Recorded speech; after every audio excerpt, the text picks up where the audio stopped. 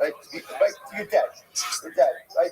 If you're not struggling with something, chances are you're dead, right? Or just totally asleep at the wheel of life, right? Well, same thing, right? Right? Same idea. Either way, right? Lemais will say, our Yitzhak is Kiddush Hadoshim. The Yitzhak Avodah Zarah, it doesn't live in Gehenna, right? It doesn't live in Golos. It lives in the Kodesh Hadoshim because it is the holiest of the holy. Because it was the Yitzhak Avodah Zarah that gave us that tool. See, the challenge of our Yitzharas is that, let's say, if we're honest, you have to consider to be honest. You don't fight hard enough. You just don't fight hard enough. You just give in. You just give in. Or when the battle becomes a little bit too acute, you just yield. You just surrender. We don't have to surrender. We never have to surrender. We are so much stronger than we give ourselves credit for. So the Yitzhahara of Avodah Zarah, like every single other Yitzhahara that we possess, doesn't really Gehenna and lives in the Kodesh HaKadosh. Because the challenges we have a Father who gives them to us only to allow ourselves to become the best version of ourselves. And that's what I will say. That's why when they're wrestling the lion cub, so to speak, the lion cub of the Avodah Zarah, and the little hair falls off, and they're worried about being Rahmanis, because the emotional love is Sahara. Sounds strange. Why does love be Sahara? Because it keeps us moving. Because he created it. Because he was like, the Sahara is the Photoshop Olam's greatest creation. Because it is the Sahara that is the engine of growth. So in that moment when the Sahara is being wrestled and it lets out a cry of pain. Well, look what the fuck it is. Where the fuck have you been? Where the fuck have you been? Baby, I'm awake. Yeah, guess what? It was a fucking long day. It really was. I was up all night into the midday, so that's why. Stop helping Africa watch fucking game. You got that, dog. I am the king of that. When I go viral, I'm not even gonna have to step foot in all of Nigeria. They're just gonna carry me. I'm telling you, I'm helping people. I hope you're doing your 51% bullshit stick for their coin. One of them, it just takes one of them to go up, and then you're set. Baby, you're absolutely right. Are you ready for the strategy that I give to people? That would be funny. As soon as you stop telling them about Sora 2, you're just like, by the way, that'll be 51% of the supply. Exactly. On the way out. 100%. Doug, are you ready? Don't trip on the revolving door, buddy. 100%. I love it. All right, you ready to hear how I help people? Yeah. Should every door on Earth be a revolving door? A lot more of them should be. They're much more energy efficient. So enemies, it's sadly so. Exactly. But they're, I don't know, it's also less efficient in glass, but you only see them really in like hotels, I think, right? For some reason, hotels are like, we want our guests to have a premium doorway experience, so that's why we're installing the revolving door. You see them in tall buildings. The reason why is because if you had standard doors, they'd be open all the time and all the heat would leave. So revolving doors preserves the internal climate control. Does that make sense? Yeah, also the capacity of the revolving door is greater than just like standard size door, probably. I mean, it depends on what we talk about standard size door. If we're just talking about a one-person door, yeah. And especially if you've got people going in multiple directions, it can get confusing. Additionally, I think, though, I mean, like, some large hotels have them in large buildings, but the automatic door has really changed the game as well. You see automatic doors in some. I mean, there's no such thing as a automatic that could be dangerous. That could be dangerous. That's what happened. So that's why, by the way, when we look at these about the camera at the door that I'm walking through right now. That's what I wanted to see right now. Interesting design. That's what I wanted to see right now. Here, do you see this door? Yes, sir. It's an automatic door, but it splits and it folds, right? It splits even further. So that's how we can't relate to it. Yeah, that's baller.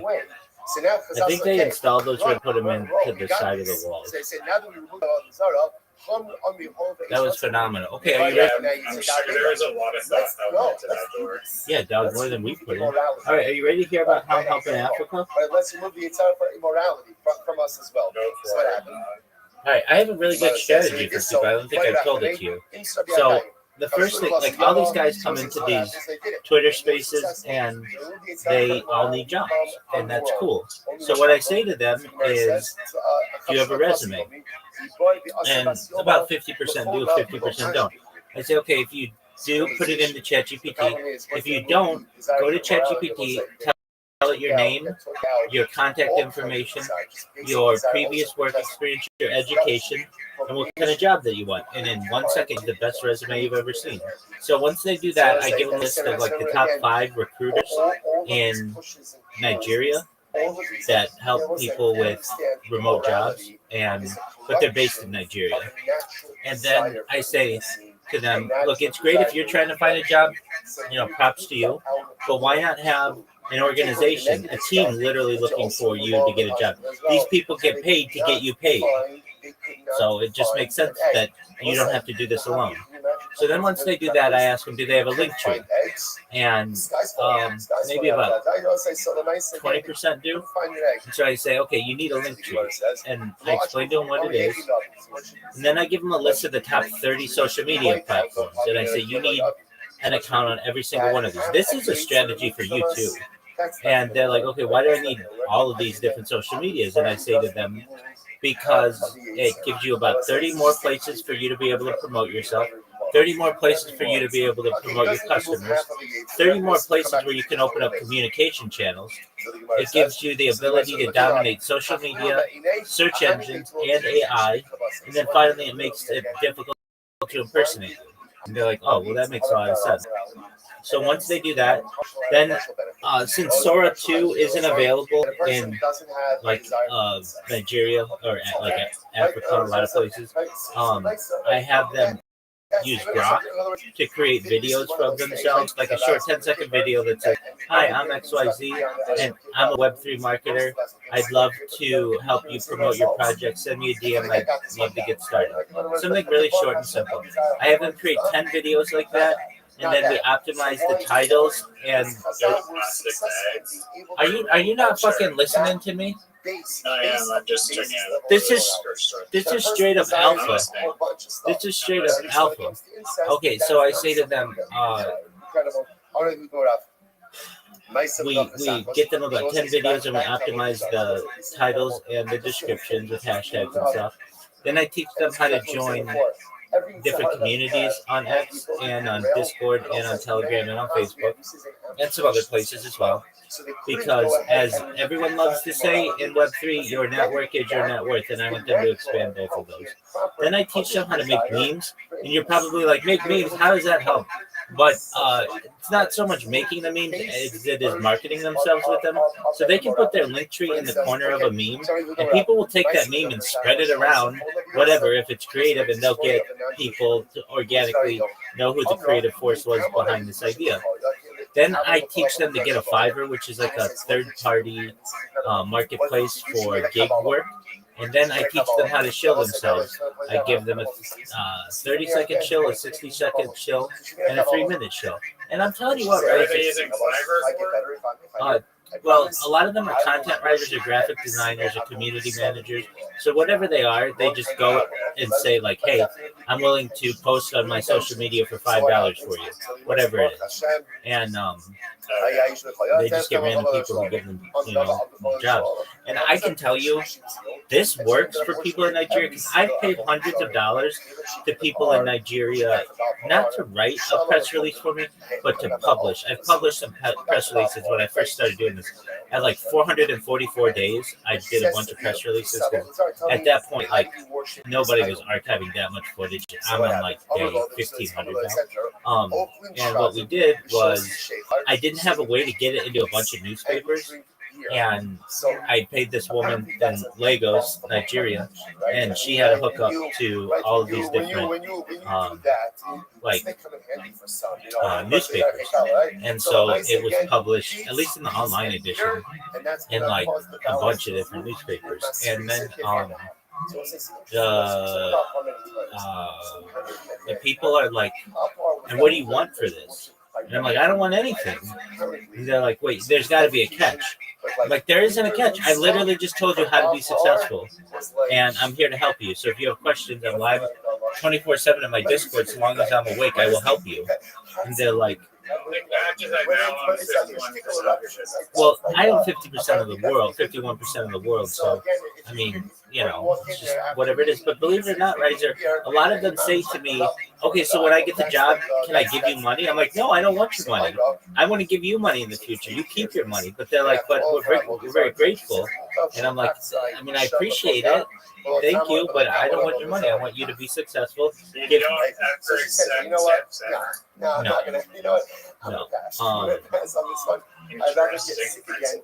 Yeah, I mean, look, the plan is for me to be like super wealthy in the future, and I know that's like easier said than done. But I'm telling you what, Riser, it's gonna happen in the next 6 months. And I know you're like, dude, I've known you for like a year or more. And it's been more than that, and like almost 2 years now.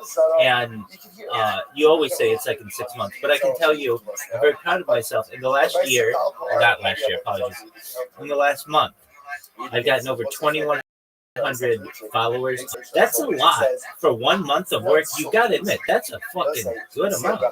On which account is this? Does it say right At the top, yeah. But the username is 2x dot. And if you're like, what the fucking is that? So I have over 2,000 Twitter accounts, and I have every rabbi account you can think of. I mean, I had Best Rabbi Ever and Rabbi Rothschild. I had everything, absolutely everything. But whenever I put anything with Rabbi in it, it would get banned, which kept me away from Twitter for a long time. So then I started just using random words, and this one word that I find funny is thought, T-H-O-T. I didn't know what it meant, but it means that hoe over there. And so, like, this was back in February. I was creating accounts, just like bot accounts, and I was creating, like, them with just random numbers in it. And so I think I tried to get, like, Thought wasn't available. I tried to get Thought Patrol, that wasn't available. I tried to get X Dot, that wasn't available. So then I'm like, okay, I'll just add numbers to the front. And so I did 1x dot, 2x dot, 3x dot, 4x dot, all the way to 9x dot. And then one of the ones that didn't get banned was 2x dot. And like 6 months went by. And so it was an aged account, meaning it like went past the Twitter algorithm to like just ban me right away. And I didn't use this account for like since February, but then starting in like late October, early November, believe it or not, I was really frustrated just with my own bots. And I went into a Twitter space, and this big account followed me right away. And I wasn't looking for followers. I wasn't following anybody. Because I'd followed tens of thousands of people in my life. Like, I didn't want to get into that game again. But this really big account followed me. And when I say really big, like, this account has over 200,000 people on it, but on this account it's maybe like 36,000, but that's still more than like the normal 3 people that you see. And I started paying attention to what the space was, and it was a shill and chill, and they let people come up and shill themselves. And come to find out, the guy who followed me has started his own Discord. And it has 8,000 people in it, and these guys put on these shill and chills, and they're amazing.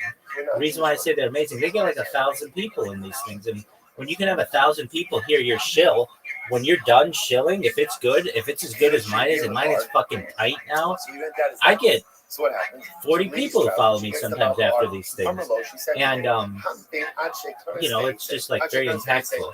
So I started live streaming my life in their Discord, and it's one of those things like ask for forgiveness later. And once I just started doing it, then they started realizing like what I was doing, and I started talking to them a little bit. And then I'm at the point now where they've given me my own channel in their Discord, and I can have my sound on. so that they can hear what I'm saying. And they've just been really great. So they have these chill and chills, not 24 hours a day, but like at least 16 hours a day, and they're really long. And they let me go in. They know my show really well. They know it's the best in the game. And Miss Aquarius, how are you? Click on it. Click on my profile. Okay, man. It's not one of those nitro ones, is it? They're like moving around. No, it's not. This is mine. I got it off Google. Thank you very much. Okay, I clicked it. What am I supposed to see? Do you see the header? I changed that. With the heart. Wait, you had the heart. Oh, wait, let me check. Just a moment. I know what you're saying. Look at your profile. Yeah, my profile pic, I changed it, and I changed my header. Okay, just one moment. Miss Aquarius, do you live in like the southern U.S.? Yes, I do. I live in Georgia. Oh, sweet. It's hot there. No, it's not. In the summer, it's not boiling hot. No, you're talking about the summer. Miss Aquarius, it's a whole winter village with movement. You like it? Yeah, that's you very like it? yeah, that's very cool. And you changed your profile picture, so it's your I lady. changed my profile pic. Yeah. It's your lady with a hat. Yeah. Well, that's beautiful. Yeah, I should have blend in there. I think it's cool. I think I matched well. Yeah. Man, I can't tell you how many people are doing that hat this year. At least what I've seen on social media. It is so popular. It's like this hat has been around. Yeah, it's Christmas time. I know, but You're not gonna put the hat on. You got to get with the festivities. well, I understand, but I mean, I don't remember people doing that before, but it's becoming super popular. Oh, okay. They might do it in real life, but they, I love Christmas. So, yeah. all right, Mr. Aquarius, are you ready for me? Yeah, let's play. Excellent.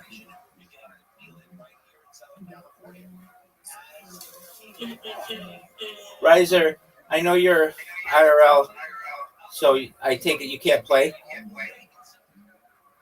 Yeah, I'm walking in the rain right now. Okay.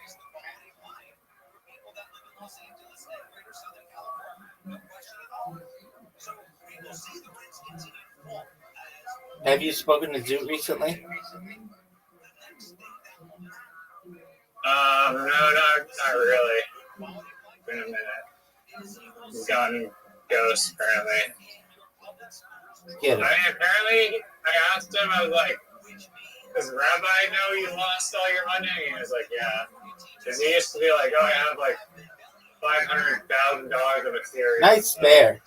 Somehow he lost it all. And then I was like, okay, how are you going to get rich? He's like, stand up. Like, okay, cool. Right. I mean, he would brag about that like not that long ago. But then in April, I think it was, he invested a bunch of dog with hat and it tanked on him. Yikes. Yeah, when anyone is in the middle 6 figures in crypto and is holding anything with like a top coin, it's questionable. Nope, I knew I couldn't get that. That's all right. That's okay. It's like old risk. Yeah, and he lost it all in like a weekend. Like it went quickly. And oh come on.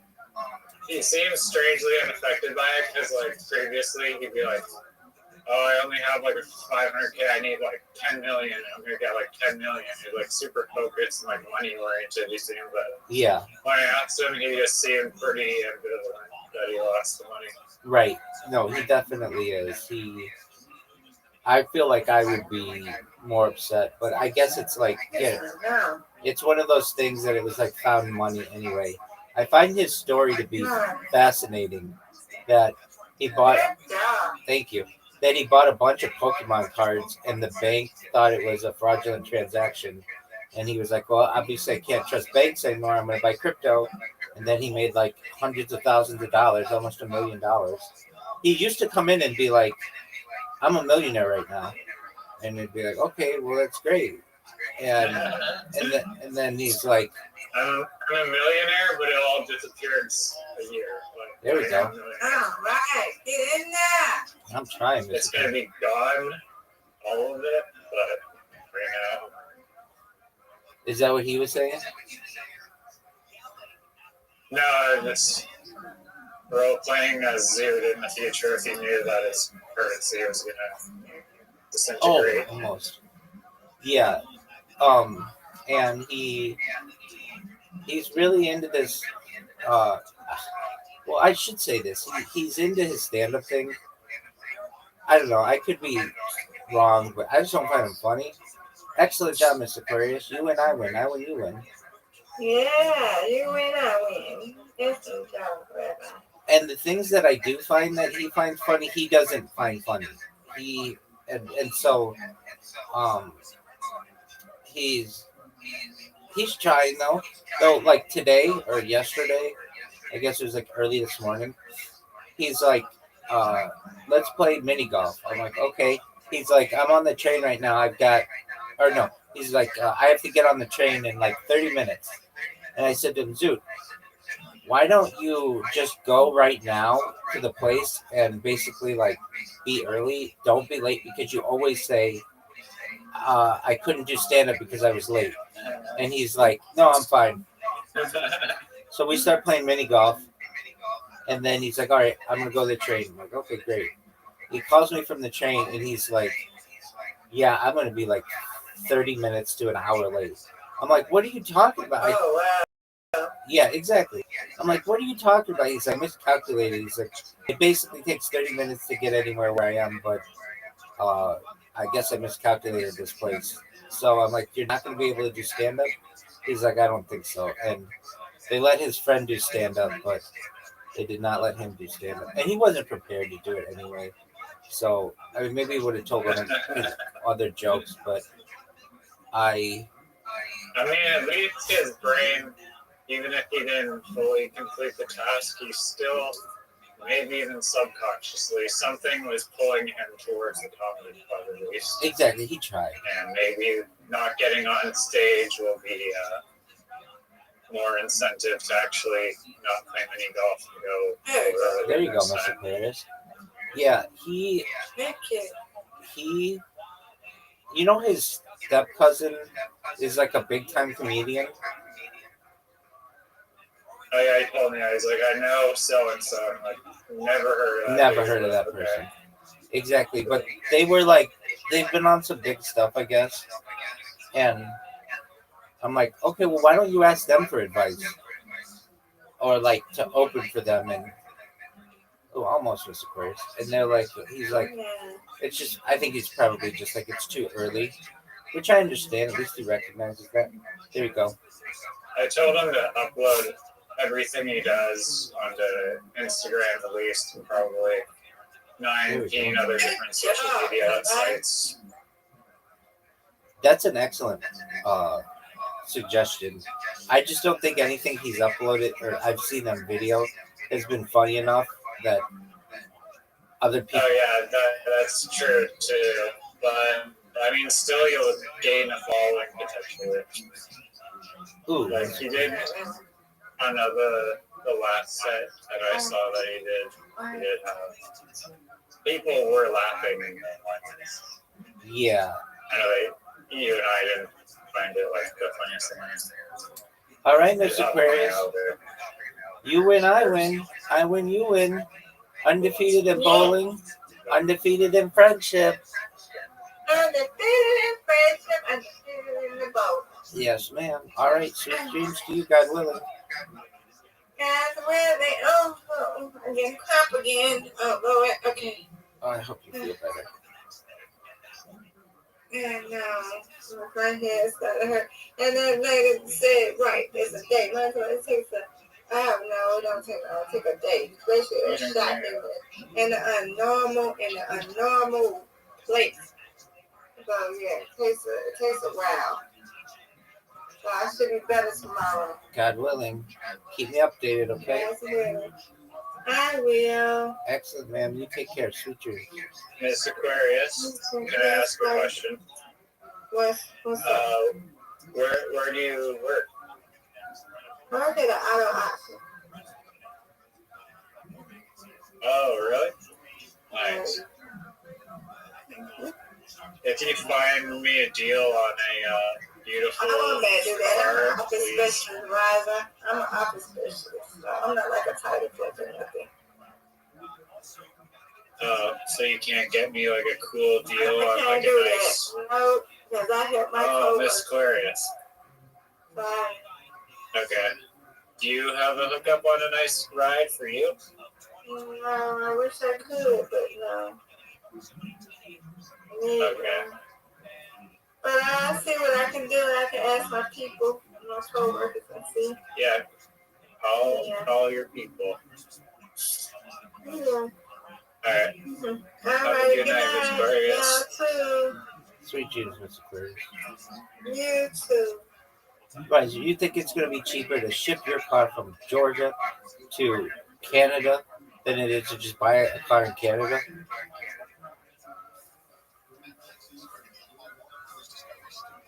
At auctions, you can get good deals. I'm all for a good deal. Yeah, but they're as is, and you gotta get it looked over, and a lot of times it's got a salvage title and stuff. I don't care about a rebuilt title car. Honestly, the smartest thing, in my opinion, to do is to buy a rebuilt title car because you'll basically get like a way better deal on the car. The only thing that's different is that the title is rebuilt, but it's in order for it to be suitable for the road, it still has to be structurally sound enough. So, like, I've seen rebuilt title cars with like 40,000 kilometers on them for like $8,000. It's basically like a new car at that point. So, I'm personally not scared of the rebuilt title. Sure, and some of them it's like okay, like the hood was replaced, but it's literally like the same car. It's like 3 times more expensive. Okie dokie. I told you what my friend who was, they call it a murder. I don't know if it's like he overdosed on fentanyl in Las Vegas with a hooker. So if that's like a murder, okay. He made tens of millions of dollars, probably put $100 million through the largest auto. He was the largest customer of the largest auto auction in the United States called Copart, and he would bid on like Lamborghinis and Ferraris and like Bentleys and whatever fancy cars got into an accident on the freeway, and then he would put a little bit of work into them and then sell them with salvage titles to like people in Dubai, and they don't care that it has a salvage title, they just care that it runs, and then he would make like huge amounts of money doing that. Yeah, I probably had a connection at the auctions because I don't know.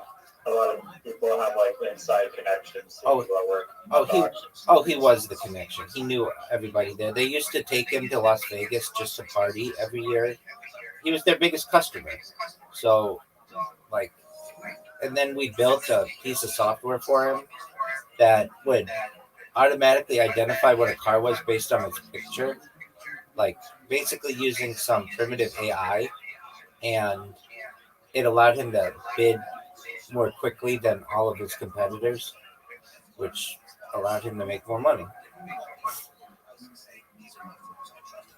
We basically had to have like people in China do a bunch of captures for us, and and then he had like the fastest internet that you could get. Like everything was about timing. We had to make this system really fast, and we did.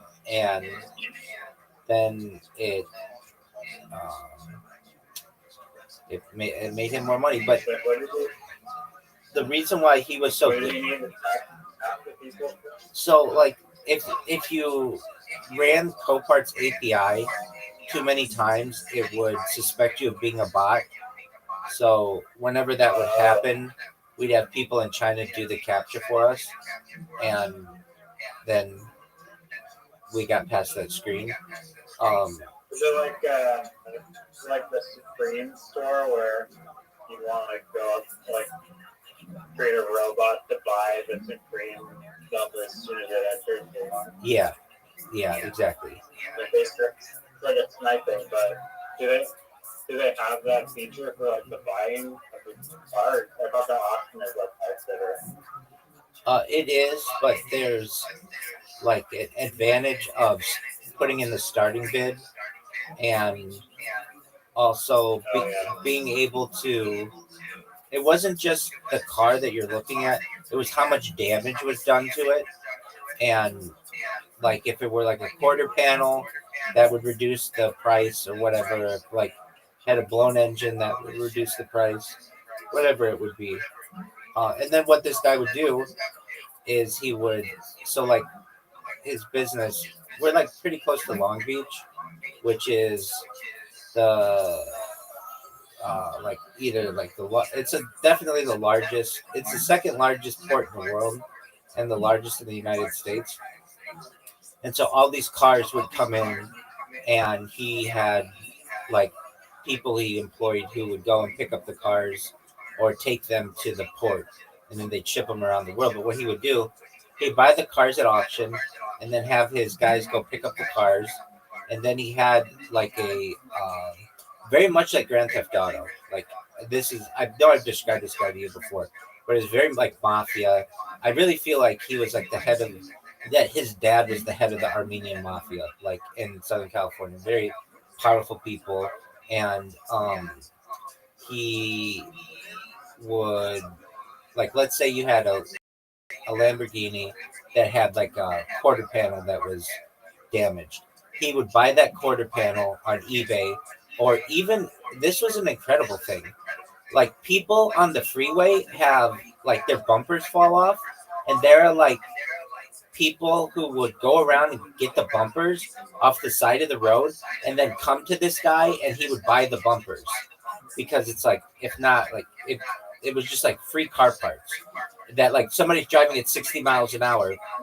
They don't have time to pull over to the side of the road and get whatever car part fell off their car. So there are literally people who like would risk their lives to get these car parts, and then they would line them up once a week in front of him, and he would just buy whatever he wanted.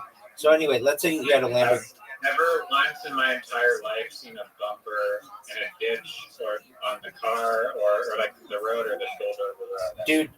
Dude, in Southern California, you will see just on one road 25 of them. Like, it's really common. That's so weird. Yeah, a lot of times like a car will get in an accident and like they won't pick up all of the different car pieces or whatever it could be. They're just like car pieces.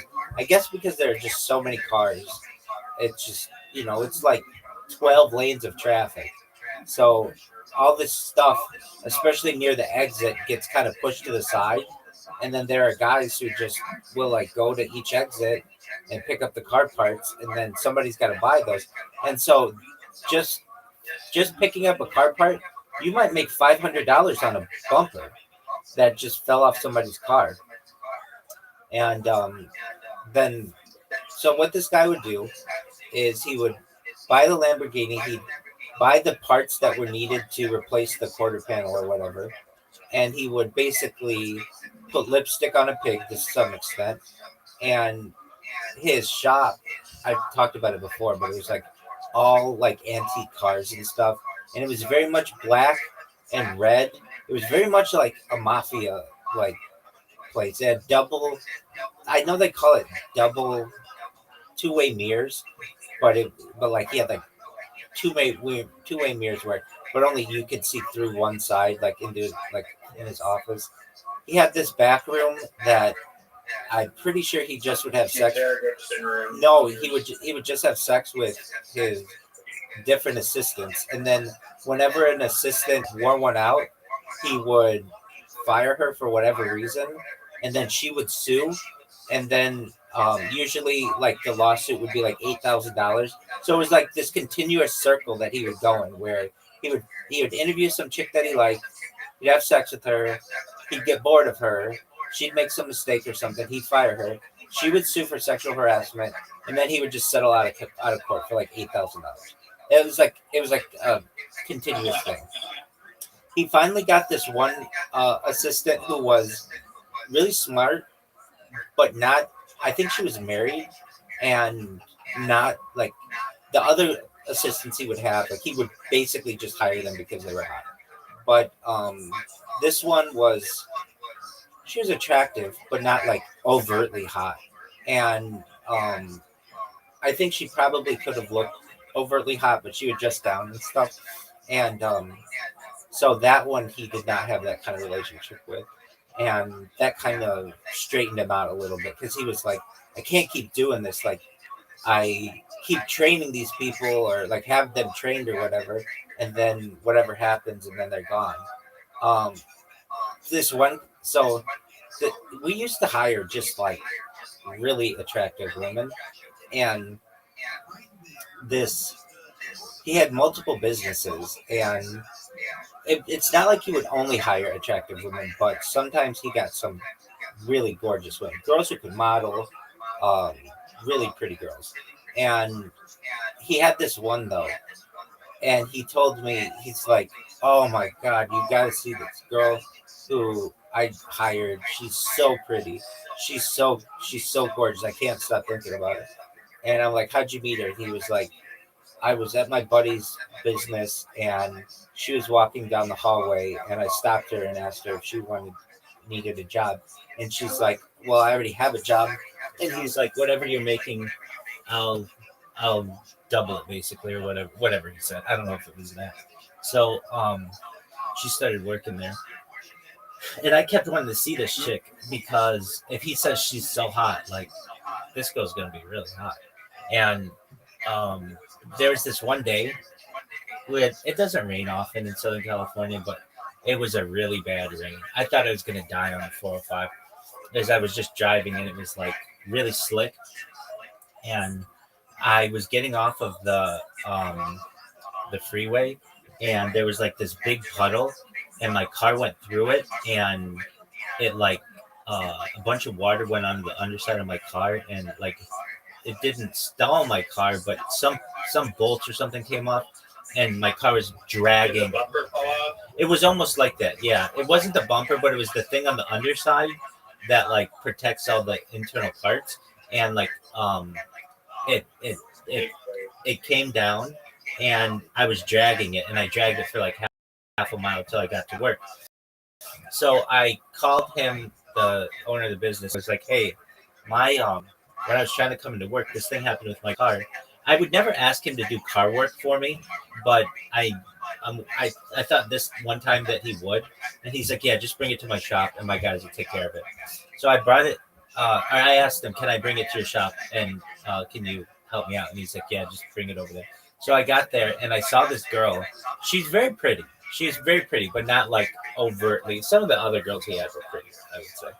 Anyway, I could tell he did not want me seeing this girl, and I told him a few weeks later, I was like, um, she was just Like not seeing as in looking at her, or seeing just as looking in at it. You're just looking at her, and I because he liked to keep his life separate, and he basically well he kept everything separate. So he didn't want his. I met his wife one time, very pretty woman. In fact, it's like, why are you cheating on this girl? If you, if like she's like she looks like a Kardashian. She's like a very pretty woman, um, and it's just kind of one of those things you want what you can't have. And he, um, but so this girl was pretty who was working for him as his assistant, but she was absolutely stupid. And all of his other assistants were pretty smart. They were pretty sharp, and then something would happen, and he would be like, "Yeah, I got rid of her, whatever." Um, this one in particular, I told him, "Dude, that girl is dumb as fuck. She's writing checks wrong. She's causing all kinds of issues. Like, you got to get rid of this girl." And he's like, "Yeah, I'm just gonna give her another chance. I'm gonna give her another chance. Give her another chance." He gave her like a bunch of chances, and then eventually, he's like, "Yeah, that girl's as dumb as a box of rocks." She was very pretty, but like just not very. Maybe I don't want to say necessarily not smart, but she wasn't detail oriented, and so he got rid of her, and Then this other one he got, she was Turkish, and she went to Turkey to visit her family, and she was gone for like she told him she would be gone for like a couple weeks, but she didn't know exactly the date she would come back, and she was gone for like 3 weeks, and she eventually came back and everything worked out, but he was really worried, like because he really invested a lot in her, and she was like the one he was not having sex with, yet she was still attractive, etc., etc. Anyway, whenever I think about this guy's business, his whole empire, it is so cut out of Grand Theft Auto. It's like he had a chop shop. He had this, you could take a car there and get it repainted any color. He had a paint, like, just like the paint and spray of Grand Theft Auto. You could make it any color that you want. They had all kinds of different, like you could add parts to it or whatever. They're all fancy cars. I didn't spend much time there. I spent a little bit every few weeks or every few months or so. But this one time we had a holiday party, and it was also the night of one of the Elon Musk SpaceX rocket launches. But this was before they would announce that uh, the SpaceX rockets were like now you'll hear them on the radio or on the TV. They'll say there's going to be a SpaceX launch Falcon 9 whatever um, on Thursday night or whatever. This is before they started doing that, so none of us had seen this before, and we were all just in awe. Like we thought, like, is this a UFO? Like none of us had seen anything like this before. We were just staring at it like, what is that? Like it looked like out of this world. Anyway, I miss that guy. It's a weird relationship that we had. Um, there were parts of me that absolutely hated him. Well, when you're tagging along with a badass motherfucker. Yeah, I mean that was the thing. Like he, you could never trust him more than your arm's length was. This one time um we were gonna do this commercial. I'd been working for him for less than 3 months, and I was gonna star in a commercial for him. And this commercial, How are you going to do all the marketing? well, so Advertising? he recognized that I could do anything for him. So I became the managing director of the organization quite quickly. Like first, he just needed a manager for his people, but he saw I was much more talented than that, and especially when it came to marketing. And we got this call one day from someone who was like, "Hey, we heard your advertising on the radio. Would you like to do a television ad?" And this was such a smart thing of this company. They said, we know that your competition." We called them, and we're only going to let one of you guys do it. So I call the owner of the business and I said, "Hey, our competition might be doing this." He's like, "No, they're not. We're going to do it." So we do it, and we had not yet launched our How app. much did he pay for that thing? It was very inexpensive. It was it aired after it was on a Sunday afternoon on CBS in LA after golf, and I think the whole thing, it was super cheap. It was like $3,000. It was not cheap. It was not expensive at all. For television time, it's usually way more than that. We were paying $52,000 a month just in radio advertising. Another $250,000 to sponsor the Los Angeles Lakers. Like we were paying huge amounts. So this little amount for television was like a steal. So they told us, okay, we've got a house in the Hollywood Hills, or it was like right on the line of the Hollywood Hills and Beverly Hills, and we're gonna be shooting this commercial there. So come by at like, I don't know, 10 o'clock in the morning, and on a Friday. And so I remember we took this like brand new Jaguar there, and we had everything ready to go. But here's the catch: the app wasn't done yet. So like if we had done anything wrong with the app and it crashed at the time, we were kind of done for. So we get to this giant house where they would shoot like super high class porn. I don't know how else to describe it. Like that's what it looked like. It was all how would I say it? Like um very like something you'd see on like HGTV. Like it was what do they call it? They call it like when the houses are they have like they have like sets. It was like there wasn't a family that lived there. This was like a show house. Anyway, we get there and the I meet the people. There are these super hot chicks there, and they're like, all right, so we're just gonna interview you. This interview is on YouTube, but the sound is not. Just the video. And so we sit down by this fireplace, and the guy starts to ask me questions. And keep in mind, like the business isn't fully launched yet, so I'm having to answer questions on my feet that don't necessarily have answers yet. So I'm kind of I don't want to, but I don't want to say anything like that I'm making up or that's illegal or anything. So I remember just having to just make up answers basically. And by the time that was done, we went through the app process. Fortunately, it did not crash. All right, so it was getting late in the day, and we had to get from like West Los Angeles to the Long Beach area, which is on a Friday a nightmare. And I've never seen anybody to this day ever drive like this guy drove. There was just traffic for miles, and he would just drive on the shoulder and drive like 40 miles an hour on the shoulder and just pass everybody. And we're like, what would you do if you like get caught? And he's like, I just paid a ticket. It's like no big deal. It's like, what are they going to do to him? If you have money and the punishment is a fine, there is no punishment. So he kept driving. I've never seen anybody drive like this to this day. It was just like, exactly. And so we get back to the business, and it's like right about 5 o'clock, and he barely made it on time. The reason why he had to get there and he was so pressed was he had to pay a bunch of people, and everybody was waiting for their paycheck on Friday, and they relied on these things for the weekend. So we finally got there, and it was just like it was wild. And yeah, I very much enjoyed aspects of my life like that, but there was nothing better than being a contractor, working from home for a major Fortune 100 company, getting paid more than what I got paid there, and literally just going to my desk to work. So I've been able to use both of those. What'd you say?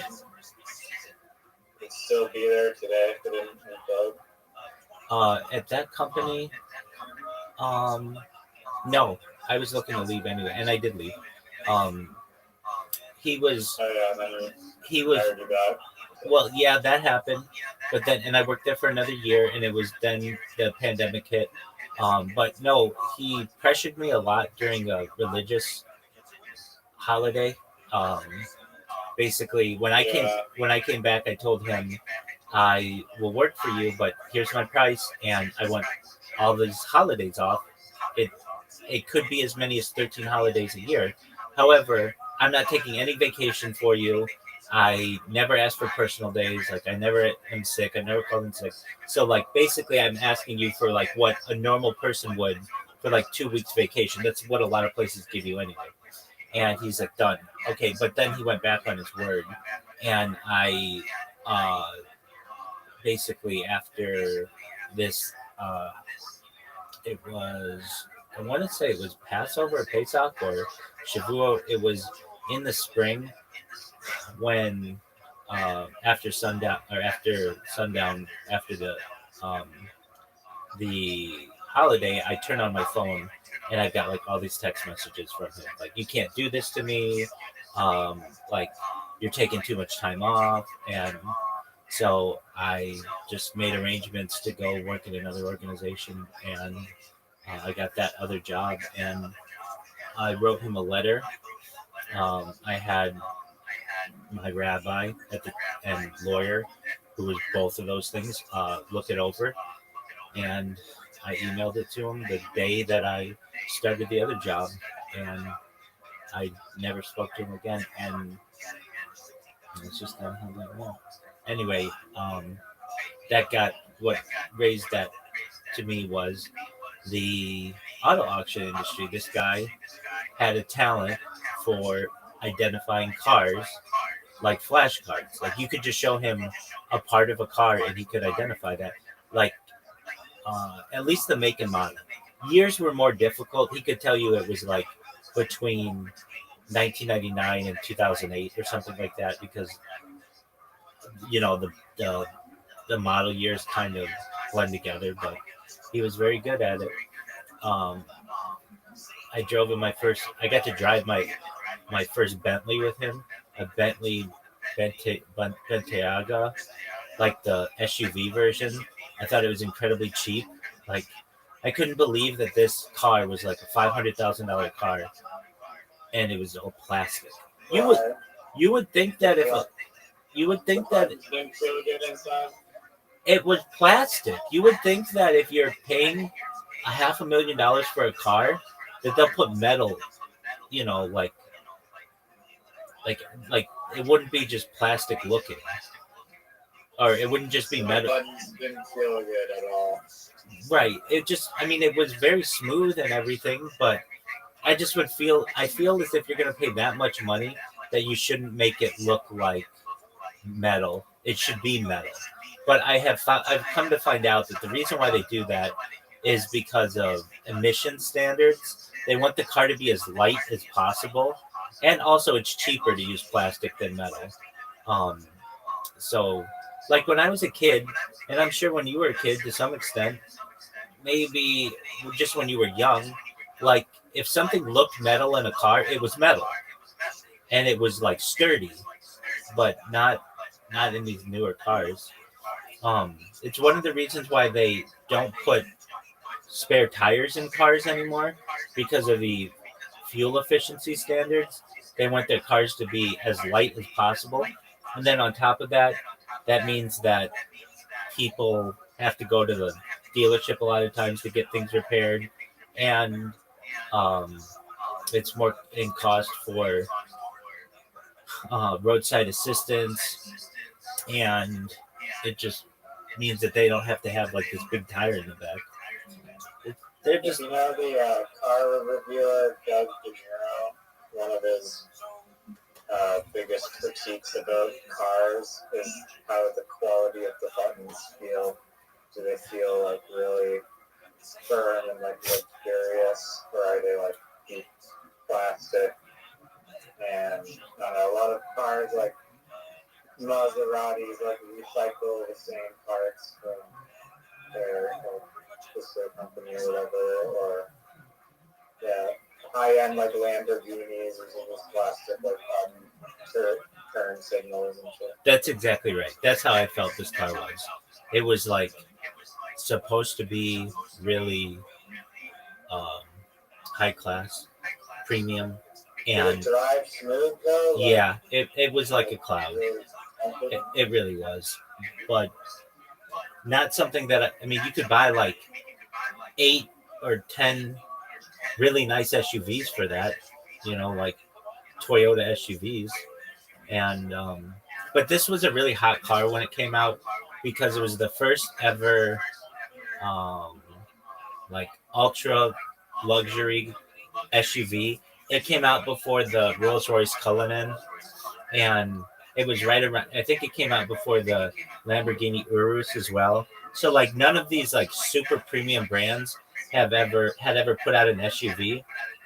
And so what the guy who owned the company did is he bought one at auto auction that was in really good shape, and then he had it wrapped with our company's logo on it, so it was like a it would get people's attention. It was like, wow, that's one of those like really pricey SUVs.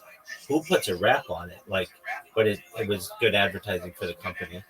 And he drove it around for like 3 or 6 months or so, and then just like any car he would have, he would sell it. He never had a car a long time. That's what always bothered me with him, he would never like go to the store and buy something. He always had to get it wholesale or through a warehouser or something like and so it never had that new feel on it. I mean, some stuff he did, but other stuff it was always like there was always a catch to it. Like what am I saying? Like he he would drive around in like a I don't know a brand new Mercedes Benz or something, but it's not like he would buy it from the dealership. He would buy it at auction and then drive around, and nobody would know the difference. But if you do that enough, eventually something's going to catch up to you with it. But then he would just flip it. He would just just sell it the next week, and it would be gone. He had this one car. I was looking for a car, and I said to him what I wanted, and he the kind of car that I wanted a Honda Accord, and he was like, those don't come around in the auction that often, and when they do, they're usually just absolutely total. So I'll see what I can do. And like 3 weeks went by, and he's like, I've got this Kia. No. He's like, I've got this other car that I bought a little while ago in an auction. Why don't you take it for a test drive and see if you like it? And it was just like a Kia something. It was like a luxury Kia, but it wasn't anything that I loved. And I had to respectfully just say, like, I'm not interested in this car. And I never saw that car again. It was like an insult to him. Like, oh, I'm doing you a favor, and now you don't want this car. Oh, get that out of here. It was like, that wasn't the car that I told you that I wanted. It was just some random ass car that you had bought previously, and you were trying to fit a circular cylinder into a square hole, and that's just it wasn't gonna happen. So anyway, I do miss him though. Did you get your Honda ever? Oh yeah, definitely. Yeah, what a sweet. From him or just No, from a dealership or a car dealer, and yeah, it was really nice. And he um, he creeped me out. I think I told you this one time, but I was living in Long Beach, and I had never missed a day of work, and I was interviewing at the University of California, Irvine, and I this was an interesting job. So I knew Irvine's standards. They were really looking for diversity because like most of the school is like Asian, and on the thing where it says like what's your race, I put African American because I feel like we all came from Africa at some point. It's like the cradle of civilization. And when I there you go. And so I told the owner of the business that I had I had to do a sleep study so that I could go to this interview. And when I awoke in the morning, I saw he drove past my house to see if I had gone to a sleep study. Like basically it stopped me, and that just creeped me out. So anyway, I go to this interview, and the other candidates are all black, and I'm coming in as this not black looking person, and I fucking nailed this interview, and I just of any interview I've ever had, I feel I've even said this before.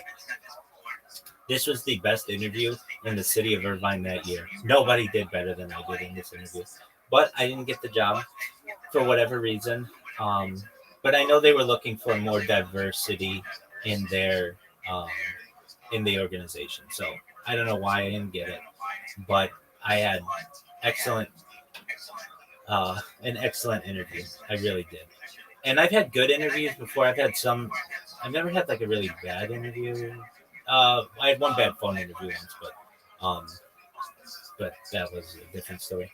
Anyway, this the next day I go into work and I call this owner of the business, and he was like, "So how was your sleep study?" And I said to him, "Well, wouldn't you know? You drove past my house yesterday, and he laughed, and we never discussed it again. But it was like he was trying to catch me in a lie, and I caught him in just being a really creepy dude. And that always kind of it creeped me out about him. He always loved control, and I talk about him like in a weird way. Like it's almost like an abusive husband, like that people talk about. That there are aspects of him that they like, but then other aspects that they don't. And he was wild. Anyway, when you talked about, or Mr. Corey's talked about auto auction, that brings up the whole auto auction aspect of my life. All right, Riser. So, are you looking for a Nigerian job recruiter? No, but I might go pick up a VR headset tomorrow. Are you gonna get a Apple Vision Pro? No, that thing sucks, and it's $3,000. It's not meant for gaming at all. That thing. Yeah. Okay. Can I give you some advice, please? Absolutely. Okay. Whatever. Tell me you have some magical pill that I can take to not get dizzy and VR. I don't have that, but I do probably have something that'll help. Okay, so if you buy one of the like Facebook or Meta Quests, if that's what you go with, also buy a magnetic charger. They have a thing that like basically it's a USB-C piece that goes into the USB-C slot, and then you can put a magnet charger onto that piece. Do you know what I'm talking about? Yeah, so like a USB-C to magnet charger plug-in. Exactly. And then that allows you Put them on that. exactly, because if not, you will yank that charging port enough that it will damage it, or you'll always be routinely having to charge it. And if you want to be in your game for 8 hours, there's no way to do that because the battery's not long enough. So what you do is you get that magnet charger, and then you can always keep it charged. And then it doesn't put as much pressure on the power point. Does that make sense? Yeah, it does. I mean, they also have this, like, several brands of, like, head straps that have battery packs that you can swap out. You can continuously, or in fact, they have to swap out batteries. But at least with the magnet charger, you won't even have to swap out the battery. Exactly. That's the way to do it. But I don't really mind the limitation of an hour and a half VR. You will. You will. Here's why. Because you're always going to have that in the back of your mind. How much battery time do I have? Why not just get rid of that concern altogether? Honestly, it's just a monetary limitation. Well, it's cheaper. I mean, you could do all this for under $300. Maybe American money, yeah. Canadian money is like 90% less. Not 90%. Okay, so not Apple, the Meta Quest. I don't know how much the USB-C and magnetic charger thing is. It's like $4. Okay, that's not bad. And then how much is a magnetic? Are you still plugged into the magnetic charger anyway? Like there's still a cord that you can switch out? Yeah, but you just get a long cord. The cord's like $5, and the little magnetic thing is like $1, so maybe $6. And the cord, it's like soup. That's what I'm saying. It's not expensive. Okay, so the Meta Quest. What'd you say?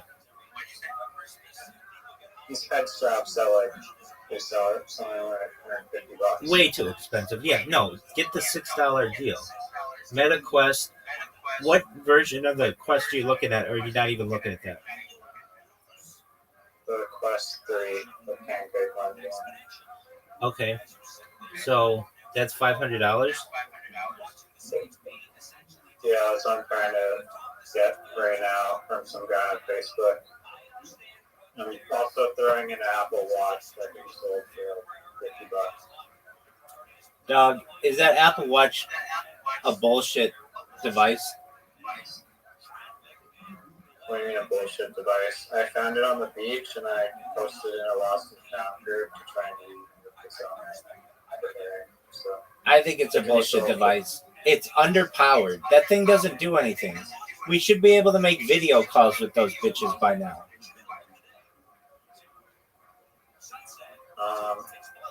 Yeah, I haven't at all paid attention to watch technology really. Oh, it sucks. I don't really know what you can do with these things. Like you can read a text message, but the screen is so small. So small. Right. Way too small for a text message. I had a obviously you can't type anything because the screen is nothing. right. You can just do voice to text. I hate doing voice to text. And it's if it doesn't know what you're saying, then it's gonna look garbled. Yeah, it's garbage. And you have to have a separate cell phone plan for a lot of them.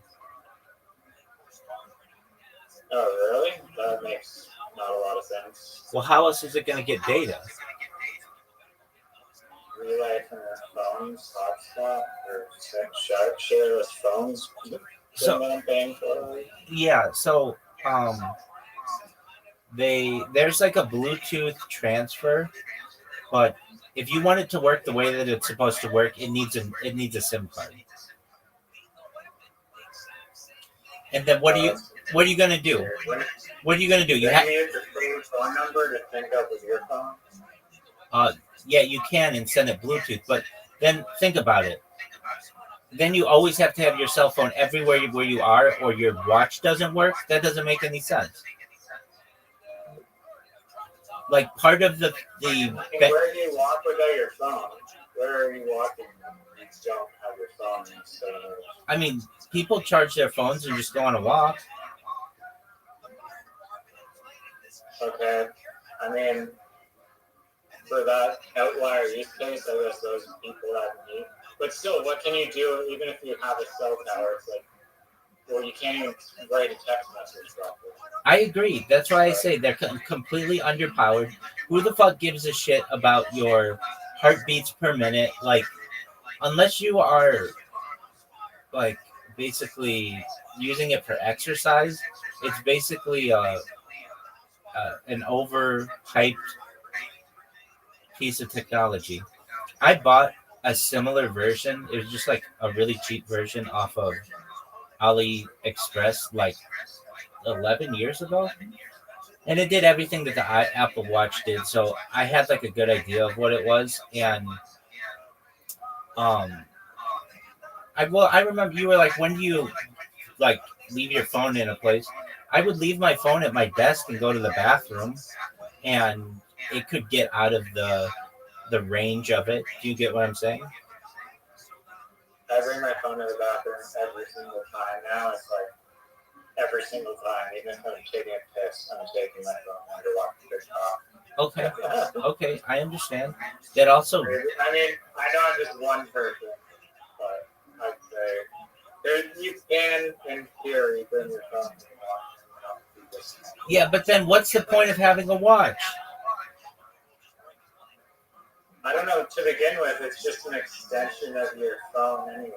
Exactly. Your phone tells you what time it is. Your phone tells you what text messages are.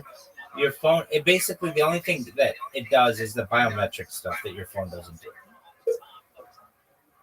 But anyway, yeah, I feel like Brian Johnson. You don't care about that. Agreed. Anyway, I remember I had this thing and it was like I thought it was underpowered, and I've seen other people's Apple Watches. They're underpowered. They're just cheap. And then on top of that, they're so easy to scratch. This one's unscratched, but dude, yeah. Do you know how easy it is I don't think it easy to. You can. I mean, maybe they make cases for them. I have no idea. That seems like then a little awkward to have a case around it, but I feel like you probably figure it out. It still scratches. Like you have no idea where the places that you're gonna put your arm. That's why the screen that I have is where it has a scratch. All right, so even that one that's like in still really good condition has a scratch, and there's like no way to get out of those scratches. They have like a little protector you can put on them, but they like they fade over time and they make the screen not as responsive. Just I just that whole Apple Watch community, I feel, is overhyped. Also, the battery doesn't last that long. Like, I need a watch that's gonna last a week on a charge. That's the kind of battery life I expect. But no, some of those Apple Watches would last like 16 hours without a charge. That's it. Like, I want to wear it all day, and sometimes I might fall asleep with it on. I don't want to fall asleep with it on and then it's dead, and then I don't have a watch the next day. It was overhyped. Yeah, I don't know what apps you can get on that are like unique to the Apple Watch and all you can just do your phone. Probably zero. They're pretty much. I think the one is like the heartbeat sensor or the biometric stuff. Like, but you could still get some kind of attachment to get that. I'm in agreement with you. Now, I think in the future, the Apple Watch would be really cool, or whatever watch would be really cool, where you could do video calls on it, and it had AI on it to like write your text messages really well. But you need power to do that, and everything's just so underpowered. All these devices are so underpowered, and now with the price of RAM that just like skyrocketed in the last month, all devices are getting more expensive. Why did RAM go up? I think it's artificial inflation. They just hiked the price of RAM. Well, I really think it had to do before the holiday season. A lot of people are getting new devices and stuff, and it's a way to gouge people. And especially with the coming year, when the Steam box is supposed to come out or whatever, and they just raised the price on the Nintendo Switch too. Like they're just making excuses that this stuff is becoming more expensive. Let me look up the real reason why did RAM become so expensive recently?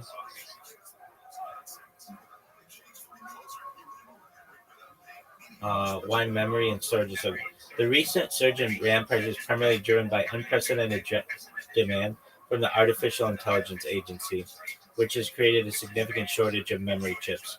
AI data centers require vast amounts of memory for training and running complex models, leading manufacturers like Samsung, SK Hynix, and Micron to prioritize protection for these high-margin enterprise orders over consumer-grade memory. So basically, these giant companies have bought what's on the market to make it more expensive for individuals.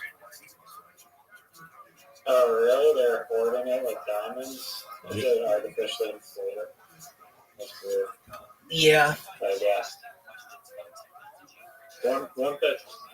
Isn't RAM hardware though? Like, It is. Hardware. It's not like a diamond where it's going to maintain the same usefulness. Like it's going to go down in value for its holding. Well, they're using it though, so they're putting it in these huge data centers. Oh, okay. So it's not just sitting on the shelf. Right, and it has gotten extremely expensive recently, and Riser, I know I tell you this, and I know you're going to get sick of me saying it, but I'm going to be viral in 6 months if things go according to plan. You've seen all of my different strategies for going viral, all the robots and shit. That doesn't work for me. It gets 1 or 2 people in here, but on a daily basis, dude, I have over 2,600 people in this Discord. We were at 2,000 in the summer. Like, not even, it was like September. We had 2,000 people in here. So we've gotten 600 people in the last like 3 months or so. That's good for me. And so if you're like, how are you going viral? Dude, all these people know about me on Twitter Spaces. They got my shill down. They're starting to memorize it themselves, just like you did. I mean, you got it down pretty well. Hey, can I give you my shill? Can we wait till after the VR talk? Yeah. And the AI talk? Absolutely. It's different though than what I normally say, so it'll be new to you. Some of it. Yeah. In terms of there's people that have said that like AI is in a bubble and that like the NVIDIA cut. I mean, the top 4 stocks in the stock market, like Facebook, Microsoft, Google, NVIDIA, Amazon, and NVIDIA, make up like 25% of the value of the stock market. So if NVIDIA loses market cap, and if you look at the chart, it's like it looks like a typical bubble. It's like every single bubble chart that you've ever seen in history, where it just goes up exponentially. And it's just like, how is this sustainable? This is like 2x chart. So do you think that there's enough demand in the AI world to sustain the inflated, probably 20x revenue trading companies that are making up a quarter of the stock market? Yeah, I think that there will be bursts to the bubble to some extent, but not a complete drop off just yet. The industry still has a lot of opportunity to grow. AI, while we talk about it, isn't nearly as integrated into our society as it will be in 5 years. And AI will be everywhere. We haven't even seen like layoffs really en masse because of it yet. Yeah, but it's a lot harder for people. Go ahead. Like next year, then it'll accelerate, and then in 5 years, this will be long automation. Exactly. The people who I'm helping get jobs, a lot of the jobs that they do have been replaced, and it's like, you're a creative writer. That's not really a job anymore. It was for 1,000 years, but now AI is better than any Nigerian writer. That it's better than any United States writer as well. It's amazing. It's instant. You can't really compete with that. Graphic designers are another one that it's like, these people are. I somewhat disagree with, and only because I watched a video on this recently. Sorry, some of this. I talked about this today. Like AI, it'll generate this like perfect, like cookie cutter, like basic template stuff, no problem. But if you actually want something like super thought provoking and creative, the one you're gonna have to prompt it, which will require that like base level creativity. And I don't know, it's just missing. And I'm not saying that I can't get there, because whatever, if it's super intelligent, maybe it'll adapt. But currently, some people believe that it's just not at the true human level of creativity and artwork level yet, which I somewhat agree with. Have you seen Google's Banana generative AI? I've used Nano Banana. What do you think? What are your thoughts? At first, I was using, like, I have the job designing thumbnails for a YouTube channel, so I have to go into AI and use AI to modify photos or images, take parts of some images and put them all together. And every AI tool that I've used before Banana Pro was like really painful, and it would not do what I wanted to do. Like first try ever, take like 12 tries or something. Right. It was really inefficient. Banana Pro, like first try basically, almost on everything. It like did the job perfectly. Exactly. It was very useful time saving photo editor. Exactly. And the fidelity is very good. Exactly. And that just came out. And imagine where that will be in a year. It'll be like, I'm in these subreddits that are, it's called Real or AI, and already people can't tell the difference. And like, imagine what it'll be just given a little bit more development. It's amazing. So anyway, these people who are graphic designers, I'm in agreement with you that there's value to the human graphic designer and all that. But if I just need somebody to make a banner for me, you could go into Nano Banana Pro and have it create 10 different versions for you in like 10 minutes when the person who's a graphic designer hasn't even gotten to their computer yet. It does things so much more efficiently, and thus and frankly, all these people who say that they're graphic designers are just, many of them are putting their stuff into AI anyway. So it's replacing a lot of people's jobs. Other positions, so the copywriter is another one. That's why I tell these people, get into social media marketing, because that's a little more difficult for AI, at least at this point, to be able to replace. You can't just have I disagree with that a little bit because I forget the name of the stupid bot, but there's actually several. I mean, the thing about it, like you can automate someone's Twitter profile and create a bot account. You can talk to the player for bot account, but and there's that's a bunch of crypto just around it where you train a model basically, and it's like the crazy thing. But you give your bot a personality, and it'll automate Twitter replies. And I'm pretty sure other social media profiles. there is not a current tool that's available that will allow you to post to 30 different social media platforms simultaneously. It doesn't exist. Hootsuite's the best one, and that does like 7 for you. So what I'm saying to these people is, right now AI hasn't replaced that mass ability to be able to market people, and you can still do it from your phone, and it's not going to tear up your body. It's at least an opportunity, maybe for the next 5 years, to be able to make money. But eventually, AI will replace all of that, and everything will be automated. But for the current time, to someone who doesn't have a job, who's a copywriter, and that's not really a job anymore, it's a way for them to be able to promote themselves and promote their customers and all the other things that I say. All right. And there's other jobs that I was trying to learn architecture, visualization, and Blender. That would be fun to design houses.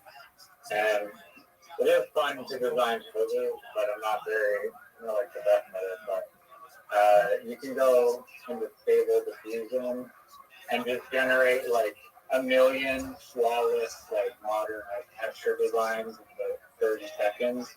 So I feel like the job of like designing actual house design is almost. I mean, some people would say this is wrong because architects have like their distinct styles. I mean, that's correct, but I feel like it could replace. If you're just doing a typical residential house and you just typical design for it, you can just make like 1,000 designs like the client choose. Exactly. Usually the way house builders work now is they have an architect who has maybe 3 to 5 bases, and everything has to fit within those bases with limited customization. Now with AI, you can have unlimited amount of customizations and still basically keep the price the same, because AI can just tell you, like, you can't put a closet here, or you can't put the washer and dryer here. Like, all of the things that normally would have to be thought out by a human and seen in production, AI can just automatically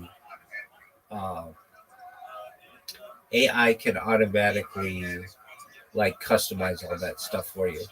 And I personally think that is like, I think maybe architects you might need one on site, but who's to even say? A lot of that stuff will be automated by just robots in like 10 years. I mean, you've seen these 3D houses being printed, and especially once like the humanoid robots come into effect, and they don't fall over, and you never have to pay them, and they don't need breaks. They can build a house 24 hours a day, rain, shine, night, day. Like they're gonna be extremely efficient.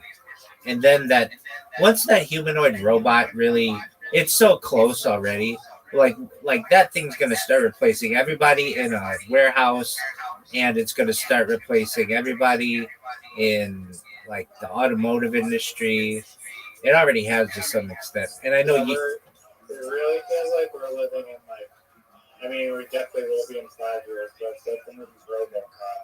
Honestly, I'm in agreement with you on that. RoboCop. Right, and then I don't know how and the gut. walking around society, but And if I I've seen recall, videos on Instagram of like a humanoid walking on the sidewalk, and people are just like, "What the hell is that?" It's so bizarre. It's very weird. right, But it'll just be accepted. right, and then like they try to push these robots over, and they don't fall, or if they do, they get up right away, and they're some of them are like attractive, and like that's where the sex bot comes in, and I mean, I can tell you, the first time I saw a robot in a Walmart, it was like 10 years ago, and I took a video of it and I uploaded it to social media like 5 years later. Um, and people were still shocked. They're like, they have robots like already in stores, and it was like, yep. And this was like I think it was a cleaning robot, but I think it could also do like theft protection at the same time. I mean, these things are just able to do so many different things. And then when you get into drones, dog, I these drones are so good nowadays that it's like they're gonna change how countries go to war. And there's this drone that they're using in Ukraine that looks like a bird, and it just flies up to guys and explodes. And it sends back a video right before it kills them, so it identifies their face. And so these guys are like on the front lines trying to hide from getting shot and bombs and shit. And then on top of that, they've got to look out for birds that are actually in reality drones that just straight up kill them, like a video game. Like I remember there was this game called flaps its wings and shit. That's crazy. Yeah. And there was a game for N64. It was called It was GoldenEye. It's like a classic game. Then the same people who did GoldenEye came out with like a better version of GoldenEye called Perfect Dark. And Perfect Dark had this weapon in it where you could shoot a missile, and it was called like fly by wire. But basically you could like control where the missile was, and it was like a drone, but basically you could like slow it down and get a first person view before you killed somebody. And that's exactly what they have now. And it's like, it's freaky. The other thing that always freaked me out, this is illegal in the United States, but they have these, they're just like they're AI machine guns. Like basically it's a machine gun that if it senses movement, it just shoots the shit out of it. I think they're called like briefcase guns or something, because they can fit in a briefcase. You just take it and leave the briefcase, like open up the briefcase, and this gun comes out, and then just whenever there's any kind of AI or whenever there's any kind of movement, it just shoots the shit out of them. That kind of war almost becomes pointless when it's just robots fighting robots. Yeah. It's just who has more drones. Right. And then but both sides can keep producing the drones to keep fighting, so no one will ever win. It's just they're all just 3D printing drones constantly and just exploding them. Well, and that's where you get into EMPs, so like electromagnetic weapons, where you can maybe disrupt the supply of your enemy's drone production by using some type of weapon that will knock out its power. Right. Or a laser weapon from space, or that's space true. spikes. Have you heard about the space spike? I think it's like a theoretical weapon where you just have like a bunch of tungsten. Yeah, exactly. Giant, like, dude, this has a really great name. It's called Rods from God. Oh yeah. That's. I wish you could just watch that like a SpaceX. Right. Just for fun. Not to hurt anyone. Right. Just like a huge rod that just comes in and just destroys the people underneath it. Well, I don't want to say anybody get hurt, but like on an abandoned island or something. Right. I like the concept of that weapon though. It's just dropping just a bunch of dense metal space using gravity to make those for you. Exactly. There's no explosion. It just destroys stuff using natural. It's like an organic weapon. Yeah. I saw a reel on Instagram where there's this like, there's a very like thin concrete tower.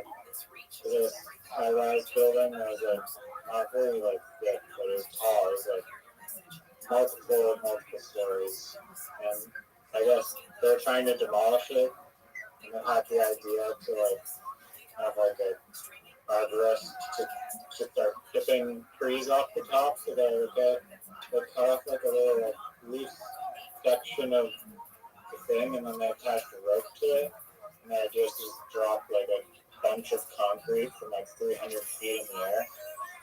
And this is in like Chechnya or something, based on like the surrounding buildings. But there's like multiple angles of this.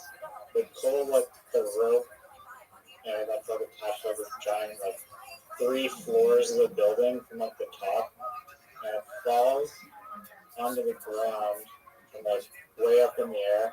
And the chunk of concrete literally explodes like a bomb and smashes like a ton of car windows nearby. I saw that video. Not a bunch of apartment building windows that are like a few stories up, and dirt and mud everywhere. Is that the one where they? Wasn't from like that high either. I know. I saw that video. That's where they didn't close down the road, right? I don't know. I mean, there's a parking lot nearby with like some really poor, like European, Russian type place. Okay, but it They might. used a road. Yeah, I saw a video just recently like that. The reason why I saw it was in some subreddit that was like somebody didn't close down this road, and like they pulled it was only like 4 stories tall, a big concrete building. They pull it, and it does. It's like a big bomb, and it's a huge cloud of smoke. I don't know if I told you this, but I was in Las Vegas when they knocked down the Stardust Hotel, and it was like 9/11. There was so much smoke, or like so much dust, this huge cloud of dust came over, just like in that video. And it's like it gets everywhere, like that cloud of dust and everything gets everywhere. Have you ever seen this? There wasn't a big cloud of dust because it was like kind of rainy, and it just splattered a bunch of mud everywhere. And also the building was like 300 feet tall. Oh, okay, then this was different. Did you ever see that video of somebody who's at one of those implosions, and a rock like flies right past the camera? Like they're just filming a demolition from the ground. Exactly, and like this fucking big chunk of concrete just flies right past this guy's head and right past the camera, and you realize like, whoa, you guys were way too close to this. Oh jeez. Yeah, like the implosion or whatever happens like way far away, and you would feel like they're gonna be totally safe from where they are, but then all of a sudden this fucking big piece of concrete comes right past this guy's head and right past the camera, and it's real, and they're just like looking at each other like basically having shat themselves. Yeah, it's pretty sketch. There's a lot of sketchy ass things on the internet. There's one thing that I saw, like nothing has ever convinced me more that 9/11 was a demolition building. There's a video of like a whole bunch of like substantially large like apartment buildings.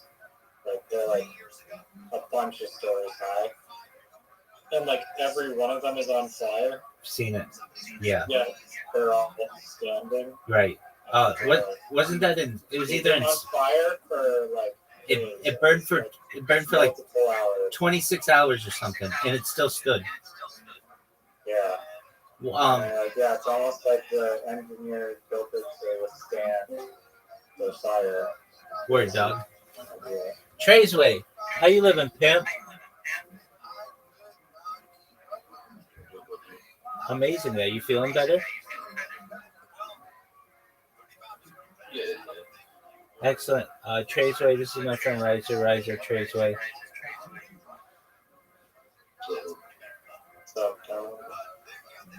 You both have the privilege of getting your ass beat by me multiple times on Play-Doh. Routinely. No, it's routine. Okay, you. Don't worry about it. All right, Riser, you ready for my shill? Sure. All right, so this is a modified version. I have a. Just here we go. Thank you for the opportunity. I'm Rabbi Rothschild. If you don't know who I am, you will. I stream my life 24 hours a day, 7 days a week, 365 days a year for world peace. I've been doing so for more than 4 years. My streams go back to the pandemic. We've seen the death of a queen, the birth of AI, the coronation of a king, and everything in between. This is a real-life Truman Show, a real-life Big Brother. This is a timeline and time capsule of human achievement. In the 1990s, Bill Gates coined the phrase content is king, and I'm making it true today. I'm king of the internet. This is the biggest event in global history, and here's why. In 2018, The Economist magazine stated that data had overtaken petroleum as Earth's #1 resource, and I have more data archived on the internet than any person ever, which is making me a very influential person. I'm going viral. When I do, I want to make you, your friends, your family, all financially independent if you're not already. I want to ensure that you have generational wealth if you don't already, and I want you to be able to start charities and philanthropic organizations of your own. I'm unlike any influencer you're ever going to meet. I'm not live on one YouTube stream or 2 YouTube streams. I'm live on over 20 simultaneous YouTube streams 24 hours a day. You can watch my life in 360 degrees. I even have a ceiling camera. If you want to view these YouTube streams, the link is in my profile. Additionally, it's in my pinned post. You'll also find in my pinned post a link to my link tree. I dare you to look at my link tree. Nobody dares you to look at their link tree, but I do, because I have more social media than any person ever. I have more content than any person ever.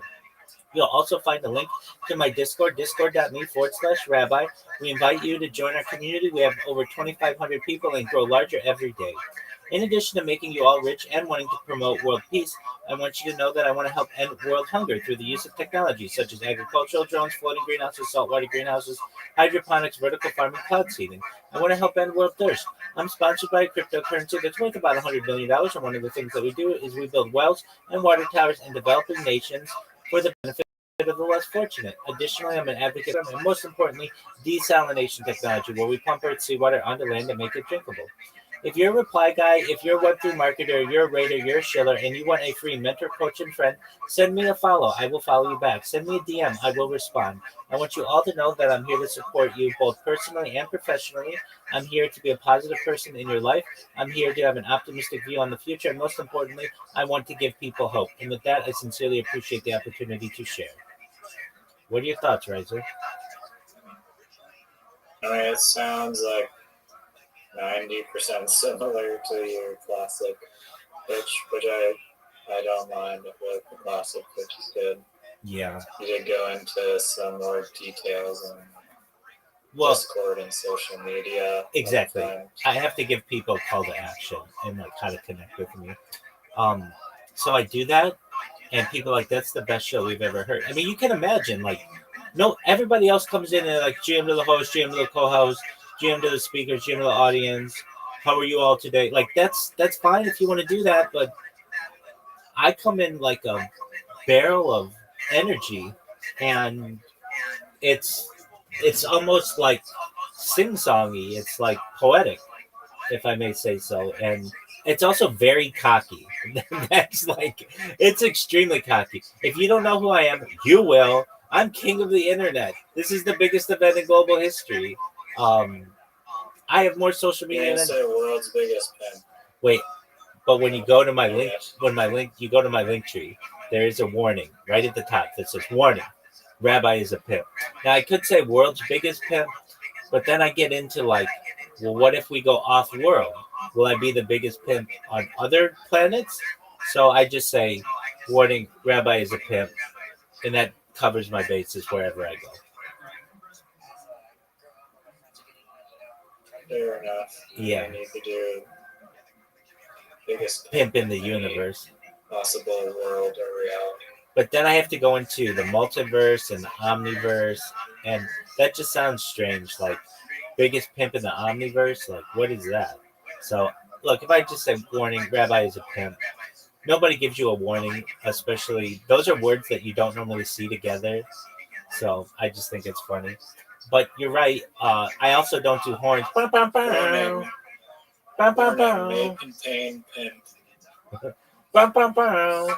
I don't do horns, but I give that shill in front of hundreds of people, and I get a bunch of people who are like, "Are you AI?" And I'm like, "No, I'm talking to you right now. I'm real. Look me up on YouTube. Like, I'm literally saying this on live streams." Then I get, "Why are you reading this?" And I say, "I'm not reading it. I've been doing it for 4 years. I have it memorized. You can watch me on YouTube." Like, people, that's their own prerogative.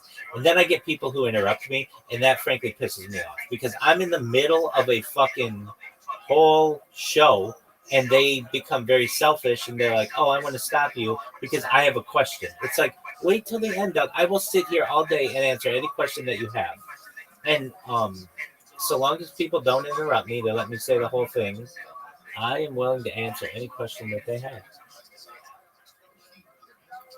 And that's how I've gotten 2,100 people following me on Twitter in the last month. And it is Are you 90. gonna do Kill Tony ever when you get like 1 million people in the chat? Will you go to Kill Tony? Yeah. But I want them to come to Irvine. I want them to go back on the road. So I will force them out of Austin to come to me. But if I need to, I'll do Joe Rogan's Comedy Mothership. That's not really stand-up. I mean, it could be. I mean, I guess if enough people heard it enough, they think it's funny. But to me, it's like, I'm just spitting facts, baby. Now, for people... No, I didn't mean do like your pitch on Kill Tony. I mean just like go up and do a zinger. Yeah, I mean, I got my Yo Mama jokes that are really funny. Or not Yo Mama, what are they? Oh, they're just how to pick up chicks jokes. That's my routine. And it's really good. Like, pickup lines. They're just, I've got like, I don't know, 10 or 12 of them that are really funny. And they're just one-liner, zingers, boom, boom, boom, hit it, move on, hit it, move on. So if I had to do stand-up comedy, that's what I'd do.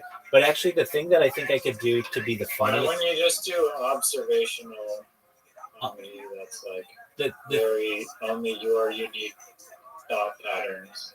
The thing that I think I'm gonna do... I think that when you're cookie cuttering, like a template almost.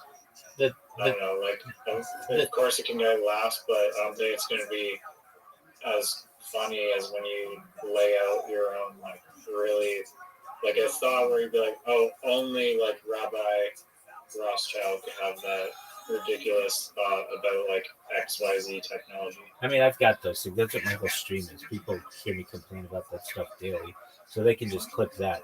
The thing I think that I'm going to do that will have a major impact on stand-up comedy is capture comedy. If you're like, capture comedy, what is that? It is what everybody has to do, that are you a robot thing, but getting very frustrated with captures. You know what I go through with captures, but everybody can connect with that. And I've seen when I've done it in front of people, they think it's really funny because it's like, okay, do I include this? So how would I do it? I've seen comedians do something like this. They have like a screen, and then you would just like use like a pointer or like your hand to be able to do different captures. And I think I could at least do 10 minutes of that and be really funny. And they would just be random captures. So everybody would like it. You'd almost get audience participation on it. And everybody gets frustrated with it. Additionally, it will connect to a wide audience because it's not just English speaking. Perhaps my complaints would be in English, but the idea of the CAPTCHA is universal, at least globally, and people would understand it, so it translates well to other languages. How do you see language evolving in the future? Do you think that how far away, like Neuralink right now, you can currently like control computers with your mind. So Right. how far away do you think we are from just sending a thought from one Neuralink brain to another? No communication, like no verbal communication. Yeah, so telepathy is what you're saying. I think I really do feel this way, and I mean, wait, sorry, before you talk, could I just say, only because I heard Maxwell kind of talking about this phrase, like, oh, there's like machine telepathy and machines, like, he was describing just how machines get information from other machines and they can react and how it's like kind of a form of telepathy, but it just got me questioning like the meaning of telepathy, and it's like talking in a way is like its own version of telepathy. I mean, or could be viewed that way. I think telepathy is more like mind reading, but I don't know, the idea that you can like convey a message from your mind into another mind is like basically using words as like a staircase in order to do that form of telepathy of brain to brain, if that makes sense. yeah, I think that we have brain waves. Those are scientific facts for as much as we can have a fact. And our brains are emitting these all the time.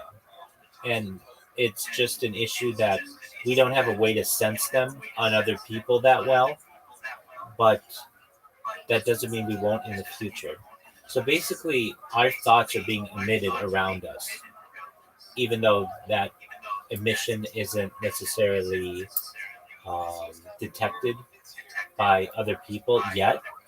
And by definition, that's some aspect of telepathy. Like people would say in the past, telepathy is impossible, and that's pseudoscience and it's a hoax and all this other garbage that they say.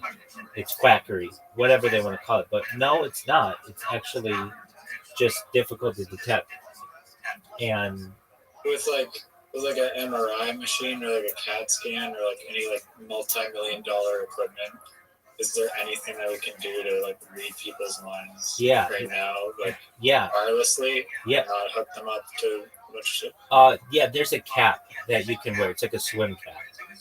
So that's as close as we can come right now. Okay. Which is pretty close. But it's not wireless yet, but it's not actually penetrating the brain. No. They do have wireless versions of this with Neuralink. But I want a kind that doesn't have to be implanted in them. So yeah, Neuralink can do this wirelessly. Neuralink detects cognitive waves and then interprets them to move a cursor on a computer or send signals to the body. That's what it does. And there are 6 people in the world currently or so who have these implants in them. The first person was Nolan Aspro, and then there have been subsequent successful Neuralink implants. Now, there are companies. What is the pathway from like they're letting them play like StarCraft and video games instead of jumping straight through the paralysis hurdle? So what is that like path? I mean, I guess it's used. If you're quadriplegic, I guess controlling shit from your brain is pretty damn useful and important. So is that why they're doing it? Well, so they use that for training data, but the goal is this. Let's say you snap your spinal cord whenever. What you do is you put basically Neuralink in your brain, and then there's something at the very end of the top part of your spinal cord where the break was, and then a similar piece of equipment at the bottom part of the break, and the signal that you send from your brain to the top part of the brake then sends a signal to the bottom part of the brake, completing the circuit essentially, and in theory, eventually being able to move your limbs that are currently paralyzed. It's like a Yeah, no, you told me about the magic bridge. yeah, before. it's like a bridge. So, isn't that what you're asking, or maybe I didn't understand your question?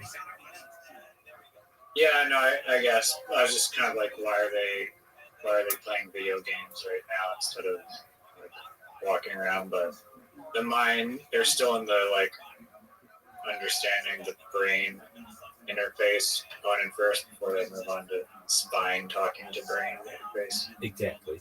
And then did we talk about this? One of the major companies that has acquired the people who have the technology for the swim cap is Snapchat. Snapchat? Yeah, they bought. Really? They like own like 30% of the market. Yeah. Why do they want to be in the telepathy market?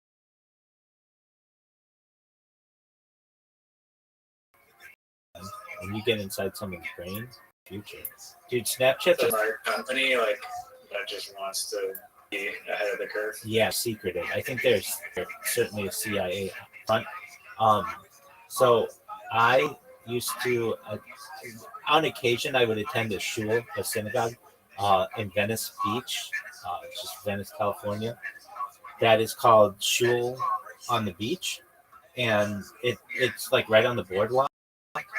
And the owner of Snapchat owns a house like right on the corner of where, like maybe I don't know, just a short walk away from the synagogue, and um, he secretly bought up like 50% of the entire city of Venice with like these front companies, and they're all owned by Snap Inc.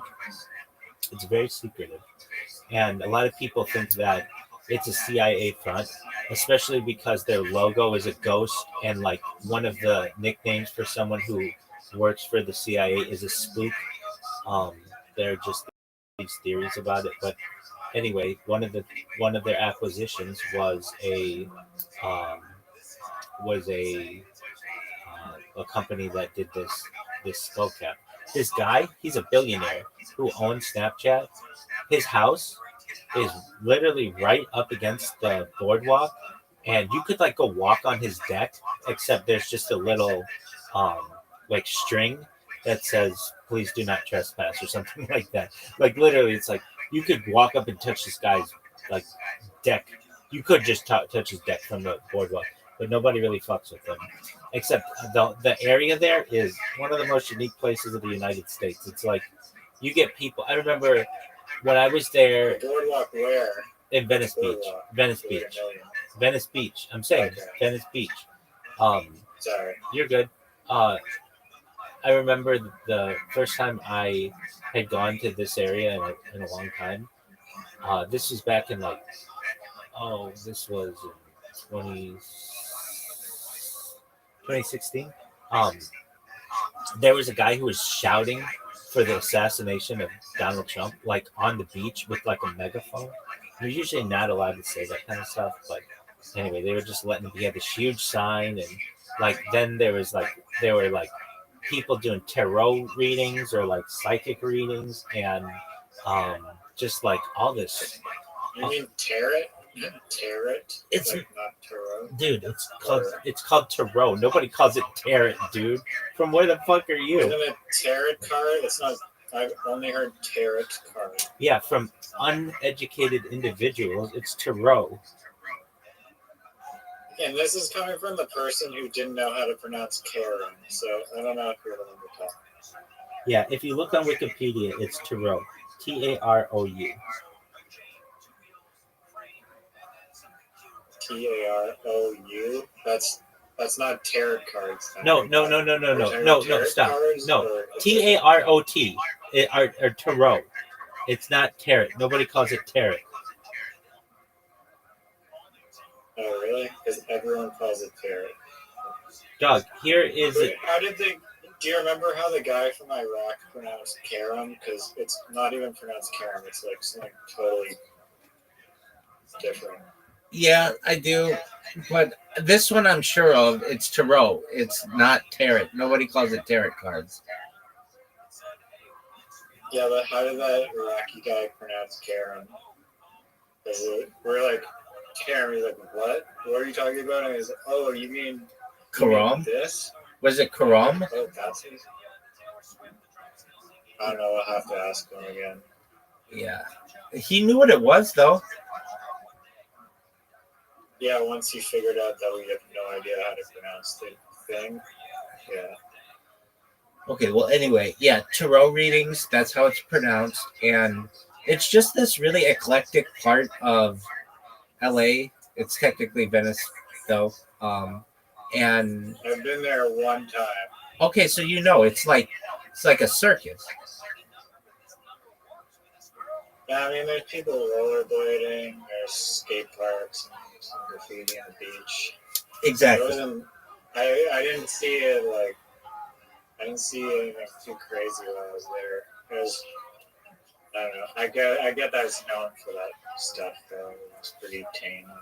Yeah, I mean it is pretty tame, but it's more wild than the other beach cities that you find. The other beach cities are really clean, generally no graffiti, still the same rollerblading, skateboarding kind of deal. But then you get there and it's much more artsy, and there's like big murals and things like that. Oh yeah, no, there are people like basically with like their shop set up on like the sidewalk. Exactly. And like right on one of those sidewalks. Well, so anyway, Snap Inc. owns like 50% of that city, but not a lot of people talk about it. And it's this company, I believe, they don't want to say how it was founded, but I think it's an In-Q-Tel company. Do you know what In-Q-Tel is? No. Okay, so the CIA, whenever it wants to start a business, it not whenever, but a lot of times uses a front called In-Q-Tel, which is this like government contractor kind of deal that starts all these really important companies, and nobody ever talks about it. In-Q-Tel companies. Just one moment, and I'll give you a breakdown. Like INCU. No. It's spelled very interestingly. It's IN-Q-Tel. So it has 607 investments. So things that it started: MongoDB, Palantir. You know what Palantir is, right? No, I don't know. Dude, that's the company that is like taking over the world. They're doing all that data. You don't know what Palantir is? Okay, so the guy who started with Elon Musk PayPal, that guy, he's like a German guy. He with In-Q-Tel started Palantir, and they're basically gathering information on all of humanity and all of the databases, including government databases, and like putting together different scores on people. Oh, it's like a wild company. It's starting to get really big. Their stock's gonna be worth a lot. If you want to invest. What's the purpose of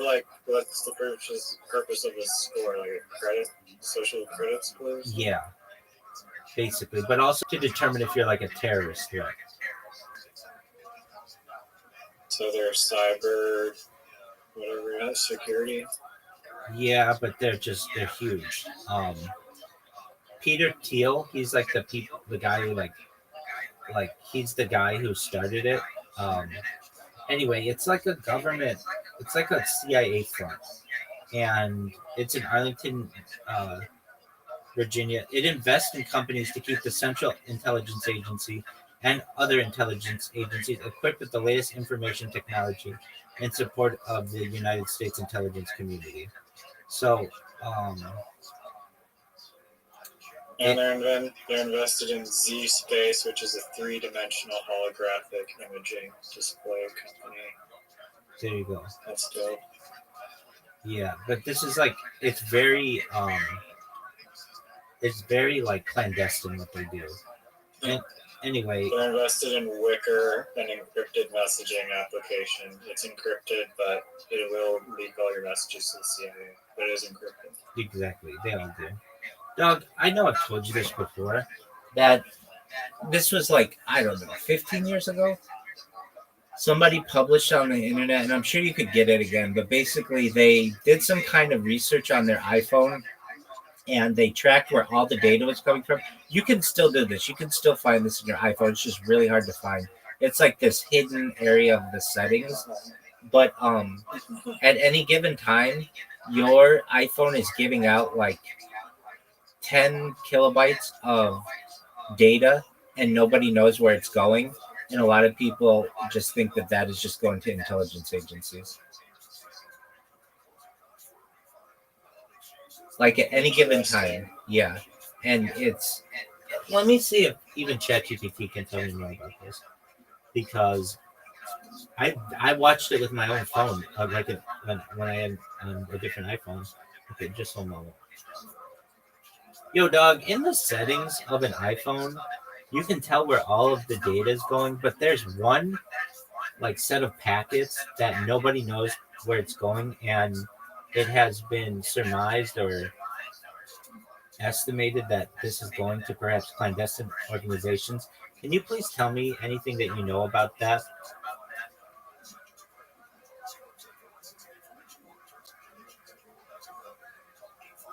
Good question. You're not totally off base. There is some evidence and reporting showing that the Apple iOS phone, that there are data flows or telemetry that many users don't fully understand, and some researchers have raised some questions about where and to whom that data goes.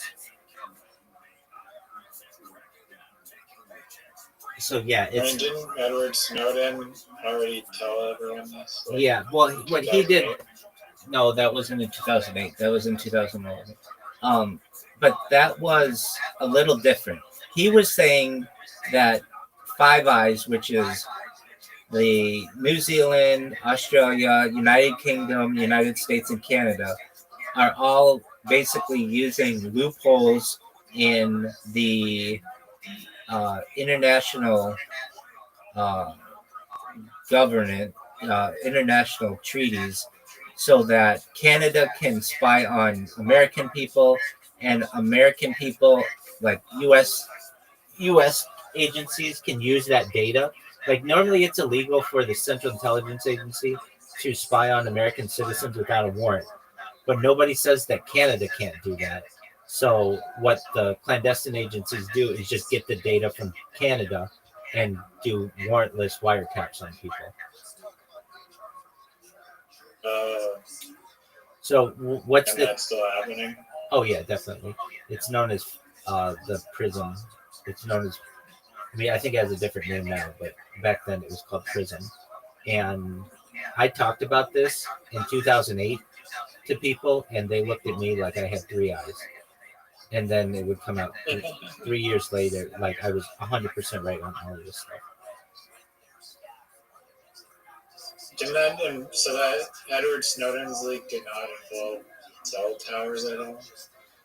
Like, I thought he was saying, like, your phones are spying on you. And they are.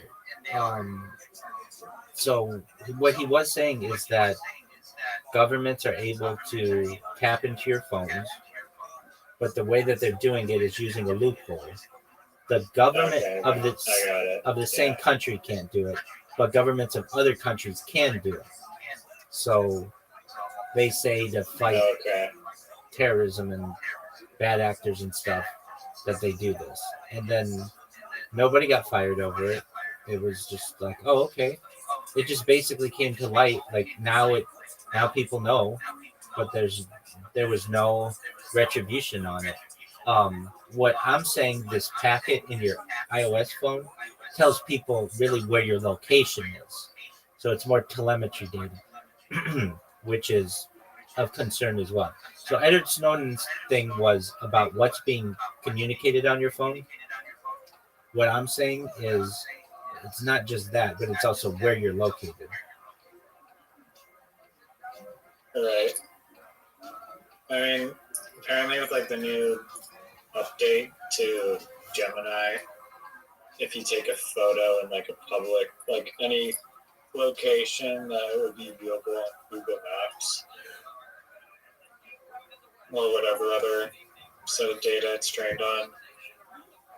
It'll be able to tell you like this photo of like this person was taken in this location. So if you were to post something on social media and someone wanted to find out where you were in your public, they could potentially use that to track you down. Definitely. They could do that just by Which people have gotten killed because their location has been doxed. right. They could do that just by the location of the sun. Just by seeing one shadow, they could, with enough research, know exactly where you were in the world, just by where your shadow was on a given day.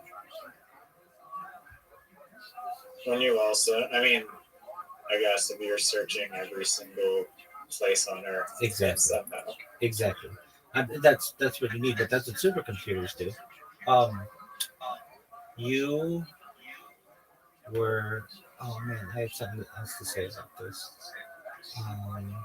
You had said the thing about taking a picture outside or wherever it would know where you are.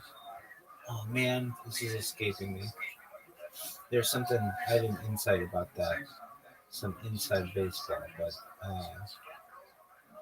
I forget what it was. Anyway, dude, we haven't talked since the Blue Jays were in the World Series. Oh, really? Yeah, because they played really well. They took the Dodgers to extra innings in Game 7. Doesn't get much closer than that. Oh, yeah. Yeah, I know the Jays guy could have literally scored and they could have won if he taken a less conservative lead off the third, which he should have. Right. So, yeah. Oh, okay. This isn't what I was going to say, but it is. I want to make sure that you understand what I'm trying to say, because I frankly struggle trying to. let me even just go to ChatGPT and say this.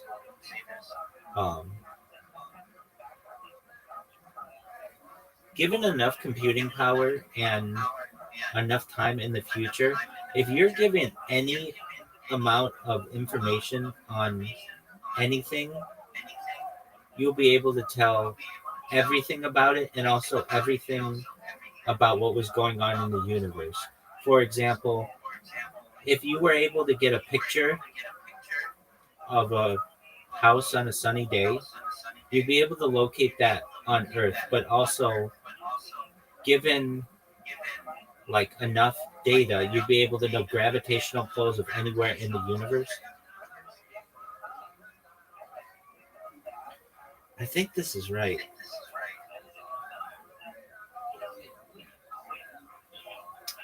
I think that ChatGPT is wrong on this one. Okay, I just asked it and then it just restarted. Come on, guy. Your question seemed like, was it, I guess it was more than, you're saying like with a photo you could tell the gravity? Yeah. But that's just because like the location and then data about the location of gravity. What did you say?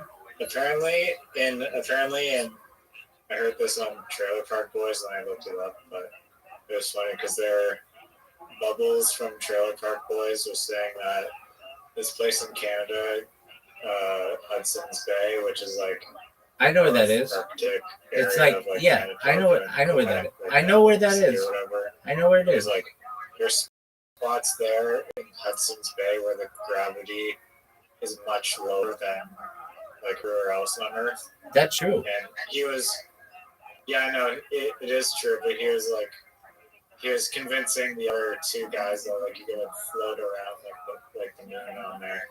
But unfortunately, it was like it is true, but it's like Slight. not really like any noticeable human Exactly. difference of Doesn't gravity being different. doesn't have to do with density in that area.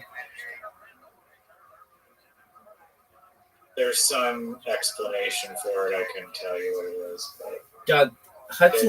it would be interesting if there's like a whole like if there's like a little like more bouncy place on Earth that you could go there and just bounce around more.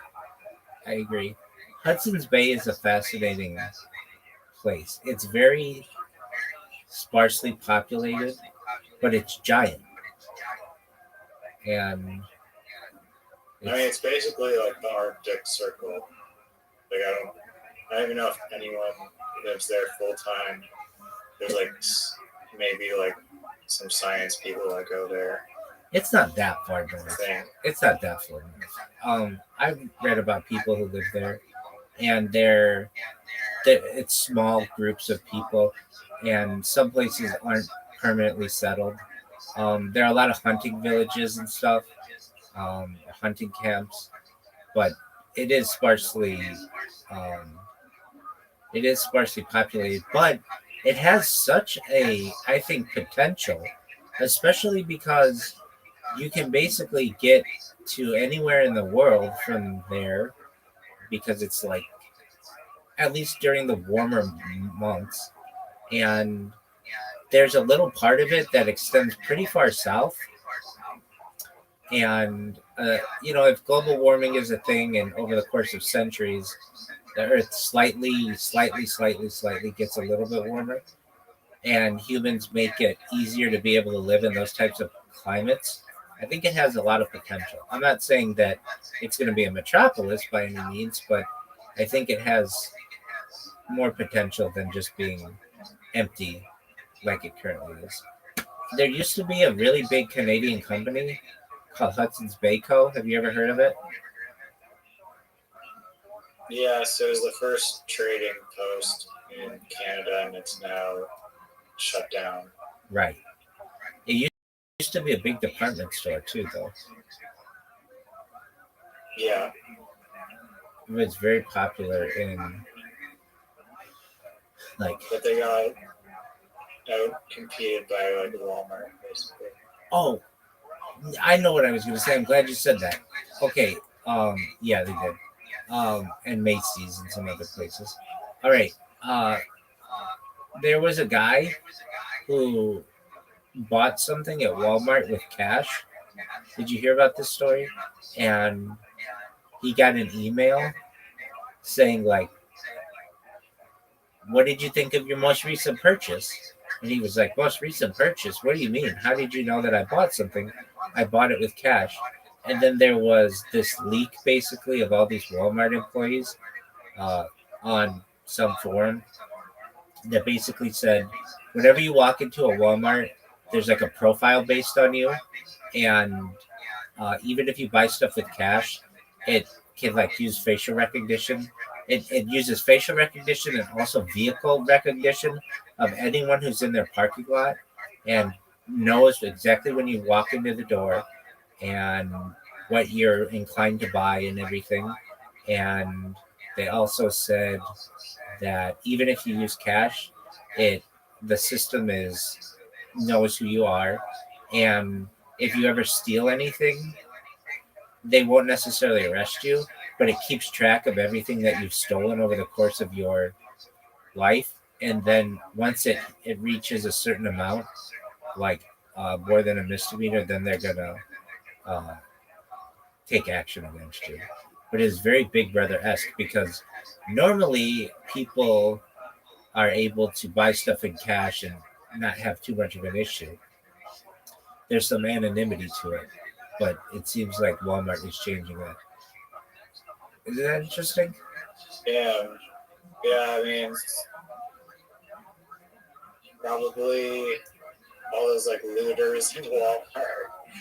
They're gonna like one day knock on the door. Well, they had their faces covered, which helps them, but there are other ways to identify people through gait, basically how they walk, that would perhaps be able to get them in the future. Yeah, that's true. There was this Dateline I saw. I don't know if you know what Dateline is, but it's like this show on NBC. It's like an American show where they go into like investigative crimes and things like that. And there was this guy who was on trial for murder, and allegedly the way that the person was murdered was with a baseball bat, and it was like it was either a regular sized baseball bat or a mini baseball bat, and they basically were using like cell phone data to be able to try to track this guy. Well, it turned out that this was like 20 years ago, but I remember thinking this was so advanced at the time. The prosecutors wanted to really get this guy, and they could not tie him to the murder weapon because, like, how do you just? It's not like a gun that is like registered. It's just like a baseball bat. But what they were able to do, and this murder occurred, if I recall, it occurred in, I think it happened in SoCal, in Southern California, but it could have happened in Las Vegas. It was like the guy went from SoCal to Las Vegas and killed somebody. It was something like that. Well, anyway, what they did was they went through the records of everybody who bought baseball bats with cash, and only baseball bats in like this one area of Nevada and California. And there was only like one transaction that was just one person buying this model of baseball bat. And then they went to the cameras and found out that it was this guy, and that's how they were able to prosecute him. Isn't that wild? Yeah, I know that's a method that investigators would use. I heard some other thing, I can't remember the details, but they traced them back to like a crock pot purchase in some department store somehow, and that's how they caught them. Very interesting. Because the guy bought like a fucking crock pot, and that was like on the scene or something. And yeah, there's like this. I saw an ad for like this missing person in Sault Ste. Marie. Yeah, which is like this group that my friend lives in this town, Sault Ste. Marie, Ontario. It's a northern town. It's like near Michigan. I guess kind of. It's right across. Yeah, I guess there's like a Sault Ste. Marie in Michigan. She's in like the Canada side, but it's right across the border. It's like, yeah, it's kind of like a sketchy town, and there's always like these like crime posts basically. And one of them was for like a missing person. I was like, if you have any info on this person, they've been missing for like 5 years. We don't have any information on them. But I was like, damn, that sucks that like, because I've heard that police will triangulate or like use your cell phone. I mean, that's like a good use case for your cell phone data being leaked, is that if you are murdered or abducted, then they could potentially trace back to your last known coordinates or whatever. I was like, darn, they were not able to do that in that circumstance, I bet. Another thing, I was watching a YouTube video, and this guy is like, serial killer gets caught 50 years later, and so they pull him to like the police station, and they're like asking about like these people, and they're like, oh, I don't know. And they're like, well, there's like some new forensic DNA analysis, and we found like your DNA with like all these bodies. And he's like, oh yeah, I guess, I don't know, it wasn't me. But they're like, yeah, well, sorry, but you're caught now. But he was like 80 years old, and he'd gotten away with it for like 50 years. Do you know where the best place to kill a person is? The graveyard. It's a good one. There's also, I've talked to you about this. There's this area of, or best place to hide a body, or best place. I'm going to explain both. Okay, so there's this part of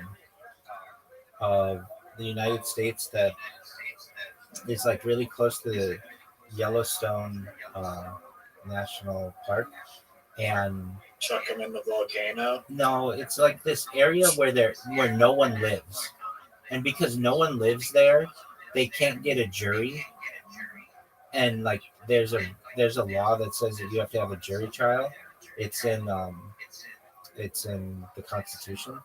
So the fact that they don't have a jury, like there's no place to get a jury, means that like if you killed somebody there, there's like a let me look this up. What's that part near Yellowstone yourself just where like there there's a place? It's called like there's like no law there. It's difficult to prosecute someone. I swear it's still in the United States, so there's no like. Yeah, so it's called the Zone of Death in Yellowstone National Park, specifically a 50 square mile section of the park that sits inside Idaho, commonly called the Zone of Death. It's a remote Idaho portion of Yellowstone National Park where Montana, Idaho, and Wyoming border. Why it's legally weird? Because of a loophole in the U.S. Constitution's Sixth Amendment about federal district boundaries. All of Yellowstone is under the jurisdiction of the U.S. District Court for Wyoming. Dude, I don't know why ChatGPT just refreshed. Just 1 second. It's in Wyoming, even parts in Idaho and Montana. The Constitution requires that a federal jury be drawn from both the state where the crime occurred, which would be Idaho, and the federal district that has jurisdiction, which would be District of Wyoming. There are 0 permanent residents in that Idaho portion of Yellowstone. Therefore, you cannot form a constitutionally valid jury, which makes prosecution theoretically impossible. Okay, but that's not where I was going to say the best place. If you want to get away with a murder, would be it's a hospital. And here's why. No hospital, like hospitals are supposed to be very safe places, and they many times have security, and of course they have doctors and nurses there. But if you kill someone in a cameras, not inside the rooms though, but yeah, and cameras. And so if you were to like commit murder there, well, I can just tell you, there's never been in the United States law. I one time looked this up. Anybody who's ever been prosecuted for killing someone in a hospital, because the hospital, if that happened, would immediately be there'd be some legal liability there, but also nobody would ever want to be taken to that hospital. It would be this huge, like, public outcry. Like, how could a hospital, the place that's supposed to keep you safe, allow someone to kill you? There have been people who have like done shootings at a hospital, but what I'm talking about is going in and like poisoning someone or suffocating them or strangling them. No one has ever been prosecuted for that, and I know it's happened, but no one's ever been prosecuted from it. Isn't that interesting? Right. So you're saying that the hospital doesn't want to tarnish its reputation, exactly, so they don't prosecute people for serious crimes. Well, not just they just don't admit that they happened there. They just say that, oh, the person died naturally, when in reality, somebody could have poisoned somebody, or somebody could have suffocated somebody, or somebody could have, like you see in television shows, like somebody puts a pillow over somebody's face, or somebody pulls a plug on somebody. But the hospital would just, because they control all of the like information that comes out, they would just say they died naturally, because they don't want the blowback of, oh yeah, we accidentally let somebody in who wasn't supposed to be in here and they killed one of our patients. Like, the blowback from that is too great. So it's never happened in the United States that a hospital has admitted that somebody who was under their care has died from an outside source, which has definitely happened. It's just it's never been brought to light. So a hospital is actually an excellent place for that to happen. And I mean, that doesn't mean that they get away with it, right? No, it does mean they get away with it. Nobody's ever been prosecuted for killing someone in a hospital. Now, what has happened? How do they change? What if they change the location? Well, what do you mean? What do they change the location? Just be like, oh no, the person was found dead 5 feet outside the hospital, killed by this dude. Well, a lot of times they might not even know. So let's say somebody's under their care and somebody comes in, maybe a family member who wants the person dead or just a stranger comes in and poisons them or suffocates them or strangles them and then just leaves, then the nurse comes in and is like, what happened here? They would just say, oh, they just died of natural causes due to whatever reason they were in the hospital, be it pneumonia or, heart attack or whatever it was. They'll just, whatever the person's for which the hospital is, for whatever reason the person's in the hospital, they're just going to say that was the cause of death. They're not going to say somebody was suffocated, somebody was strangled, somebody was poisoned, or whatever else it would be. But it is statistically improbable that it has not happened. It's just outlier that no one's. Wouldn't that same logic apply to almost every business? Though, we don't want McDonald's publishing that people walked in and some guy got stabbed in the throat at McDonald's. But McDonald's isn't a place that inherently keeps you safe. Like the hospital's the place that's supposed to keep you safest as anything. And it's not that, and basically who would want to go to a hospital that allowed such a security breach that they allowed somebody to kill somebody? That would shut down the hospital essentially. And the hospital has so much money behind it and so much influence that they're able to keep all of those deaths under wraps. Now, how many do I think are happening? Wouldn't a prison be like the same thing? No. Or a police station? No. Those, they are to some extent. They are to some extent, but those deaths get out a lot. Like they're in prison, they just don't care that you died in jail. Well, that's the thing too. There's not a public outcry because they feel like, well, if you were there, you deserved it. But if you're in a hospital, this is the place that's supposed to keep you safest and more safe than any place in the world. And it would be a huge public outcry if you, I'll even look this up. I mean, I've looked it up before, but has there ever been a patient who was murdered in a hospital that was made public? Wouldn't this be a huge amount of backlash for the hospital?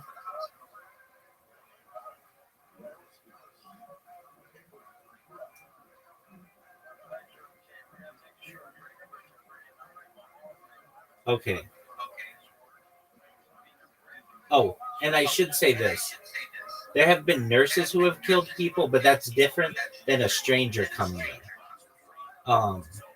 So there have been nurses who are serial killers, but that's different. The only cases of this happening are people who worked in the hospital killing someone. What I'm talking about is a third party coming from outside the hospital, coming in and killing someone while the hospital was supposed to be taking care of them. And the backlash usually stems from media firestorms, government investigations, families filing lawsuits, hospital executives resigning or being removed, public calls for systematic reforms, and new laws or rules around security. So, I mean, this. So, what am I saying? So, no one's ever been murdered in a hospital? No, it has happened. It happens, I think, more often than people know. But the only times that it's ever been prosecuted are when it's either a doctor or a nurse who has done it, not a third party. Is what I'm saying making sense? Yeah. So, basically, if you, let's say, I don't even want to use people that, okay, so we'll just say in the Simpsons universe, Homer goes to the hospital. Okay, if Dr. Hibbert killed him, that would make news. Or if the nurse killed him, that would make news. But if Flanders came in to visit Homer and killed Homer in the hospital and then left, that a case like that has never been made public. Though it's happened. For the amount of hospitals that there are in the world, that's happened. But it's never been made public. What happens in that case is either it's not caught or the hospital covers it up and just says they died of whatever, Homer died of whatever reason he was in the hospital. Because the backlash of we let a third party into this facility and allowed them to kill someone where they're under our care and it's supposed to be safe would be so great that it would close down the hospital. And a hospital is a very expensive undertaking. So they never have, it's never happened. There aren't any cases of this.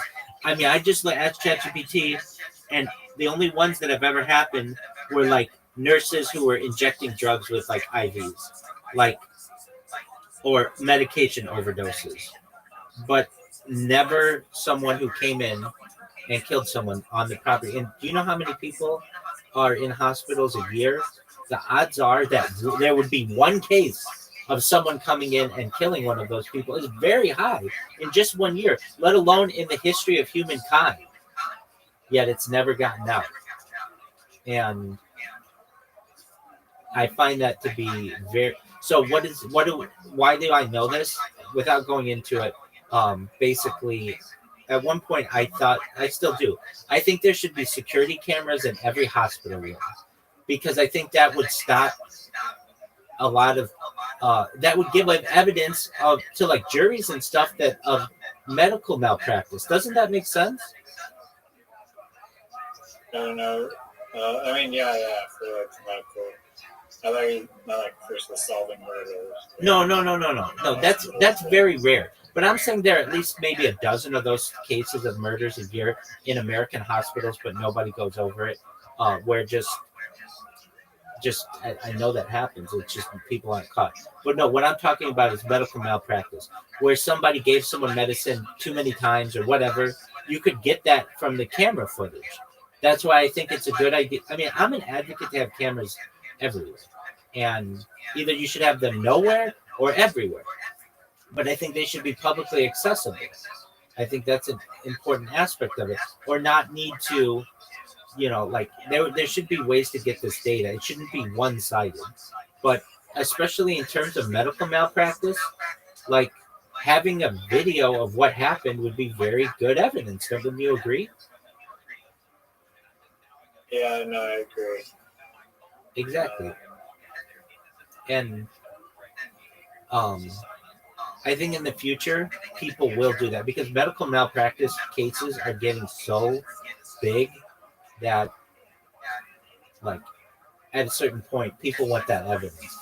Hospitals are going to want it to protect themselves, but also, I mean, people are going to want it because hospitals do make a lot of mistakes. Anyway, I think it's very interesting that in the history of humankind, like, I would expect there to be a case where somebody who didn't like somebody in the hospital came in and put a pillow over their face and then left. And then, but there's never been that. That is not a case. I've seen it. It's a TV trope. I've seen it on television a lot of times. And I figured, oh, there's got to be a case like that. There are no documented cases of that. And I know it's happened. I know somebody has poisoned somebody in a hospital. I know somebody has suffocated someone in a hospital. I know someone has strangled someone to death in a hospital and then just left. But there are no cases of this. I find that incredibly interesting. Here's like a weird, like lawless kind of situation. The Chinese have like the most amount of fishing vessels out of like any other nation. They're in like South Africa, like everywhere all over the Antarctic, like all over the place. There's this fucking in like South America somewhere, in like this like really protected area. They have these this squid farms. And there's these people on these squid boats, and they're basically like prisoners. They can't leave because the boats never come back to shore, because they have engineered it so that there's like a refueling vessel that is also a giant refrigerator that will come take the squid from the other boat, give it fuel, and then return to China. And so you just have like a whole bunch of like little proxy boats with all these like prisoners that cannot leave, and they're like living. If you get hurt, there's no like medical stuff on board. There's like lots of disease. It's slimy. It's like dangerous. and no one's like exactly like sticking up for these people ever either, because they're just out in the middle of nowhere on these like fishing boats, and they literally can't leave and have no way to communicate with anyone. Dog, that's freaky. How do they eat? They just eat squid? Endless calamari, though, the one perk of the job, yeah. Aside from like the freaking 18-hour shifts, you do get calamari. Wow, that's wild. Have you ever And heard lube, free lube too, because it's all really slimy? slippery, so you get free lube. Wow. Have you heard the term Shanghai? No, is it a jelly reference? No, it's just this happened in Vancouver and in Seattle, Portland, San Francisco, basically everywhere on the North American West Coast, where you would go. Like this is around like probably like 130 years ago or so, and you would go to like a saloon, and somebody would either spike your drink or get you really drunk, and then they hit you over the head with a like a bat or something, and then you would awake and you'd find yourself on a ship, and you were basically an indentured servant, and they would either take you to China or just make you work on the boat for the rest of your life. Let me I know all this random shit. I know this random shit, but I don't know.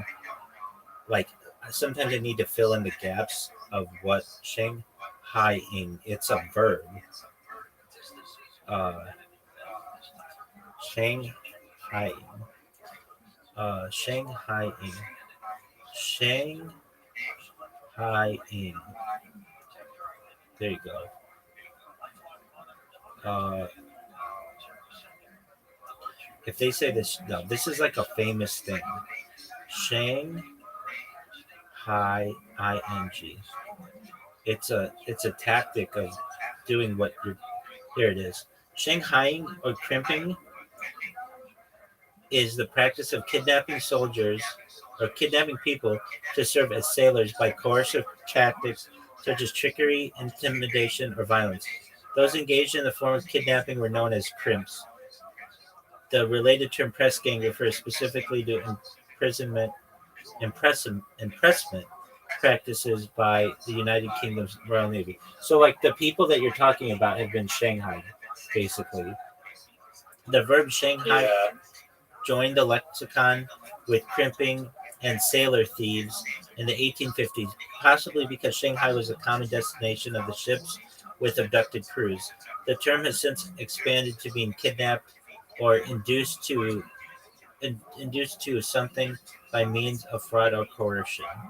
So, crimps flourished in port cities like London and Liverpool in England, San Francisco, Portland, Astoria, Seattle, Savannah, and Port Townsend, United States.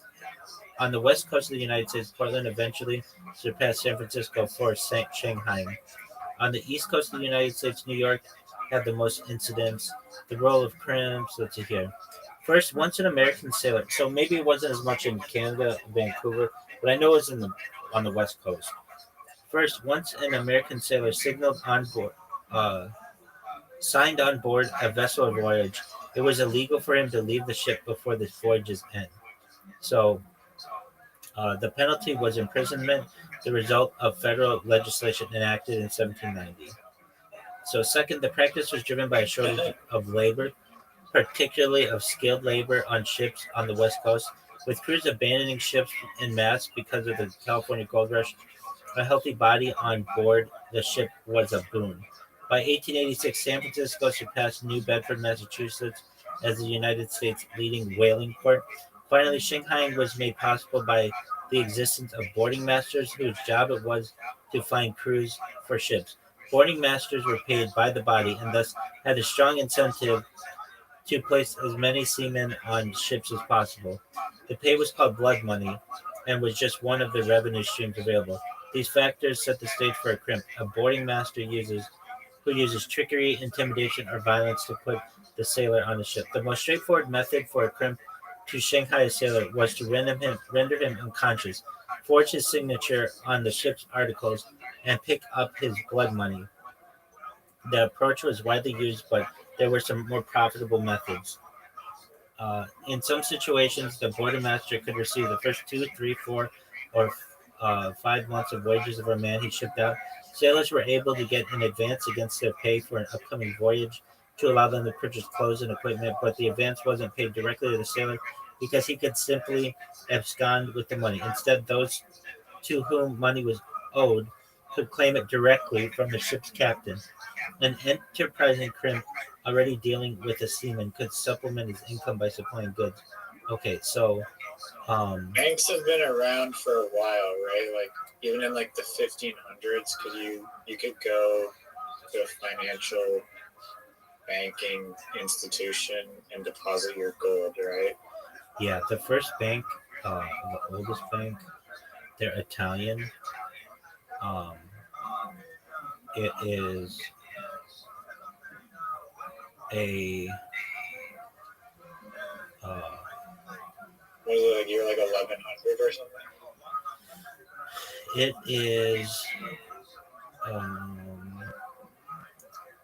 well, concept goes back even further, but 1472 in Siena, Italy, by the magistracy of the Republic of Siena. So it happened in Mesopotamia. Um, the first official bank on record was established in Barcelona in 1401, and um, so if you look at the oldest banks that are still concurrently running, it is No, I just meant like the concept of a bank. It's so like before the year 1400. 1401. Like would all your savings like just stashed somewhere in like your house, and you just hope you don't get robbed or something. For all of your gold savings. Yeah. So, uh, especially with the advent of travel, this became um, more prominent. But wait, this isn't right. You're asking about the history of banking. There was a way. There were these sticks in England that were there. They still are like for the Bank of England, like these two sticks. Okay, so we're gonna look this up in a second, but basically, let's say you and I have some kind of financial arrangement. We would take a piece of like a stick, and we would make markings on it, and then split it in two, and you get one half of the stick, and I get the other half of the stick, and that basically was a symbol that we had done a contract together. So like that type of banking goes back further. Just one moment. What are those sticks that were around in England? Does that even qualify as banking? That were like banking sticks? Yeah. Your receipt is half of a stick. Yeah, it is. They still use those. They're called tally sticks. They're still used in England today, like in the Bank of England. The tally stick, or simply tally, was an ancient memory aid used to record and document numbers, quantities, and messages. Tally sticks first appeared as animal bones carved with notches during the Upper Paleolithic. A notable example is Ishango bone. Historical references made by Pliny the Elder, that was like 23 to 79 of the Common Era, about the best wood for the tallies, and by Marco Polo, that was 1254 to 1324 of the Common Era, who mentions the use of tally in China. Tallies have been used for numerous purposes, such as messaging and scheduling, and especially in financial and legal transactions. Um, so here we go. How does it work? So the way that it works, isn't there forgery issues? Yeah, but they make them really specific. So they're cut in like almost like a key. So like there are little notches, and when the exact correct notch on the other side is like merged together uh, does it work. So split tally. Split tally became prevalent technique in medieval Europe, a time characterized by scarcity of coinage and widespread illiteracy, to document bilateral exchanges and debts. Typically fashioned from squared hazelwood, the stick was inscribed with a series of notches being split lengthwise. Each party in the transaction retained one half of the bark stick, both pieces bearing identical records. Over the years, this message was refined to the point of becoming virtually impervious to tamper, which is what you're saying. One such refinement was to make two halves of the stick of different lengths. The longer part was called stock and was given to the stock holder. So that's where we get that term stock, which had advance money or other items to the receiver. The shorter portion of the stick was called the foil and was given to the party which had received the funds or goods. Using this technique, each of the parties had an identifiable record of the transaction.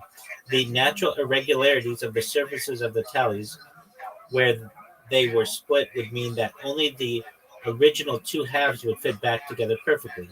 So so would verify that they were matching halves of the same transaction. If one party tried to unilaterally change the value of his half of the tally stick by adding notches, the absence of the notches would be apparent on the other party's tally stick. The split tally was accepted as legal proof in medieval courts, and the Napoleonic Code in 1804 still makes reference to the tally stick in Article 1333. Along the Danube in Switzerland, the tally was still used in the 20th century in rural economies. Okay, this is the one that I know. The most prominent and best recorded use of the split tally stick or nick stick has been used as a form of currency was when Henry I introduced the tally stick system in medieval England in around 1100. The tally sticks recorded a payment of taxes, but soon began to circulate in a secondary discount market, being accepted as payment for goods and services at a discount price, and they could be later presented to the treasury as proof of taxes paid. Then tally sticks began to be issued in advance in order to finance war and other royal spending, and circulated as wooden money. The system of tally marks of the exchequer is described in the dialogue, and it says some stuff in there.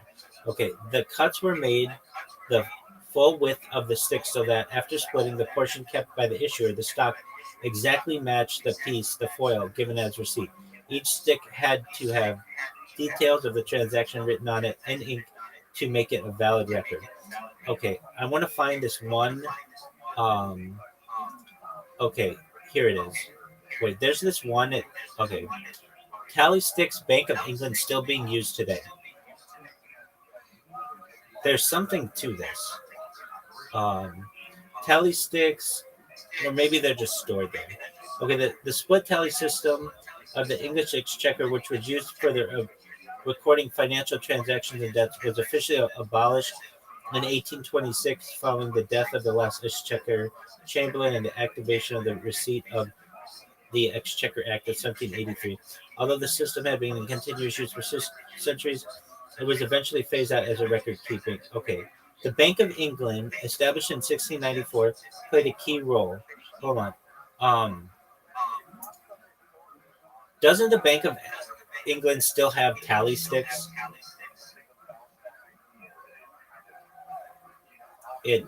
I'm almost certain. Maybe it's just for like in a museum or something. But hold on. Okay, so now they're in the UK National Archives due to a fire that occurred for to keep them safe. Okay, but you were asking like, what about the first banks?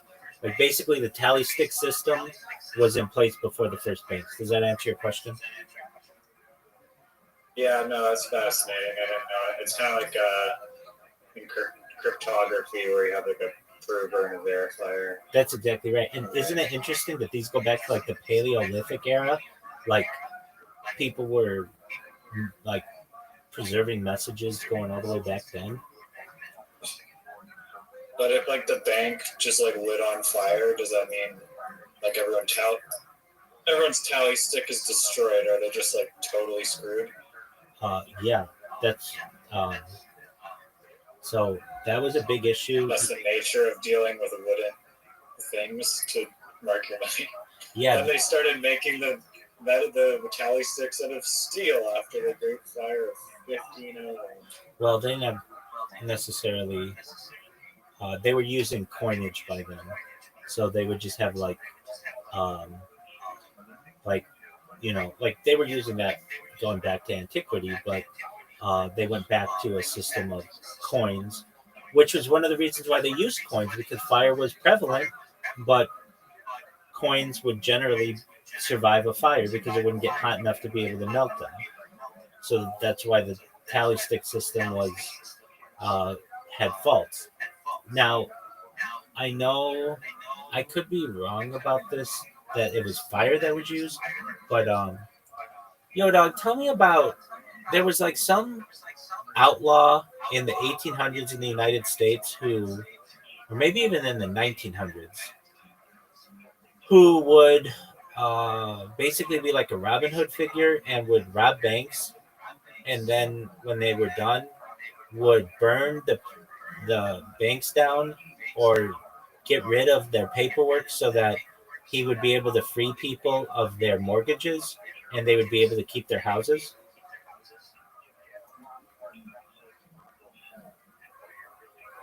Oh yeah, John Dillinger did this.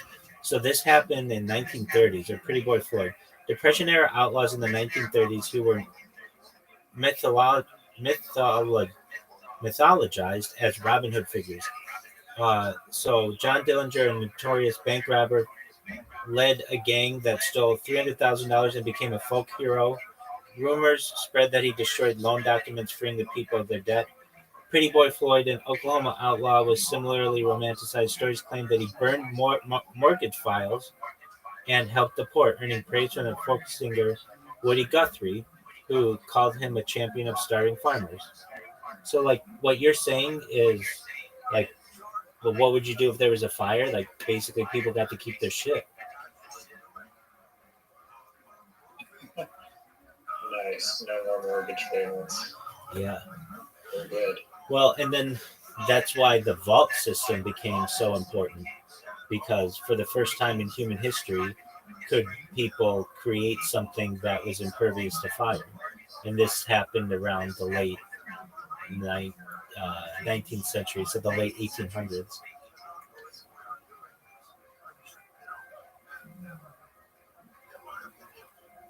Prior to that, everything um, was vulnerable to being burned in a fire. Or, I mean, just stolen, because you can store your money anywhere safely, really. You just have to keep it That's under your own protection. That's absolutely true. There's this guy who I was helping in Nigeria. I feel really badly about this. You're gonna think this is a very funny story, but I don't. I feel badly, but I don't feel that badly. I do, but okay. So I was helping him do this thing where he creates his link tree and connects all his social media, right? Well, he did that. He did a really good job doing that. And then I was like, okay, so download Sora and get it to work. And he's like, Sora's not available in my country. So I'm like, okay, well, change your. Wipes his phone. Yeah. And I told him before though, I said, don't delete all of the data on your phone. He said to me, isn't if I clear my data, like isn't that going to get rid of everything? I said, don't do that. I said, all you need to do is clear the cache in your Google Play, but don't delete all the data on your phone. And he deleted all the data on his phone. And then he came to me and he's like, that's the only place where I had my seed phrase. I can't get it. I'm ruined. And I was like, dude, I told you. I have a screenshot saying, do not delete the data on your phone. And I even sent him all this stuff saying, like, it's perfectly fine to clear the cache in Google Play. It's, like, not dangerous. This would not cause you to delete all the data on your phone. But obviously he did it incorrectly. So when I go viral, I got to make sure that that guy's taken care of tenfold. But now what I do is whenever people ask for alpha, in the spaces, one of the first things that I say to many of them is, all right, so if you're in Web3, you need to make sure you get a crypto wallet. You need to make sure you write down your seed phrase. Do not have it stored electronically. And then I tell people, if you can, put the seed phrase in a safe or a lockbox or a fireproof box, which I know probably a lot of them don't have. I mean, you've seen Nigeria, like you could break into these houses like in 10 seconds. It's not very sturdy. You know, like there are holes in their houses or whatever, and you're gonna, you know what I mean? Like they're not. The door is literally like a rag for a door. Exactly. But I'm telling these people like to get fireproof boxes because I want to have all my I's dotted and T's crossed, because I don't want the same thing to happen to these people that happened to this guy. But I can't feel badly about it because I have text messages, or I shouldn't say text, screenshots where I say, do not delete all of the data on your, and also I went to ChatGPT and double checked, like this would not, what I told him to do would not cause him to delete all his shit. He did it himself. And he even said to me, wouldn't deleting the data, like he's like, I don't want to delete all the data on my phone. And I said, yeah. Or I said, actually, no, that's correct. You don't want to do that. Do not delete the data on your phone. Just go to the App Store, or Google Play, I should say, and just clear the cache and clear the data on that app, not on your whole phone. And he did it on his whole phone. So I have felt very badly about that since. And every other person with whom I've been dealing, I also tell them now, make sure to write that seed phrase down. Don't share it with anybody, which is like crypto 101. That's what everybody says. And then also I tell them, make sure to back up your phone on the cloud so that if anything ever happens, somebody steals your phone on a bus or you drop your phone, that you're not SOL. Make sense? Oh, yeah. But I do No, I mean, that sucks. It happened. Should have used the tally stick, exactly. Tally stick. 100%. I could see tally sticks coming back someday. Like super, like if people live like really long times, it'll be like, oh, what do you call it? Like hipster. It'll be very hipster to like buy coffee with a tally stick. Can't you see that happening? Oh, that'd be kind of funny. Just like a really unnecessary form of currency. Right, but couldn't you see like 1,000 years from now, or 10,000 years from now, or whatever? Like, especially when wood gets really rare, and things like, there's a coffee shop that opens up, if that's even a thing, and the only currency that they accept are tally sticks, and it becomes like this huge hipster joint. I could absolutely see that happen. That's how strange this world is. Yeah, it'll go viral on TikTok. Exactly. It could be something that Nathan. Like, what do you mean? It's not like the top tourist destination just because people want to be cool. Exactly. Seen paying for their lattes with coffee or tally stick. Oh, you know, this would be a really great Nathan for you. A coffee shop that only accepts tally sticks. When people come in, they're like, yeah, I'll get a large mocha latte, a grande espresso, and that'll be all. And then they go to check out. How would you like to pay? Tally stick or tally stick? Right. And they're like, tally stick, what do you mean? And he's like, tally stick. It's been around. Another one. He's not one of us. Exactly. So he rolls his eyes. So then you tell people like, well, the only way that you're going to be able to pay for this is through the tally stick. And if you don't pay for it right now, we will prosecute you. So you better go get a stick. And so they get people who are just looking around for random sticks and coming in. And like, how does this work? It's a really arduous process. Exactly. You're going to have to take a long time to learn. Exactly. So they read them the whole Wikipedia. So they're like somewhat familiar with this. And then all of a sudden they get their coffee and then they've got this huge half of a stick with them. It's cold now. Yeah, well, now you have to order a new one. You took too long to get your fucking tally stick in order. So. Oh, I think that is a really funny premise. I'm gonna do that when I go viral. It'd be giant.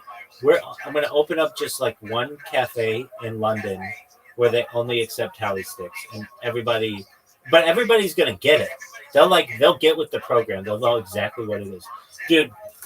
Um, And like the walls are just like really, really cool looking because they all have like that super like it's all written in like that Mandarin like fucking symbols and shit that are like describing the drinks. So I'm down the for that. entire walls are just decorated with the tally sticks. And if you don't play by the rules, you get shanghaied.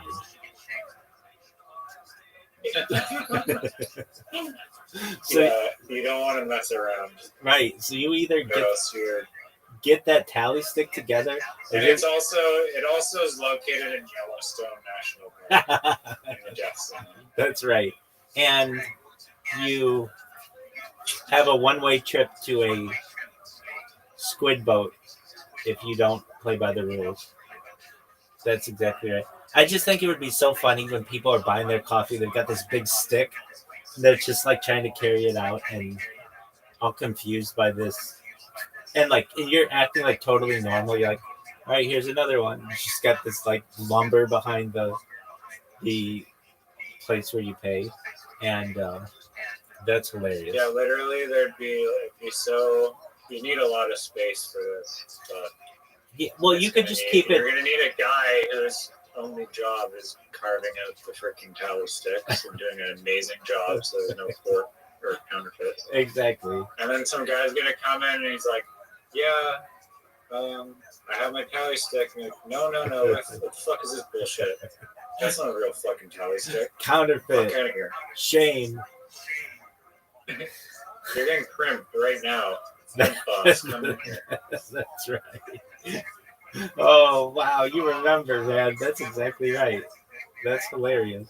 I could see that being a Nathan for you very much.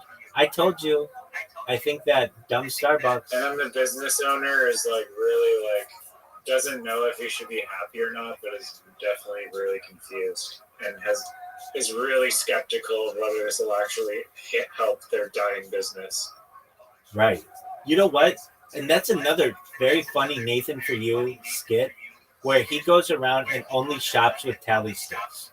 So it's not that he would host, he would not be the business, but he would just go to Walmart and at the checkout, he just gets out this stick and starts like making notches in it, and they're just looking at him like the total is 84.23.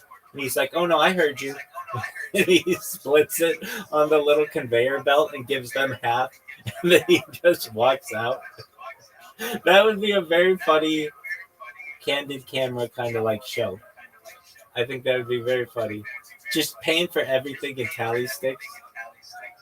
I love it. I love that. Yeah, a lot of confused reaction shots from the employees that are like, "Do we accept tally sticks?" And then you plant a new sign behind them while they're not looking. That's like, "We accept tally sticks."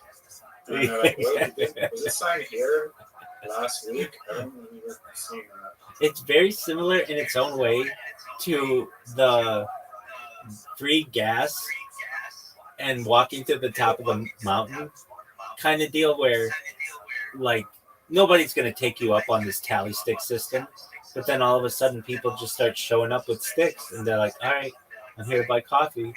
And it's like, okay, well, let's do it. I have a feeling that tally sticks aren't dead forever. Like there will be some world in the future. Like they talk about, there's this quote attributed to Einstein that I don't know what World War III will consist, but I can assure you World War IV will be fought with sticks and stones. It's kind of like that type of theory. Have you seen the skirmishes between China and India ever?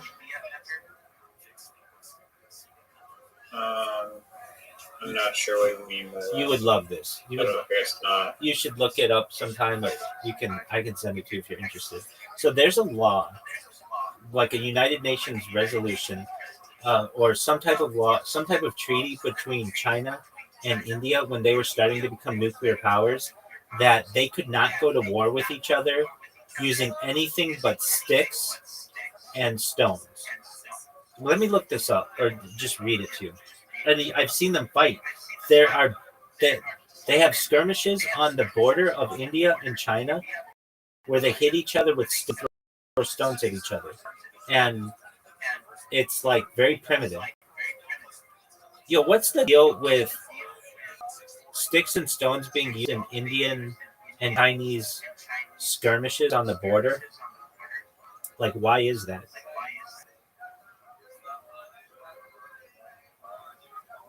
Indian and Chinese troops use sticks and stones and other non-firearm weapons during border skirmishes because of a 1996 agreement that prohibits the use of guns and explosives within 2 kilometers of the line of actual control. This treaty aims to prevent escalation in the disputed Himalayan border region. As a result, soldiers rely on melee weapons like wooden clubs, iron rods, and rocks during physical confrontations. A deadly clash in the Galwan Valley in 2020 highlighted the unusual form of combat, where hundreds of troops engaged in brutal hand-to-hand fighting, leading to casualties from injuries and exposure. Despite both nations possessing nuclear weapons, these limited engagements allow them to assert dominance without triggering an all-out war. Isn't that fascinating? Yeah, I mean, especially since they have nuclear bomb technology. Right. It's like, why are we even building nuclear bombs if we're not even using them? Exactly. There's this thing that Joe Rogan posted. It was between 2 either different species of monkeys or different clans of monkeys, and they like are very territorial. And when you watch these skirmishes between China and India, and I'm going to say this just preferencing it, not because we're primates, but you can tell we're just not that different. Like these battles between these 2 people are between these 2 nations are not much different than the battles between these clans of these other primates. It's incredible. They like have leaders and they're like beating on each other, and it's bizarre. Anyway, tally sticks. That's big time. Yeah, there's gonna be like some like Nathan for you trope where it's like, it's gonna be like a roll up the rim, but it's gonna be like roll up the tally stick, and it's like you could win a trip to your own mansion in Hawaii if you roll up the right tally stick, but because there's like a 1 in 20,000 million quadrillion% chance that it's like the right tally stick of being selected, is basically like never gonna happen. Right. And then I bet in the future, if people are using these tally stick systems, that they'll be like really intricate, like counterfeit systems. Like,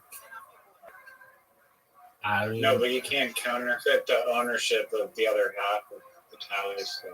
I mean, I still can't really grasp my mind around it, but I just view it as like there's a prover and a verifier.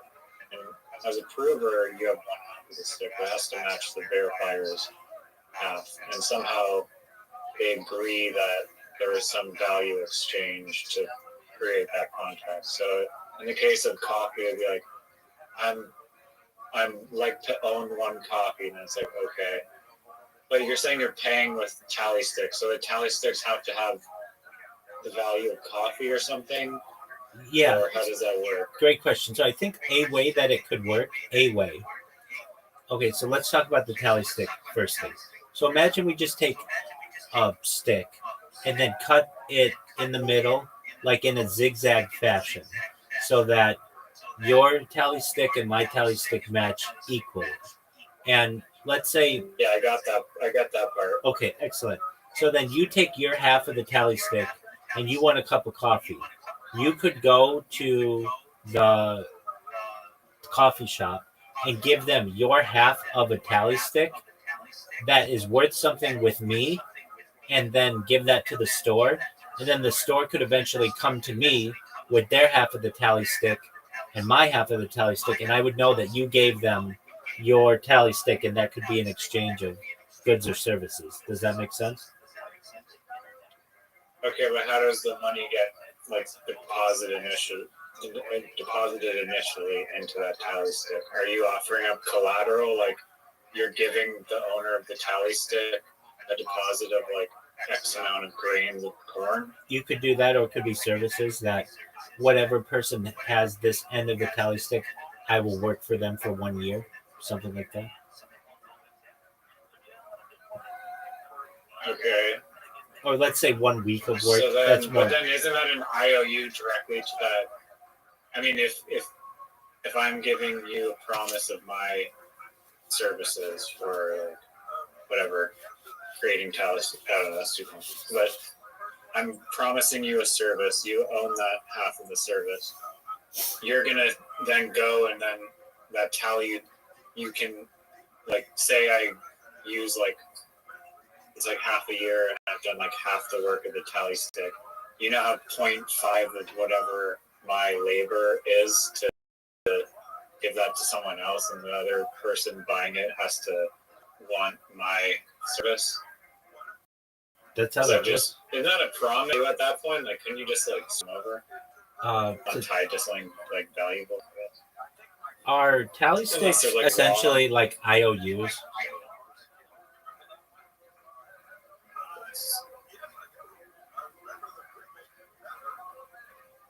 Yes, tally sticks were essentially IOUs used in medieval England. They recorded debts or payments, functioning as receipts or promises to pay.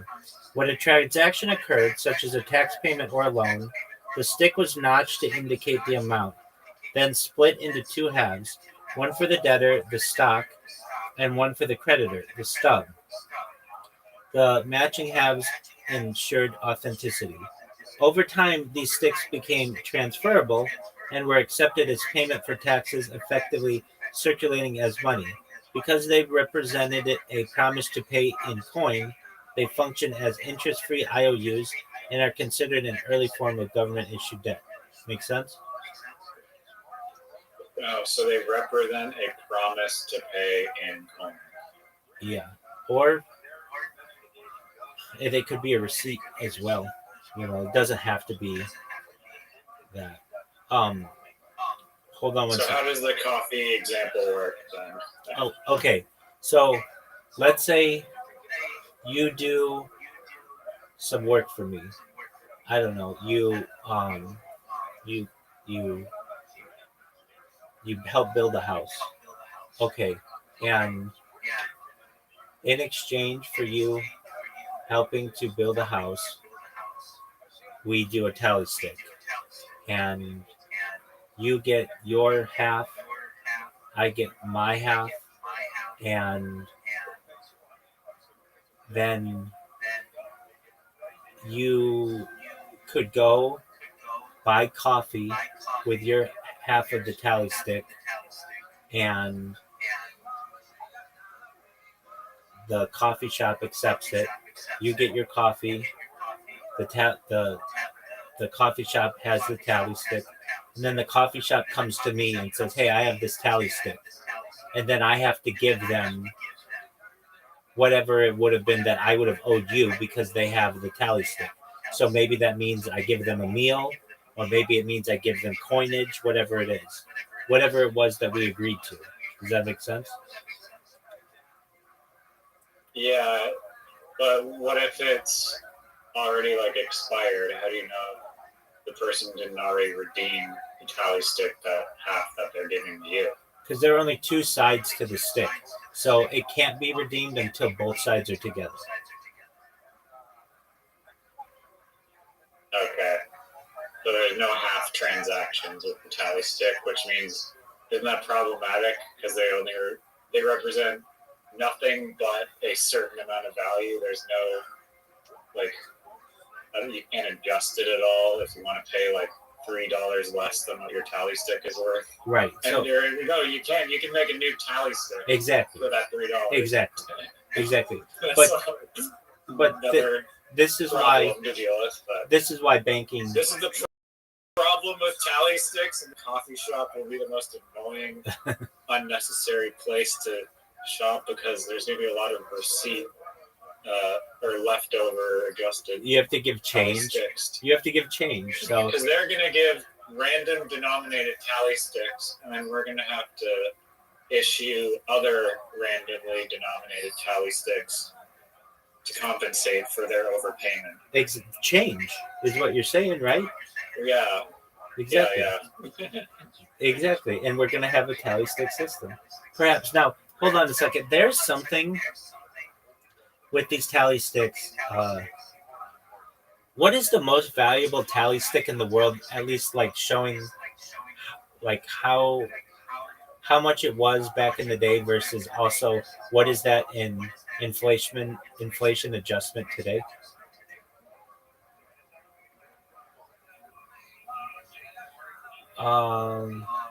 There's no known most valuable tally stick in terms of a single record-breaking transaction with a precise inflation-adjusted value. However, one of the largest recording tally sticks was issued in 1729 by the English Exchequer for $50,000. I think this is the one of which I'm thinking. An enormous sum of the time. The tally stick was 8 feet 5 inches long, reflecting the size needed to notch such a large amount. While the exact inflation-adjusted figures for $50,000 in 1729 are not available in the search results, for context, $1 in 1750 is roughly the equivalent of like $250 today. So that means that if it were worth $50,000 in the 18th century, 50,000 pounds in the 18th century. If I wasn't saying pounds, I meant to be saying pounds. Then it would be like $10 to $15 million today. Yeah, that's a lot. Right. You better not lose your half. Yeah. Someone could steal your tally stick though, and then you'd have to go to the person and make them create a new tally stick, I guess. Let's talk about that. And burn the other half. Let's talk about that. That's a good question. What happens if you lose your tally stick or somebody steals it? Can you go to the original person with whom you have a tally stick and invalidate the record? Or how would that happen? How could you prevent theft and fraud and stuff?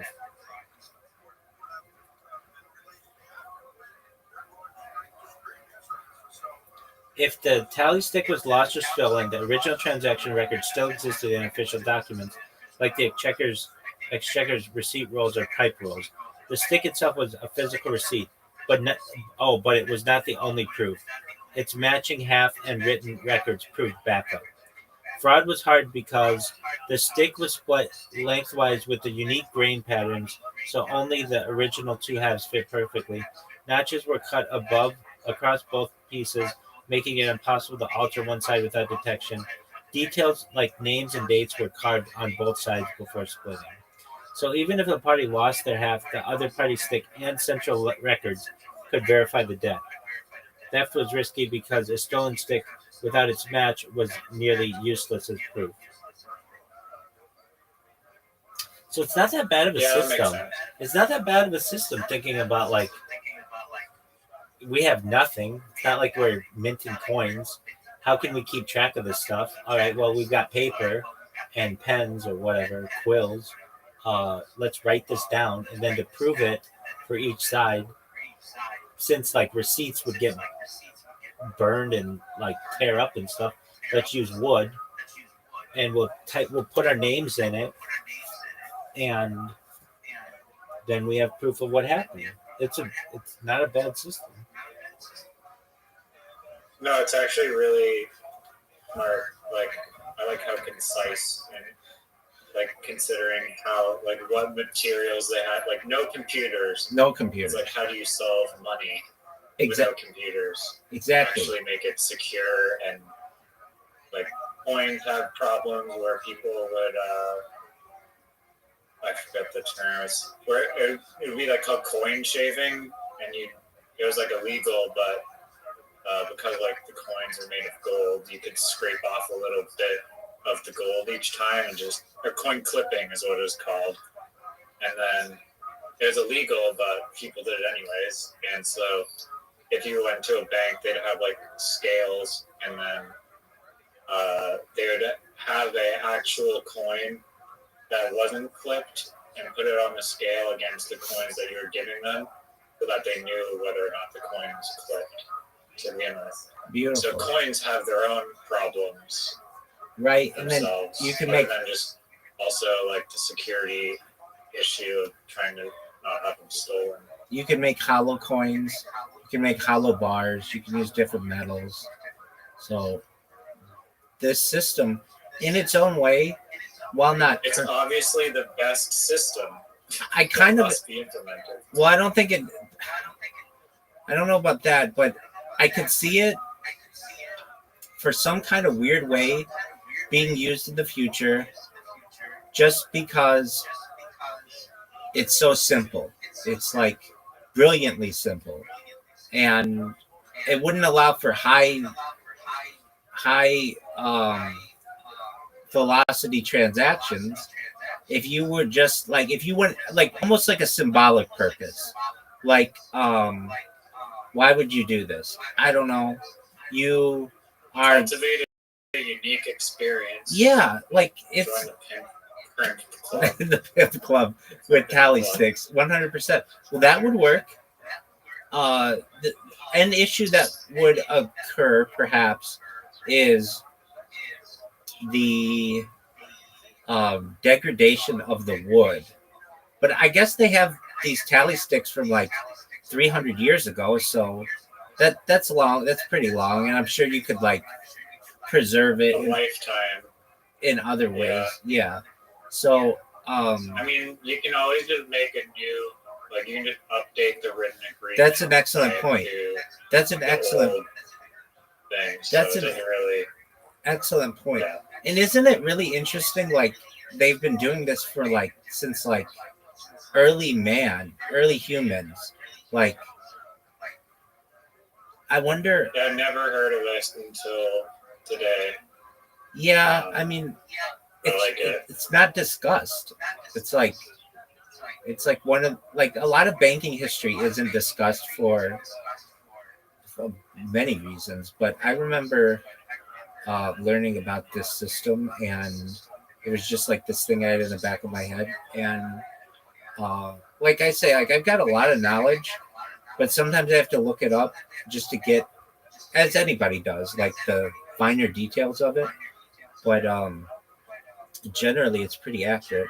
So the tally stick system, what would it be?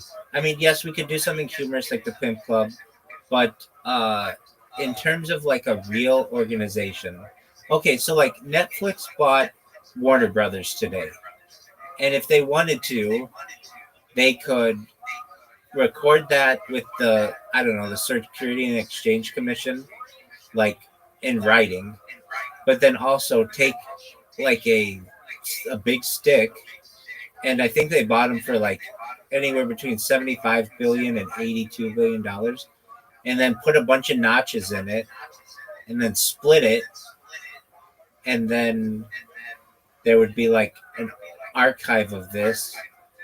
Okay, so how would that work then? I guess you'd have to like cut up. Well, no, you wouldn't cut up, but like basically, I guess the stockholders, you issue like stock certificates for what the value would be. I don't know. I think this would just be symbolic, but it would be pretty cool for like companies as they grow. They just get these cooler and cooler tally sticks, like as they continue to like purchase other companies. So they would just have like this history of tally sticks. It could work. It's not. I don't know if other people would think it would be cool, but I think it would be cool that like you'd have this history of this company purchasing other companies, and they basically get to like almost like in a game where you steal the other guy's like goods or like you plunder their wealth. You'd have just this collection of tally sticks, but that if you got purchased, then somebody would be able to get all your tally sticks, so that in the end only one company would have all the tally sticks. I think it's pretty baller. Yeah. Okay. So there's this other form of money that, because you were asking about, and I'm not saying these are the only ones, but this is a thing in Africa because they didn't have like Iron Age or Bronze Age, um, in the traditional sense. They would use Um, they would use cow dung, something like that. Yo, dog, what's the thing with like currency as being like cow dung? And the more cow dung you had, it showed you were wealthier because you could have like a lot of cow dung. I think this happened in Africa or something. Can you tell me all about it, please?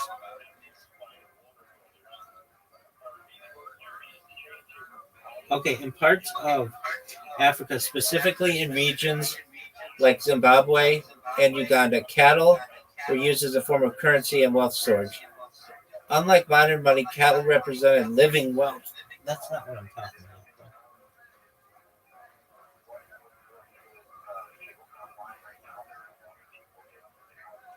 Not cattle, comma, like cattle dung.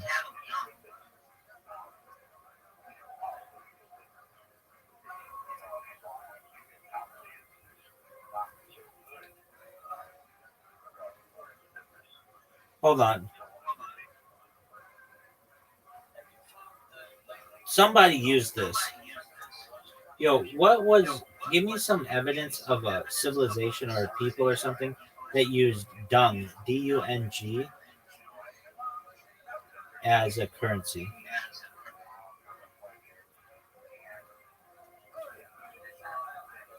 There is no strong evidence that dung was used as a currency, but it was a highly valuable resource in ancient societies. Um,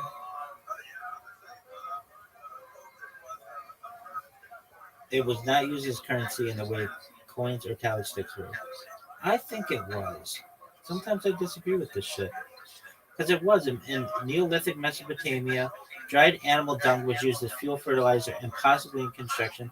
It was so valuable that in some Iranian communities, people had to buy dung while milk could be traded freely.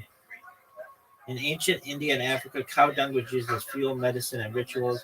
Some sources suggest it was bartered for tools or grain, but not as a standardized money. Okay, so maybe that's what it was. That dung was used as bartering, maybe not as official coins.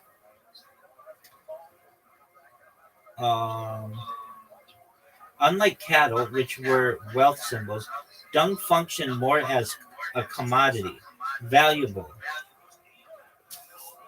So there's something to that. Um, Dog, There's some story about, I think, Emperor Nero or somebody who was invading England in like 2,000 years ago, and had he went like mad. Some people say due to lead poisoning or something, and had everybody just start collecting seashells because of their value or something. What is this? Yo, dog, in the invasion of Britannia by the Romans, what's the story of some Roman emperor who was maybe going mad or something that had everybody start collecting seashells as a currency or commodity or something, or like a value instead of going to war?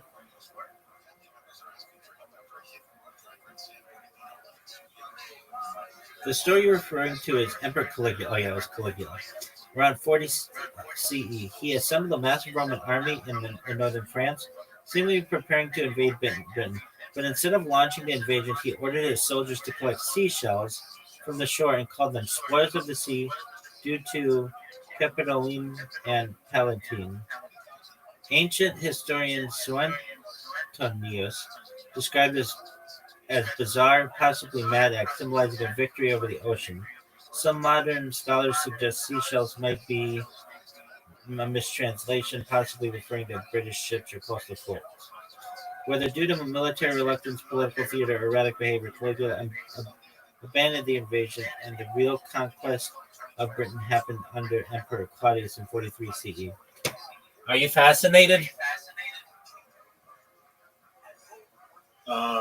Not as cool as the tally sticks. Yeah, dog. I mean, I only have so much cool shit. I mean, how much cooler are you gonna get than that?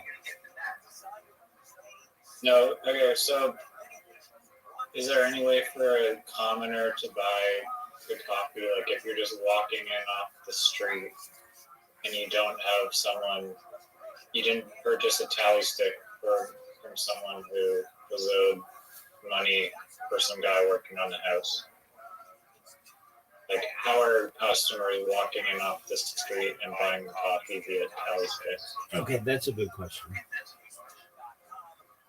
Under the tally stick it's an system, agreement to pay. how coins, is it so like you can if something were like if you're lend them buying like essentially money in the form a of tally stick that they have to pay in cow, coins later? how would you do so?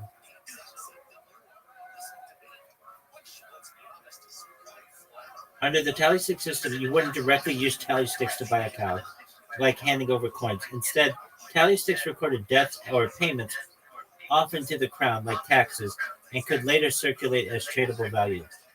Here's how it might work. If you owed taxes, you'd pay in goods, like a cow, and receive a tally stick stock as proof. The tally stick, representing value, could be given to someone else as payment, say for land or services, because it was trusted as a promise for value. The recipient could either use it to pay taxes or trade it further. So while tally sticks weren't used like cash at a market, they functioned as negotiable debt instruments, a form of early paperless money backed by the state. So I think the state gave it value because you could pay your Taxes in tally sticks. I still don't feel that answered your full question, so please either repeat your question or elaborate. Just someone walking off the street. It sounds like, I don't know, there has to be some debt created or something. So let's just ask it like that question. So for someone who was just walking on the street, didn't have anything with them, and they wanted a barrel of beer, how could they use a tally stick?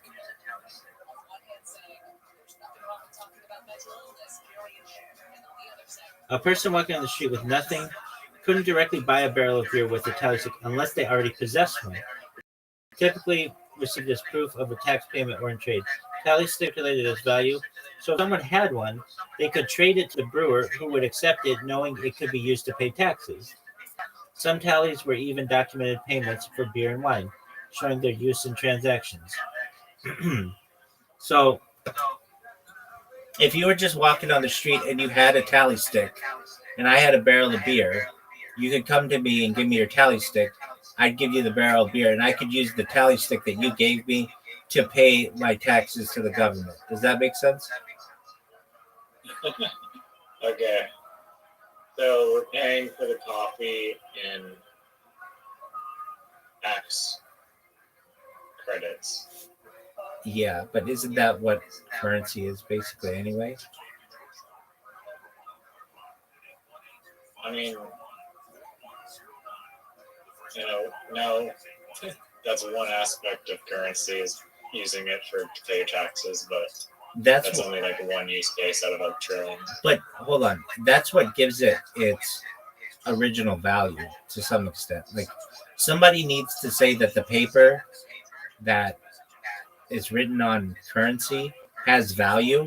So one way to give it value is to say the only way to pay your taxes is to use this form of payment. That gives it value because then other people can use that to pay their taxes and to make exchanges for goods or services. But in order for it, true. Yeah, exactly. So in order for it to have value, it needs to be accepted at a place. And a great way for this to happen is for a government to say, you can use this to pay taxes. And it's the only way that we're going to accept you to pay taxes. So you can't go to the government and give them a cow or give them your horse or something. They're not going to accept that. What they will accept is the paper money, or whatever you want to consider it. But if they don't accept that, then your paper money is useless because nobody's accepting it for it doesn't have any value.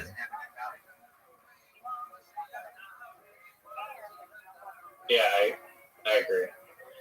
But yeah, I mean it sounds like the tally sticks go beyond just they're not just for tax credits, they're for anything. That's true. They were not just contracts, they were even just to it was they said to record information, like even just events. So why do you need the tally stick for that instead of just paper? It's just I think it could be like let's look this up. I'm not gonna guess. I have a theory. How could tally stick systems be used to record events?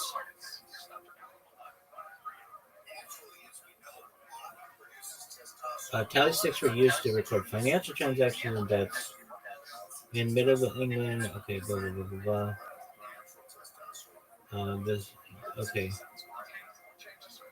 Could tally stick systems be used to record like history?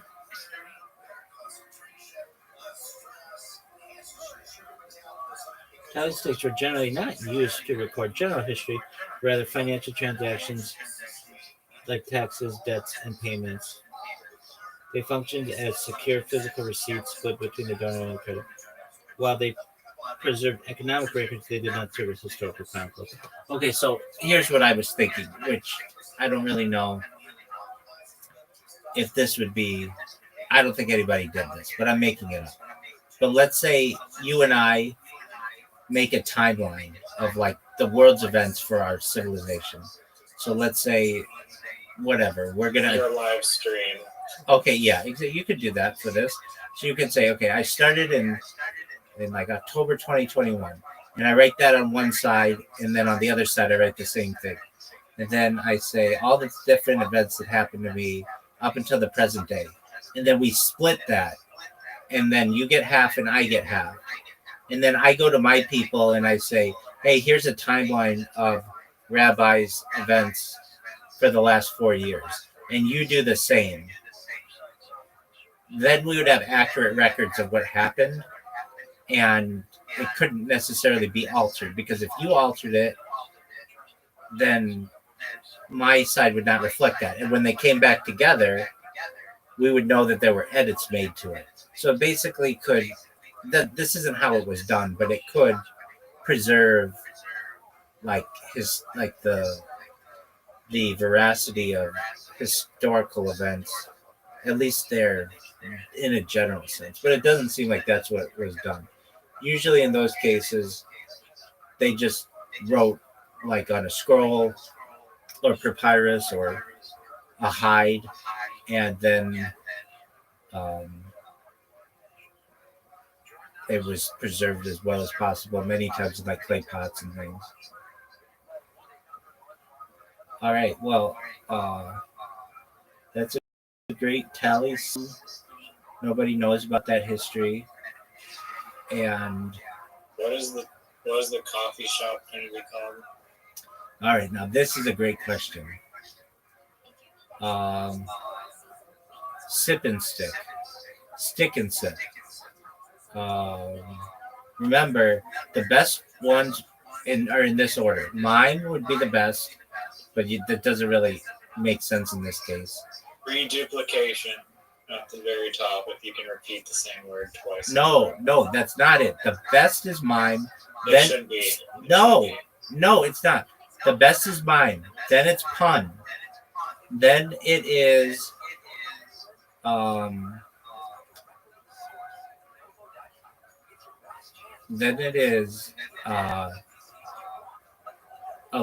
rhyme, and then alliteration. Now there could be other things in there, but I just recall that's like the funniest shit in the world for the largest audience. Top would be mine, and then you break down into language. Pun. So let's think of a pun that could be used for this. Um,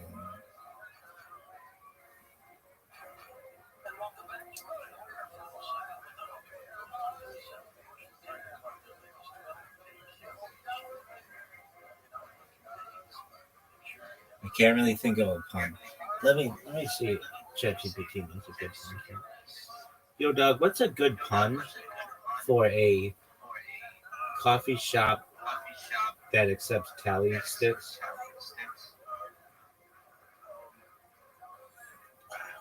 List 500. We're just here for the tally lattes. That so it's not what do you call it? ChatGPT still doesn't. Isn't good at that stuff. Okay. How about decaf half? Not great. That wasn't bad. I Yeah. mean, it sucks, but it was at least an attempt. Yeah, it does suck. But it's I like what we did with the half of the stick. Yeah, it's just not all coffee's decaf, and we wanted to have some calf. Okay, what if it was just no? This works half calf. Oh, the half calf. That's Sounds good. That's good. That's what it would be called. And that's like a top 5 contender right there. It's a pun and it rhymes. That's not all that it is. Have you not heard the joke about the half calf? It's like when you can't decide between decaf and caffeine. Yeah, no. For a half calf. Yeah, no, that's a kind of coffee. So it's a drink as well. I know. Yeah. Well, that's why it's a pun. Okay. Yeah. I didn't know if you knew that. Yeah. So we're talking about people who have half regular coffee, half decaf. It's called a half calf. That's good. Yeah. I don't know if we're gonna have anything better than that. I'm not saying it's the best. There could be something really good out there, but it's short. It's a pun. It rhymes.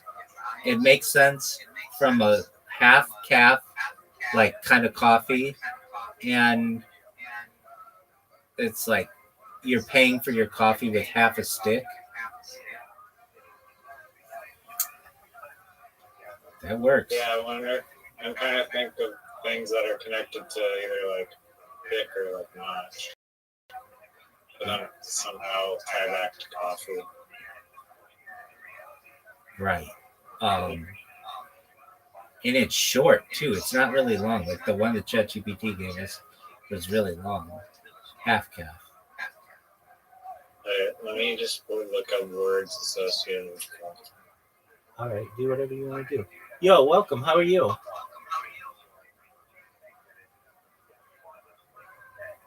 This will unlock. Okay, this will unlock a lot of process. Yo, what up, Brown Smith? Good morning. How you living, big man? I'm fine. Excellent. I'm fine. How'd you find out about me, big dog? No, I just saw an invite on my email. A Discord? Yeah, on Discord, yeah. Okay, do you use Twitter? So, yeah, I got an X account. Oh, okay. Are you into cryptocurrency? Crypto? No, but I'm planning on starting with it. Okay, very well. All right, well, you're welcome here whenever you want. I'm live 24/7. Are you in perhaps, and you may not know what I'm talking about, but are you perhaps in the Big Steppers Discord or the Soul on Chain Discord? I don't really understand though. That's okay. You wouldn't understand if you weren't in it. Don't worry about it. Okay, how's your day going, big dog? It's been alright so far. Okay, excellent. We tried just started. Yeah. Oh, you're in the Hood Rats. Yeah. So you are in some. Yes. So you are in some cryptocurrency kind of deal. Okay. All right. Well, do you want me to send you? Are you looking for a job in Web3? Yeah, sure. Okay. I'm So looking for a job. of course. Okay. Let's see here. Are you? What's your Twitter handle? My Twitter handle is that Fred of Web3. That's okay. That's okay. Just a moment. I'll send it to you. Yeah. I'll send it to you in uh, Discord. So I'm going to send you a list of. Alright, thanks. You wouldn't happen to be in Nigeria, are you? I'm a Nigerian. No shit. Okay. So you wouldn't happen. So I'm sending you a list of. Do you have a resume? Resume? No. Okay. So I'm sending you. I don't have. That's okay. I'm sending you a way to get your resume, and then you're gonna Alright. upload your resume to the different social media, the different recruiters that I sent you, and then I'm going to send you a list of social media, and this will allow you to be able to promote yourself. And so what I want you to do right now is look at your Discord messages, read through them, and let me know if what I sent you makes sense. If it does, great. If not, ask me any questions that you want, okay? Alright, thanks. You're welcome, my friend. God bless. To you as well, my friend. Take care. Thank you. You're welcome, my friend. Yeah, same. Excellent. So check your Discord messages. You're welcome. Check your Discord messages.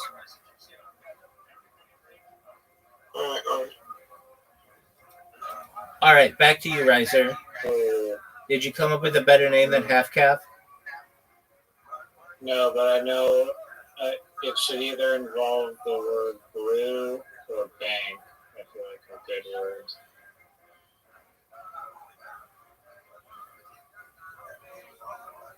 Or, I don't know. They're good. They're not. Good, How are you going to beat Half Calf? I mean, it's got to be really good.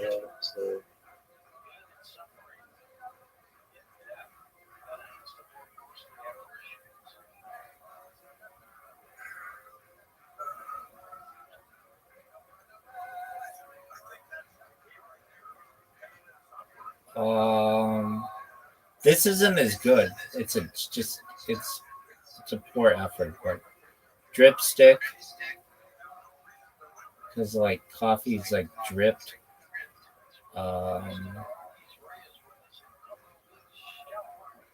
Dude, Half Calf is gonna be tough to beat.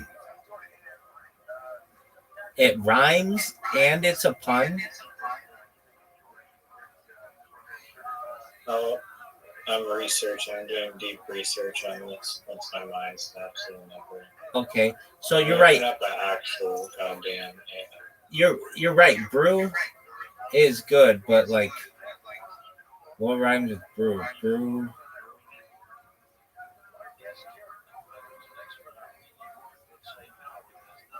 Or what rhymes with stick?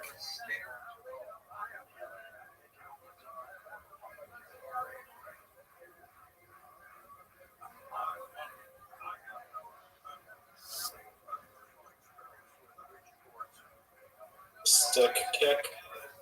That works. That's good. Stick. That's good. That's good. I like that. Quick stick. Wait. Kick stick. Because it's like coffee has caffeine. Yeah, that's what I said first. The kick stick. Yeah. Okay. Kick stick. That's a good one.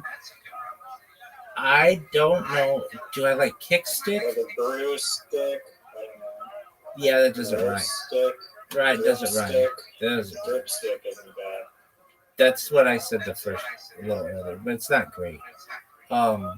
Okay, what about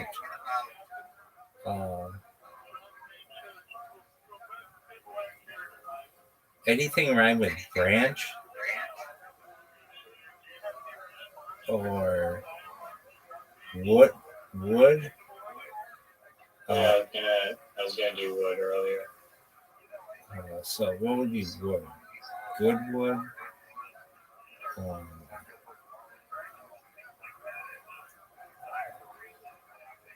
Or sorry, I meant to do here. Half calf. Kickstick. There are no true coffee-related words that rhyme perfectly with not. I like kickstick. I don't like it more than Yeah, why is that? Why is that? Oh, the notch shot? Yeah, doesn't rhyme. Although it's somewhat related. Kickstick is good. The more I hear it, the more I like it. Kickstick. Now, there's the question of... Oh, the notch scotch. That's not bad. That would have a bar. Or like a whiskey place. Right, well, so the scotch bar. Okay, now that would be cool. The notch scotch. Or the scotch notch. But that opens up a whole lot of things. That might not be the best. But not okay. So you were using notch.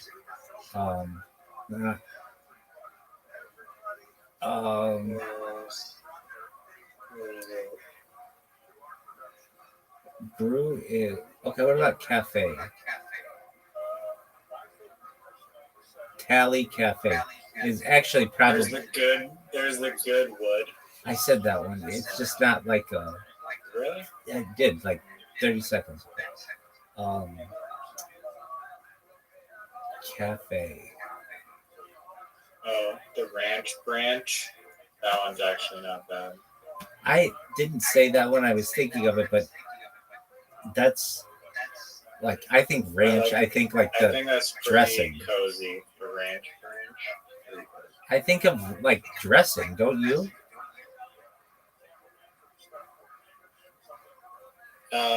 Yeah, that's true.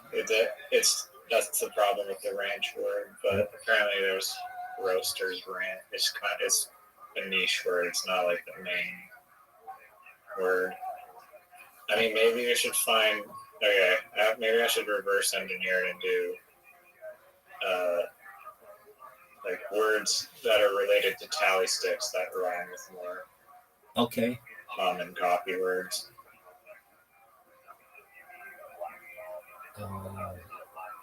Okay, stick, branch.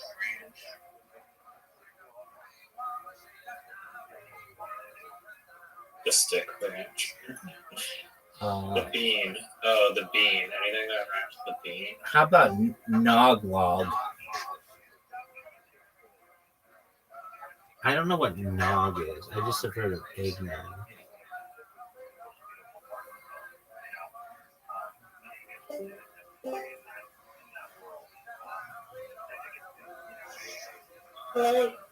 Yo, dog, you gotta be 18 to be in here. Take care, my man.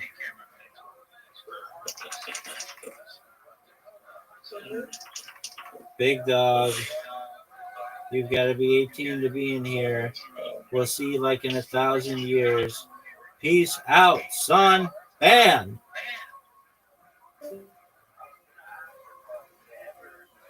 Okay, nog, drink. What is it? Oh, what was the word I just used? Goddamn.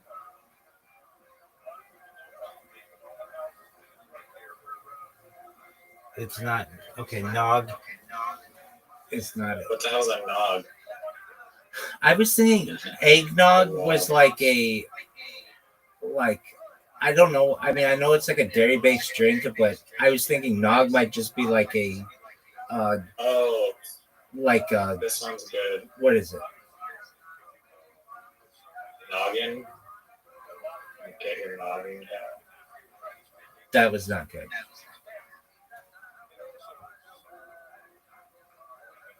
What but Nog is like. Oh, here's two good ones. Hit me with I it. want to say something first. Go. Go. Okay. I mean, I don't love this one. I like the next one a lot. The score pour is the tally stick. Oh, that's like, good. Scoring it. That's good. Yeah, the score pour. The mark dark, like as in dark roast. Yeah, I get You're that. marking the stick. I like score pour more. The split sip. Meh. Wait, the Or split. the stick sip. The split. The split sip. Split sip or the stick sip. Both of those work. They use alliteration. The stick sip is very understandable. Yeah. And it also summarizes tally stick better. Yeah.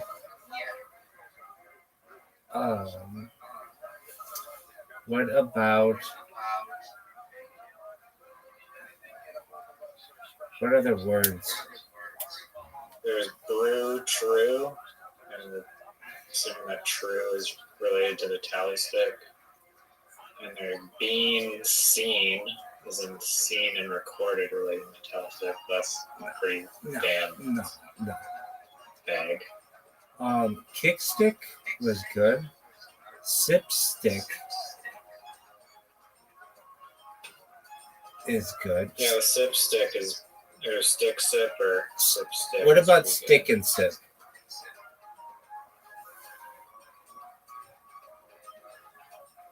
I'm not. Stick and sip is pretty good. All right. What about? All right. So it has to be a coffee shop. Well, we have to give ourselves. This is like a game, and those are the like rules. All right. Because if not, it could be anything. But. Okay. Another possible rhymes could be like credit or debt. Okay, yeah, that works. Or like anything related to tally stick. I don't know what else. What other tally stick related. All right. Or, wait, did you say score pour? Yeah. That's good. That was one of them. Not bad. I don't love it. I think so far. I mean, still, I knew like the half cap would be. The half is like really. The half cap is still probably like number one. If I had to rank them, half cap slightly outdoes kick stick and sip stick and sip and stick, all of those, and then pour score.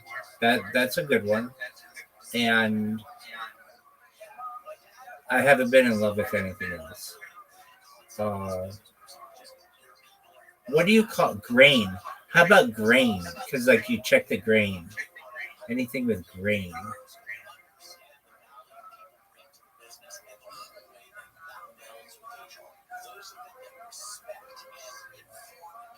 Oh, coffee grains. Well, aren't they coffee grounds? Okay, grounds could be one. Grain and grounds. Yeah. That's not bad. I like the other ones more, but it's realistic that could be used.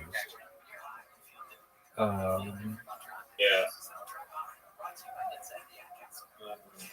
Well, dang.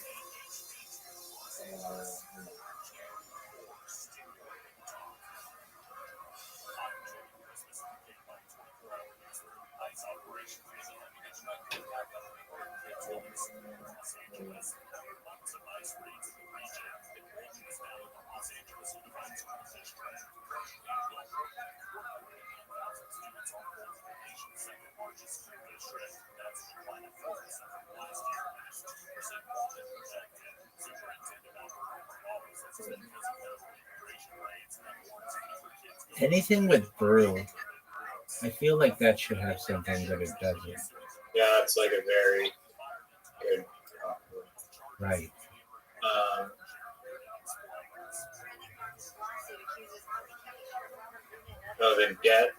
The jet.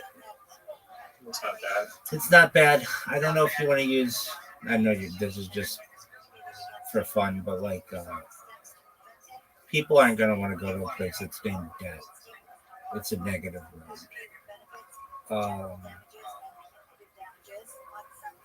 The Crank Bank. That is too close to Spank Bank. Great. What about record? Anything with record? Oh, actually, this does work. What is a record? A record, like record, record. Okay, so there's like a type of wood, like a cord of wood. It's like a pallet of wood. I'm not saying it's great, but it would just be called the record or the chord record. Oh, that's actually wait. But where's the coffee part in it? That's two. Yeah, that doesn't work. That's two wood things. The chord record with oars. Dude, hold on a second though. They had to have a piece of paper that The kept record pour. no. They had a piece of paper that kept track of all of the stuff. They should call that the chord record. Because a chord is like a bunch of sticks. Actually, a bundle of sticks is an FAG, so somehow you'd have to use that. No, I mean you can just use it as a chord, I guess. A chord. I like the record pour. The record pour. The chord record. The chord record pour. There's nothing coffee related in the record pour. Oh no, this would be the thing that keeps that keeps track of like the paper recording. Exactly. So it could be for everything. But I feel like the temptation to use. Do you know what a bundle of sticks is? Yes. Okay, somehow we'd have to use that in that. The name of the. I don't know if that would work well, but maybe. Okay. In the future, when people aren't so uptight. All right. The value. That sounds like a real coffee place. Value Brew. Sounds like a bad change. Does anything like there's some long words that if they work they would be great. Barista, espresso, latte.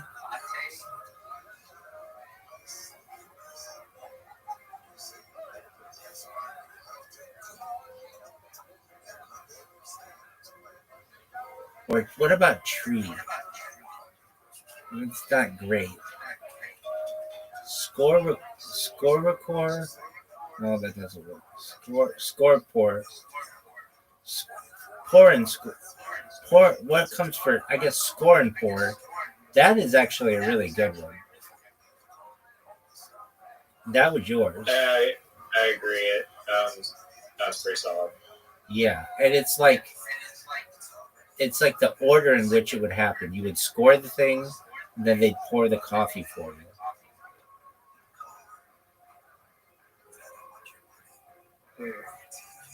What?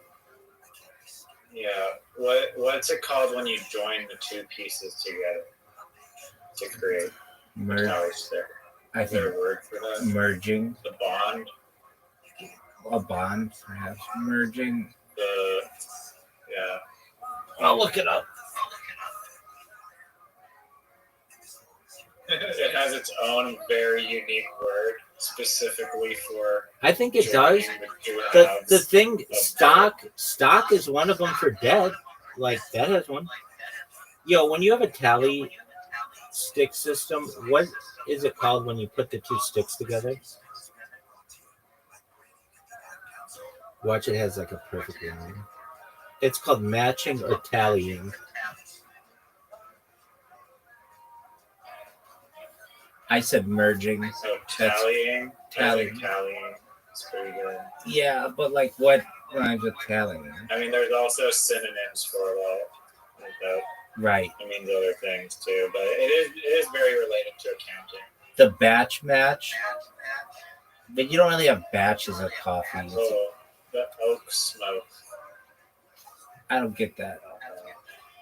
Because you smoke, apparently, like these artisan coffees.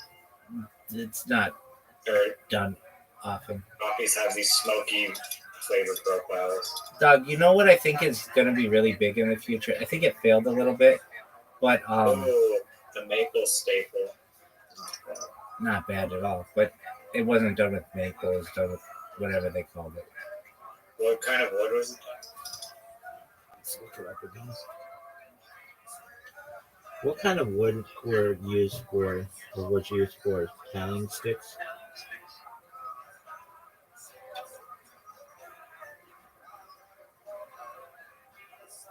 Hazelwood. Other types such as yew. Oh, hazel. I feel like yew could be something like yew brew. That fucking works really well. What the hell does you? What does that have to do with tallies? Yew is a type of wood that they would use. YEW. You just said hazel. No, I said hazelwood and also yew. Other types of wood such as yew. Yew brew. But I know hazelwood.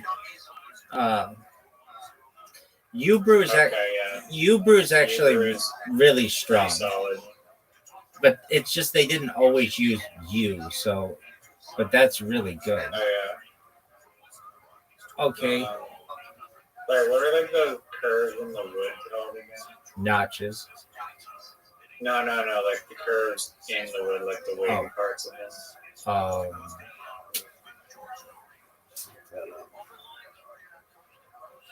In wood, what are the wavy parts called? In the wood, the grain or something? Yeah. Figure, curly grain, wavy grain, tiger grain. Grain. Grain. Nice. Well, no, didn't we have yew brew is really good. I feel like that could be a competing place that just only gives out the receipts in because that's like a triple meaning now because the double meaning of the you a person.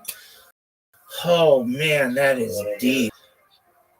That is deep. Yew brew. Yeah, that's. I like the grain though is reduplication, which has to score fairly high because it is reduplication. What is it? Grain. The grain. Like the grain of the wood means the tally stick, and the coffee grains. But those are coffee grounds.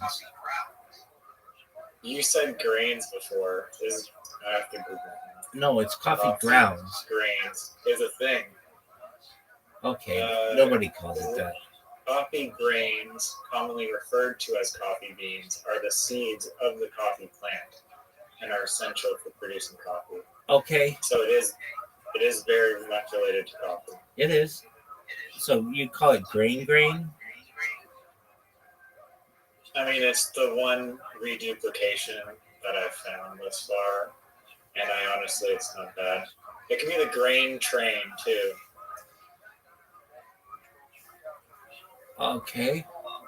I think the grain train is pretty good.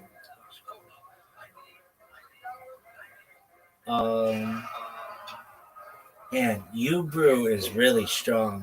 I feel like that's the best one. But it's just they didn't always use yew. So that's the only thing hurting it. What rhymes with wood? Wood, good, should.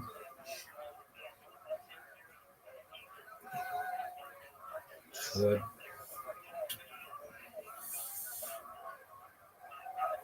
Could.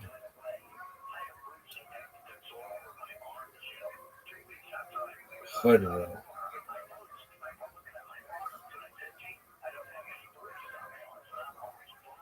Could wood.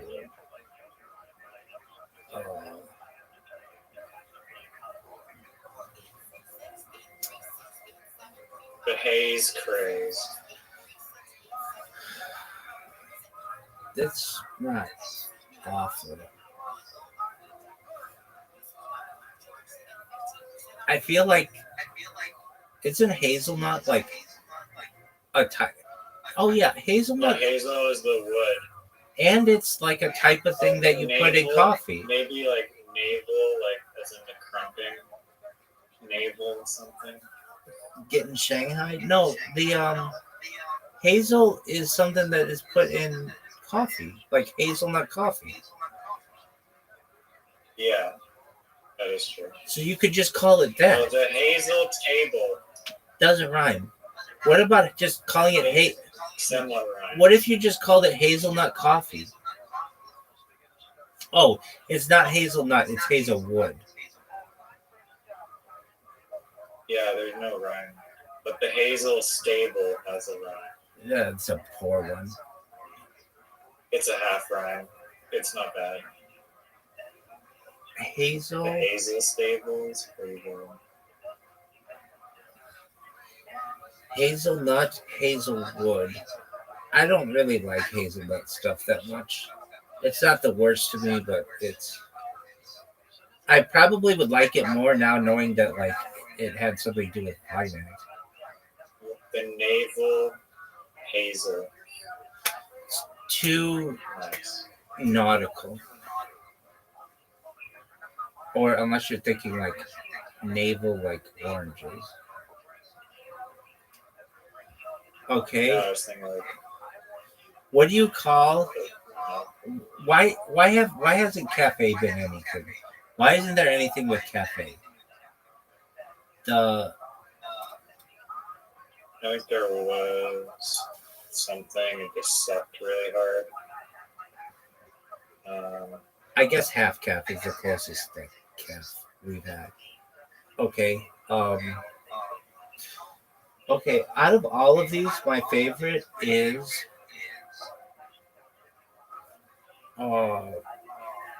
Core Score is pretty good. I don't half calf is good. Kick stick is good. That's a good one. Yeah, the sit. I like this. Or sorry, the stick sit is pretty concise. What about I do like the grain train.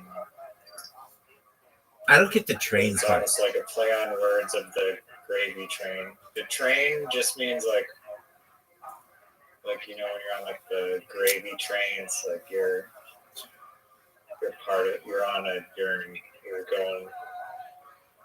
going on a train, which is kind of like the feeling that coffee gives you.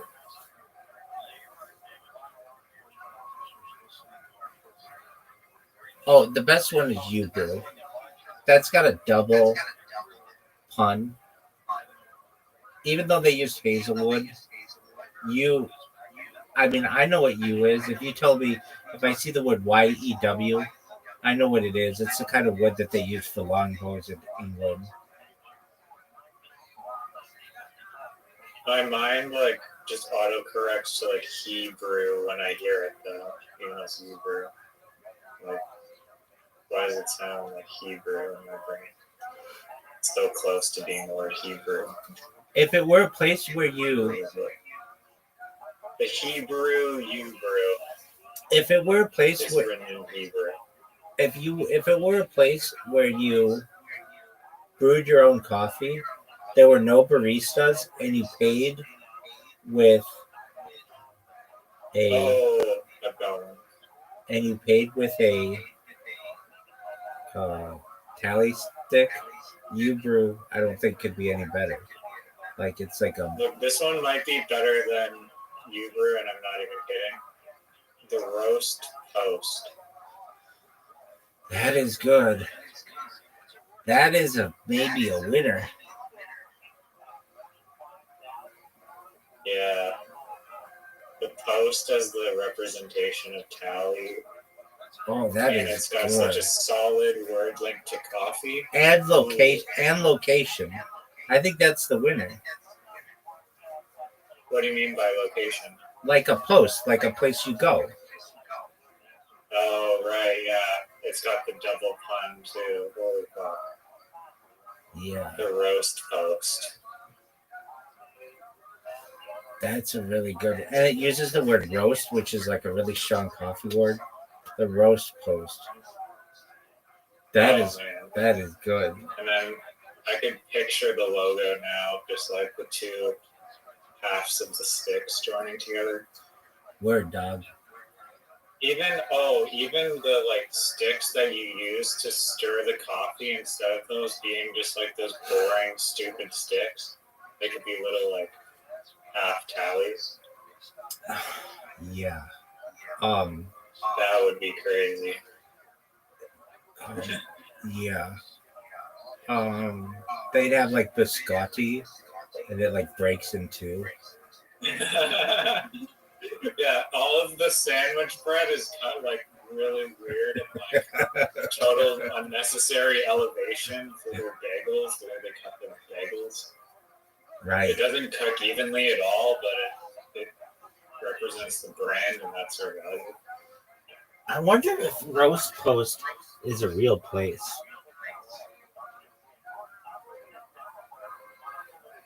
That's a good question. It might exist, and they don't even use tallies. Not yet. Mail order coffee. And then we open up right across the street, and we put them out of business and steal their name. Roast and Post. Roast and Post. They're like a mail order. Oh yeah, that is a. Oh yeah, that mail order copy. Interesting. Oh, there's a physical location, the Roast Post, 181 U.S. Highway 22, Mount Union, PA, which is Pennsylvania, I'm guessing. Word. Oh, it's a real coffee place in Pennsylvania. They don't even know. They're gonna be huge. They have no idea. They're gonna be the largest chain in the entire world. Well, hold on, not yet. They're gonna be like, yo, can we franchise your business? And we're like, what? We're single. We're like, we barely make. Don't worry about it. Trust me. Okay. Also, do you have any sticks? What? We just need all the sticks Also, we can have get. you ever heard of tally sticks? What? Never mind. Oh, Roast Post. Hold on. So this is how it's gonna go. I'm telling you, like I'm predicting the future right now. Nobody's watching the stream right now except for my man in the Discord here. Okay, aside from this guy, there actually are some people watching me. But whatever. They're gonna run with this idea. In the future, we're gonna use life extension technology, mind uploading technology, allow this all to be witnessed. So what's going to happen is Starbucks is eventually going to get taken over by dumb Starbucks because that's a brilliant idea. Then like 1,000 years will go by until we're back to the tally stick system, and Roast Post will then be the one coffee company to rule them all. Does that make sense? Yeah. Do you not think it has any chance to catch on?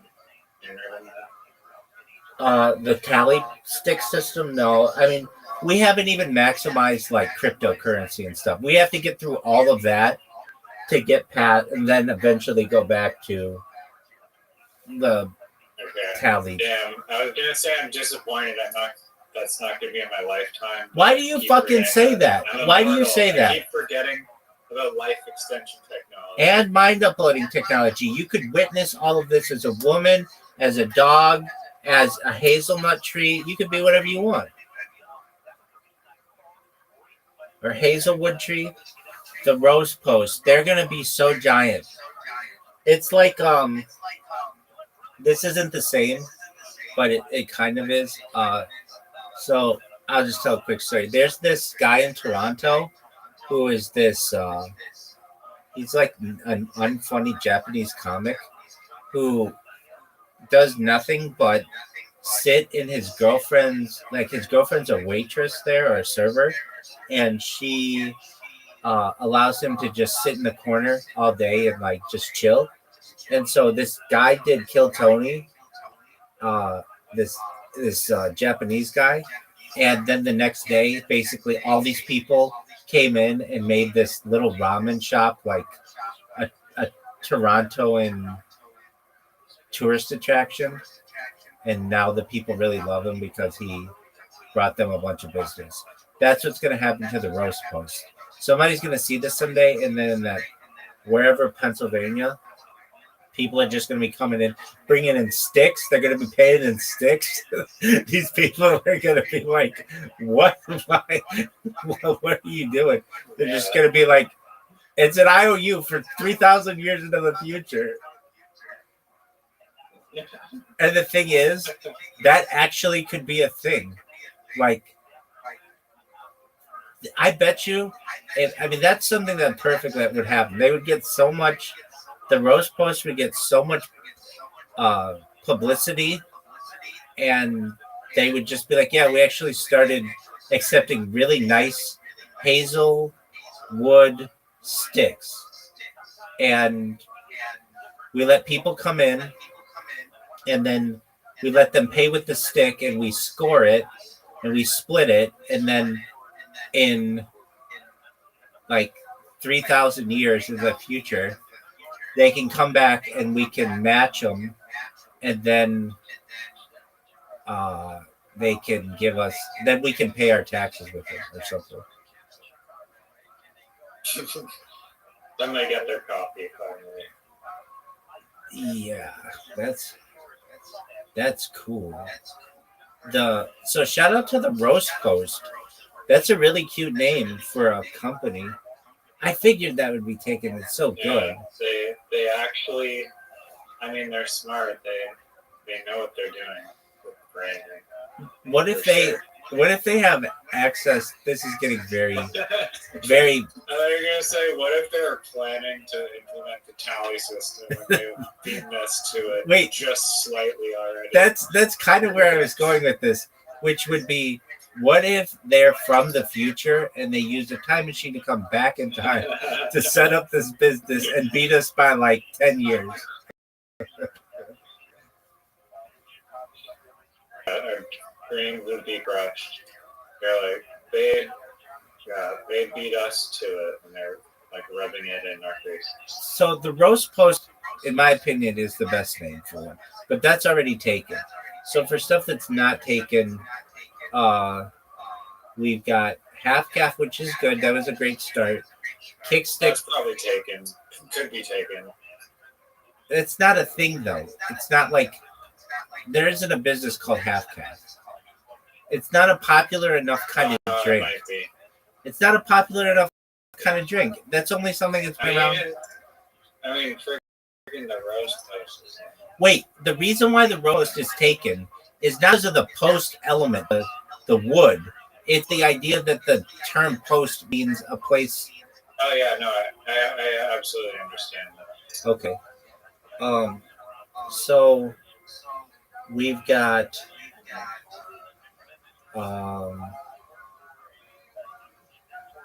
grounds. Oh wait, there could be something with that. Grounds, like as a location. What would go with grounds? Coffee grounds.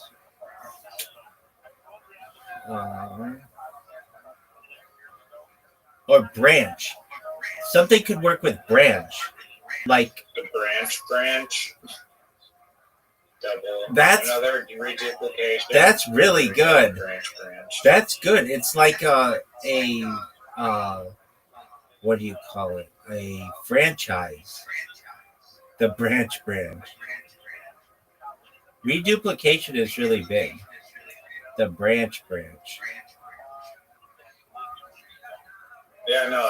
If you're in reduplication, you're high IQ. Yeah, no, definitely. I think reduplication may be. It's not bigger than pun, but it's. It's very high. Yeah, I don't know. It's highly regarded.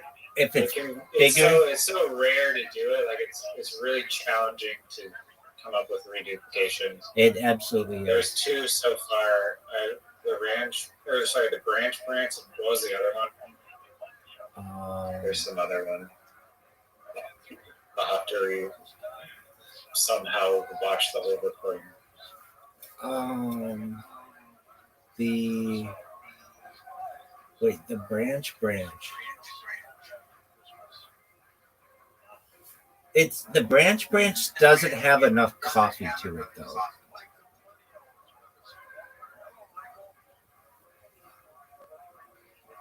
Yeah, I know, but in the the roast post does. Oh yeah, the post actually is a double pun. Right. Of representing the tally and thing, yeah.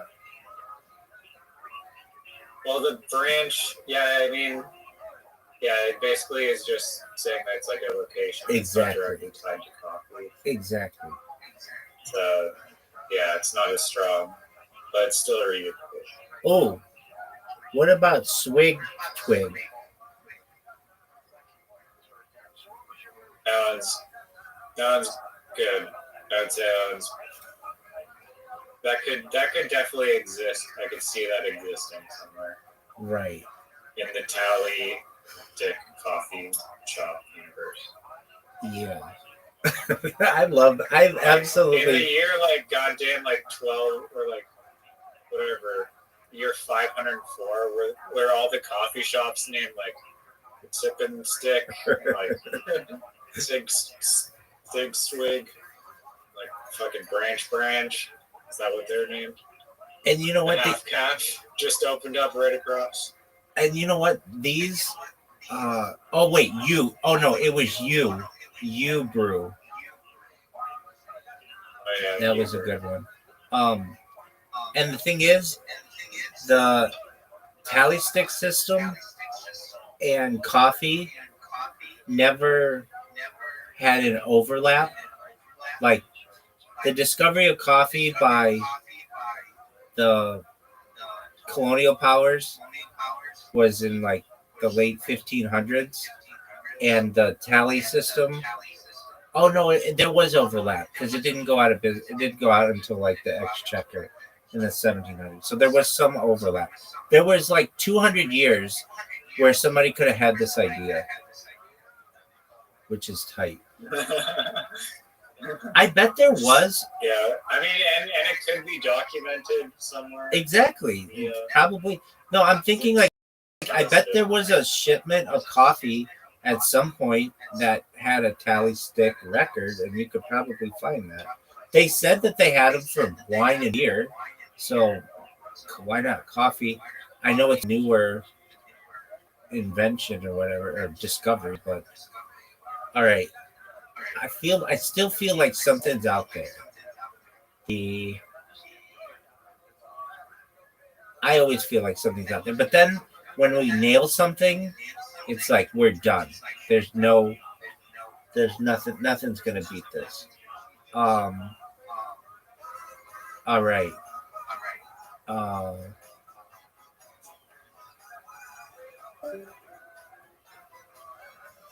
Does anything rhyme with wake? WAKE? Steak? A steak, wake steak. That kind of works because it's a steak is like a stake in the ground, like wood, but it's also like wake steak.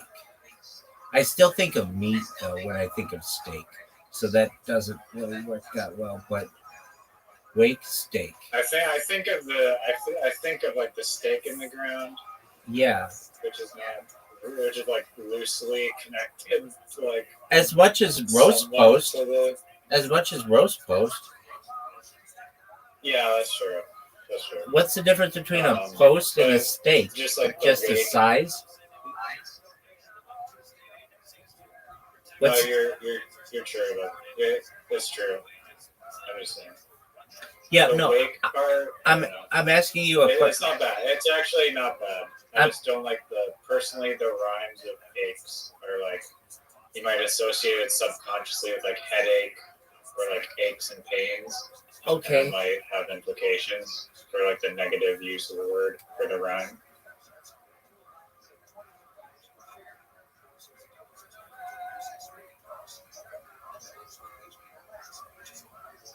is it still so awful? I feel like something with brew has to be there. Brew is such a like. Well, I guess it could be alcohol as well, but like brew.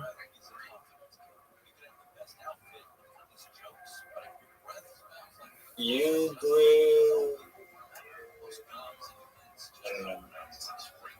Woodwards. Didn't you have something? Did you have something score?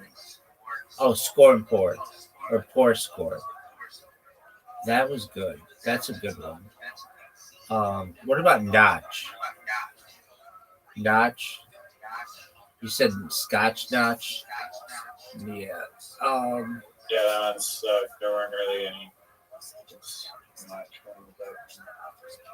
Grain grain. I'm thinking of synonyms for half, and there's a lot of synonyms for half that cover potential. Split. But, I don't know.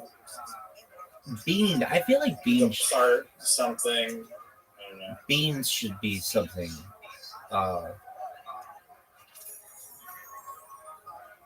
Tree bean. That doesn't work. It's okay though. Bean. Bean seed. You said that one.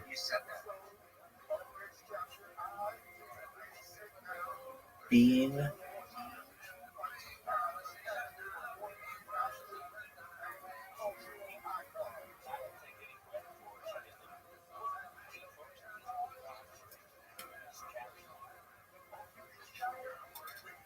What did we have? We had something that we were coming up with. Bear scare. There was some double. What do you call it? A doubleism? Reduplication. Reduplication. Thank you. There was something that we had that was like a really good thing. I forget. Okay. The reduplication word was, I remember it from this hotel, the space themed hotel. Oh, Space. Space. That's right. Yeah. That's what it is. I've actually talked about that with people, like since we've spoken about it. If you want to know the perfect name for it, we'll come up with it. Yeah. It involves reduplication. That's right. That is the best thing. No, I've talked to people about a space hotel, and I was like, yeah, and people already this is how I posted to them. And I'm like, yeah, and people have already come up with a name for it. It's called the Space. And they're like, oh, okay. Like that's already being marketed. Yeah, people are discussing it. Oh, that's, People are talking. yeah, who's people? Oh, my friend and I, but that's people. Riser. Yeah, well, they don't know who Riser is. No one knows who Riser is. I know who Riser is, though. All right. Branch.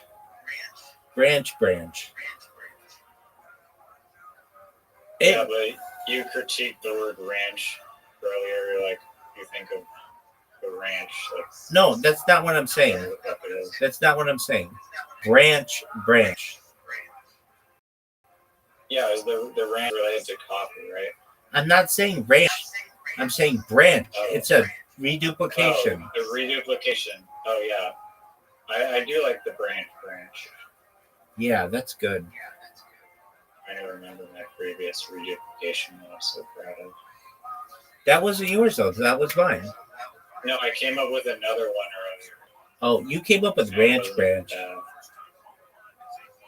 But there's just not. So I guess coffee is isn't it amazing that we don't? I mean, like we drink it every day, or a lot of people do, but they don't really know. Like it's a cocoa tree, I guess, which is also where cocaine is from, and chocolate. Like, what an amazing fucking tree. I thought those are separate.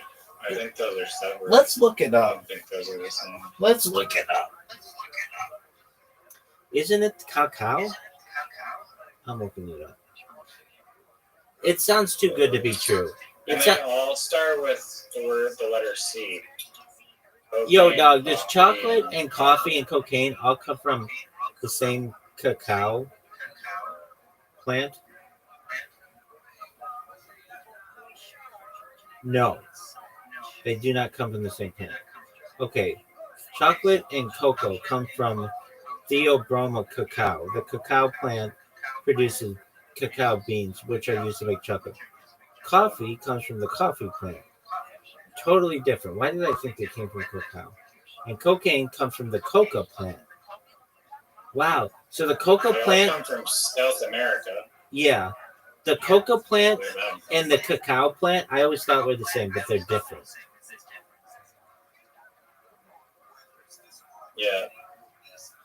Cocoa and cacao. Researching why no one has reverse engineered Coke's recipe, but they literally like apply like military, like it's like they literally apply the same like methods that they use to keep Bob. What's it? Bob Ross, right? The alien UFO guy. That's Bob Lazar. That's Bob Lazar. Bob Ross is the Oh artist. yeah, Bob Lazar. Yeah, they use the same techniques as Bob Lazar, where they keep it all like compartmentalized. Compartmentalized. Yeah, somebody working at Coke went to Pepsi and said they had the secret formula, and instead of Pepsi stealing it, they just went to Coke and told them, so the person got prosecuted. Yeah, it's weird. That B- they B- didn't- BRB. they're owned by the same parent company. Was it No, they're at not. that time? No, they're not. They're separate organizations. One's PepsiCo, and one is Coca-Cola Company. I'll be right back. I gotta pee. No, I think no. I think they are. They do have like BlackRock owns like 30% of both of them or something. So that's why they don't make commercials anymore. They're like bashing each other and trying to step on each other. Because private equity owns a lot of them.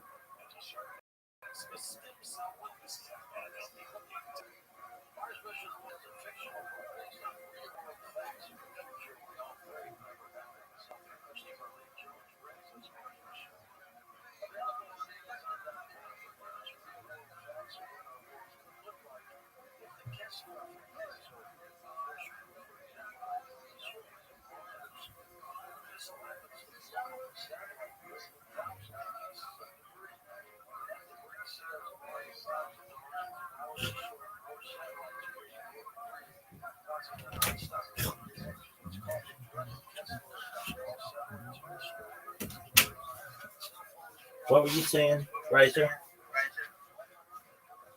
Yeah, so these like major private equity firms own a lot of stock in both Pepsi and Coca-Cola, like Yeah, like Vanguard and BlackRock and Berkshire Hathaway. JP Morgan. Yeah, definitely. So because of that, they have like this like incentive to not bash each other's product. That's correct.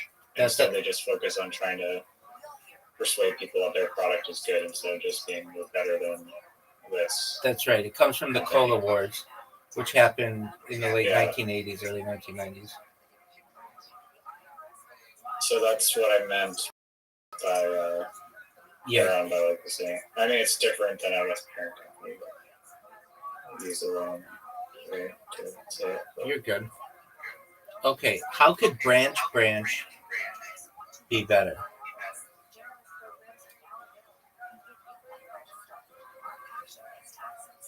There's another theory or strategy that I'm surprised isn't used more often, but by just making up a word and then pushing that on people, saying like, this is what the meaning of this word is, and like forcing people. I think it. I've used it, but I haven't like formally marketed it. But I've named here. Can you see my camera? Yeah. See this character on the wall? Probably very well. Is he black and white, or is it black and white? Yeah, that's it. Okay. What It's is like it? this graffiti moniker that I started drawing, and I named it a Fluby because I thought Fluby was like a very It's a good name. catchy name for it. Are you sure? That's like, and if I was like selling clothes, it might be like Fluby outerwear or something. But Are you sure that's not already taken by something? the character name is Fluby, but yeah, I don't know. That's like a character though, so it's kind of a little different than just like naming your coffee shop. I mean, you can just call it Flubies or whatever. Okay, be It still careful. sounds dope. There's something called a Flowbee, which is a hair cutting attachment that has a vacuum in it. Fluby's already a thing. It's a cat. Floobie.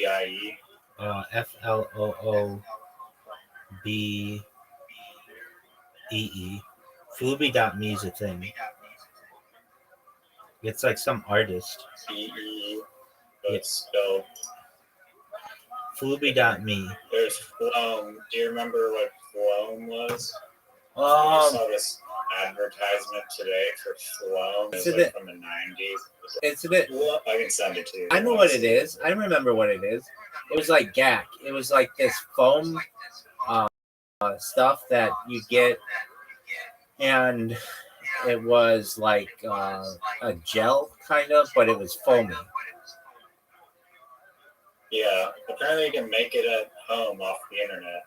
We're on Floam. Word dog. But I was like, with like corn. With like corn. Like, why isn't that like around still? With like cornstarch, right? Yeah, it's done.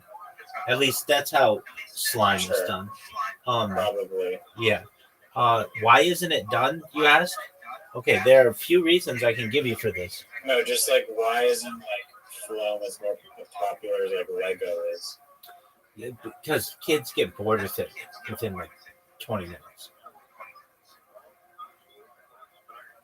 And then also, really? And it There's gets so many combinations. Not really, and then it gets really dirty. So Lego wouldn't be as good of a comparison as like Play-Doh. I think Play-Doh is probably a better Yeah, but to me, I mean, Floam seems like a competitor more to like, I mean, Play-Doh and slime, because it's some moldable thing in your hands. I agree, but the thing with Play-Doh that makes it good is it can dry and it can just stay as whatever it is. So you can make. Same with Floam. Does it dry? Yeah, it'll harden.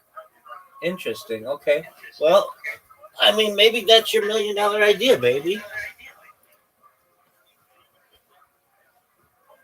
I mean, I need a good reduplication for it. I mean, it was already invented in the 90s or whatever. It was already marketed, so it didn't catch on.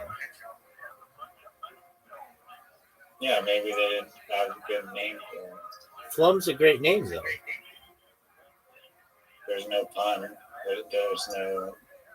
It's one word. I don't know. It's one word. It's like the word foam. It's good. It doesn't involve crimping. Does it involve Shanghai? Really? Dog. All right. So. Oh, crimp means compress something into a small fold or ridge. Yeah, like hair. The wire, or make waves in someone's hair, curling iron. Yeah. Or have a limiting or adverse effect on something. I'm the crimp pimp. If you don't do what I say, I put you on a fucking squid boat.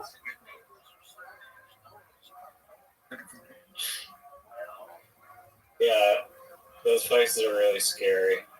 But and I find this funny, like in Japan, their prison system is like so much different than American system. It's like American jail, you just like rot in your cell or whatever and just chill. But in Japanese prisons, they literally make you work the entire time, like every single day. It's like you have to march like with your legs above your hips for like 4 hours, and then you have to.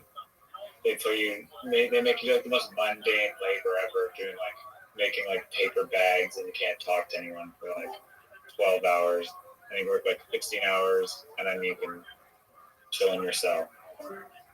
But they don't make you work here, jails. Have you ever seen the ones in like Scandinavia? Yeah, those are just like Airbnbs. Right, like you can't leave. If you let me live stream from one of those, I'd be happy to fucking be there.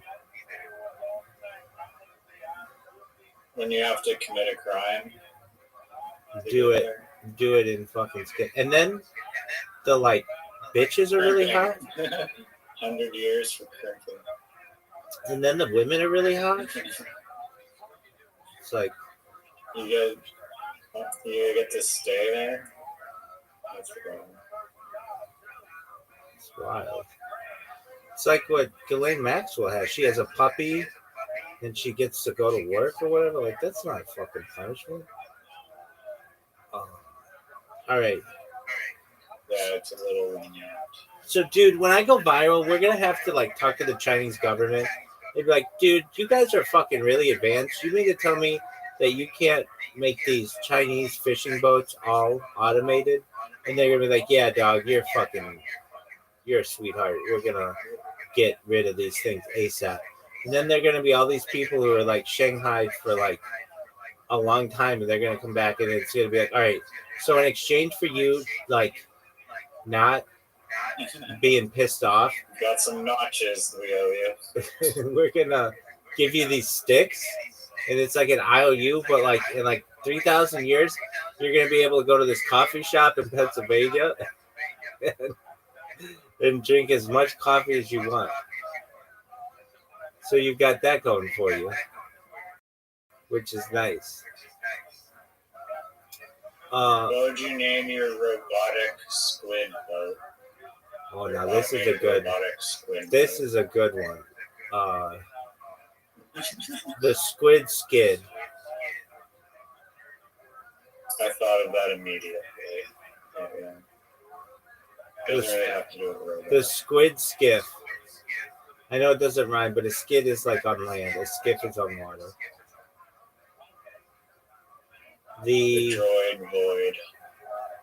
Roboboat. That's not bad. The rowboat. Rowboat. That's good. So it's not a boat that you row. It's a robot boat. That's good. Yeah.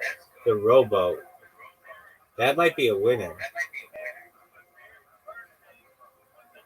I agree. It's pretty solid.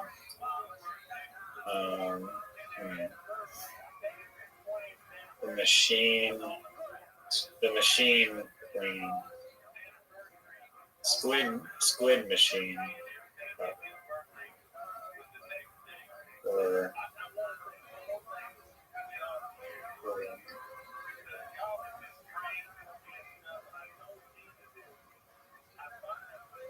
the boat. The rowboat. The rowboat. I don't think you get any better than that. That's a winner. That's like space. Yeah, I'm trying to think of a rhyme, like a electrical rhyme for calamari, but it's just no help. All right, what about the calamari Ferrari? There you go. There aren't a lot of things that are gonna rhyme with that. The calamari Ferrari's pretty good. How about the calamari safari? That's what those guys are doing right now. Oh, that's dope. I like that. Calamari safari. The pimpment shipment. No, the Or pimp the crimp. crimp and The pimp crimp crimp sent ship. that the pimp Crimp crimp. ship. No, here it is. The pimp crimp sent me on the calamari safari. I bet no one's ever said that in the history of the English language. Oh, for sure. I'm in a That was subreddit. the original sentence right there, and it was probably 5 words I'm in a subreddit, or at or least 6 words. I'm always recommended it. It's called Brand New Sentence.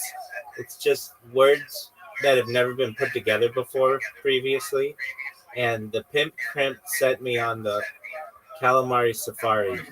That has never been said before. That's going to the top. Right. Can I post that right now and we'll see? Go for it if you can. Oh, fuck. I have to log in. Usually I don't even know. it has to be like a tweet or something. Like they want to see it in writing. I can't just create a post. I have to just screenshot my own Twitter thing. now. Exactly. But if you're going for imaginary internet Lets me porn, create a post, but if you're going for but I mean I'm just saying that's it's not going to get any clicks unless I just screenshot it. Right? Yeah. I'll screenshot it and post it in there. that's baller. X.com. One day somebody's gonna put in the Urban Dictionary calamari safari when you get Shanghai in China to work on a boat for the rest of the time. I'm surprised these guys don't like jump off the edge if it's so shitty. And I mean, they're probably playing on desperately right, trying to escape. for just hope. Maybe I don't know why they team up. Like same with like if you actually got crimped and like everyone on the boat is like a slave, wouldn't you just team up and like throw the people that stole you? Yeah, that's overboard? called that has a name. Pirate your own boat. Yeah, hold on, that has a name. Pirate the boat. That has a name, like a special name. It's oh fudge, what is it called? When you I'm looking it up. What is it called when the sailors take over the boat from the captain? Mutiny. It's called having a mutiny. Rebellion against authority. But the punishment for mutiny was really bad. They would like they had this thing they would do where they would just drag you behind the boat with a rope for miles and miles and let you drown. You'd also have to walk the plank. There were like a bunch of punishments to avoid this.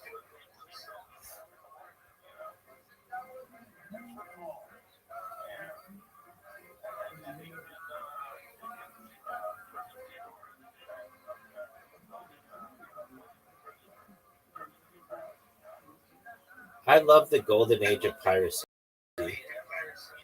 Piracy's baller. I agree. It's not really a thing in Somalia anymore. That's not the golden age of piracy. Oh, you're talking like way back. Yeah. Dog, how do you like this one? The first people to colonize Madagascar Wait, were not from Africa.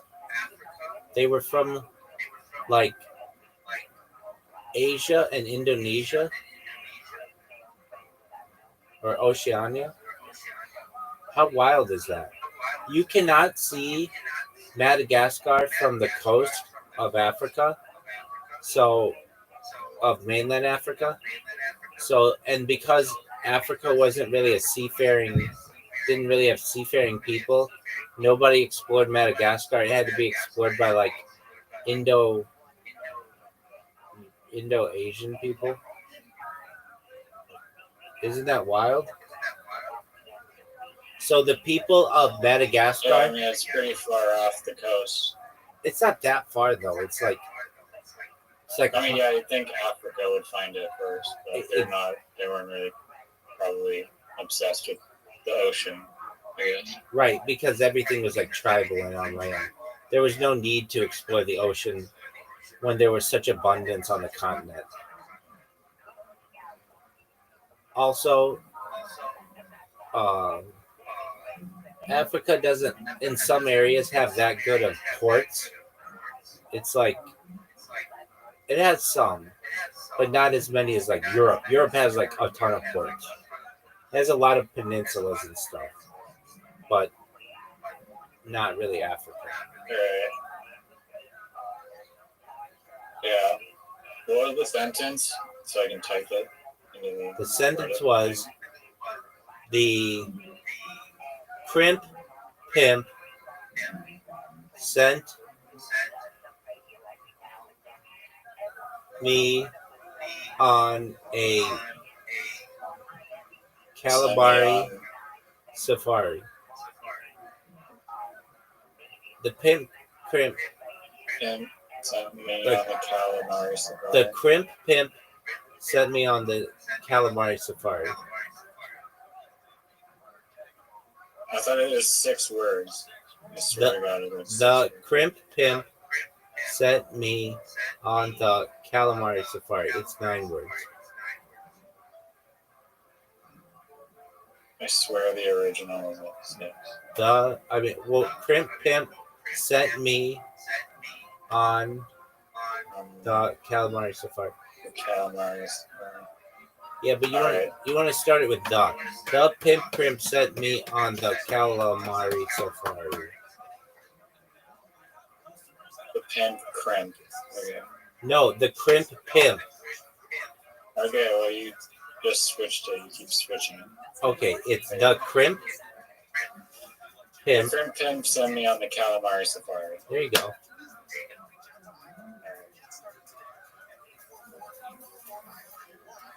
So that would be like whatever group operates the Chinese fishing industry. That's the crimp pimp, aside from myself. And then when you go on the calamari safari, that's when you go on those fishing boats. That might be how the crimps deceived you into going on. Saying, do I go on the calamari safari? And you're like, that sounds fun. Like, yeah, it's free. Just sign right here.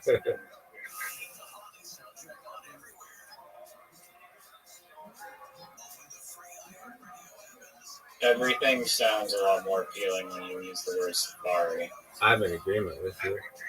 That's probably why iOS uses it as their browser. Dog, have you used the Atlas? Have you used Atlas browser yet? Dog, have you used Atlas browser yet? No, should I? Yeah, it's available on. Don't you have it at Mac? Yeah, but like, I don't know what's good about it. It's gonna take over the world. Training ChatGPT. Yeah, exactly. That's what you're gonna be doing. But you'll be like an early adopter of like the browser that's gonna take over Google Chrome someday. Honestly, I doubt that. I think Google's kind of got a monopoly. Is Google making humanoid robots? Yeah, but you have to understand, Really? Yeah, that the EU is going to break up Google's monopoly, and they can either choose to keep their AdSense, their AdWords business, or their browser business, and their ads are more beneficial to them. So then they're going to have to stop, perhaps in the EU, either updating their browser or promoting their browser, and then that gives Atlas an opportunity to be able to grow in the EU and then eventually take over the world. Like Apple's gonna get the browser? No. ChatGPT has a browser. It's called Atlas. Oh. And but Google's just going to abandon their browser entirely, or are they just going to get sold to another company and keep the brand and name? No, they'll Or keep. they have to rebrand it. No, they'll keep it available in countries they're allowed to, but the EU is going to say that they have a monopoly, and they can't have both all the ad revenue and the browser. That's a monopoly. So because that's going to give room for a competitor, ChatGPT's Atlas is going to take that spot, and then that's going to spread to the rest of the world, and then eventually the EU is not going to say that you can't have AI in a browser because those are much more related than advertising in a browser. This is guaranteed, baby. I gotcha. I see it from a mile away. Would you rather drink coffee at the Roast Post? That's the best one. They got the best name. And they don't even know that they have like the tally stick element of their business. They don't even know that in 1,000 years they're going to be the world's most popular. Wait, doesn't that mean shit? I may have to get rid of the word pimp in my post. But then I'll keep it in the screenshot. They won't let you have the word pimp? No. What does it say? I don't like that word. They just automatically removed it. But it's in the screenshot, and I don't think that they have detection for that quick. Right. Did you know that Calamari Safari? Calamari Safari might. I'm sure somebody said that. No, but not with the suffix expanded. That's correct. Oh, no, removed. Interesting. Are you sure that? That could be because I don't have enough karma, because this is a account I've used one time. Yeah, that could be. Do you know? Okay, no big deal.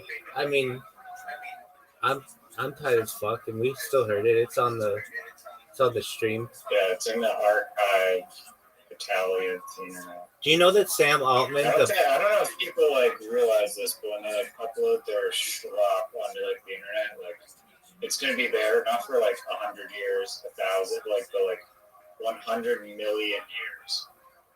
It's like writing. It's like writing on a cave wall. A cave wall? What do you mean? It's like writing on a cave wall. Oh, okay. Yeah.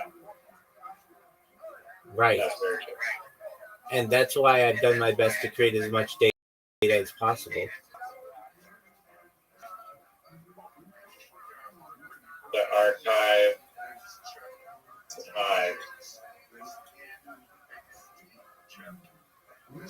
The live archive. The streamer. Believer. The dream stream. That's pretty good. The dreamer streamer? No, just the dream stream. Where we talk about potential. No, I'm trying to describe you. Oh, as a person? Stream is pretty sick. Oh, then I'd be the.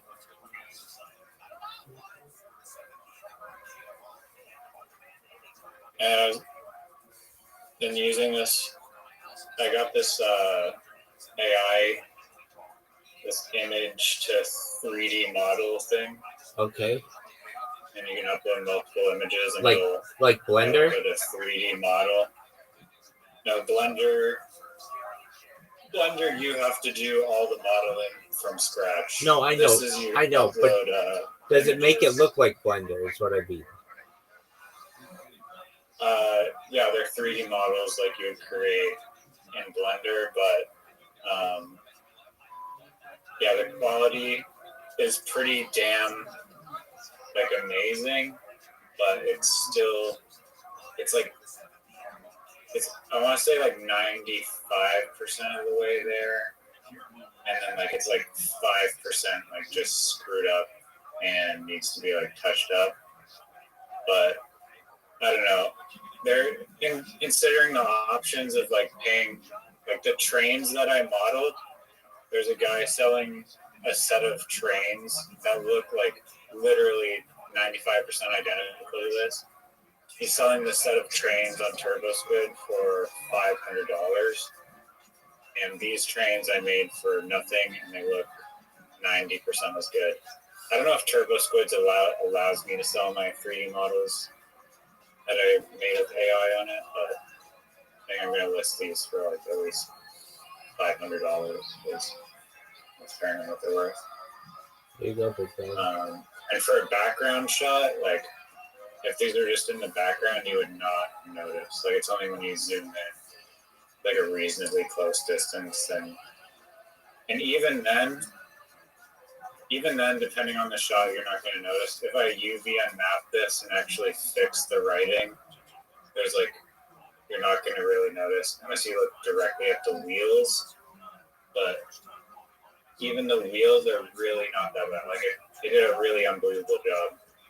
And then in order to actually get the images, I took an image of like the crane, like a model crane, and then I used Nano Pro, and then I generated a bunch of orthographic views of the train, or just like different angles of the same object. And yeah, it's pretty sick. I can show you right now if you want to see my screen quickly. I don't know if you're even in the room. I am right here. I'm right here. Okay. Yes, I want to see it, and then I'm gonna get some sleep. The Canadian National Railway train. Oh wait, hey, is that the holiday train? No, this is not the holiday train with all the lights, but that train is dope. Yeah, it is dope. It's an excellent way for them to advertise themselves. There's Santa Claus or who? No, Canadian National Railway. I mean, like I'm in the United States, and I find out about it like that. It's really big, and it just goes all over the country. Okay, I see your train. So you can sell that for $500? Yeah, like I have a whole bunch of them I made. Okay. Why can't I have AI create that? Yeah. So there's an Alberta one, a Saskatchewan, there's an auto rack train, there's a boxcar train. Is there a Manitoba train? Is there a Manitoba train? I don't know if there's a Manitoba train.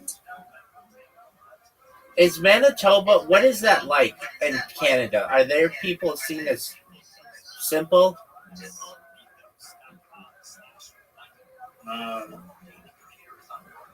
No. Okay, well, I don't know. Like, why would they be simpler than other regions? Well, not like Newfies, super smart, but like Toronto's very metropolitan, as is Vancouver. It's definitely gonna be country folk. That's what I mean. Probably for the most part. That's what I mean. Farming potash. Okay, what is that? It's a fertilizer that the U.S. is strongly dependent on Canada for, and Rob Ford was like, "Yeah, if you impose your tariffs on us, we're gonna like spike the price of potash, and then you guys are gonna suffer."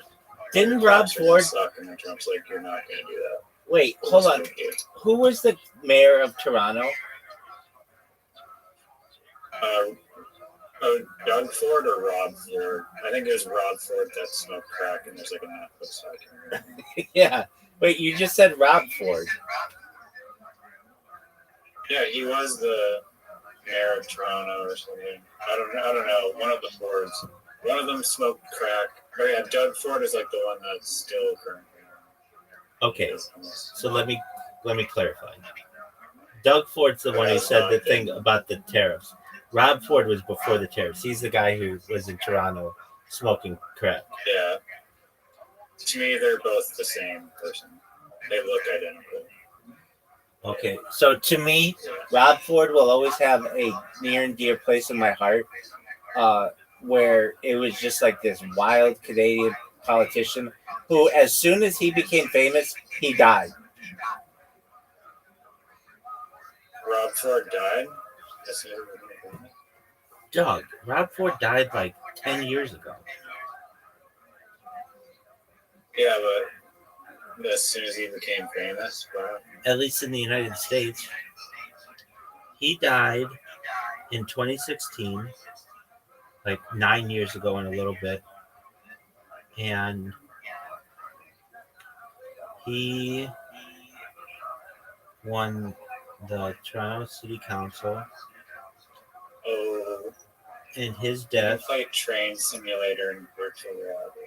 Sorry, tell me about Rob Ford. he had severe abdominal pains, and he was at he had a rare form of cancer that like was affected fat people, and so his brother is Doug.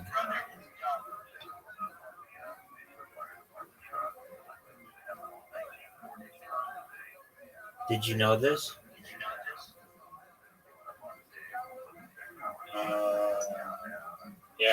Yeah. Okay, well, nobody knows this outside of Canada.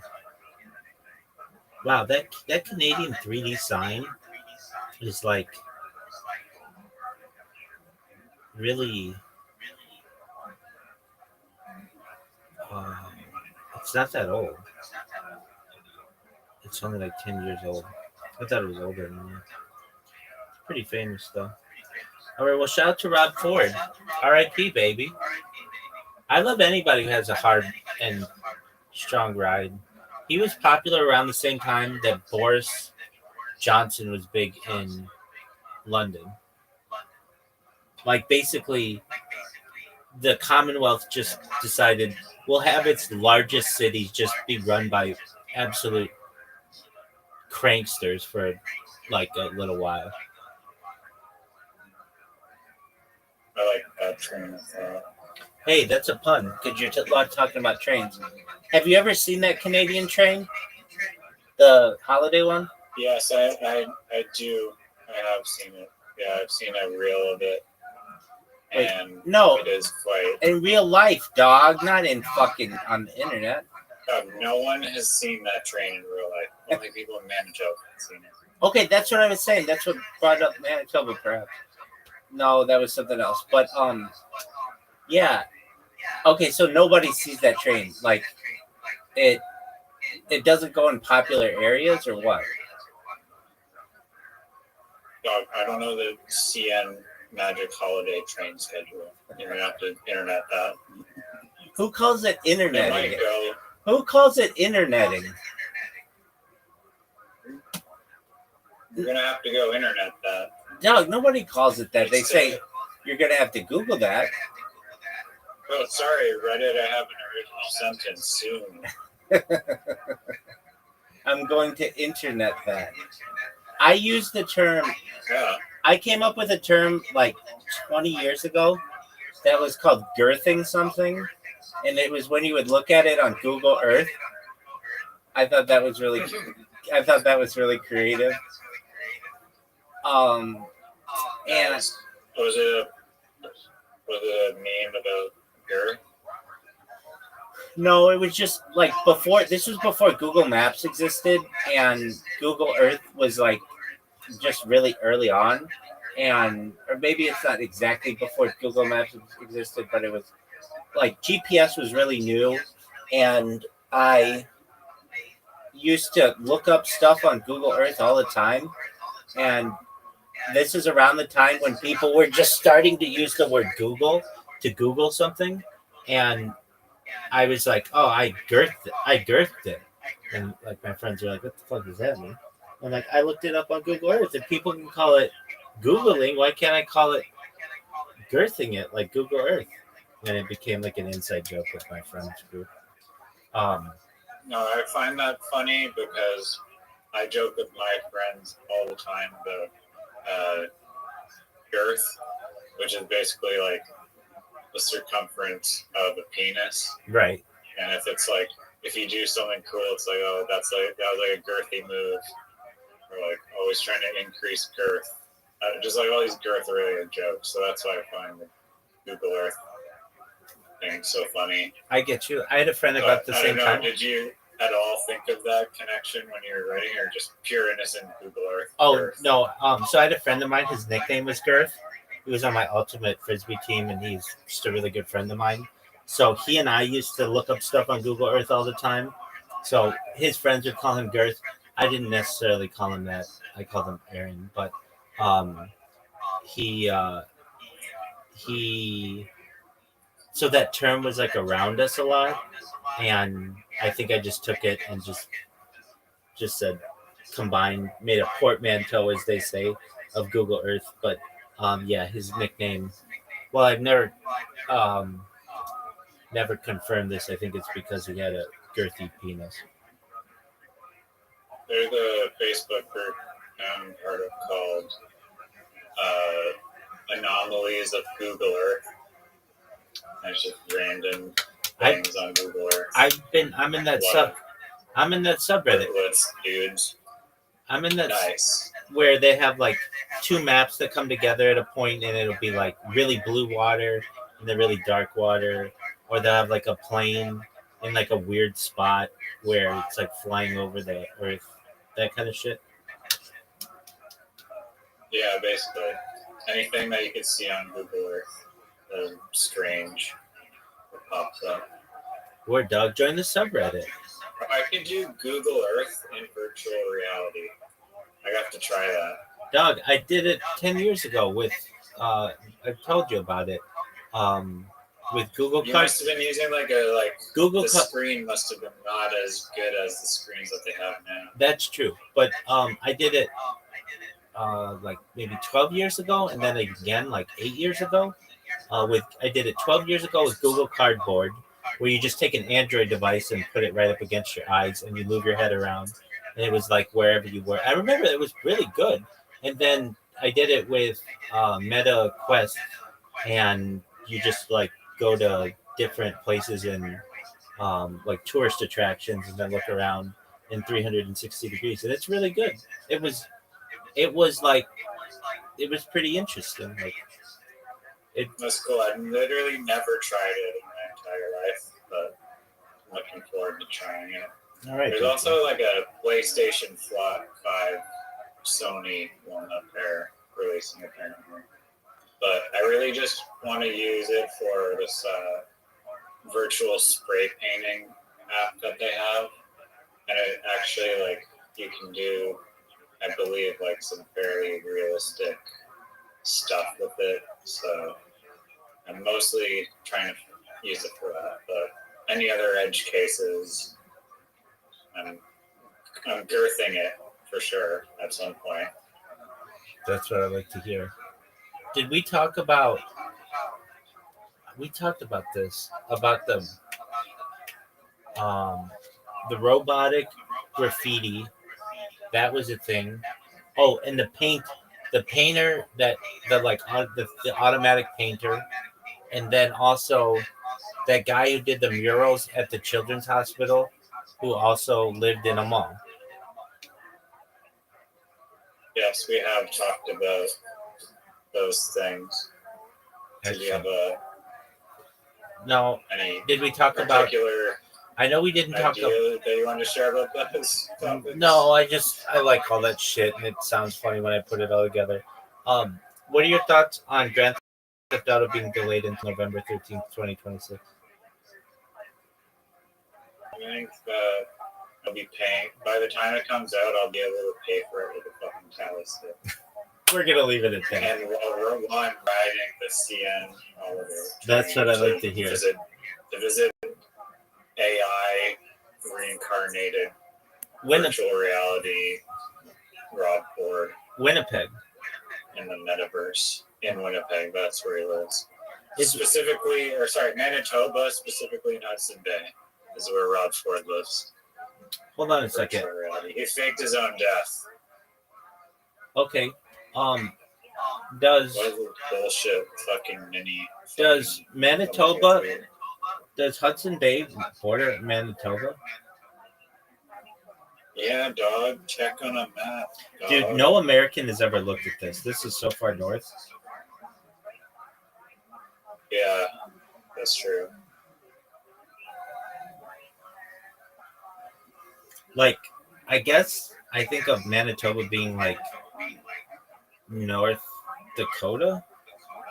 Hudson Bay is a large inland sea located in northeastern Canada. It's the second biggest bay in the world after the Bay of Bengal, but I kind of think of it as like bigger because it has What's like the definition of bay? all those the same as the sea. It's like it can be anything. Oh yeah, Manitoba does fucking border it. Fort Rupert. I think Fort Rupert in the future will be a big city, a bigger city.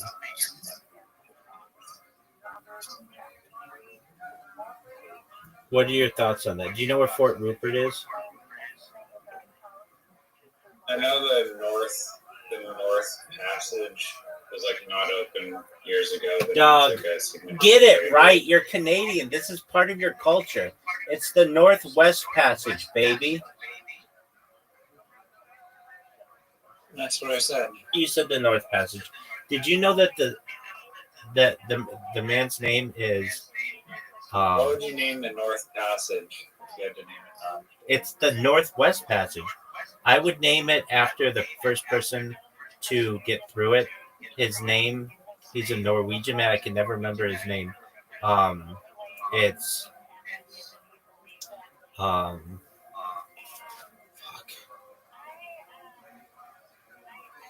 Roland Amundsen. I didn't even look it up. He was also the first person of the South Pole and the first person to the North Pole. That's dope. How I fucking watched this really sick documentary on these like recreational explorers that were just sailing through the North Passage, but they're like fucked up. And they were not on a steel hull ship. They were on like a regular like yacht, like fiberglass boat. So if they hit any ice at all, they were like absolutely screwed. And like literally they were like surrounded by ice and they're like, oh, we're gonna die. Holy fuck. But they kept filming. And there was like a family, they were like fighting because they're all stressed that they're gonna die. Crazy. I wish I could find it. I watched a documentary on a guy. He's the first person ever to circumnavigate the America alone, and it's fascinating. He basically takes a boat. He doesn't know that much about boating either. He buys a boat in like Maryland, and then goes up to like past Nova Scotia and Newfoundland and all that shit, and past Greenland, and then through the Northwest Passage when it's warm. And I want to say he did it with like a dog or something. Maybe not. I forget exactly what, but like you could see like polar bears and stuff. And he almost died doing it, but then once he made it through there, it's pretty easy because then it's like open ocean once you get through the Bering Strait. And it's a pretty fascinating documentary. It reminds What's me. it called? Let me look it up. First person to circumnavigate the Americas alone documentary. It's called Alone at Sea, Battling the Elements. It's by Matt Rutherford, a sailor from Annapolis, Maryland. He completed the feat in 2011 and 2012, sailing a 27-foot sailboat named the St. Brendan over a distance of 27,000 miles. His journey, which began and ended in Annapolis, took 309 days and included navigating the challenging Northwest Passage and rounding Cape Horn. Rutherford is credited with providing the voyage footage for the documentary Red Dot on the Ocean. It's called Red Dot on the Ocean. His book is called that. Red Dot on the Ocean, directed by Amy Flannery, which chronicles his journey and portrays it as a triumph over adversity. The film highlights his struggles with mechanical failures, extreme weather, and psychological challenges. Okay, I got it. All right. Did you watch that Walking Amazon documentary stuff? I did not. I have to. That's good. We can watch it together. I'll watch it again. Dude. So sick. I'll watch it. You next time you come in here, we'll watch together. I love watching shit with you, and then we get to talk about it. Yeah, this one's like really crazy. That dude that has been walking around the world for like half his life. Yep, he's like about to finish. 10 days ago, there's like a news report that he's like Gonna finish. he's on like the last 2,000 miles or something. Belarus. For 27 years. He's from Belarus, right?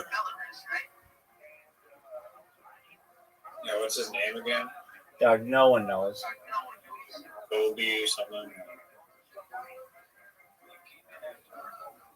Yeah, that dude that you told me was walking around the entire earth is almost back.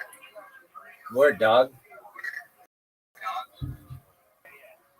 I don't want to do that, but I want to do the longest straight walk on Earth, which is from like Cape Town, South Africa to like Siberia.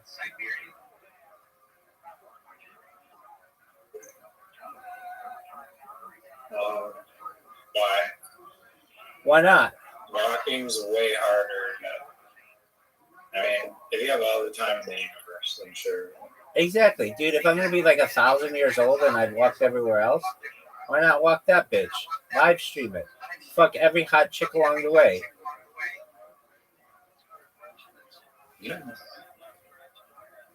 I think it's a winning. Not a bad plan. Absolutely. There's an amazing documentary series. It's called Long Way Around, and it has the Scottish actor from Star Wars in it, and it's like a buddy documentary series of two UK guy or British or whatever the heck, Star Wars guy and some other his best friend. They're on motorcycles and they literally do the exact trip that you're saying. They go from like one episode they're going from like all the way like from the tip of like the UK to the tip of like Siberia and then down all the way to America, and then on another one they do all of Africa like north to south, and then on another one they do South America, and it's super funny too. Very good documentary series that I recommend. All right. Well, don't be such a stranger in here, and we'll watch that in the future. Sound like a plan? Yeah, you woke up at 3 p.m. and you're already going to sleep again? Dude, I'm exhausted. What were you doing? I was up the whole previous day until like 2 p.m. today. Oh. And then I slept for like Doing what? a few hours. I was talking with people in Africa. Okay. Good reason, I guess. Changing lives, baby. What do you want me to do? Yeah, no, I've been super into 3D stuff and Blender.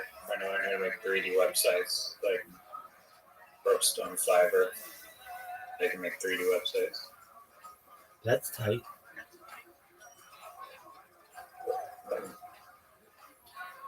Do people pay you with tally sticks? It's the only thing I accept, dog. I accept nothing less. Don't ask me for change. Oh. Don't make me crimp web, dog. Oh, dude, that is so funny that I want to see a store someday that has like Visa, MasterCard, Discover, American Express, and then just this 2 sticks with like a jagged edge in the middle. Oh, I see that you accept tally sticks. Yeah. Just one moment. Dude, that would be such a funny like Key and Peele skit or Chappelle Show skit or like SNL of just people who pay for shit with tally sticks like at a drive-through. They've just got this like log that they're putting through the drive-through window. That's just. I mean, literally with cameos now, you could make it in Sora and have it like consistent, basically. That's a good point. What would you call the channel? Oh god, Pally TV. That works.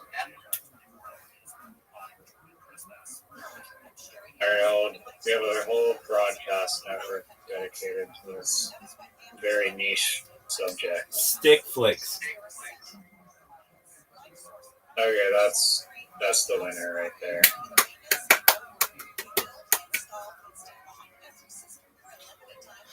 All right, big dog. I'm gonna call it. All right. Peace out, baby. Later, Don't be a stranger. Come back tomorrow. Okay. You'll never come Peace. back.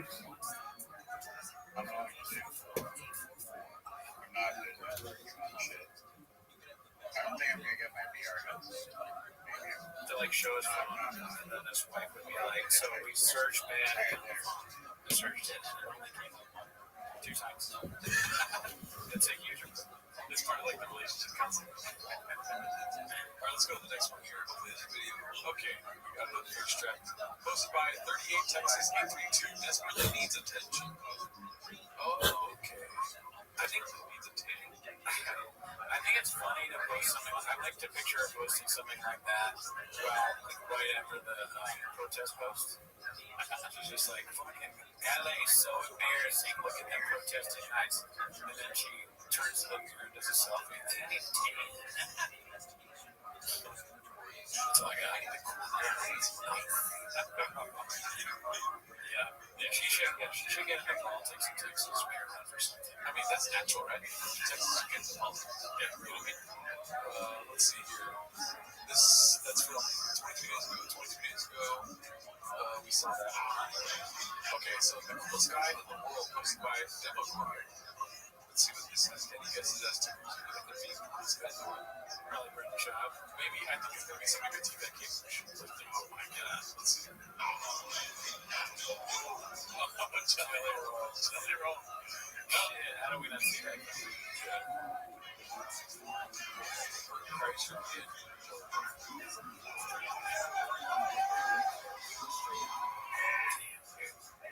some guy at the end of this was like, I wonder if there's like just a huge crossover between Kreischer and Jelly Roll fans. Yeah, because these people are here to see Jelly Roll. So. Is that a real question? Of course. I guess it makes sense. And they can't even see it. You know, they're going to pressure shows like they're having a good time and they go home and they're like, save me. Yeah, because they're not.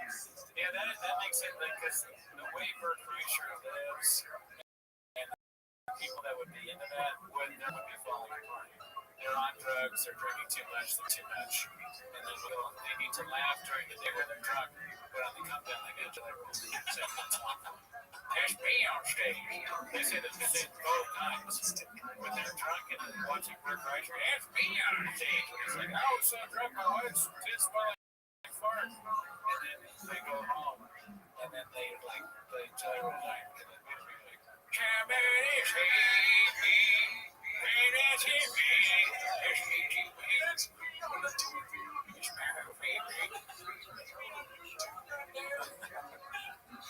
Alrighty, these people vote. These way to look worse, and I feel bad saying that. Just trying to bring it. This one's posted by Air Pumper. It's called The Feeling When You Realize the Nightmare You're Living Just Keeps Getting Worse and Worse. I wish we had some context to these. For some reason, a lot of the picture posts get put to the top. I want to see video, Danny. I know. That's what we came here for. We have 10 minutes.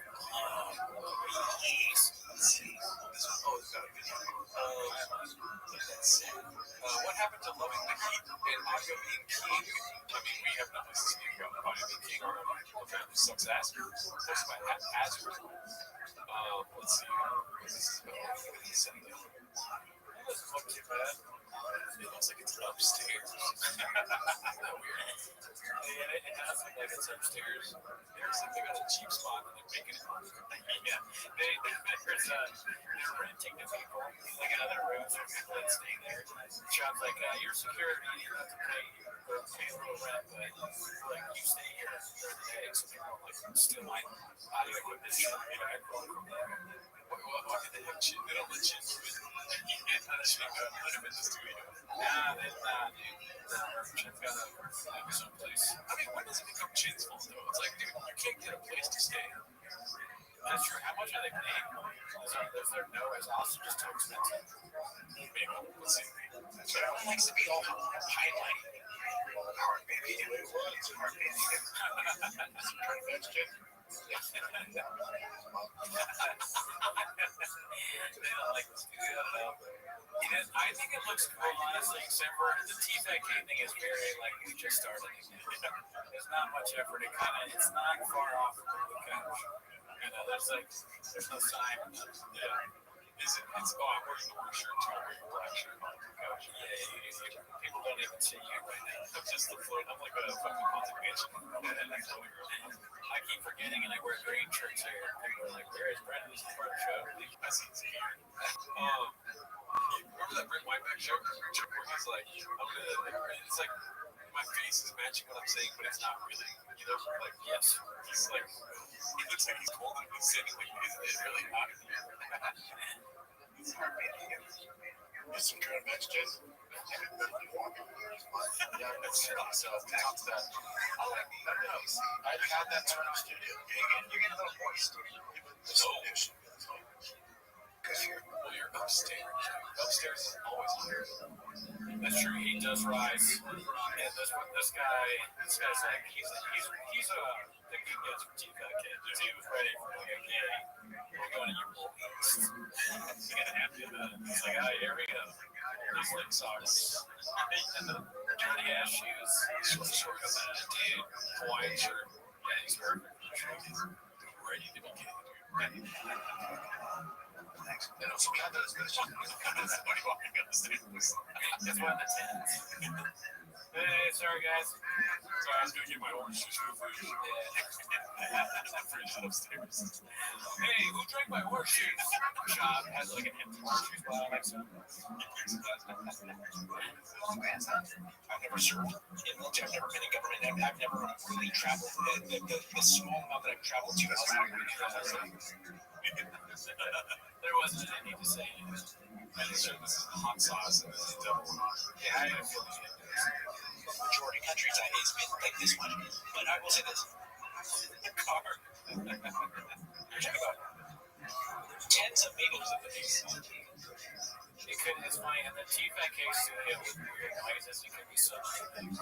Doors, AC, trains, an employee crying, someone peeing in the sink, rain opening, rain bottle opening, a Magic Way delivery. Muslims around the globe. Muslim isn't something that would call for most people to take recognition of it. What is that?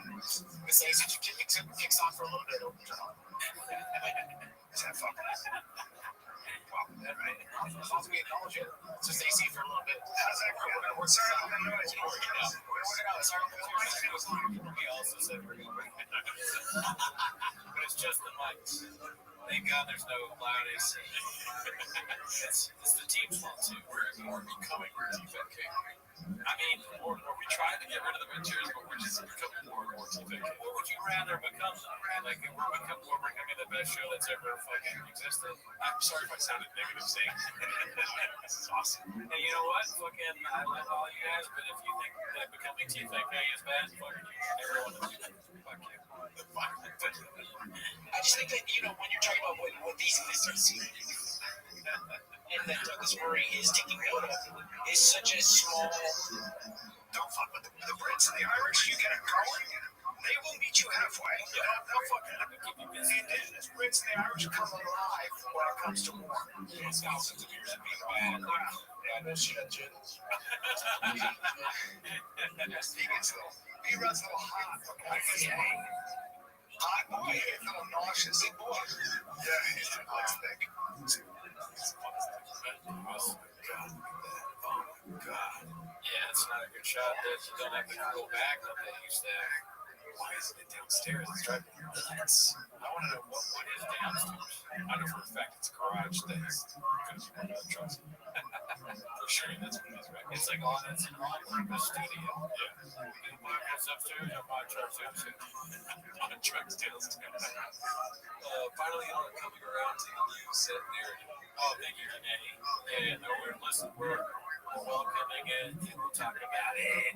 Toronto with total. What does that mean? Are you wearing sandals? Because I think it is kind of funny that he's still wearing toes, right? Because like they fired him right, and the company got rid of him. And we've talked about it, but if you ever look at their website, it's like there's a racist open sandals.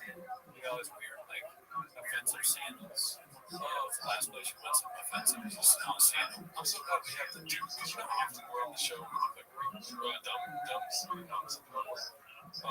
because we don't know what's happening. They're saying that we're right. It is a spring garage splash podcast studio. Cooney jokes, but that's exactly what it is. Oh no. Also, upstairs is like 4 feet off the garage floor. There's a lot of feet contact over there. Okay. I think it's weird that, you know, I think you touched on this. I don't remember which show it was, but there's no, like, merch anywhere. I'm not saying that as a joke. There's no Sure Shot, there's no Rain, there's no Black Label, whatever. Black Label, where did it all come from? Yeah. Are they just not, they don't have any sponsors anymore? I hope that's not the case. It's sad. It is y'all locked into the narrative. Wow, okay. Shout out to everyone that's in here. Let's see here. What's the next one? We already saw that Christian one. Christian. Okay, so this one's posted by Tom. Hashtag preach. Damn. That's Hey Arnold, right? Yeah. I don't know. I don't remember the character. That's funny. You got a studio. I don't have an apartment. Like this. Okay, here we go. This one's posted by Boxinator, Texas Remorse. Oh, Texas Remorse. Posted by Boxinator. Long clip. Okay, let's see this. Texas Remorse, huh? Like this. No, it feels very quiet. It feels very good. Industrial, choppy, podcast. There's no earworms. Damn, shot to the airline guy? Makes sense. Yeah, it does. It's hard to predict, though. And somehow it makes sense, but also I wouldn't think like he goes to airline. It makes sense why he's so pissed off at his Starbucks. Oh, yeah, that was like, yeah. True. He's like, hey, I wonder, the shop where he gets sodas. Like an airline. Texas, please. Think about Texas is a unique guy. Well, everything's 20 minutes. Everything's 20 minutes. Within it's 20 minutes. Yeah. Because it's driving. It's just traffic is the nightmare. Traffic's a nightmare. Compared to LA, he's describing Los Angeles. Yeah. We drive 20 minutes everywhere. And we have to drive over live scooters. Way most of them are on fire. Oh, you're right. I do have to drive over protester. Over. I have to drive through like ice raids and all that stuff. Yeah. You're a car guy. Yeah. I'm going to need you to understand a couple things. You need a place to cover your car because the weather isn't very cooperative here, and sometimes it starts to hail golf ball size. I was driving and I got hit with, deer turd size hail, and it was deer turd size. Yeah, it's a weird thing. How do you know a deer turd? It's like a bratwurst size hail. Because I picture deer shitting out bratwurst. I wonder if deer turds are as big as like sausages. That's what I'm saying. Any guy who was sausage. This fucking guy, Mike Callan, when he's doing his voice, he loses like all sense of reality. You're gonna get deer turd size. You're gonna be a nigga's kid. You're gonna get gorilla jizz in your mouth. I want to squeeze you. I want to squeeze the cunt out of the giraffe. Why did you say that? I need to get, oh, there we go, rain. Yeah, I just fucking forget. I don't know. Oh, no, dude, the camera is where's the fucking camera, man? And the guy, I just felt naked without that there. There's a bunch of rains over there. It's just soft. I figured at least it's for the drinking. Let's see. We'll never actually. It got scary. He was like, Jesus, I'm not with crazy bones in the house. You saw a tarantula on that side. You found a coral snake in our pool. Coral snake. That's a problem. That's a problem. I'm so happy we're still doing this because it's going to be fucking insane. Yeah, 2 LA guys living in Texas, and they're going to broadcast every second because they have nothing else. That is fun. That's a funny premise for a TV show. It's like two LA idiots moved to Texas, and then all the stuff they're going to complain about is totally different. They're gonna turn on their nice neighborhoods. They're gonna broadcast it for. This is like these are the people that people in Austin complain about. We're tired of these people moving here. These LA liberal cucks. This is the one trying to say about moving to Texas. They don't fit in. They stick out like this. Well, it's got copper that. It's our chicken. Awesome. It's got we saw the tarantula tiger. That's something that's bad, right? So we have a tarantula on our pool, and they're big tarantulas. Not my tarantula. I don't mean, but we have tarantulas. Scorpions are a big problem. So we found a few scorpions. Yep. Now we got gamblers. We got moving to Texas from LA, and you get there and you're talking to people, and there's no heroin. It sounds like you're doing a bit. You can't possibly be serious. Are you a stereotype? There's no. What's another thing that's like there's no crunch? Where do I work out? It's like a very LA fucking douchey shit. What do you mean? There's no smoothie pop-ups? There's no taco trucks. Oh, there's taco trucks. In Austin, Gotta be, dude. that's what you think, but like whenever I go to the city, there's not very many taco trucks. I mean, could be. I don't know. That's for the chat to decide. There's no Nova. Where's the Hollywood sign? No Hollywood sign. Oh shit, dude. Fucking heroin is the douchiest. I mean, I like it. I've been there a lot, but that's like the douchiest LA thing they can possibly do. Smoothies cost $20. Like people They're definitely Austin. Taco trucks in Austin. That's a bot. That's a bot. He's a bot. You're a bot. We know you're a bot. There's no cubbies. Let's see. There's no coral snakes. They're smaller, but they're hard to. They're not gonna bite you necessarily. If they do bite you, it's a big problem. Texas coral snakes. No, I said Texas right here. They're a species. They've got the same venom that a cobra does. They're in the cobra. It's great. Just so I can keep my peepers on them. They look like cool. They're very pretty snakes. See that beautiful snake? That's a gorgeous snake. What is it? See how small The yellow fellow. the guy got it. Right? Something dead. They cannot possibly be there. Tell you, damn, he heard that in the Steve Brooks in Los Angeles. Anyway, he fucked his way out of it. He said sucking dead, and I said squeeze the come out crap. Now we're just dead.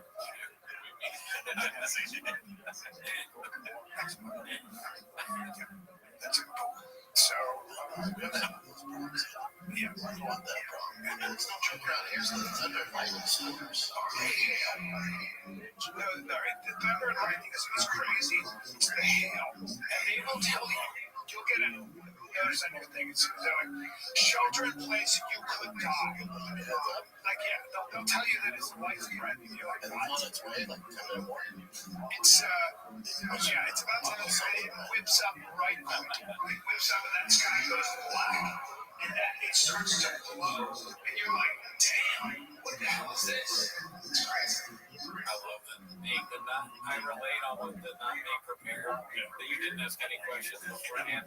I relate to it, but because I always do that when people are giving me like bad news. I'm like when I get 10 minutes before that happens, right? No. 10-minute warning. There's a 10-minute warning for hail. gonna do it from where? Like, you're gonna move back to Los Angeles in 10 minutes? I gotta, he's so stupid. What's it called? I know people that have moved to Texas and they want to come back, and that's a difficult time. You know what I mean? It's probably easy to make the choice to move to Texas. It's probably hard to make the choice to move back here, right? Yeah, it's probably harder to get back. It's gonna be probably more expensive, more money. Moving there. I mean, why do you think it'd be easier to move there? Because it's probably a different cost of living.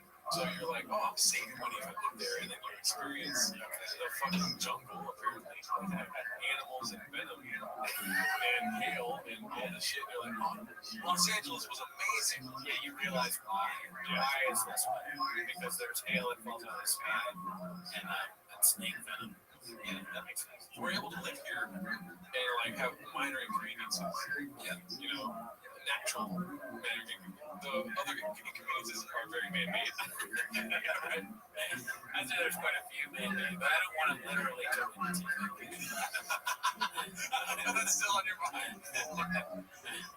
Just like you guys. I know, I've been keeping up with Black County. Yeah, dude, come on. Dude, we're at 35, 36. That's crazy. That's insane. I know a lot of you aren't on the regular lives, but we do this bit where if the lights don't go up or they don't stay on par with different curfew, we turn on a really annoying. The audio gets worse. What the fuck is that? It's a noise that goes the whole time. It's a punishment for not liking the news, and I'm very strict about it. And I will put it on if it doesn't get to 50. Yeah, we actually had a talk before the show. Like, this sounds like the likes. One comment about the likes, and yeah, dude, what the fuck is that? No, if it doesn't get to 50 in 2 seconds, the sound goes.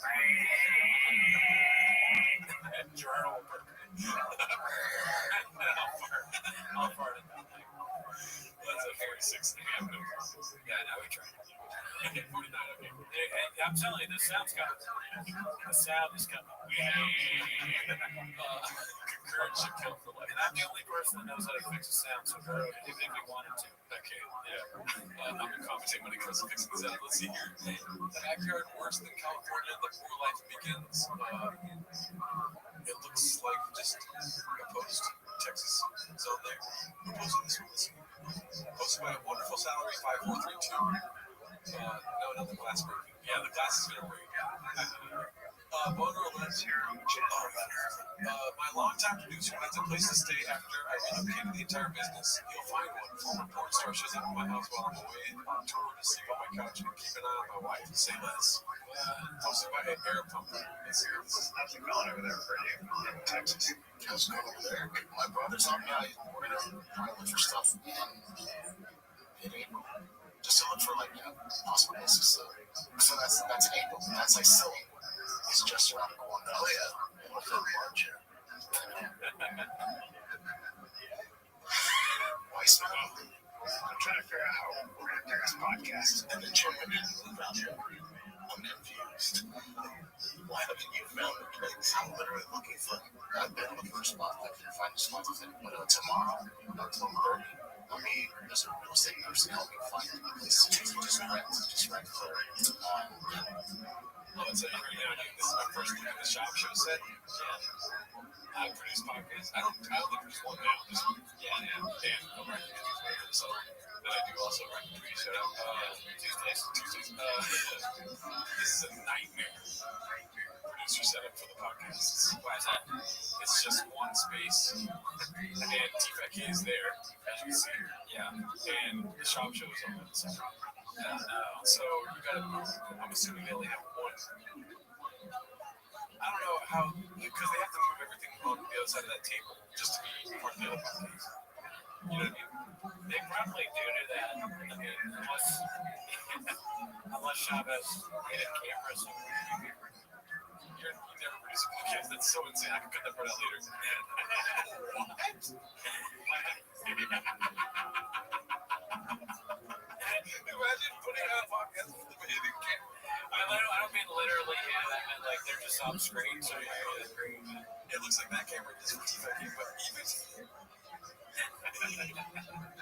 even if the producers have to move like it's such an inconvenience to do. He probably wants to get everything done in the day because he's got trucks to work on and shit. Dude, you don't get it, dude. The cameras are in the ceiling, they come down. You know, like fucking Mission Impossible, like when Tom Cruise does it. They turn around and say hi. Oh man, hidden cameras, dude. Hell yeah, we need to get some hidden cameras, dude. We have hidden cameras. That's why you got really rich chairs. The chicks will come over and they saw it. All right, let's see what else we got here. We already saw that one. We saw that one. We saw that one. Okay, that's a promotion. Okay, so this was supposed to cost. Yeah, Joseph is 5'2" Papa is asked if he will be doing stand-up in Austin. I saw this as a notification on my phone. I didn't watch it, but I'm so excited. So, do you ever do stand-up still? So when you're out in Austin, you won't go to the mothership. I'll probably hang out, some, but again, it's like, I get out guys doing God knows what I do, but I just can't find the balance of getting back into stand-up and being a good dad. I can't. Everything I'm doing, when I left Showtime for 6 years and went to do my own thing, my bandwidth is only so much. And I found out when I left and started thinking, boy, I had like 6 shows. And I started saying, well, something's going to give. What was giving was my family now. Now I'm making bad decisions on the road, around alcohol, around girls. And it's just not a good life for me. I make decisions. And then when I said I played baseball, I do stand-up. That's at night, dude. So I was getting home at like 1 in the morning. And I hear my son's up at 7. Let's play catch. I said, get up there. I'll help him with this thing. Go, man. I'll play this up. Especially when I made the board game. She was sick. She was supposed to be at 20. Shout out to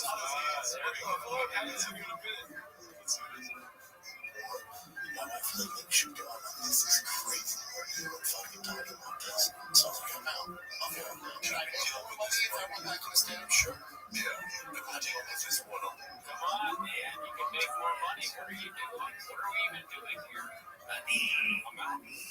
How are you out? Those fucking reasons were stupid. A lot of people have kids that do stand up and they fucking quit. Yeah. It's not like you fucking. What is your job? You're just doing podcasting and modding. How about you mod less? Yeah, say less. You already got enough tracks. Yeah, so boring. Yeah, dude, you said it's such a long answer, too. What's funny is I do stand up and I go free. There you go, you don't need to. You should talk to him. Job, if you're watching this, please talk to Gerardo. How far do you think I'd get? I do stand up.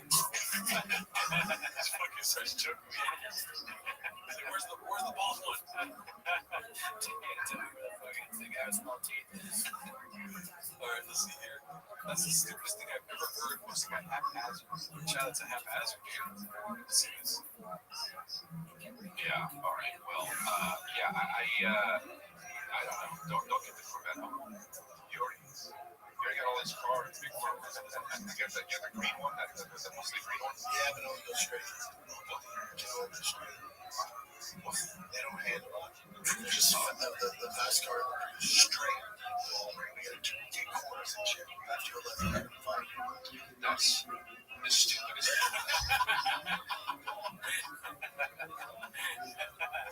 Is it though? It's a dick. That's the stupidest fucking thing I've tried to do. Yeah, but then don't drive it on the road. I know. That's so stupid. Are they crazy? I got a problem, man. I don't like. Yeah, okay. It's not that hot. Yeah. Damn, dude. Chris is just frustrated. He's like, the fuck are you?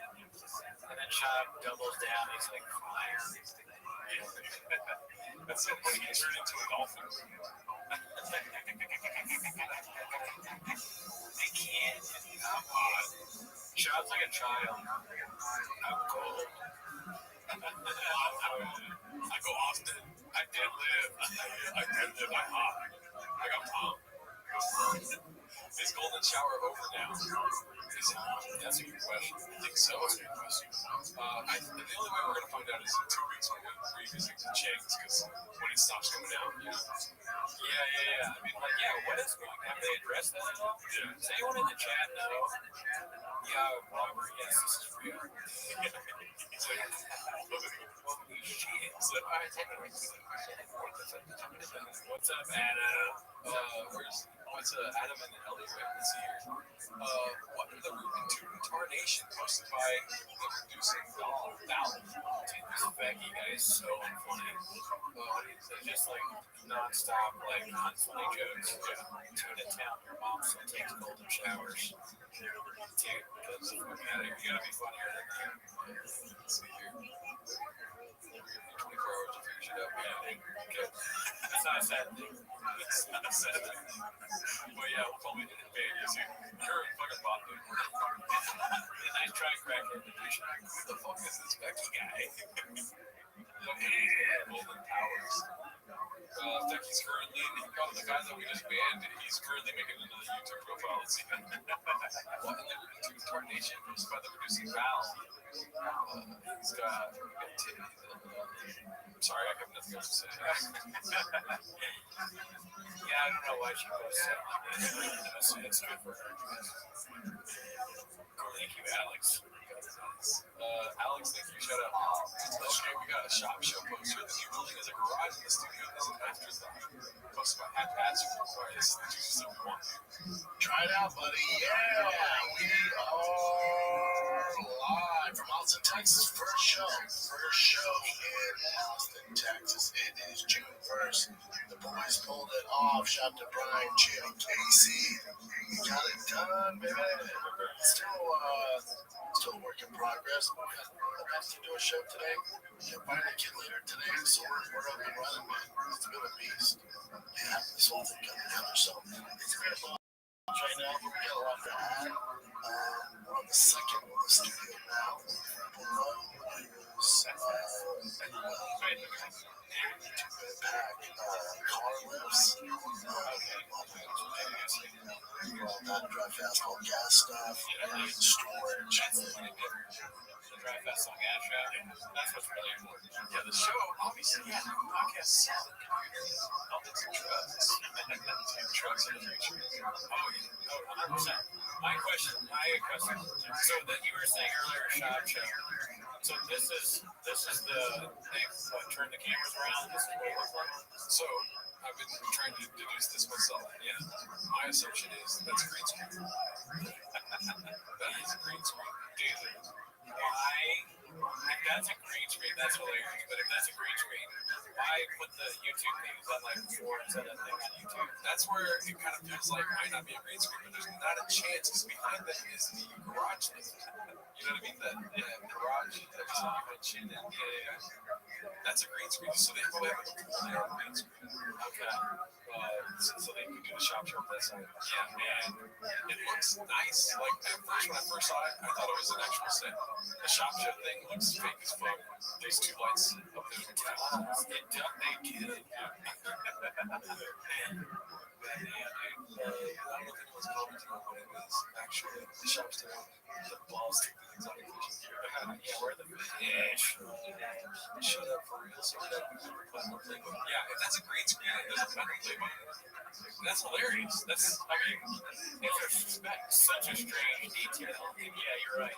You come to expect these things. Like, we needed a green screen that has curtains. Like weird.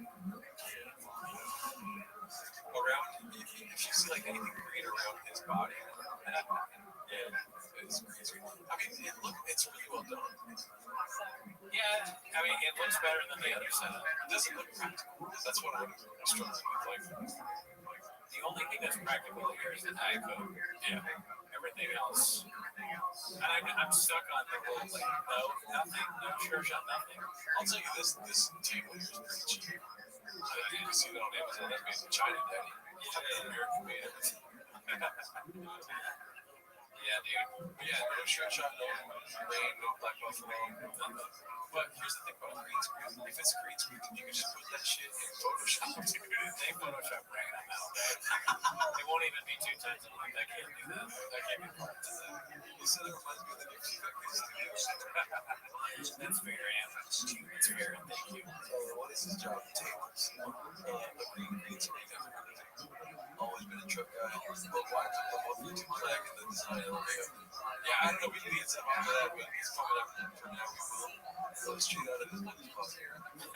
Here's the thing, like this, you can see the T-Fact case that he's addressing. When he addresses shit, he's looking straight ahead, right? So the only thing that I'm thinking is maybe he's off to the side, so the shop things to the side. To the left of him would be that garage door that we saw on the other T-Fact case set, where that's behind Chin and Beach Guy. Yeah. And Yeah, you know what? You're wrong. You're taking care. I will say they downloaded a lot. They used to have a studio with separate rooms. Yeah, we were being. I was being serious on that last episode. I was like, the studio. I actually think it's cool. Yeah. I would. If I had a studio like that. Obviously, it wouldn't look like the shop made it redacted, but a lot of buildings. Yeah, if I had a studio like that, I would be proud of myself. Like, look at what I've done. Even though shop maybe was dead, but I don't know. That'd be cool, couldn't it? Let's see your lips. So, an upstairs hall podcast. That's what I'm trying to do, dude. Might be a little echo because we have high ceilings. We'll figure it out. We'll figure it out, man. Life in Austin. What you guys do right now? Oh, so they are to the right. Sorry, I'm doing this live. Austin. What you guys do right now? So they're to the right. So he's looking at the T-Fact case set that way. Like I said, so yeah, they're to the right. So that might be a real set.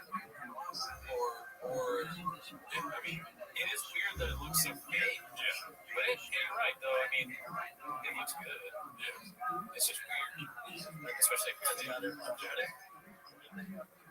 That doesn't look Thursday? Yeah, I mean, they should get a pulled down Restream shot. Yeah, that's really needed. Yeah. I'm confused. Why haven't you found a place? I'm literally looking for They're not switching, so I think they're editing after the fact. Yeah, that means switching. Editing after the fact doesn't really sound like them too much, but it could be. Yeah, from or they have a dedicated switcher like some open mic comic in Austin. They can find a spot for one until You got a spot switching for T-Fact K tomorrow. It's a fucking 9-hour shift. Just like here's a fucking joke book. Okay, I'm sorry.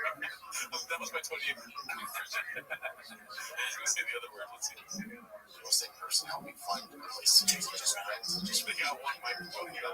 I think that's a shop request. Like they have plenty of cables for another mic. They have a mic right here. Yeah, damn. We don't want both of you talking at the same time. That's a good observation. One mic for 2 guys. Casey doesn't need to talk. Sorry, I forgot you from the team.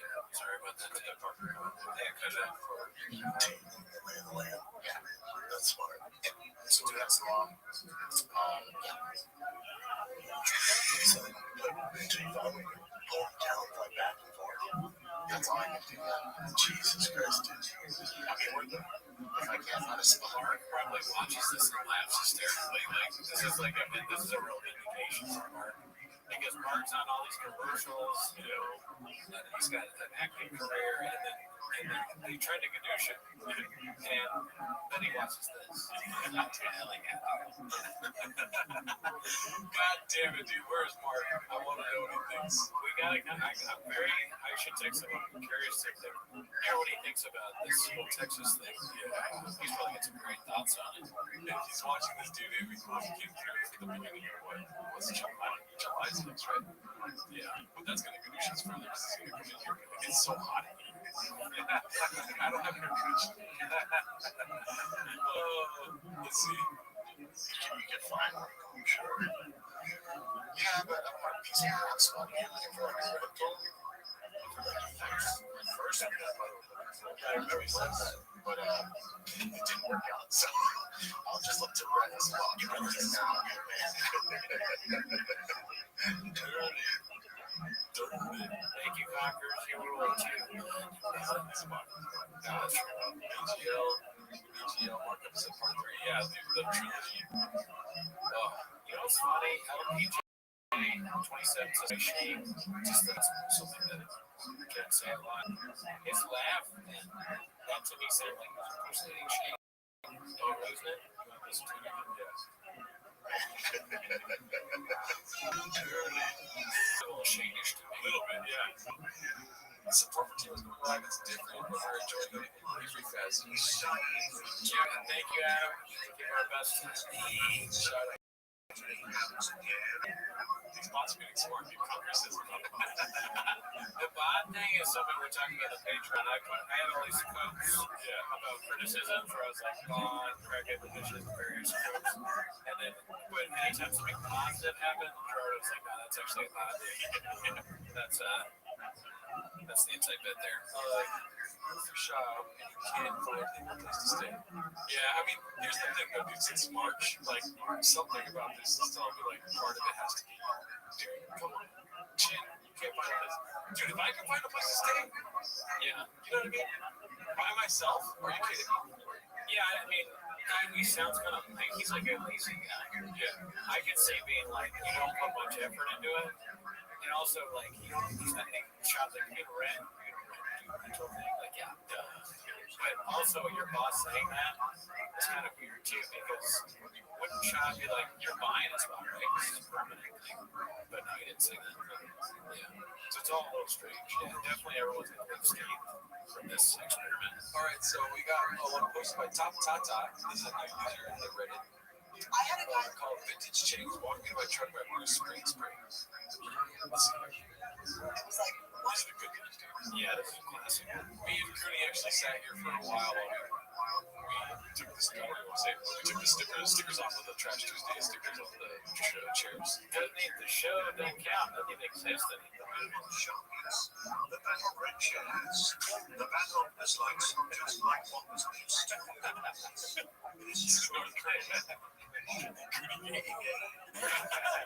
Shout out to the M&S16. Unscathed. Bots with 3 T's. Bots with G-Dora. That looks like they spelled my name as a username. G-Dora. Shout out to you for the M&S16. But yeah, we ripped those Trash Tuesday stickers off. It just felt weird. And I remember when I suggested that we rip one of their heads off. Yeah, I said we ripped some cheese off the show, and you looked at me like, you want to have a rich head off? Have that on the show, and I was like, you're right, that's bad. Let's see here. I had a guy that was like, why don't you walk me to my truck? Was Mary God?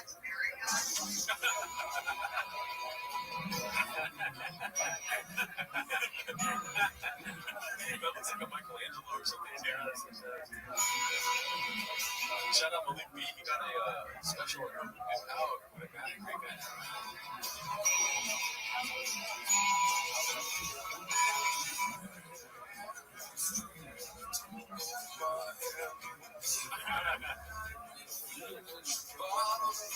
Started at 7 in the morning. And that's my show.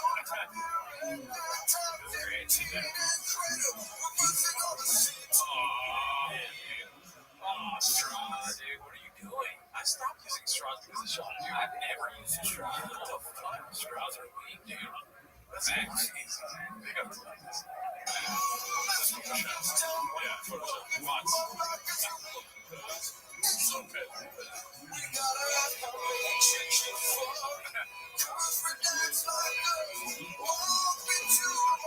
Oh, man, that's awesome.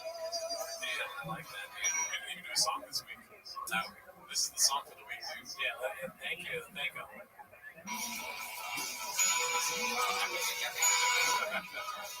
Neil, why don't you get me like, you should walk into my truck and like, so what, I can blow you? Like, That's great. Beautiful music. Boss, dude. Boss. I always love to use straws, but I tell her to just chug them boba drinks down with the girls. Yeah, you gotta do that. Boba's delicious, but you can't use a straw. No, not a chance. Definitely not a boba straw. Alrighty, this is posted by Dana White's mom. For those still unaware, it's her time. Oh my god, time. She posted this recently. Texas Air. There you go. What a time to post this. That looks disgusting. Yeah, it's not a great picture. That looks like I moved to Los Angeles 3 months ago. And this is my style. It's very Elizabeth Holmes when she's trying to sell us some blood medicine. That doesn't work. Yeah.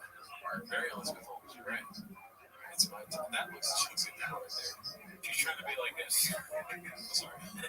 She has the Sean said so to Tim. She looks like a fake CEO. What does she actually do? I'm not trying to be there. I'm just curious. That's hard to get. Sounds like Killian Murphy. That's so funny, dude. That's fucked up. Don't let Jordan, you know she finds fuck. Yeah. Yeah. Max. That's facts, bro. That's facts, dog. She just went public. Yeah, dude. Let's see. I don't need to see that. Let's see here. This is supposed to be Bella Tika. Oh, this is Yeah, I saw that one. I saw that. We saw that one, right? What the fuck is Has Muhammad a News Face posted by Seal Letters. Happy anniversary, man. Shot weird one. From packing and living in an Airbnb for a couple days before we had to text her. We can't get through everything. Dude, she does look like her mom. I'm so sorry. Let's go to the next one. Let's stop. See that? Okay, these two look fine. Posted by Blackberry Agile 1939. Did you say what the squeeze? Yeah, thank you. A lot of that's exactly how I feel. Austin, Texas, posted by Khabib Time. The trucks have arrived. I mean, just look at that. Whoa. I mean, that's pretty crazy that he has that many fucking vehicles. You remember 2008? Of course, the housing crisis. So, yeah, like homeless friends' houses were foreclosed and stuff, and people everything changed. Sure. This is giving those kind of vibes, dude. Why does Larry have all the trucks on the 18-wheeler, dude? What, did they not pay their house? Yeah, it does look like they're being repossessed. Yeah. Chop would be the kind of guy his shit's getting repossessed and he takes a picture like the girl must have.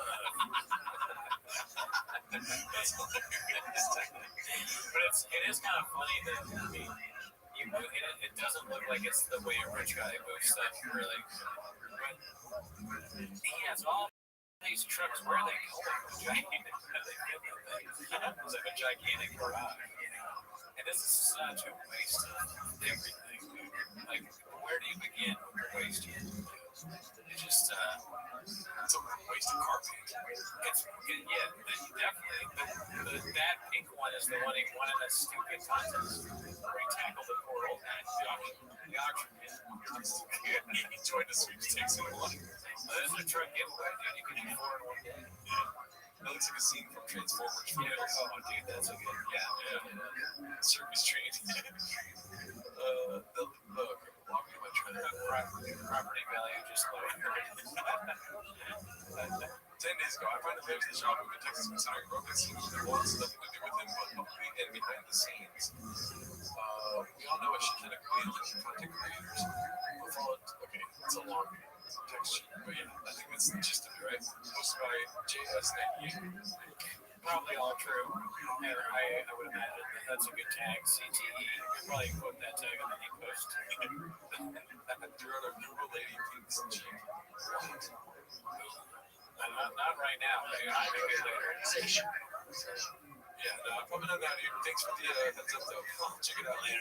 I'm gonna Reddit search that later. Highlight numerous posted this. Papa's lights go out. Oh, fuck, this is heavy. Let's see what happens. Which lights do you think go out? All of them. This is a real setup. I mean, if the lights go out, it's those 2 lights. Yeah. I think his key lights go out. When a guy comes from Oh, yeah, I think the key light is out because his eyes are out. organization, people, it's UFC jitters. What the fuck you want to call it? Want to have those jitters built? Why don't you have those jitters in PFL? Because nobody gives a fuck. Nobody's watching. The reason you have jitters in the UFC is because you're in the big show. No one gets to PFL go, I'm in the big show. No one gets to Bellator go, I'm in the big show. Nobody, no kid, he ends up going, I want to fight for Bellator. I want to fight for PFL. I'll play football for the CFL. I want to play football over in Europe. I want to play basketball over in Europe. Nobody. Everyone. Avery. Okay, that's all. I haven't seen the like yet, but just man, Sean's trying to do the thing where like the older athlete tells a story, but it's like for you, dude. I don't care what you think. I slept. Have you ever heard a kid, if your kid's under 12 years, Dad, I just want to be a PFL champion. Oh, get rid of him. It's like, Find another kid. That kid doesn't want to be the best. That kid wants to beat up on lower competition and get the accolades and call himself a world champion, but he's not really a world champion. Call yourself a world champion outside the UFC, again, it's like winning the Grey Cup in CFL and saying, we're better than insert Philadelphia Eagles, Kansas City Chiefs. You're not. You're not. And everyone knows this. But again, it's called the Kiwans. Oh man, yeah. The show, God was like, that's enough. No, I'm so glad I paused it right there. God's like, all right, those are my creations you're talking about. That's ridiculous. Who are you arguing with? How did this topic come up in my business? I'm so happy I paused it right now. Do you think he comes out and just keeps going? Or like he doesn't notice? Like he doesn't know how to do this podcast at all? If he doesn't notice. It's like, is it funny or is it sad? Well, I can't say it's sad because I'm calling you sad. Yeah. Oh, because I wouldn't notice? Because it's funny when you do it, dude. Yeah, I absolutely wouldn't notice. Now that I think about it, me in that chair, probably worse. Let's see what he does. To say, like, I found some rabbits in young, I found cage warriors, I found him. He doesn't stop. You didn't know. Did you think he was going to do that? I thought for sure he was going to keep going. Okay, so you did. I thought he might be like, fuck, man. That's it. That's kind of what I thought. Because as a viewer, it's a dramatic change for you. So, yeah. He's no idea. He's just cooking, dude. He's like, fuck these kids. Fuck these kids. If your kid's not a champion, he's a piece of shit. Like, yeah, it's just like if your kid wants to fucking do the JRE podcast or something like Call Her Daddy or something like that, it's like, get a new kid because you got to do things boys do. Yeah. That's the thing. Nobody wants to do left Friedman. They want to do Joe Rogan. Facts. I like the angle. You didn't smart trying. Let's see. The lights go up. All these other underlying promotion before you became big time. Until you're in the UFC, there's a reason. No one ever says, I PFL jitters. I Bellator jitters. Wow, that's so funny. You just kept going, dude. I honestly think that I would have jitters if I was in PFL and Bellator. I mean, those are big leagues, right? You can get your fucking shit kicked in on TV. That would give me jitters, I think. Keep talking really quick. I mean, like, it's literally on TV. Thanks. What did he say? He said, sorry, toward Texas. It's going to be a long shot. Okay. Yeah, what are we thinking about Texas food? We've seen a lot of it on the show. How are we feeling about the set? What do we think about the vibes? Is it better than LA? Worse? Same? Has it rejuvenated the show at all? What are you guys thinking? Lights go out as we're chilling, scheming. Yeah. Chicks doing it on purpose. Bob was just the worst human in every facet. I mean, there's an argument for that time. I would say so. For running what you learned from Bob and King of the Hill, you tell your best joke and then turn on the lights. No, I never watched it. Great show, never seen it. Okay, so I wouldn't regret it. I can't wait for the delicious that'll pop up in the next few weeks, guys. Yes, I am so excited. Let's see here. Broke bread with love to. Okay, we saw that, right? Yeah, last Thursday. This is posted by Ocho Man 3412, The Legend of Papa. There's literally no record online of Cortez Acosta being a part of the Cincinnati Reds, even though the organic said it pretty confidently on the broadcast, just like Sean Paul, everyone who used that he was an excellent performer. Yeah, man. Catching strays again from a random guy. Who's the Midwest kid? I don't know. I have no idea what that's about. I'm not a baseball guy. We saw this morning. Always been a cowgirl bee. Posted by Flash over 962. I mean, do we need to go further with this? What's the giant thing she's holding? Is that a? What's that? It's a weird bag. Oh, it's a Stetson. It's a hat. Oh, it's a big another Stetson. What is a Stetson? You know? Yeah, it's a cowboy hat. Oh, so she's wearing the hat from the bag. I see. That's a pretty cool bag, honestly. Yeah, I like that. I like buying a hat that has like a giant, ridiculous bag.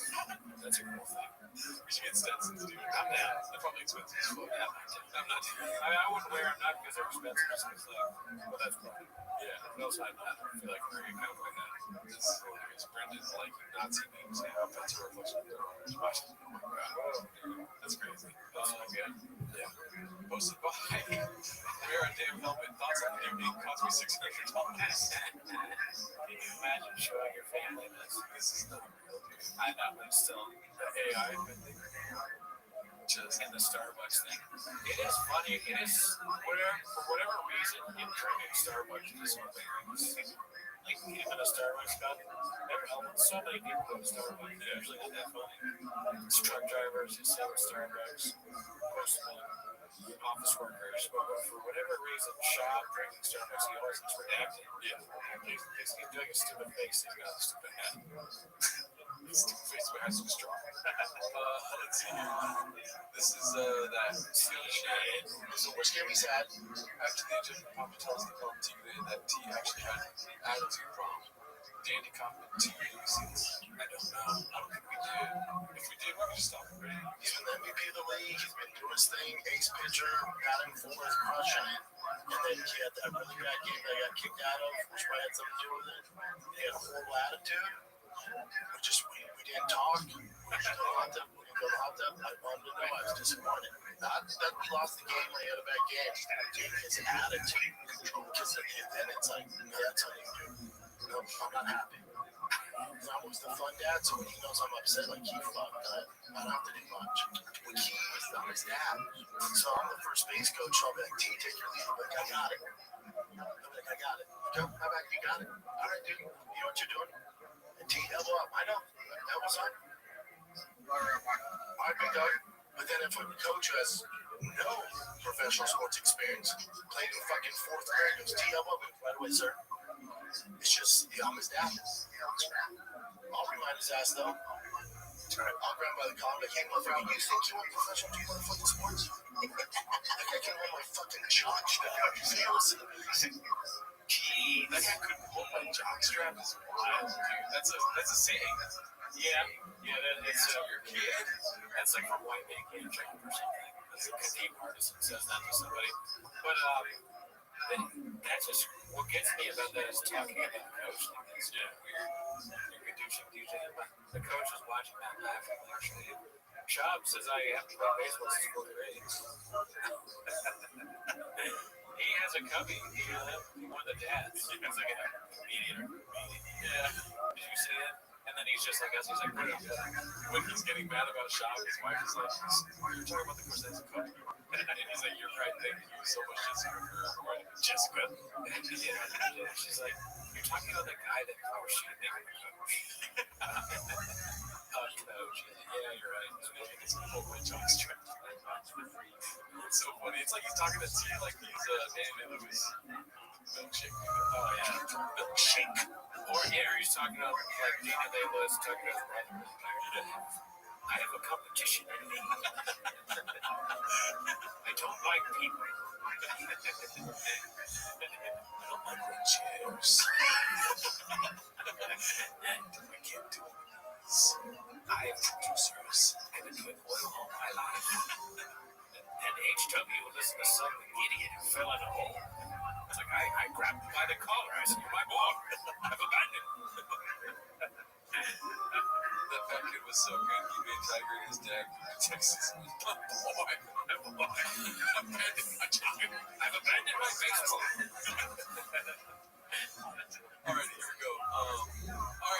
actually thinking this too. This post is about. I posted this. I can't stress enough how little time it took to make their audio halfway listenable. They've been doing this podcast for over a decade. Oh yeah, Gerardo, did you see Brian Campbell show you? I did see that. We're gonna get to that probably next week on the T-Mos or the Reddit for Record Treaties. Yeah, the Reddit live. That's why I posted it. Yeah. But yeah, dude, I was thinking the same thing. It's so easy. I've abandoned LA. Sorry, that's a present comment. I drink the rain. What's it called? It's so easy to take out the air conditioning sound in an audio. It's not going to sound great, but it'll do better than the actual sound of the air conditioning. So, when you're saying shit's cool, giving them all nice things down. Yeah. Like giving him all this fucking leeway. Remember that he doesn't do his job. He is part of the team. Think about that. And then they're like, what are you talking about, Brendan? You go to Charter and tell them? Say it again. Say it again. In the smart producer talk way. The fucking noise comes back. Yeah. I can always turn it on. I should make a button on it and be like, yeah, you should. If only we can capture that exact noise. Because that's one of those annoying sounds I've ever heard. If you can capture that, I would play it every time.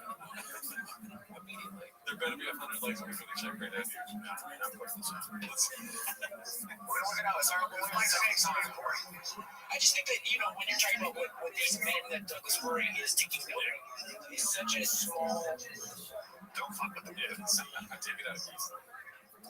Friends of the Irish, you get them going. They will meet you halfway. They'll fucking. The indigenous Brits and the Irish come so hot. When it comes to the studio, they'll say, Yeah, shit. That's so funny. Yeah, you can easily mix out the air conditioning. Remember how hot it got that one time in the bar? Oh, that was rough. That was the song, right? Yeah, I think so. It's great in Lincoln, Texas. Okay, they fixed the AC noise, but the lights are still on. Posted by haphazard. Okay, this is recent. So this is like the second week. Let's see. it's the best I've had. Pork belly, their beef ribs, their sides, dude. I'll eat that shit right now, dude. Basic open butter shit. Don't simulate masturbation. Now we're talking about Their cream corn. He's got it. He might have saw the little sticker from Callan. He's like, oh, let's punch it up. And Callan's got no shoes, no socks, he's playing with his toes. Oh, that's weird, dude. I'm so glad the camera's in my way. It's like covering. All I see is Callan's torso. Callan acts like he's like a fucking MMA dude. It's like constantly like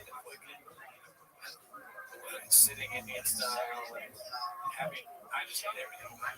Looking up casserole, I'm very into barbecue. But, my tea that can eat sugar, they don't lather it up with sugar either. Oh, my God. Where is the interstellar? Sorry, guys, for that sound. Keyboard doesn't think I can rid of it. It's still happening. It's almost like he was doing an impersonation. Jordan's just thinking. No, Gerardo's saying it's fine. It films what we're doing. Meanwhile, while we're live, there's no audio. You're like, no, Gerardo's got that. There's like there's a thing that you turn on, you can see my face. Like a Jordan's supposed to play. It's not far off. Yeah. We fixed it. You just go straight down. Go straight down like 8 miles on the right. Is he a Bellator guy? 3-time world champion. Wow. Bellator. Wow. He Bellator. The lights turned off. What the fuck? I mean, it's just, you need to know basic electronics of like a 20 amp circuit. You can't handle more than 20 amps. Oh, they don't know this. Yeah. I mean, thank God that the fucking camera's still recording and all that stuff. Yeah. Number 10 guy came wrong. If he came wrong, and you might know the top 9 would have finished him. You're like, you got this guy. Yeah. In the big leagues, though. He's going to fix the light. Dude, how funny would it be if like he went to like fix a light? He's like, ah, like the snake bit him. They were just stuck on the map. The snake bit the light, he bit the wire, or like a fucking or hail hit the wire, and it snapped, and then the snake bites Chin. He's like, this fucking place sucks. I'm gonna like beat you guys. Everyone wants to act like these other leagues are the same as UFC. Get the fuck out. I'm sick of them. He's still doing that. Wow. They were the best crossover. Yo, you ready for this? You know the only guy with a winning record that came from Bellator or the UFC or it's similar. Michael Chandler, hold on. It's so funny that we're kind of like getting turned into listening to their podcast.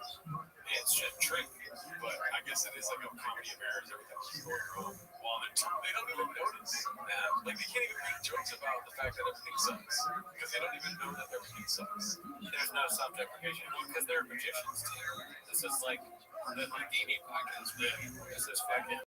Their commercial movie where he's the book guy. Oh, yeah. It's not shit. Yeah. The Prestige of it's an illusion. It's like a different one. They're the sequel. That's my narrative. I can't do it.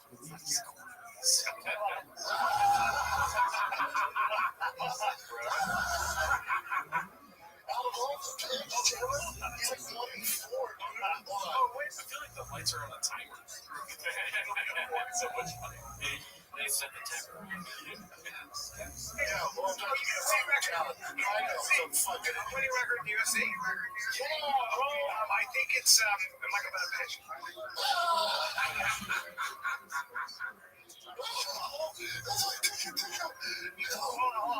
Imagine actually laughing that hard on a podcast. Yeah, I mean, it's a weird choice, a dramatic choice. I don't know why I did it. Well, I'm kind of empathetic to him. Yeah. Like, this is going to be probably UFC, but it's like, he's supposed to just know it about UFC. True. He's going to, like, go to the hint of this guy. And he's kind of, it's like a big thing. MC in the locker room, I guess. I can't imagine doing that. See, I almost got it. Yeah. The laughter pisses me off. Okay, Adam, chill the fuck out, okay? What else you got? I don't know. Let me give you one more. Let me really give you one more. I know who it is. I know exactly who it is. It is the guy who had great switch kicks and 55 or 55 or both of them. Yes. That's okay. UFC guy. Yeah. All right, so we'll take it from there. Bulldog. Really? Okay. Nobody cares. Yeah, on the same level. Too many baddies going for gasps. I hope you never relapse on that at all. No, we don't want that. No, not even joking. It is probably funny watching me say that because we're talking about the job. I really don't want to do Adderall. It's like the worst thing right now. You know. I mean, Adderall is dangerous, but that there's a shortage. Oh, yeah. So also you're being selfish. Yeah. I'm only saying it's dangerous if you're not prescribed it. Is it time? Oh, sorry. 1 month ago, we already saw that. Is that her birth canal posted by Demogorgon? Should we not have this on the screen? It's the Joey Diaz face. Oh, shame in the back there. Is that a birth canal? His face. That's great. Give me another style. Give me another style. These are great things. That's right. I grew 10 inches. Shout out to Scorpion Better Daddy. Let's see here. I don't know. Most of my guild guitars. Let's go, dude. How long do you want to do? 10? Sure. Is that too much? You tell me, Chad. We'll go till 10, around 10. We'll also have some time to talk to the chat. Shout out to everyone that came through. We're going to make it better and better each 2 weeks. Dude, your audio is brutal. man posted like killer guitars and stuff. All I use is audio. As long as your audio is correct, there's some podcasts. Friends of mine, I'll call them audio's it's echoing. It's like, really? Yes, dude. I know that's the trend. I'm telling you, focus on your fucking audio. Audio slow, twisted audio still king. On the podcast, audio king. Oh, really,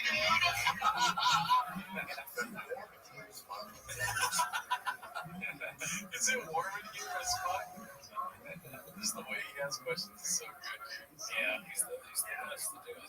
Turn yourself, talk stuff. I like no, see, I had that turn off studio. You get a little more. Did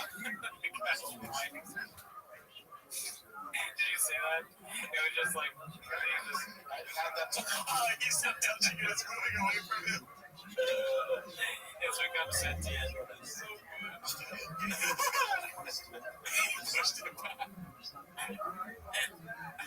Oh, that's great. Because you're fucking mad. So we had those notice that. You know what would be fun? Was it a fire? You know what'd be so funny is that if people criticize our podcast, that we took it like super personally, but we're just, that's the whole podcast is making fun of another like, it's just so good, dude. We saw such a kicks off a little bit. Oh, really?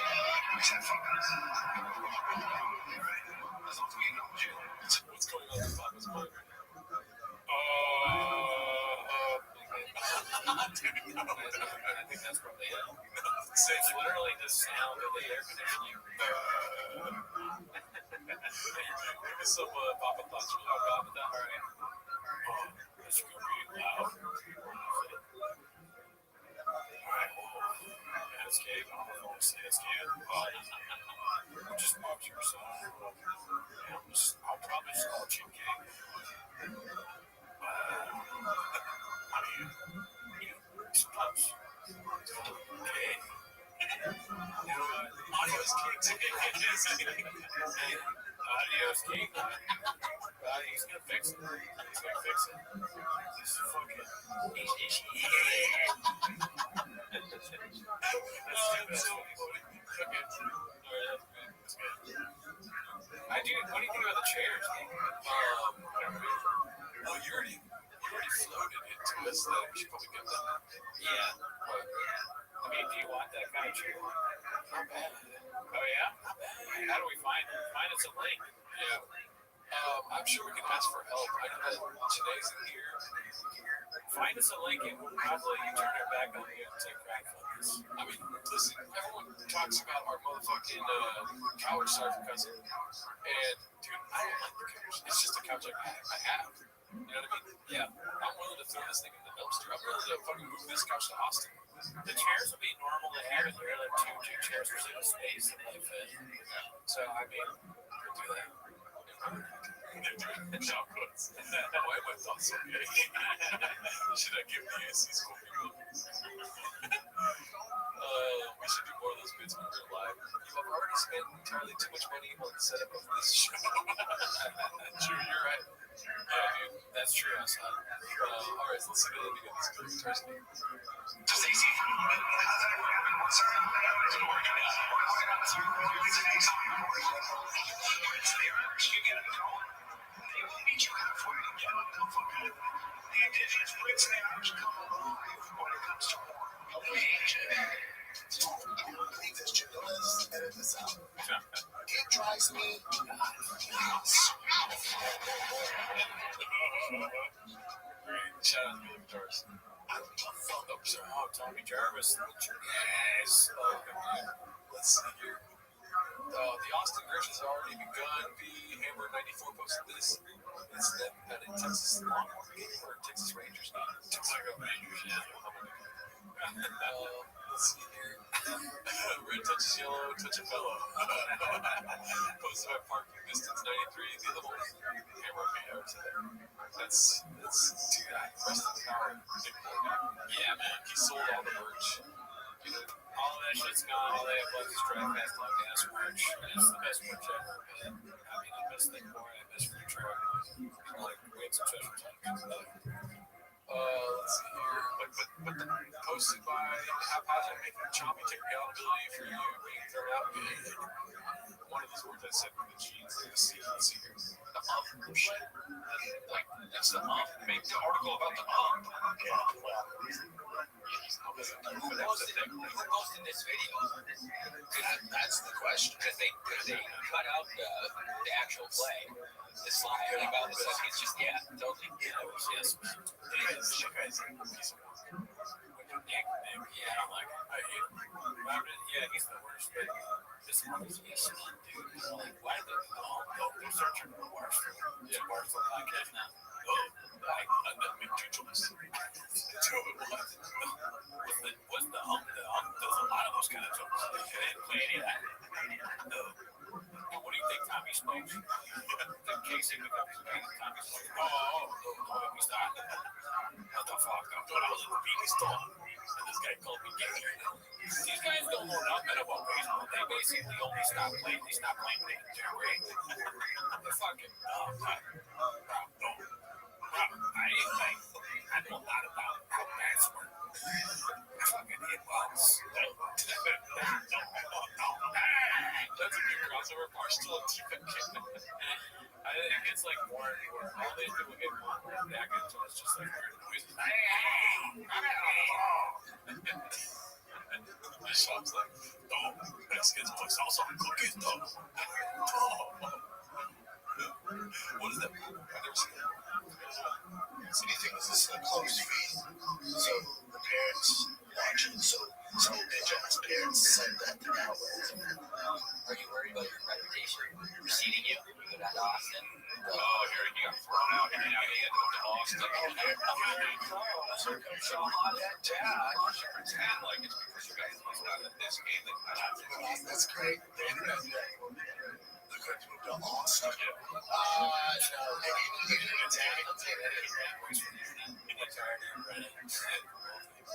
So how do you make money? Gay internet. It's funny if he like sus with funny. Oh, you have read it? I know you're rich. Coaching their kiddos, they get thrown out all the time. It's just part of it. If your dad's not good for I was so embarrassed. Because then it goes from being about the kids to you. Yeah. And I was like, how far do I want to take this? I was like, all right. Just we get out of here. I just walked away and went to the back. I was like, all right. So how do you deal with that retire afterwards? Like, what do you say? He has stuff to say. That moment where he could have said something, but he thought about what he actually did. He said, that warrior stare, like I fucking screamed at my kid. He's like, I called the right now.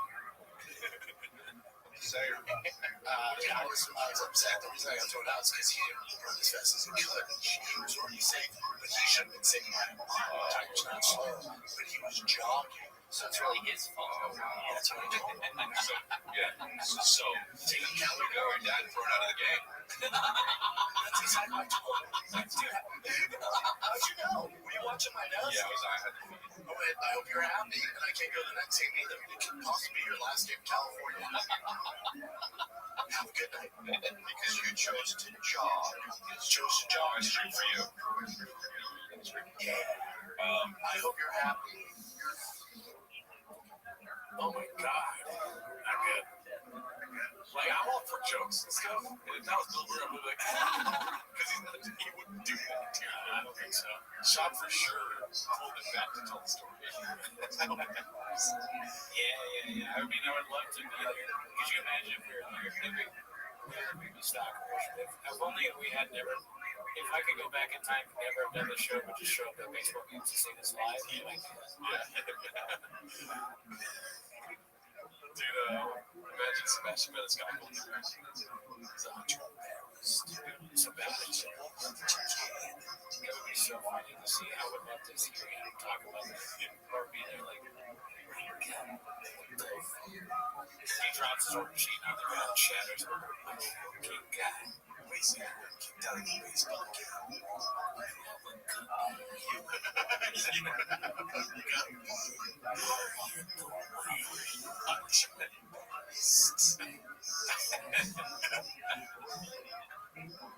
What's it called? I wonder how many, we're at 423 likes right now, meaning on the post, we usually stop at 300 on the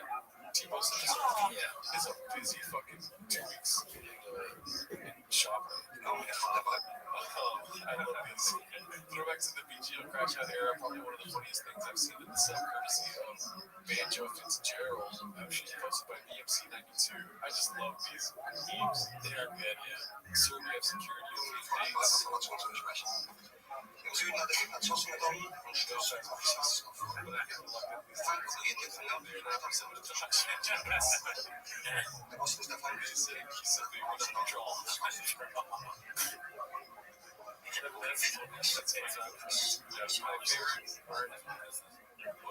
Watch for the part where he takes off the glasses. That's always like the best.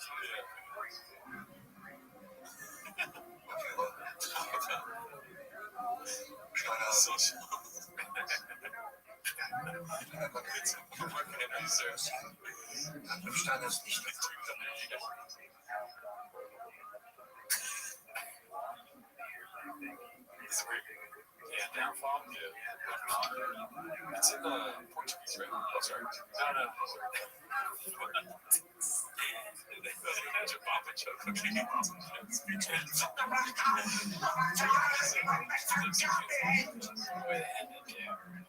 Dude, that is very funny. This is legendary shit. Hell yeah, that was great. Sorry for skipping over all, but I just want to make sure you guys can read it. I don't know if it was too small on the screen for you guys. I think we did it. Let's see this one. Chris finally asked us the question posted by Haphazard. We're going to be ending pretty soon here. I don't know if we get surprised you guys want to do. Let's see. Anyway, we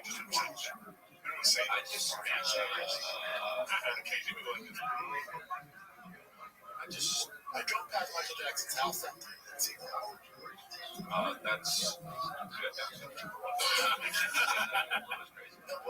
Michael Jackson. I drove past Michael Jackson's house. No, like Michael Jackson. Shimon. Wait, but so okay, say that he's trying Leah. So all patience. Just call a spade a spade. Max. Sir, two new videos that leaked. Okay, yeah. I mean, like, we saw this one's talking about himself. LA, we're out flying in music happening in Texas. Post by Sweet Honey J. Yes. All right, let's see this one. Papa is a $100 bet to count. Papa's face is priceless. Remind me, I want to do a poll. Okay. He loves to lose bets. Yeah. And be like super confident. And then be mad. The amount doesn't matter. You got a little things just as buttered every time. Yes, but when I was 18,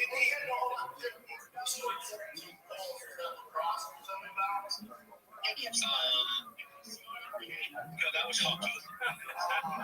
Thank you. I just won. This is so wrong. Let's see. Okay. Chris referencing Theo after work stuff out. Oh, that's interesting. That's right, Andy Kaufman too. I think this is you. This is the last couple with the game. Yeah. We finally got rid of both of them, Chris. Yeah. Oh, what was that? Good night, Dallas. Hit you guys. Thank you. Next day. I always thought we did it. You know what else is referencing? Like they're finally out. Like Theo and Brendan are going in. Oh, so Golden Shower is going to go on with Eric and Hitler? I think it's going to be a lot better without Brendan. Or no, not really, because Brendan is the one that put. Yeah, they have nothing to talk about now, right? Let's see. Oh, take me with you. It's the end of an era. Take me with you. I know. We finally got rid of both of them, Chris. Yeah. You know what? I always thought we did it. You know what it is? Dude.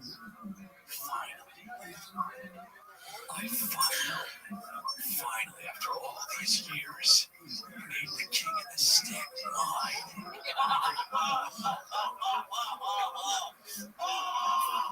The long play was so worth it.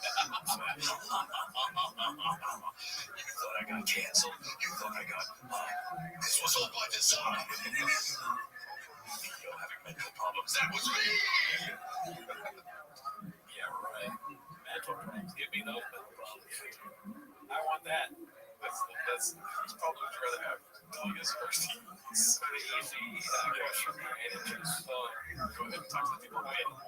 so, I mean, obviously, if you had to choose between Chris D'Elia, a guy that was never funny and now everyone hates, versus Theo, who, his accolades are all over TFK, of his gigantic success. The worst thing that happened to him is he pushed a guy has faced no repercussions from it. So I think I would go, facts. That's right. Absolute facts. So here's the poll I wanted to do to end this here. So listen, we didn't do Timo's for a week, but I want to know you guys' honest opinion.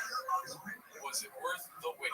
So that's the poll here, guys. You got two choices. You have to choose one of them. All right? Timo Slack, the bestest or the most best? And think before you let's just go over it. Yeah, really weigh the options first. Yeah, that'd be stupid.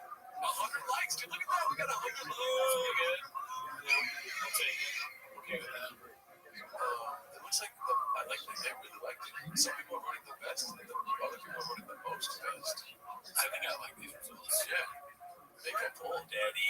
The most best is probably when I go with Kind of a trick. That's the word about fuck you. That's a bunch of importance there. But yeah, dude, shout out to you guys. Thanks for being patient and waiting. We're gonna try to do one takes on here. We were too scared to do that this week, though. Yeah, I was too scared to do that this week. we're going to do that.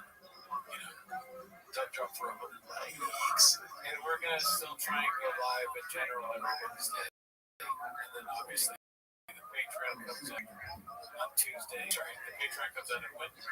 What does it come out? Wednesday morning. Wednesday mornings. And then the Raccoon Tweeties comes out Tuesday. So check that out. Yes, you guys are awesome. A lot of people came through. Hopefully, if you're watching this after the fact, shout out to you. Check us out. We go live with Timo's every other week, second and fourth Wednesdays of the month.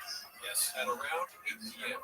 Yeah. If we can't go early, we're going to go early. Oh, and the Patreon before Joe List was Brent Weinbach. I recommend checking out that Sino special. Oh, yeah. It's very good.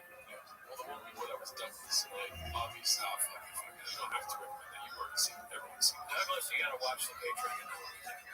Don't say Brent Weinbach special. You're like, let me just say that. That was really bad. Alrighty, y'all. Thank you guys for coming through. We're out of here, dude. Alright, later. Have a good night.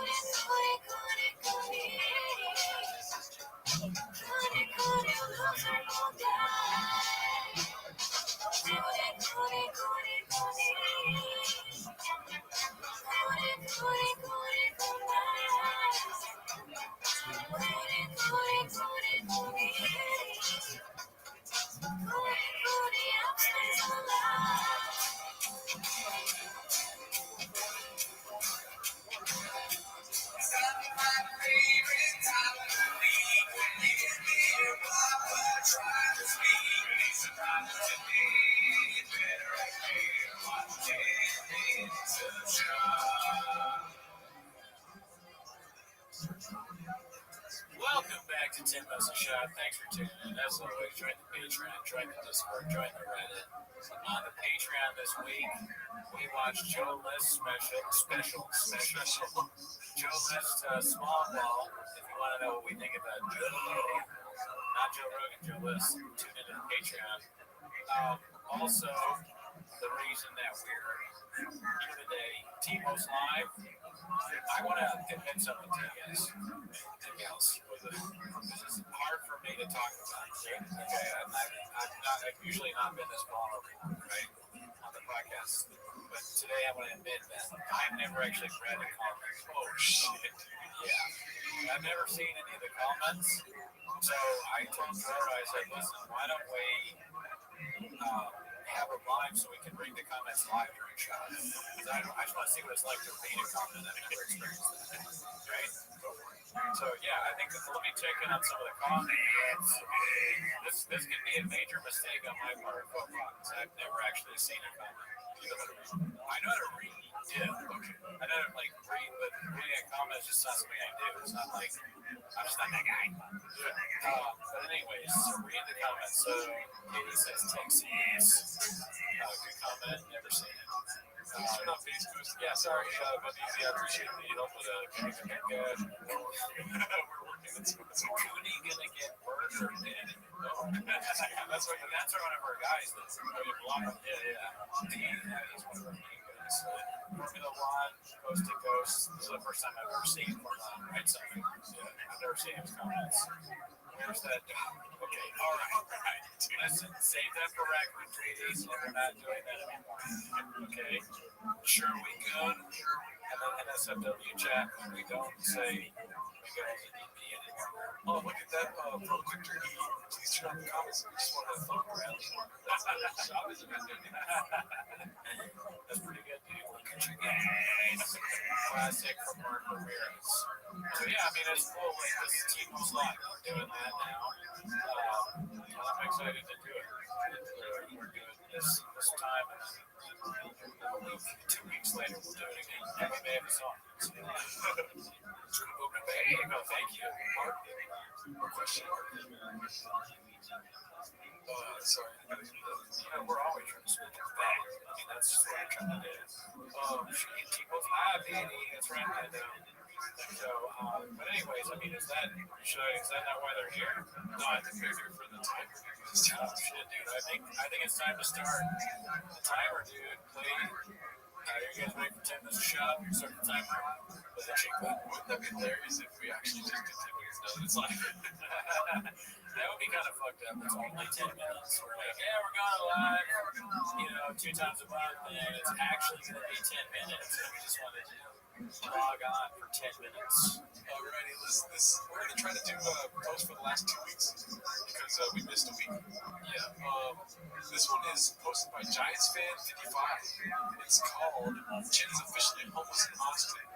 On the latest episode of the Shop Show, the fighter of the kid, Brendan keeps talking about how Chin has yet to find a place to live in Austin. It's almost like Shop is bullying him. Man, if I put my entire operation 1,500 miles away, I'd help my train. Try the team. Oh, yeah, team. Train. Find a place. Or how about this? An employee who's been with me for that long couldn't crash at my place for a few weeks until he got set. She has no hope right now. How long until that becomes a homeless cat? If I were Chin, I'll be looking to jump ship as soon as possible. So, for all of Brendan's peace, Chin has always got fools from the likes of Ariel Hawani and others. Or is it time for Chin to become a Texas serial killer? Whatever he decides, I hope he finds a place to live. Man, he has got to be regretting /life decisions. The one consistent thing about Shop, because he lies and changes everything, is that he will treat his employees poorly. Like, he doesn't pay them, he strangles them, they show up with neck braces. And this is a very good point by Giants Fan, the idea that you're a millionaire, you bought a mansion, the producer can't stay with you for a few days, your wife's not okay with that, granted he has 7 children, but it's still, at the same time, it's 4 wives.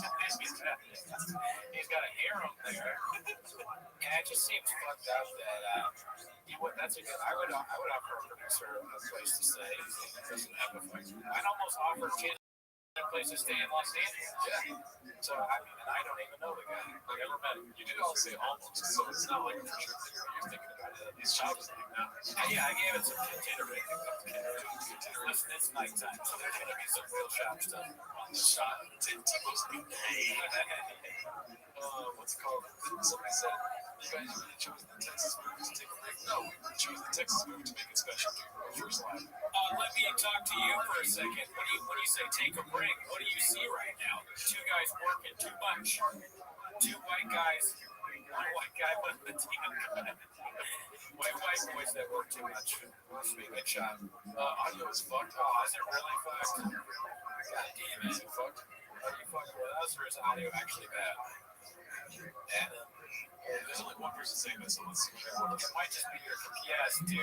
Listen, you gotta get a better computer. Okay, cool. Okay, let's go to the next one. This one's posted by Ronaldo Johnson. I think that's my dad. It's called New Podcast Studios Next to an Active Railroad. That was what I was telling you earlier. That's awesome. What is this fucking my cousin Benny? This is amazing. Let's see. At the same time, I'm gonna get a tattoo. No, it's not gonna real good about it. I go shoot something. Just for me. Yeah, have a hard time finding me. It's a tray.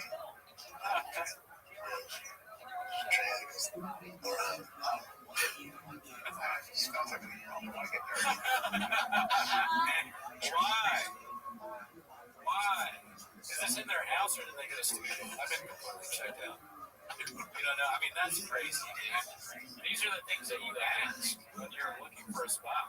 Is there an airplane that flies over? I have a podcast. Are there trains? Or do you at least check? You send out a scout. It's a scout location. No wonder Chet doesn't have a house. I'm taking it back. Chet doesn't deserve a house. I'm glad he's homeless.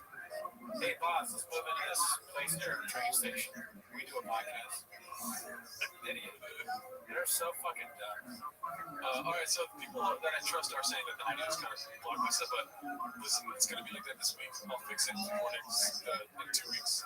That's too bad. Yeah, I mean, it's the first time we're going live. I think maybe we watched Ringo Poppy live, which was the greatest time for a million of us in our lives. So we'll get back.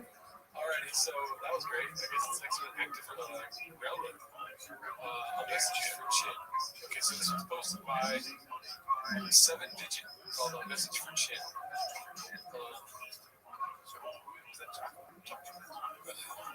Dear Jim, these times to grow some balls. Instead, hire some lawyers and sue Papa for everything he's worth. I hope you remember that he neck grabbed you, made fun of you for having to wear a brace, that never took responsibility for putting you in that brace. Laughing at it. Oh, Jim, you don't need this. He says he does need it. Does it help, Jim? I think it's actually look. Yeah, does it get down? He's a terrible boss. Here in Chang's, though, we care about your chin. Dumb, bred, dumb Schwab. And never look back. It could be the best decision of your life, buddy. Trust me. Also, on a side note, you should prank Brendy before you leave. Be hilarious. Anyways, prayers for Jen, everyone. Prayers for Jen. Man. Even though I said fuck it, that video completely changed. Can you imagine? Because he's Chin's boss. I have employees, I have staff, and one of them came in and a brace, and I was like, look at that, that's hilarious. You don't need that. You don't need, everyone look, just saying that would be enough to be like, I get fired, or sick. But he's laughing at him, a Chin in a neck brace that he may have lost. That is crazy. Have you seen any of the new set at all? Other than having just watched it? No, man, I took a moratorium from Reddit. Well, that's not true. I look at our Reddit, so I see shoppers, but I haven't seen much. Just saving it up for this live. Oh, okay. Yeah, I haven't seen anything either. It's been 2 weeks without James. I know, it feels weird. You know, we're getting used to it. But it's pretty good to see the comments and changes. Like two things at once. Awesome. Marco Ruiz at Fun Chin. He's the new Miguel. Alright, so this was posted by Commute Time. It's called Every Homeless Cat Predicted This Exact Reaction. Posted by Commute Time, but from Joanna's what's it called? Instagram. Embarrassing is an understatement. Glad to not be in LA anymore. And people want it to be heard. Let me tell you, this isn't the way. This is pathetic. What do you think? Like, does she care a lot about the Lime scooters? And what is her? Why is she so? Who's she here? right? I mean, she's definitely illegal, but she's one of those idiots that is like when she's the last one. What the hell is immigrants? She starts talking like a cowboy. These goddamn immigrants. Yeah, they're MAGA now. They're in Texas too. This is part of the package: cowboy boots. What else? Country music. Yeah, we're gonna. Oh, thank you for subbing. Here's the thing, though. She's killing her own audience because, dude, you don't think immigrants are into fucking thirst traps? You know what I mean? Right. Immigrants are the majority of your likes when you post a fucking picture of your banana apple hanging out. Dude, absolutely. I was called it. But you're absolutely right. And on top of that, stack that over a week. His audience is like, I mean, the entire audience wasn't like Gringo Poppy. Your audience is Latinos. And we all think that you're Latino. Yeah. What's going on? What are we doing? What's going on? Who's doing this? Why are you doing it? The oh, yeah. That's like, come on, talk across. Who's doing this? Maybe it's you. All right, let's see what else we got here, dude. We got a okay, so this one's 15 days ago. So I think we didn't see this one yet. Callan is posted by Dazzling Rabbit 63. Callan is reviving his dead solo pocket Austin. He's laying the groundwork for the imminent T-Vet King divorce. I just wonder if he has the courage to pull the Papa plug. My podcast often gets his back. Eric Weinstein and not going to want this. Check it out now. 12 likes. Man, the like count is kind of sad. And then the first podcast with Eric Weinstein or whatever it is, that's just the Joe Rogan guy. And he's got all these books behind him. I wonder if he's read, I don't know those books. Are those Callan's books, you think? Probably. The Bev Doolittle, The Great Chiefs, Bird's Eggs. Bird's Eggs. Ox Eggs? Oh, man. I wanted to do this bit. It looks like he's reading our comments and he's very, like, disgruntled. He's like, what the fuck is that? Wait, what?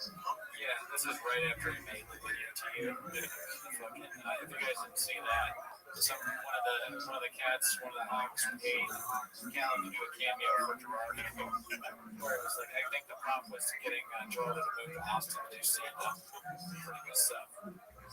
Alrighty, let's see what else we got here. Have we seen this one? We saw that one. This is Papa Almost Cries. Yeah, so we saw that one. 7 days ago here, posted my meme time. What are we doing here? Is this what? Yeah. He looks like a Shia LaBeouf character in a movie. Like he's gonna Shia LaBeouf plays like a hitman, but the glasses are way too big. It's like Fear Loathing in Austin. Yes, that's better. Yeah. It's like the Alicia Del Turner character with those. It's gonna be a Texas shave at summer. He keeps doing stuff like this where he takes a picture of himself, like looking some way, and then he's like it's gonna be a shave summer Diesel Dad. Yeah. This is the new thing, just different personas with hashtags. Make that cheddar Monday. Just got paid. I look like this now. What's up, guys? What's this guy's? Almost looks like an earring. But I don't know. Is that gum that he's saving for later? It looks like an earring, but then there's no part of it that's going through the ear. Maybe it's something to help his brain function better. Maybe it's like residual tinfoil because he's hanging out with Alex Jones. Yeah, I got some stupid thing he's plugging, some new crack that doesn't work. This thing you put it behind your ear, it's called Gold Ear. Hey, helps your brain work good. Guys, go to goldear.com and get yourself a golden ear. Ever since I put in my golden ear and started drinking American Blue right out of a can, I am the best podcast host there is. I never forget anything about my baseball song. It's part of my glasses, my guy. Yeah. People are like, what is that? What is that? It's like, Bubba, it's fucking golden here, my guy. What's it called? Shout out to D. Look at you guys. Just got done DoorDash. You got a $20 tip for bringing a Taco right across the street from the hotel. Victor says it's early. Like Elon Musk's thing, I think. I was going to finish with the D thing. Cool story, bro. Yeah, Walking Dead, I get it. It's glasses, okay? I'm not a jackass, dude. Stop. It's part of the glasses. That's why we don't read. Pedro from Another Got Too Hot. Okay, let's see what this one is. This is the type of shit baseball dad / diesel dad of the year was doing 2.5 years ago. From fucking randoms on site to crying on camera because his kid plays Super Bowl. Most of my dad's a rabbit. 633. Baddies. Oh yeah, one of the screenshots. I mean, look at the dates. It's all November 3rd. The weekend of November 3rd was a long week. 2022. So embarrassing to have that out there. What would be the equivalent of that for us? Just like Shrek. I was gonna say getting burritos. Like if your doctor shared the text messages, you're done. Oh yeah, is it normal if this happens? I have a bump on my head. Is that good? I'm growing a horn. Is that good? Seal team thick. That's so funny. Seal team thick. It's like the ones that aren't embarrassing and bad and like cheating are even worse because it makes them look stupid. Seal team thick. Canadian baddie that responded.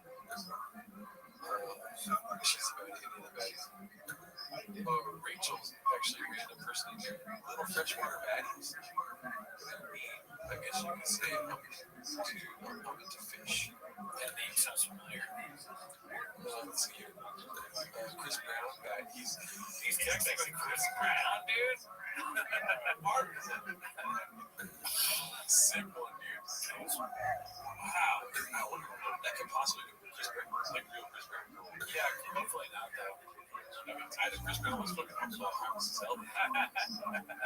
He's good at diss tracks. Yeah. Fuck you. I don't know how many distracts I see here. A bunch of Brendan's law guys. There's so many. Just like from June till December, it seemed like there's If he ever got caught in like couples therapy, he'd have to like show his phone. And this wife would be like, so we searched Maddie on the phone. We searched it and it came up 2 times. It's a huge improvement. It's part of like the relationship counseling. All right, let's go to the next one here. Hopefully there's a video. Okay, you got another thirst trap. Posted by 38 Texas 832. Desperately needs attention. Oh, okay. I think he needs attention. I think it's funny to post something. I like to picture posting something like that right after the protest post. She's just like, fucking LA is so embarrassing. Look at them protesting nice. And then she turns to the mirror and does a selfie. So like, I need to cool down. Yeah. She should get into politics in Texas. Maybe run for something. I mean, that's natural, right? I mean, in Texas, you get into politics. Yeah. You know what I mean? Let's see here. That's from 23 days ago. We saw that. Okay, so the coolest guy in the world posted by Demo Corp. Let's see what this is. Any guesses as to who's the coolest guy in the world? Maybe I think it's gonna be somebody with teeth that came here. Oh my god. Let's see. Jelly roll. Shit, how do we not see that coming? Yeah.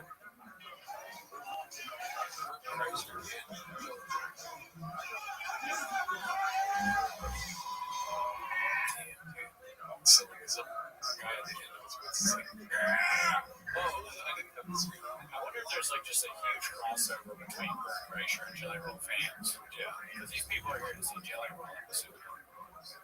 Is that a real question? Of course. Yeah. I guess it makes sense. And they can't even see it, you know? They're going to Bert Kreischer shows like, they're having a good time and they go home and they're like, save me! Yeah, exactly. Yeah, that makes sense because the way Bert Kreischer lives and the people that would be into that, their life would be falling apart. They're on drugs, they're drinking too much, they're eating too much, and then when they need to laugh during the day when they're drunk, when they come down, they got Jelly Rolls. There's me on stage. They say the both times. When they're drunk and watching Bert Kreischer, there's me on stage. And he's like, I was so drunk, my wife's tits smell like fart. And then they go home, and then they like, the Jelly Rolls like,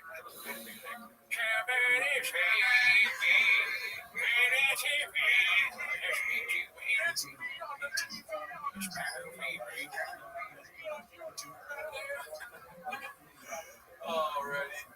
These people vote. It's crazy that people lose weight and look worse. I feel bad saying that's true.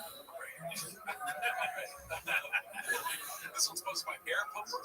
This is called the feeling when you realize the nightmare you're living just keeps getting worse and worse. I wish we had some context to this. For some reason, a lot of the picture posts get put to the top. I want to see video, Danny. I know. That's why I came here before I haven't seen videos. This one, oh, they got a video. Look at that say. What happened to loving the heat and audio being king? I mean, we have no place to see audio being king or apparently sucks ass. Posted by Haphazard. Let's see. This is about what I think she said, though. It doesn't look too bad. It looks like it's upstairs. Isn't that weird? It does look like it's upstairs. They got a cheap spot and they're making it. Yeah, they're renting to people. Like in other rooms, there's people that stay there. Shop's like, your security, you have to pay a little rent, but like, you stay here during the day, so people like steal my audio equipment. Right? Why can they have shit? They don't let shit live in the studio. Nah, that's not, dude. The merchant's gotta have his own place. I mean, when does it become Chin's fault, though? It's like, dude, you can't get a place to stay. That's true. How much are they paying? Is it also just too expensive?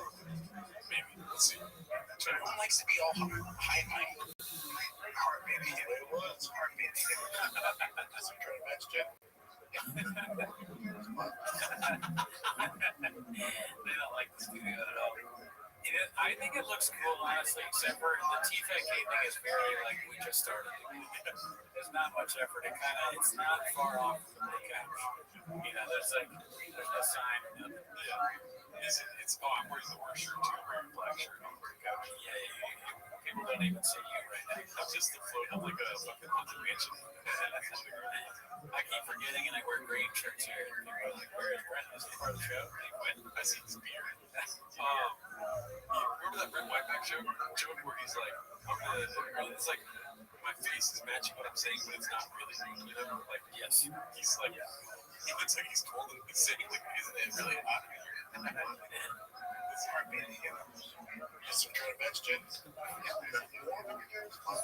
That's from self-tax stuff. I like me. I've had that sort of studio. You get a little moist. So, well, you're upstairs. Upstairs is always on. That's true. He does rise. And this guy's like, he's the good guys from Team Fat K. He was ready for like a game. We're going to your boys. He's like, all right, here we go. He's like socks. Dirty ass shoes. Short shorts. Dude, Hawaiian shirt. Yeah, he's perfect for the show. He's ready to begin. And also, we have those. What are you walking down the stairs? It's one of the tents. Hey, sorry, guys. So I was going to get my orange juice from the fridge. The fridge is upstairs. Hey, who drank my orange juice? Shop has like an empty orange juice bottle next to him. He drinks it last time. I've never served in military. I've never been in government. I've never really traveled. The small amount that I've traveled to doesn't matter really. There wasn't anything to say. And this is hot sauce and this is double. Yeah, I didn't feel it. The majority of countries it's been like this way. But I will say this. The car. Check it out. Tens of meetings of the AC. It's funny, and the TFAK studio with the weird noises, it could be so many things. Doors, AC, trains, an employee crying, someone paying the sink. Rain opening, rain bottling. A magic way delivery. Muslims around the globe. Muslim isn't something that would call for most people to take recognition of it. What is that? This AC kicks on for a little bit over time. Is that fucking as long as we acknowledge it, it's just AC for a little bit. How's that going? We're going to work something out. We're going to work it out. We also said we're going to work it out. But it's just the mics. Thank God there's no loud AC. It's the team's fault too. We're becoming TFK. I mean, we're trying to get rid of the red chairs, but we're just becoming more and more TFK. What would you rather become? Like, we're becoming the best show that's ever fucking existed. I'm sorry if I sounded negative saying this is awesome. And you know what? Fucking, I love all you guys, but if you think that becoming TFK is bad, fuck you. Everyone, fuck you. I just think that, when you're talking about what these lizards and that Douglas Murray is taking note of is such a small. Don't fuck with the Brits and the Irish. You get a problem, they will meet you halfway. They'll fucking. The indigenous Brits and the Irish come alive when it comes to war. It's got 60 years of being bad. Yeah, no shit, dude. Yes, he gets a little. He runs a little hot. Hot boy, you feel nauseous. Big boy. Yeah, it's too much thick. Oh my god. Yeah, it's not a good shot. But you don't have to go back on that. You stack. Why isn't it downstairs? It's driving me nuts. I want to know what is downstairs. I know for a fact it's a garage that's trucks. For sure, that's what it is, right? It's like it's an all-purpose studio. Yeah. The podcast upstairs or hot trucks downstairs? Hot trucks downstairs. Finally, coming around to the new set narrative. Oh, thank you, Jenny. Yeah. No, we're welcoming it and talking about it. Gerardo with toe holds. Are you wearing sandals? Because I think it is kind of funny that he's still wearing totals, right? Because like they fired him or whatever, and the company got in trouble. And we've talked about it, but if you ever look at their website, it's like, does a racist own the sandals? Like, oh, it's weird, like offensive sandals. Oh, it's the last place you want something offensive. Just not a sandal. I'm so glad they have to do, because you know how often we're on the show and we think like dumbs in the wrong word. Because we don't know what's happening. They're saying that we're right. It is a split garage / podcast. Comedy jokes, but that's exactly what it is. Oh, yeah. Also, upstairs is like 4 feet off the garage floor. There's a lot of feet content coming above you. I think it's weird that, I think you touched on this. I don't remember which show it was, but there's no, merch anywhere. I'm not saying it as a joke. There's no shirt shop, there's no rain, there's no black rifle, black pepper. Where did it all go? Yeah. Are they just not, they don't have any sponsors anymore? I hope that's not the case. That's sad. It is all locked into the narrative. Wow, okay. Shout out to everyone that's in here. Let's see here. What's the next one? Did we hear? Yeah, we already saw that Christian one. Christian. Okay, so this one's posted by Tom. Hashtag retweet. Damn. That's Hey Arnold, right? Yeah. I don't know. I don't remember the character. That's weird. You got a studio. I don't have an apartment. I like this. Okay, here we go. This one's posted by Boxinator, Texas Rushmore. Remorse? Oh, Texas Remorse. Posted by Boxinator. Long clip. Okay, let's see this. Texas Remorse. I like this. Oh, it feels very quiet. It feels very good. Industrial, shabby, podcasting. There's no air horns. Damn, Sean's an Airhorn guy? Yeah, it does. It's hard to predict, though. Some makes sense, but also I wouldn't have been able to, like he goes Airhorn. It makes sense why he's so pissed off at the Starbucks. Oh, yeah, that was him. He's like, hey, I wonder, like, Sean already gets split. It's not pretty clear. Texas. Think about Texas as you know, well, everything's 20 minutes. Everything's 20 minutes. But then it's 20 minutes. Yeah. Just driving. It's just traffic. Traffic's a nightmare? Compared to, like, He's describing Los Angeles. We drive 20 minutes everywhere. And we have to drive over a lap scooter and Waymo's are on fire. I do have to drive over protester. Over driving through like ice raids and all that stuff. You're a car guy. I'm going to need you to understand a couple things. You need a place to cover your car because the weather isn't very cooperative here, and sometimes the size of the hail, golf ball size. I was driving and I got hit with, like deer turd size hail, and it was Deer turd size. It's a weird thing. How do you know deer turd? Like a bratwurst size. God, picture of deer's shitting out bratwurst. I wonder if deer turds are as big as like sausages. That's what I'm saying. You gotta go with sausage. This fucking guy, man, Callan, when he's doing his voice, he loses like all sense of reality. You're gonna get deer turds. He's gonna be as big as Cal. You're gonna get the gorilla jizz in your mouth. I wanna squeeze you. I wanna squeeze the cum out of each giraffe. Why did you say that? I don't know why I do anything. Oh shit. I need to get there we go, rain. Yeah, I just felt rain. Yeah, I don't know. Oh no, dude, the camera. Where's the fucking camera?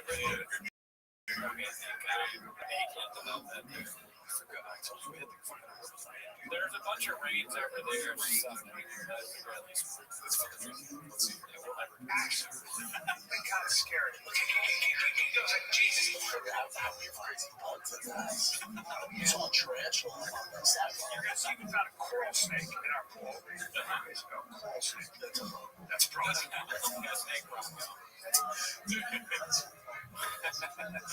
Oh, I'm so happy we're still doing this because it's going to be fucking insane. Yeah, two LA guys living in Texas, and they're going to broadcast every second of it because they have nothing else to talk about. That is fun. That's a funny premise for a TV show. It's like two LA idiots moved to Texas, and then all the stuff they're going to complain about is totally different. They're going to turn on their nice neighbors, and they're going to broadcast it for everyone. This is like, these are the people that people in Austin complain about. We're tired of these people moving. These LA liberal cucks. This is what I'm trying to say about moving to Texas. They don't fit in. They stick up with this one. What's going to come with that?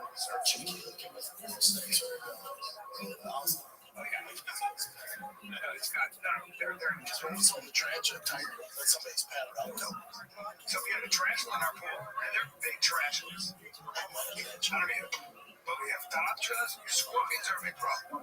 So we had a few scorpions. Yeah. Now we got towers, we got the coral snakes. Moving to Texas from LA, and you get there, you're talking to people, and you go, there's no marijuana.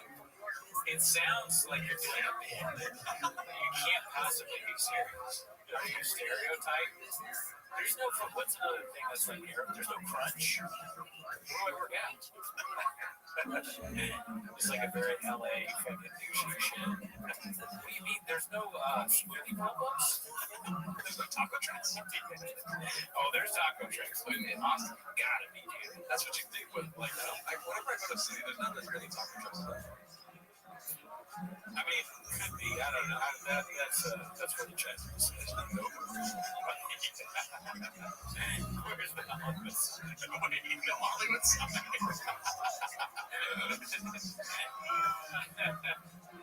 Oh shit, dude. Fucking heroin is the douchiest. I mean, I like it. Okay, I've opened there a lot, but that's like the douchiest LA thing they can possibly do. Smoothies cost $20. Like people they're definitely Austin. Taco trucks in Austin. That's a bot. That's a bot. He's a bot. You're a bot. We know you're a bot. There's no cubbies. Let's see. These got coral snakes. They're smaller, but they're hard to. They're not going to bite you necessarily. If they do bite you, it's a big problem. Texas coral snakes. Texas around areas. They're a species. They've got the same venom that a cobra does. They're in the cobra. So I can keep my papers on them. They look like cool. They're very pretty snakes. See that? Beautiful snake. That's a gorgeous snake. What is it? Did you see how small it is? Yellow fellow. The guy got it. Suck him dead. Suck him dead. That cannot possibly be one. Damn, he heard that in a steamer somewhere in Los Angeles. I don't know fucked his way out of it. But you said suck him dead, and I said squeeze to come out of the draft, and now I look stupid. Yeah, you do. I mean, me. I didn't say shit. That's cool. So, yeah, I want that dog. It's no joke around here. It's the Thunder and Lightning Storms. Oh, yeah. No, Thunder and Lightning is crazy. It's the hail. And they will tell you, you'll get a notice on your thing. It's shelter in place, you could die. Like, yeah, they'll tell you that it's a life threat. You're like, what? It's way, like 10 minute warning. It's about 10 minutes. And it whips up right quick. It whips up and that sky goes black. And then it starts to blow. And you're like, damn, what the hell is this? It's crazy. I love that I relate almost to not being prepared. That you didn't ask any questions beforehand. I relate to it, because I always do that when people give me like bad news. And I'm like, when I get 10 minutes before that I have to try. No. 10-minute warning. There's a 10-minute warning for hail. You're gonna do it where? Like, you're gonna move back to Los Angeles in 10 minutes? I gotta, he's so stupid. What's it called? I know people that have moved to Texas and they want to come back, and that's a difficulty. You know what I mean? It's probably easy to make the choice to move to Texas. It's probably hard to make the choice to move back here, right? Yeah, it's probably harder to get back, and it's gonna be probably more expensive, more money. Moving there, I mean, why do you think it'd be easier to move there? Because it's probably a different cost of living. So you're like, oh, I'm saving money if I live there, and then you experience the fucking jungle, apparently, animals and venom and hail and all this shit. You're like, oh, Los Angeles was amazing. Yeah, you realize why it's less money, because there's hail that falls out of the sky, and it's snake venom. Yeah, that makes sense. We're able to live here and like have minor inconveniences. Yeah, you know, natural. The other inconveniences are very man-made. Right? I'd say there's quite a few man-made, but I don't want to literally turn on the TV. That's still on your mind. Best like you ducks. I know, I've been keeping up with the lung count, dude. Yeah, dude, come on. We're at 35, 36. That's crazy. That's insane. I know a lot of you aren't on the regular lives, but we just did where if the likes don't go up or they don't stay on par with the current viewers, we turn on our really the audio gets worse. What the fuck is that? It's a noise that goes the whole time. It's a punishment for not liking the videos, and I'm very strict about it. And I will put it on if it doesn't get to 50. Yeah, we actually had a talk before the show. Like, the likes. There's one comment about the likes, and yeah, dude, what the fuck is that? If it doesn't get to 50 in 2 seconds, this sound goes.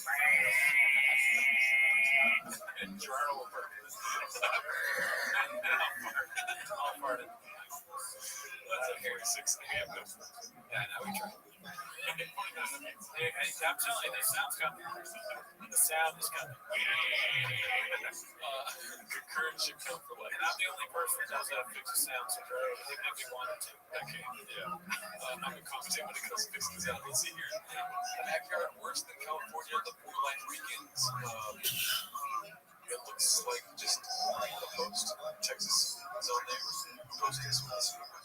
Posted by Wonderful Salary 5432. No, not the glass break. Yeah, the glass is gonna break. Motor lives here. My longtime producer needs a place to stay after I relocate the entire business. He'll find one. Former porn star shows up at my house while I'm away on tour to sleep on my couch and keep an eye on my wife to say less. Posted by Eric from How's it going over there for you in Texas? How's it going over there? My brother's on me. We're gonna look for stuff in April, just to look for like awesome places to. So that's in April. That's like still. It's just around the corner. Oh yeah, what was that March? I know. Why smell? I'm trying to figure out how we're gonna do this podcast. And then Jim, when you move out, I'm confused. Why haven't you found a place? I'm literally looking for. I've been looking for spots there. Find the spots. But tomorrow at 12:30, there's a real estate person helping me find a place to just rent there. It's like, like this is our first look at the shop show set. Yeah. I produce podcasts. I only produce one now. This one. Yeah. And a record tweet here with the second. And I do also record tweets. Shut up. Tuesdays.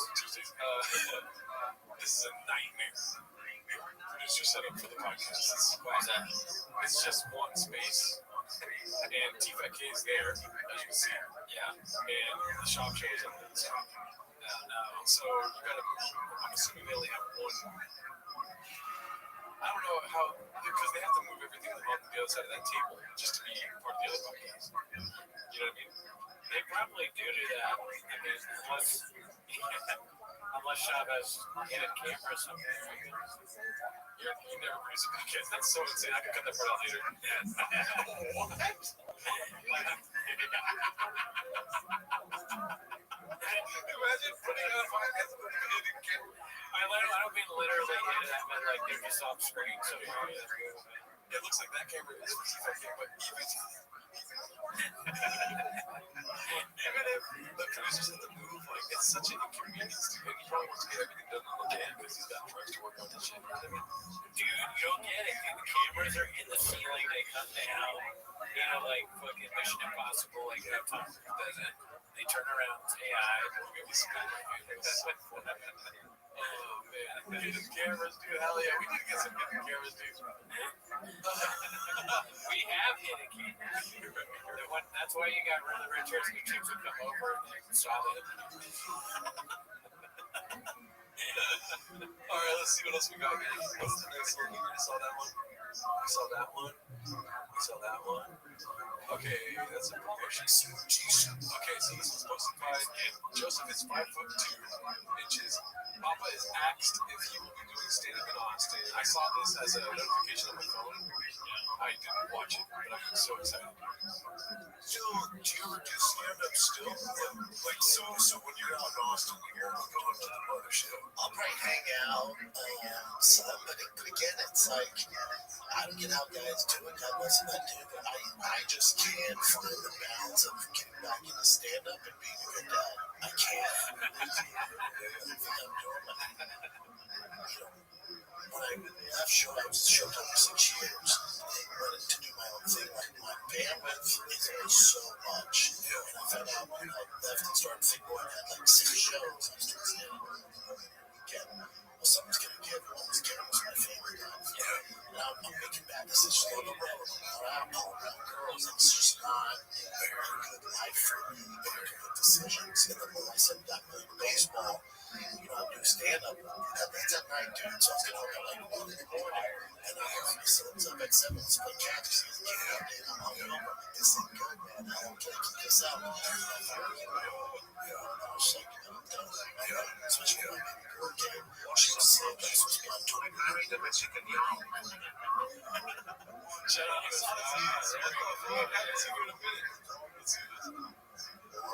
My wife was like, maybe you should go on. Like, this is crazy. We're fucking talking about this. So I was like, I'm out. I'm going. Can I deal with this if I'm back on the stand? Sure. Yeah. I deal with this one. Come on, man. You can make more money. What are you doing? What are we even doing here? I'm out. How are you out? Those fucking reasons were stupid. A lot of people have kids that do stand-up. They don't need to fucking quit. Tell you fucking... what is your job? You're just podcasting and modding. How about you mod less? Say less. You already got enough trucks. So boring. You said you had such a long answer too. What's funny is I do stand-up and I go, there you go. You don't need to drink. You should talk to him. Schwab, if you're watching this, please talk to Gerardo. How far do you think I would get? Really, dude, I do stand-up. This fucking starts joking me. Where's the bald one? Tell me where the guy with small teeth is. Alright, let's see here. That's the stupidest thing I've ever heard, which is about haphazard. Shout out to haphazard, dude. Let's see this. Yeah, alright, well, I don't know. Don't get the Corvette, huh? You already got all these cars, big cars. You have the green one, the mostly green one? Yeah, but it'll go straight. Can only go straight. They don't handle it. Just the fast car is straight. We gotta take corners and shit.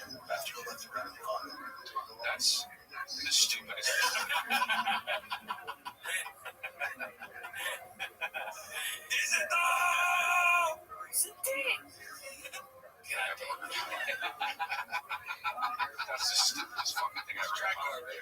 Yeah, but then don't drive it on the road. I know. That's so stupid, bro. Ain't crazy. I got a problem, man.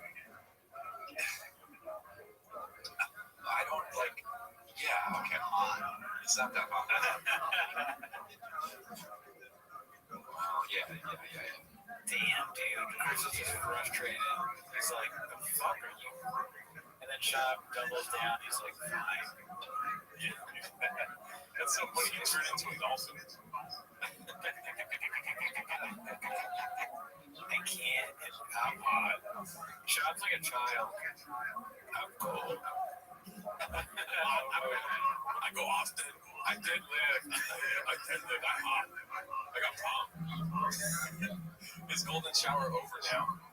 That's a good question. I think so. That's a good question. The only way we're going to find out is in 2 weeks when we revisit the chains, because when it stops coming out, Yeah. I mean, like, yeah, what is going on? Have they addressed that at all? Yeah. Does anyone in the chat know? Yeah, Robert, yes, this is real. He's like, Holy shit. so, What's up, Adam? what's Adam and Ellie, right? Let's see here. What in the Rootin' Tarnation posted by the producing Val. Dude, this Becky guy is so unfunny. He's just like non-stop, like unfunny jokes. Yeah. Tuna town, your mom still takes golden showers. Dude, get the fuck out of here. You gotta be funnier than that. Let's see here. 24 hours to finish it up, man. Okay. That's not a sad thing. It's not a sad thing. But yeah, we'll probably ban you too. You're a fucking bot. Nice try, crack. Who the fuck is this Becky guy? Yo, and Olin Powers.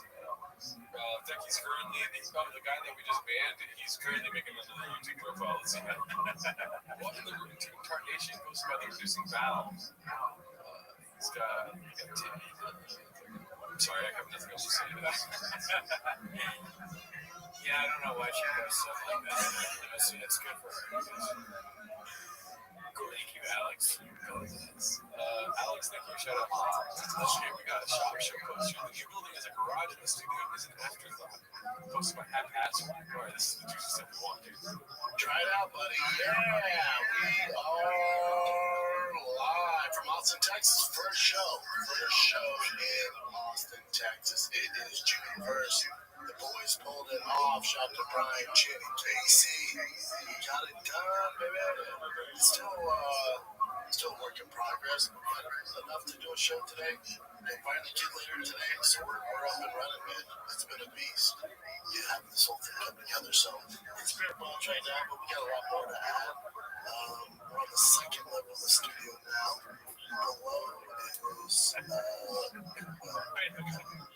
two bed pack car lifts. Around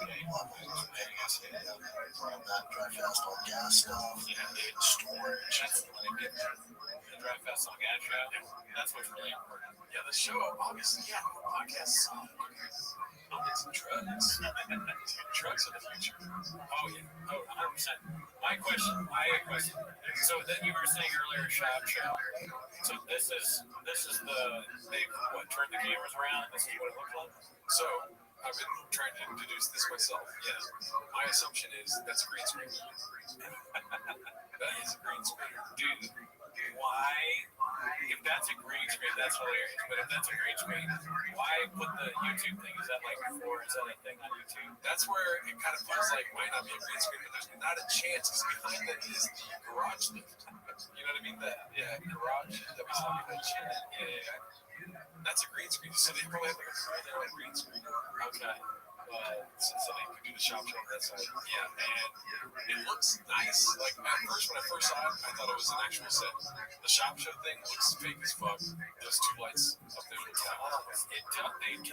Goddamn, dude. I don't know if anyone's commenting on what it is. Actually, the shop show the balls keeping things on. Yeah, where the fish. Shut up, so we got platinum play button. Yeah, if that's a green screen and there's a platinum play button, that's hilarious. It's such a strange detail. And yeah, you're right. You come to expect these things. Like, We need a green screen that has curtains. Like weird. Around, if you see like anything green around his body, I mean, it's really well done. Yeah, I mean, it looks better than the other side. It doesn't look practical. That's what I'm struggling with. Like, the only thing that's practical here is the Diet Coke. Yeah. Everything else. And I'm stuck on the whole, like, nothing, no church, and nothing. I'll tell you this table here is pretty cheap. You see that on Amazon, that's made in China, yeah. American made everything. Yeah, dude. But yeah, no shirt shot, no rain, no black buffalo, nothing. But here's the thing about a green screen. If it's a green screen, you can just put that shit in Photoshop. They Photoshop rain, I'm out. It won't even be 2 times a month. I can't do that. I can't be bothered to that. This other reminds me of the UFC that case. That's fair, Anthony. It's fair. Thank you. This is John Tables. The green screen, I've heard of it. Always been a trip about it. But why put the Washington flag in the design area? Yeah, I don't know. We need to get some out of that because it's probably not for now. We will. Straight out of as much as possible. Here's the thing, like this, you can see the T-Fat case and he's dressed, and when he addresses his chin, he's looking straight ahead, right? So the only thing that I'm thinking is maybe he's off to the side, so the sharp show thing is to the side. To the left of him would be that garage door that we saw on the other T-Fat case set, where that's behind Chin and Beanie Guy. Yeah. Man. Yeah, you know what? You're wrong. You're saying cameras. I will say they downgraded it a lot. They used to have a studio with separate rooms. Yeah, we were being, I was being serious on that last episode. I was like, the studio, I actually think it's cool. Yeah. I would, if I had a studio like that, obviously it wouldn't look like shop made or adapted, but a lot of donuts. Yeah, if I had a studio like that, I would be proud of this. Look at what I've done, even though shop maybe, yeah, but I don't know. Be cool, right? Let's see here. So, then upstairs is all podcasts. So that's what I'm trying to do, dude. Might be a little echo because we have high ceilings. We'll figure it out as we can. We'll figure it out, man. Life in Austin. What do you guys do like Oh, so they are to the right. Sorry, I'm doing this in Austin. What do you guys do like? So they're to the right. So they're he's looking at the T-Fat case in that way. Like I said, so yeah, they're to the right. So that might be a real set. Or yeah, I mean, it is weird that it looks so vague. Yeah. But you're right, though. I mean, it looks good. Yeah. It's just weird. Especially because they have it on Thursday. That doesn't look just good. Thursday? Yeah, I mean, they should get a pretty green screen for their show. That's what you need. Yeah. I'm confused. Why haven't you found a place I'm literally looking for? They're not switching, so I think they're editing after the fact. Yeah, I mean, editing after the fact doesn't really sound like them too much, but it could be. Yeah. Or they have a dedicated switcher like some like comic in Austin. I can find a spot for one tomorrow. You got a spot switching for T-Fat Kid? It's a fucking 9-hour shift. Just like, here's a fucking joke book. Okay, I'm sorry. That was my 20th. I was going to say the other word. Let's see. Same person help me find a place. Just rent. They got one mic for both of them. I think that's a shop request. Like, they have plenty of cables for another mic. They have a mic right here. God damn it. We don't want both of you talking at the same time. That's a good observation. One mic for two guys. Casey does need to talk. Oh, his name's Casey. Sorry, I find out you're from the team. Sorry about that. Yeah, cut it out for That's fine. Yeah. So do that tomorrow. Yeah. But until you find a way to put it down, play back and forth. That's all I can do now. Jesus Christ. I mean, if I can't find a spot, Mark probably watches this and laughs hysterically. Like, this is a real vindication for Mark.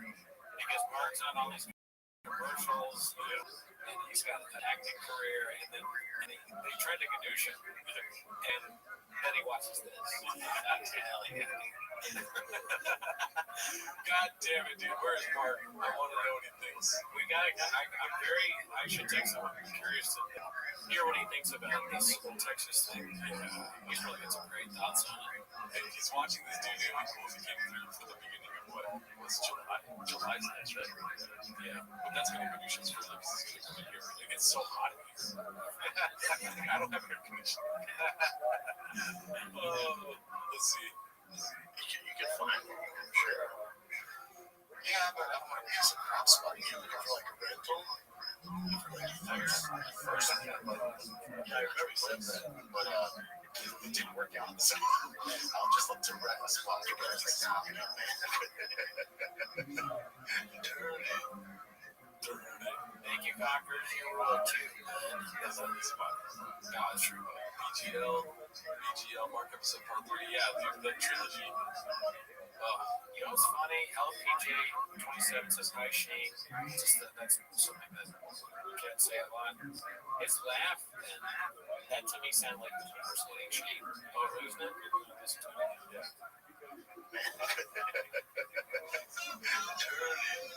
A little Shane-ish to me. A little bit, yeah. Support for Team was going live. It's different. I enjoy the P3 Fest. Yeah, thank you, Adam. Give our best. Shout out to me. He's not being smart. Congress says what The bot thing is something we talked about on the Patreon. I had all these quotes about criticisms where I was like, bot, corrective edition, various quotes. And then, but anytime something positive happened, Gerardo was like, no, that's actually a bot. That's the inside bit there. For sure, you can't find people just to stay. Yeah, I mean, here's the thing though, because it's March, like, something about this is telling me, like, part of it has to be, dude, come on, Chin, you can't find a place. Dude, if I could find a place to stay, yeah, you know what I mean? By myself? Are you kidding me? Yeah, I mean, he sounds kind of like he's like a lazy guy. Yeah. I could see being like, you don't put much effort into it. And also, like, he's the big shop that could rent. Like, yeah, duh. But also, your boss saying that is kind of weird, too, because wouldn't Shop be like, you're buying this spot, right? This is permanent. Like, but no, he didn't say that. Yeah.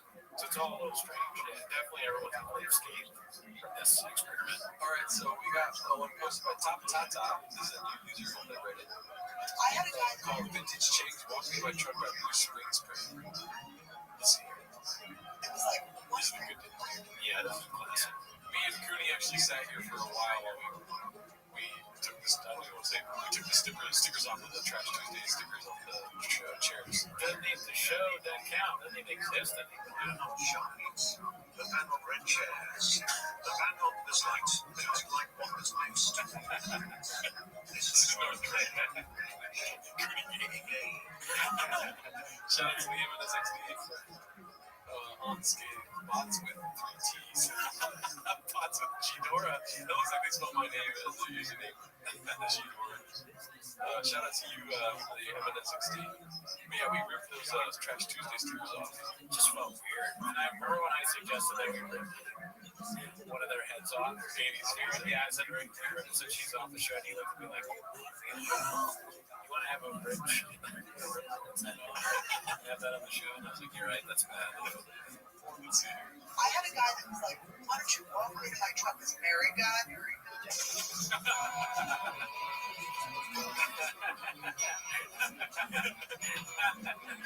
That looks like a Michelangelo or something. Shout out Malik B. You got a special. Oh, it's a good guy. Great guy.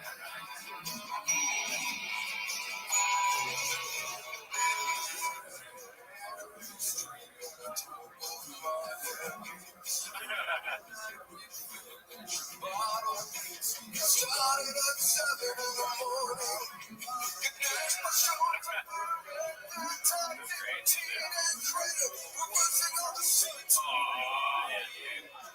Straws, dude. What are you doing? I stopped using straws because of straws, dude. I've never used a straw. Oh, fuck. Straws are weak, dude. That's actually easy. They got to do this. That's what the straws. Yeah. bots. So oh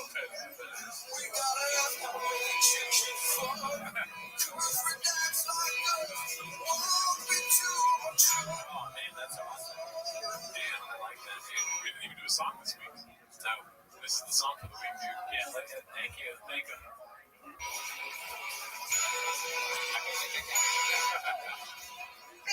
Why don't you get like you should walk into my truck and like, so what I can blow you? That's great. Beautiful. Boss, dude. Boss. Ellie loves to use strong, but I tell her to just chirp it and Boba drinks still. Yeah, you gotta do that. Even Boba's delicious, but you can't use a strong. No, not a chance. Definitely not a Boba strong. Alrighty, this is posted by Dana White's mom, but I was still unaware it's her time. Oh my god, time right now. She posted recently in my Texas area. There you go. What a time to post this. That looks disgusting. Yeah, it's not a good thing. That looks like I moved to Los Angeles 3 months ago. Hey, this is my style. It's very Elizabeth Holmes. She's trying to sell us some blood medicine. That doesn't work yet. It's very Elizabeth Holmes, right? It's my turn. She looks like Nicole there. She's trying to be like this. Sorry. She is. She looks like a fake CEO. What does she actually do? I'm not judging a picture. I'm just curious. It's hard to know. She has a Killian Murphy. That's so funny, dude. That's fucked up. Don't lie, Jordy. You know she's fine as fuck. Yeah. Facts. That's facts, man. That's facts, dog. She just went public. Yeah, dude. Let's see here. I don't really see that. Let's see here. This is supposed to be Bella Tica. Oh, this is yeah, I see that one. I saw it. We saw that one, right? What the fuck is has bumped up his face, posted by Old Zealanders. Happy anniversary, British Shop, weird one between Pakistan living in Airbnb for a couple of days before we had a text from the kid. Dude, she does look like a little sentence in front of me. I'm so sorry. Let's go to the next one. Stop. See that? Okay, that's good. These two are looking fire. Looks like Blackberry Agile 1939. Juicy with the squeeze. Yeah, thank you. A lot of it. That's exactly how I feel. Austin, Texas, most like commute time. The trucks have arrived. I mean, just look at that. Whoa. I mean, that's pretty crazy that he has that many fucking vehicles. You remember 2008? Of course, the housing crisis and stuff. Yeah. My homeless friends' houses were foreclosing and stuff as people everything changed. Sure. This is giving those kind of vibes, dude. Why does Larry have all the trucks on that fucking 18-wheeler, dude? When did they not pay their house? Yeah, it does look like it's being repossessed. Yeah. Chop would be the kind of guy whose shit's getting repossessed. He takes a picture like, look at all my stuff.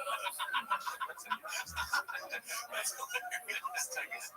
But it is kind of funny though. I mean, it doesn't look like it's the way a rich guy goes stuff or like, but he has all these trucks. Where are they going? He must have a gigantic he must have a gigantic garage. And this is such a waste of everything, dude. Like, where do you begin with the waste? It's just it's a waste of car paint. Definitely. That pink one is the one he wanted that stupid contest where he tackled the poor old guy. The auction, yeah. He enjoyed the sweepstakes and won. This is a truck giveaway, dude. You can get 4 in one day. Yeah. It looks like a scene from Transformers. Yeah, dude, that's a good. Yeah. Circus train. Property value just lowered. 10 days ago, I find it close to the shop with the Texas considering Rogan seems to want nothing to do with him, both publicly and behind the scenes. We all know she's an comedian with content creators. Okay, it's a long text. But yeah, I think that's just it, right? Posted by JS98. Probably all true. I would imagine that's a good tag. CTE. You probably put that tag in the post. What? Not right now. Organization. Yeah, no, probably not now, dude. Thanks for the heads up, though. I'll check it out later. We're gonna Reddit research that later. The highlight number is supposed to these Mappa's lights go out. Oh, fuck, it's so heavy. Let's see what happens. Which lights do you think go out? All of them. This is a real setup. I mean, if the lights go out, it's those two lights. Yeah. I think these key lights are go out. When a guy comes from Oh, yeah, I think the key light is out. organization. People, oh, it's UFC jitters. Whatever the fuck you want to call it. Why have those jitters built? Why have those jitters in PFL? Because nobody gives a fuck. Nobody's watching. The reason you have jitters with UFC is because you're in the big show.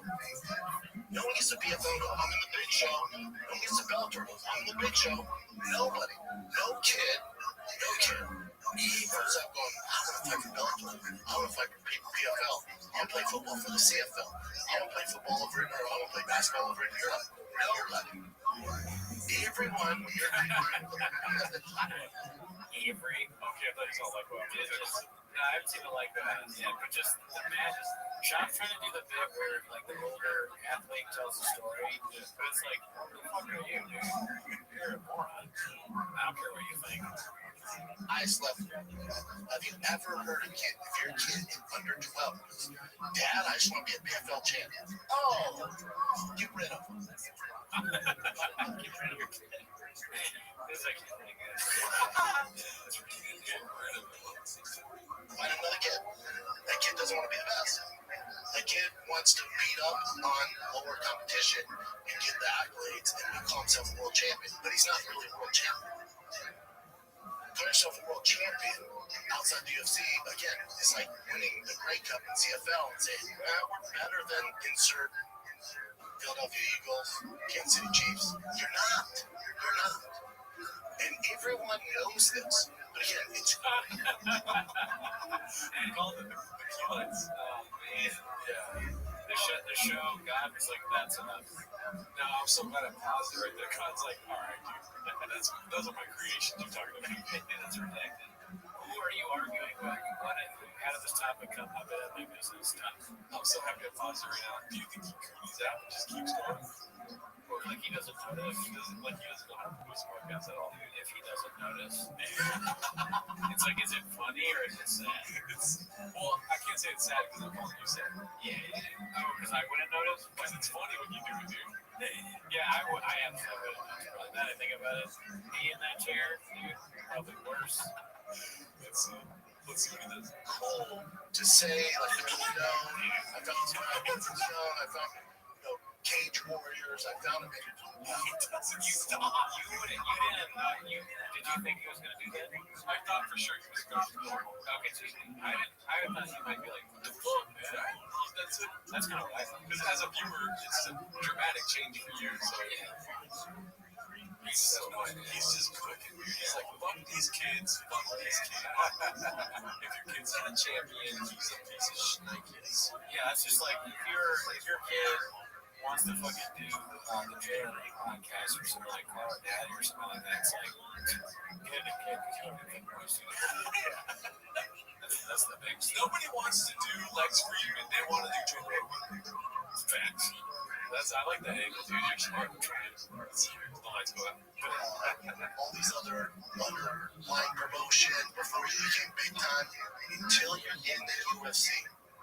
There's a reason no one says IPFL jitters. I know Bellator jitters. Wow, that's so funny. You just kept going, dude.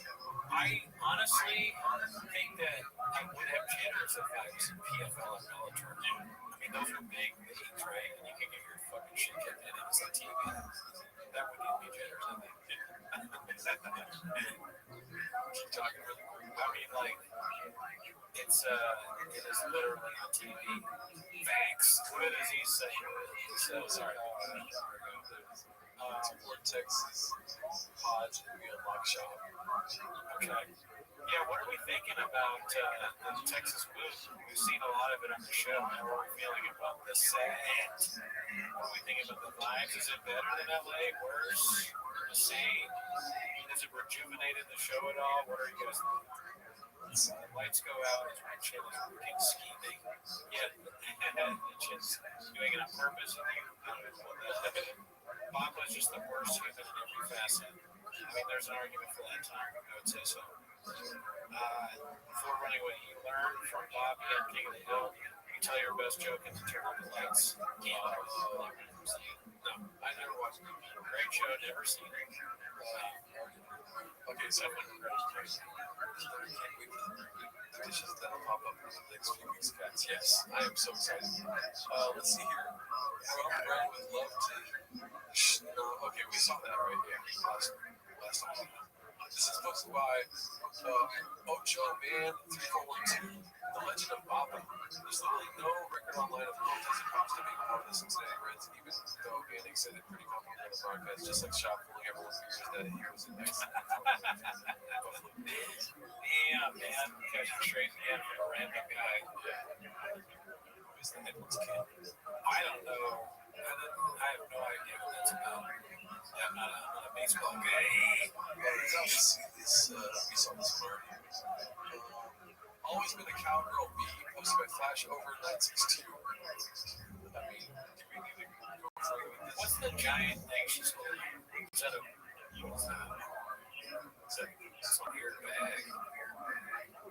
Stetson. It's a bag. Oh, it's a big. Another Stetson. What is a Stetson do now?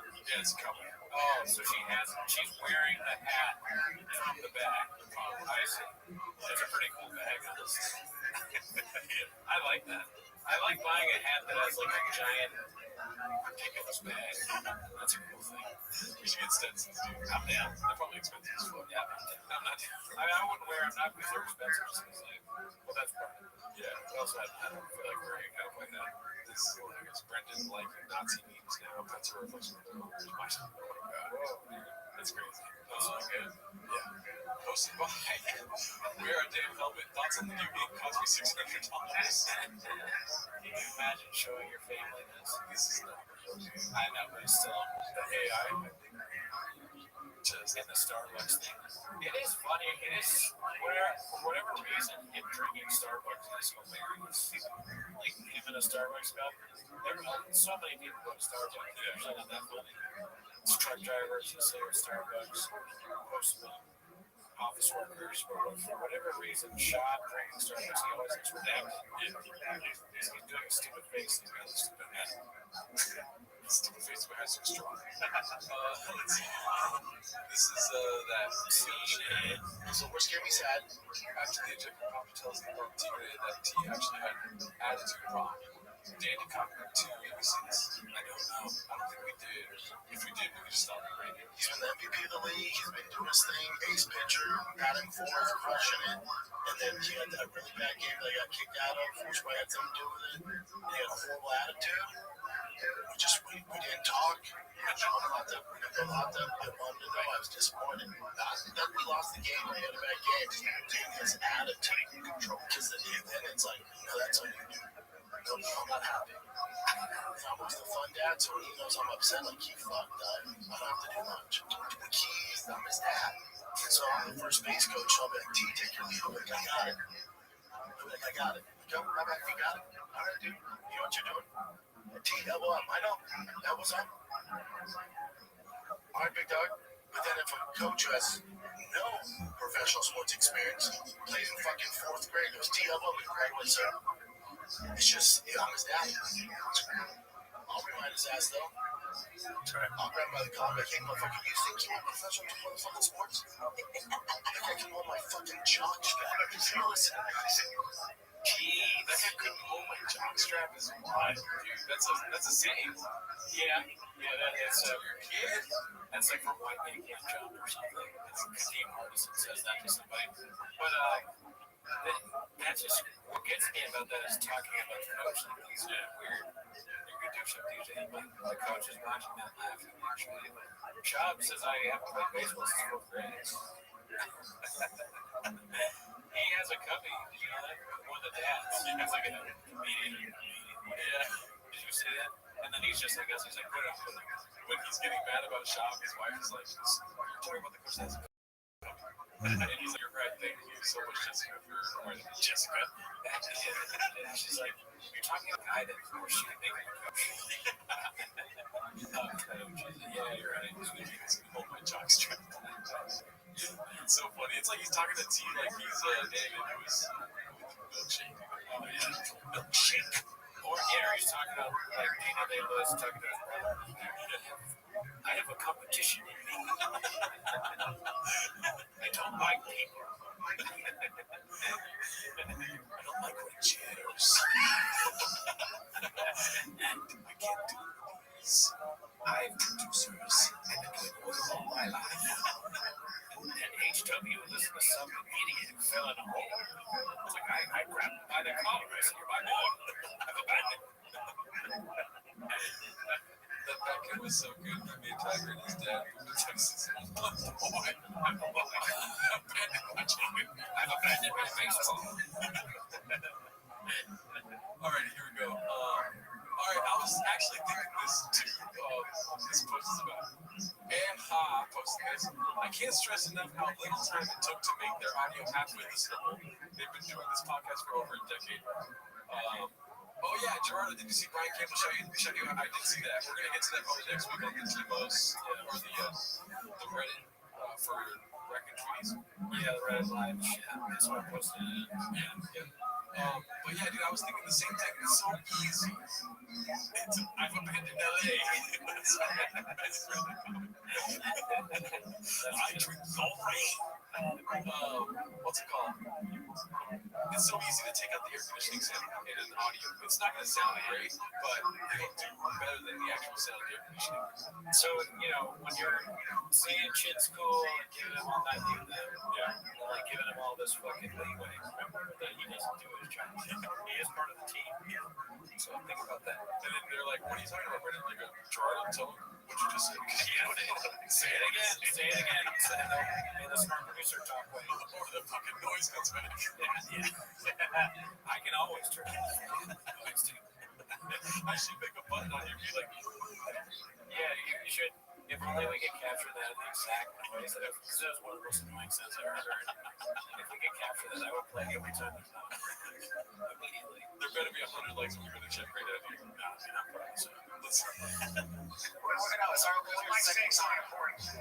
just think that, when you're talking about what these men that Douglas Murray is taking note of, is such a small. Don't fuck with it. Yeah, see, you can take it out easy. The Friends of the Irish, you get them going, they will meet you halfway. They'll fucking. The indigenous Brits and the Irish come along when it comes to the studio. That's so funny. Yeah, you can easily mix up the air conditioning. Remember how hot it got that one time when I was on the suit? I thought it was melting. Oh, that was rough. That was the medical song, right? Yeah, I think so. Is Kratom legal in Texas? Not sure. Okay, they fixed the AC noise, but the lights are still a problem. It goes by haphazard. Okay, this is recent. So this is like the second week. Let's see here. Buddy, it's the best I've had. Their pork belly, their beef ribs, and their sides, dude. I'll eat that shit right now. That's basic open micer shit, dude. Don't simulate masturbation. Now we're talking about food. Oh, really? Oh, their cream corn? He's got it. I think so. He might have saw like a little snicker from McAllen. He's like, oh, let's punch it up. McAllen's got no shoes, no socks, he's playing with his toes. That's weird, dude. I'm so lucky cameras no way. It's like covering. All I see is Callen's torso. Callen acts like he's like a fucking MMA dude. It's like Godzilla and like the fucking sitting Indian style and having. I just hate everything about it. Peanut casserole? I'm very into barbecue. Buddy. My tea that can eat sugar? Now, they don't lather it up with sugar either. Oh my god. Where is the Interstellar? Sorry guys for that sound. Keep going, but he has a thing like the ribbon. It's still happening. It's almost like he was doing an impersonation that time. Jordan's just thinking. No, Jordan's film is fine. It films what we're doing. Meanwhile, while we're live, there's no audio. You're like, no, Jordan doesn't have that. No, there's like it's a thing that you turn on, you can see my face. Like in Jordan, it's called a light. It's not far off. We fixed it. You just go straight down. Go straight down that 8 miles on the right. Three-time world champion. Bellator, though. He Bellator. The lights turned off. What the fuck? I mean, it's just, you need to know basic like electronics of like a 20 amp circuit. You can't handle more than 20 amps. Oh, they don't do this. Yeah. I mean, thank God that the fucking camera's still recording it. All that stuff. Yeah. Number 10 guy giving problems. If he can, maybe anyone the top line would have finished him. It's like you got this guy. Yeah. In the big leagues, though.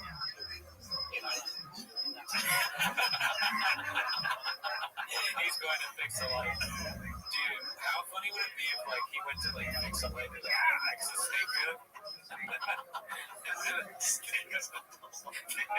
They're just stuck on the map. The snake bit the light, he bit the wire, like a fucking hail hit the wire, and it snapped, and then the snake bites Chin. He's like, this fucker puts sucks. That's what I got like. Everyone wants to act like these other leagues are the same as UFC. Get the fuck out. I'm sick of it. He's still got Wow. And name the best crossover dog. You ready for this? You know the only guy with a winning record that came from Bellator and over to the UFC? It's either Michael Chandler or It's so funny that we're kind of like getting fooled into listening to the podcast. It's just trick. But I guess it is like a comedy of errors. Everything's just going wrong. Until they don't even notice. Like they can't even make jokes about the fact that everything sucks. Because they don't even know that everything sucks. There's no self-deprecation because they're magicians too. It's just like the Houdini podcast. Yeah. It's this fucking that Christian Bale movie where he's the both guys. Oh yeah. Yeah, it's an illusion. Yeah. The Prestige, I was gonna say illusion. It's like a never one. They're the same. Whatever. That's my narrative. I can't do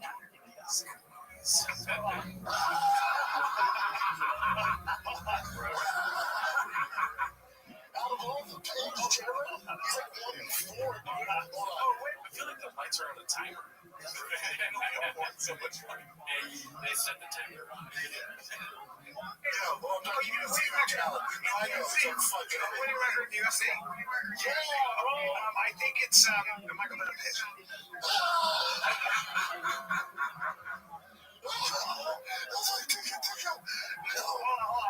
Imagine actually laughing that hard on your podcast.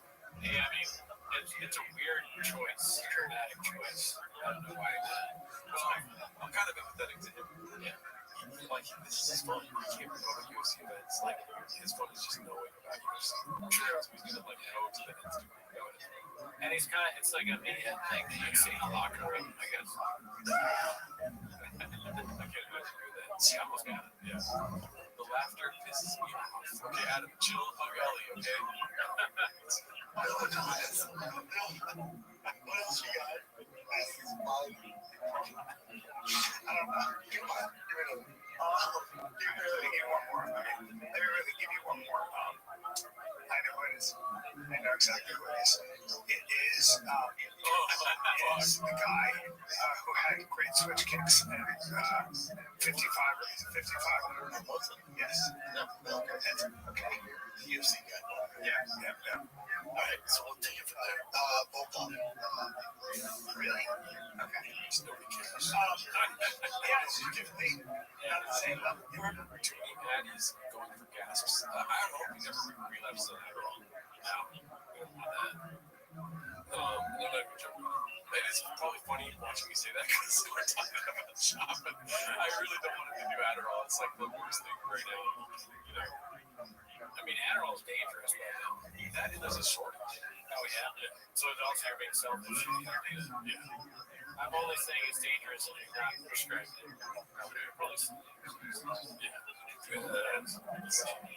Since I really Oh, sorry. 1 month ago, we already talked about that.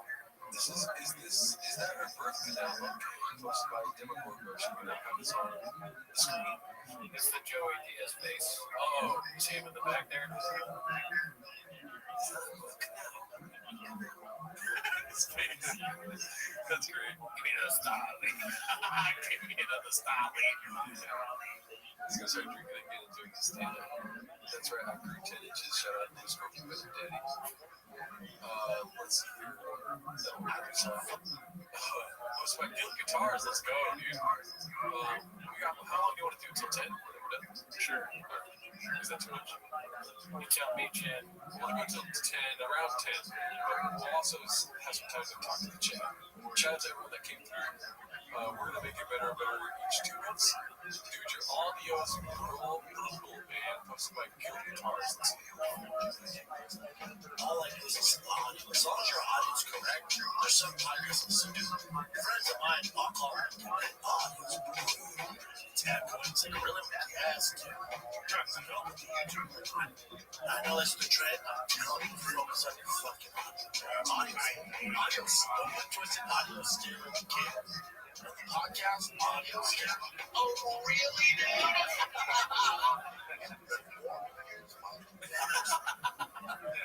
Is it warm in here as fuck? Just the way he asks questions is so good, dude. Yeah, he's the best. Turn yourself to contact. Oh, wait, you see, you had that turn studio. You get a little point. Did you see that? It was just like, You had that turn. Oh, he stopped touching it. It's moving away from him. it's like I'm sentient. He pushed it back. Oh, that's great. Because you're fucking that. So what is that? You know, was that a fire that happened? You know what's so funny is that people criticize our podcast that to be like super personally, but we're just, that's the whole podcast is making fun of another one. Just like,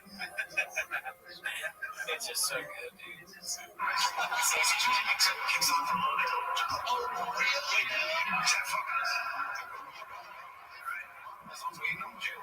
what's going on in Papa's mind right now? I think that's probably it. It's literally the sound of the air conditioning. Give us some Papa thoughts for that. All right. Is it going to be loud? All right, well, that's game. That's game. But just move to your side. I'll probably just call Chip K.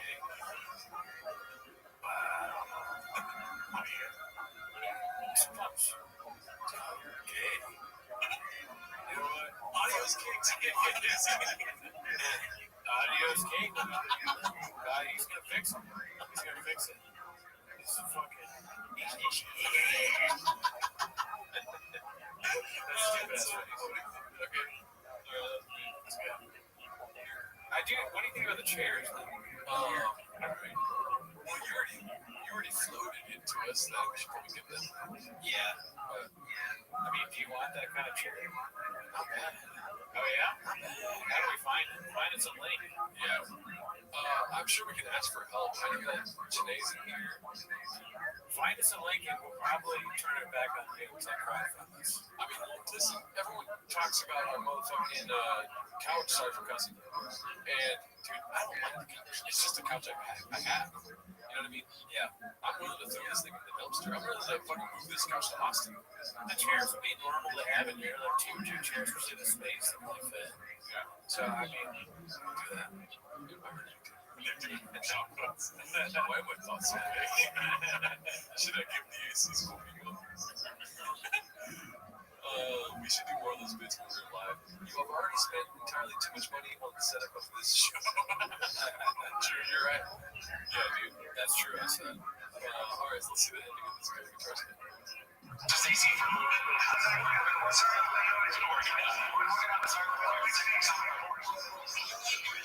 You get them going. They will meet you halfway to get on Alpha Man. The indigenous brings the Irish come alive when it comes to war.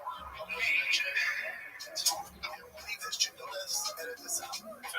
He tried recognize me?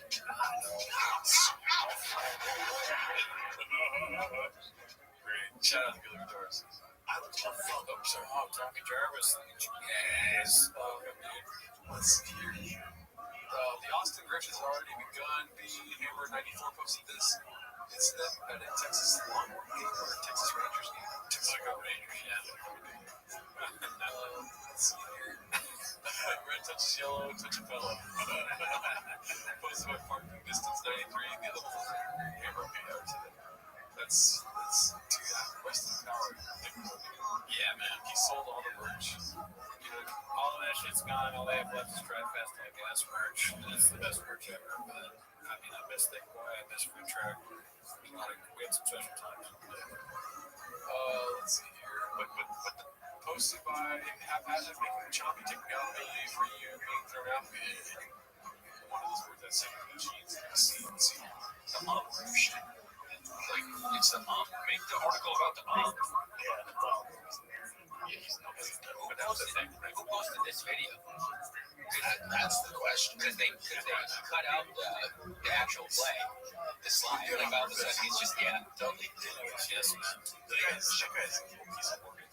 when you're angry, Dick. Yeah, I'm like, I hate him. He's the worst. But this is yes, man, dude. They're like, why did they do all? Oh, I start tripping for bars. Yeah, bars for like it. Oh, like another big two choice. What's the hump? There's a lot of those kind of jokes. I didn't play any of that. What do you think Tommy smokes? Casey becomes a guy that Tommy smokes. Oh, we started. What the fuck, though? I was at the Mickey store. And this guy called me gay. These guys don't know nothing about baseball. They basically only stopped playing. They stopped playing in the third grade. They're fucking dumb. I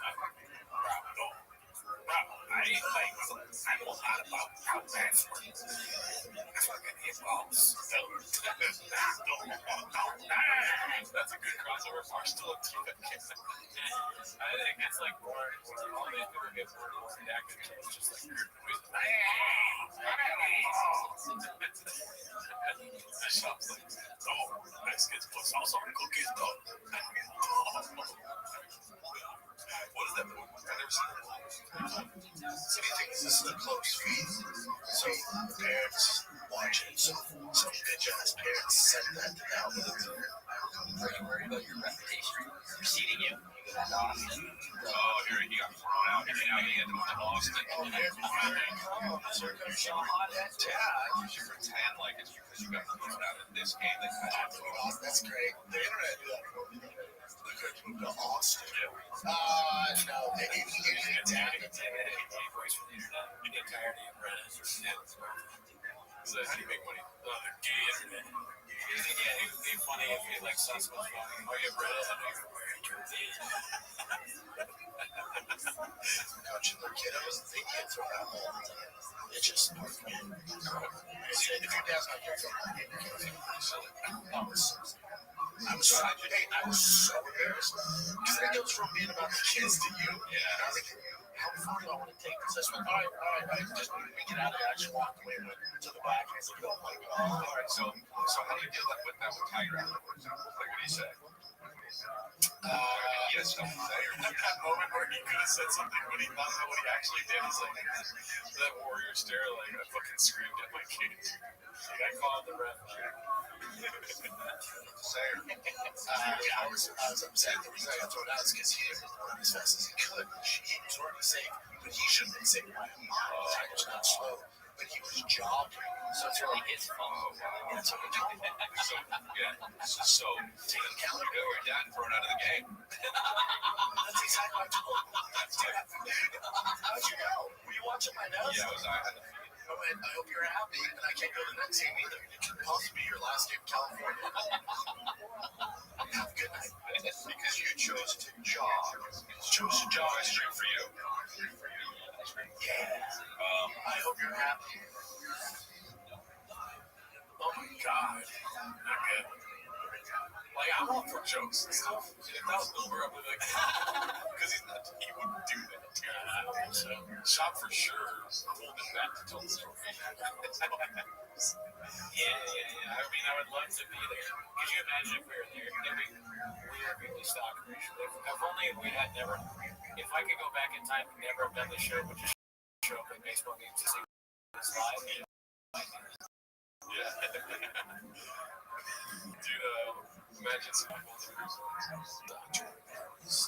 Imagine. It would be so funny to see. I would love to see him talk about it or be there like. He drops his sword machine on the ground and shatters. You got ways you kicked out of the baseball game.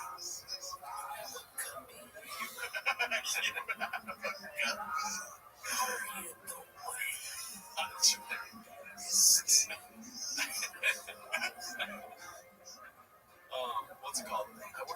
We're at 423 likes right now, meaning on the toast. We usually stop at 300 on the T-Post. Yeah. It's a busy fucking 2 weeks in shop. I love these. Throwback to the BGM crash out era, probably one of the funniest things I've seen in some courtesy of Banjo Fitzgerald. She was posted by EMC 92. I just love these memes. They are good, yeah. Serbia of security with these dates. Im Süden hat er mit Zossen genommen und stürzt einfach ins Haus. Feine Kollegen gefunden. Der Osten ist der Feind.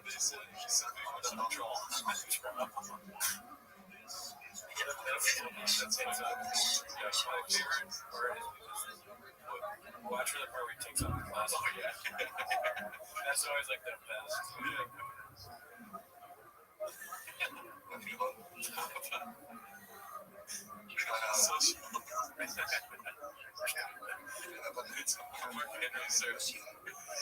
Steiner ist nicht aktiv.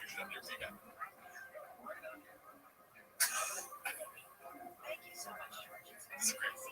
Yeah, downfall. It's in Portuguese, right? Oh, sorry. No. That's your Papa joke. Okay.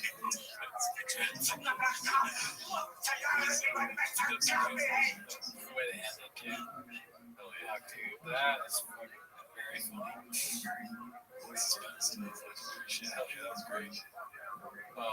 Sorry for talking over all. I just want to make sure you guys can read it. I don't know if it's too small on the screen for you guys. I think we did want to see it. Let's see this one.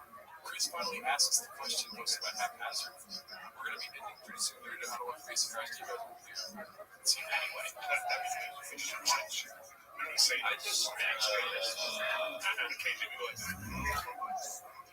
I just I drove past Michael Jackson's house.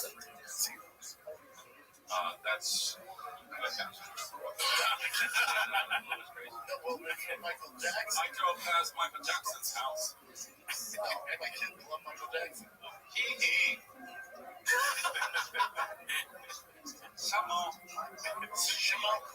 Wait, but so,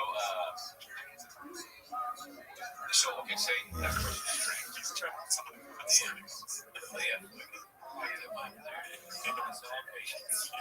Just call it spade a spade. Yeah. Facts. Sir, 2 new videos have been too. Okay, yeah. We saw this one. He's talking about himself. LA, we're out flying in the Forest cabin to Texas. And goes with sweet buddy Jay. Yes. Let's see this one. Papa said, "Look all event to calendar. Papa's face is priceless." Remind me, I'm gonna do a pull with you. Okay. He loves to lose bets. Yeah. And be like super confident he's gonna win. And then be mad. The amount doesn't matter. The amount really seems just as butter every time. Yes, but when I was in here,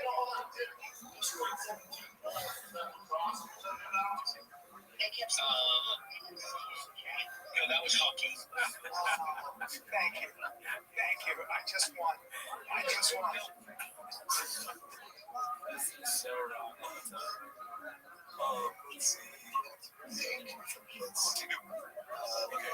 Chris referencing Theo having work stuff out. Oh, that's interesting. That's by Danny Hoffman too. I think this is you. Yeah, this is the last clip we'll do. But it can't be new. Yeah. Okay. No, we finally got rid of both of them, Chris. Oh, what was that? Good night, Dallas. Get you guys. Thank you. The NXT. But I always thought that we did it. You know what else is referencing? Like they're finally out. Like Theo and Brendan are on now. Oh, so Golden Shower is going to go on with Eric and Chris. I think it's gonna be a lot better without Brendan. Or no, not really, because Brendan is the one that punched. Yeah, they have nothing to talk about now, right? Oh, take me with you. Take me with you. It's the end of an era. Take me with you. I know. We finally got rid of both of them, Chris. Yeah. That's what I always thought that we did it. Dude.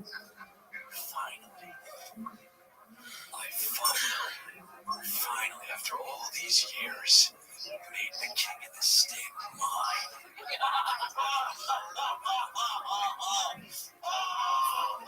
The long play was so worth it. You thought I got canceled. You thought I got... this was all by design. You're having mental problems. That was me. Yeah, right. Mental problems. Give me those mental problems. I want that. That's probably what you'd rather have. Liga's first team. Pretty easy question. And it just, Go ahead and talk to the people. oh, yeah. So, I mean, obviously, if you had to choose between being Chris D'Elia, a guy that was never funny and now everyone hates, versus Theo, his accolades are all over TK, his gigantic success. The worst thing that happened to him is he pushed a guy that has faced no repercussions from it. So I think I'm going to go with Theo. Facts. That's right. Absolute facts. So here's the poll I wanted to do to hit this here. Yeah. So listen, we didn't do Tito's for a week, but I want to know you guys' honest opinion. Was it worth the wait? So that's the poll. Here goes. You got two choices. You have to choose one of them, right? Timo's Live, the bestest or the most best? And think before you vote. Let's just go over it. Yeah. Like, really weigh the options first. Yeah. Don't be stupid. 100 likes, dude. Look at that. We got 100 likes. Pretty good. I'll take it. Okay with that. It looks like they really liked it. Some people voted the best, and other people voted the most best. I think I like these results. Yeah. Like a poll, daddy. The most best is like when I do it. Kind of a trick. That's a fuck you. That's a watch out for that vortex, dude. But yeah, dude, shout out to you guys. Thanks for being patient and waiting. We're gonna try to do one takes on here. We were too scared to do that this week, though. Yeah, I was too scared to do that this week. We want to do that. Dub drop for 100 likes. And we're gonna still try and go live in general every Wednesday. And then obviously the Patreon comes out on Tuesday. I'm sorry, the Patreon comes out on what does it come on? Wednesday mornings. Wednesday mornings, and then the Raccoon Tweeties comes out Tuesday. So check that out. Yes, you guys are awesome. A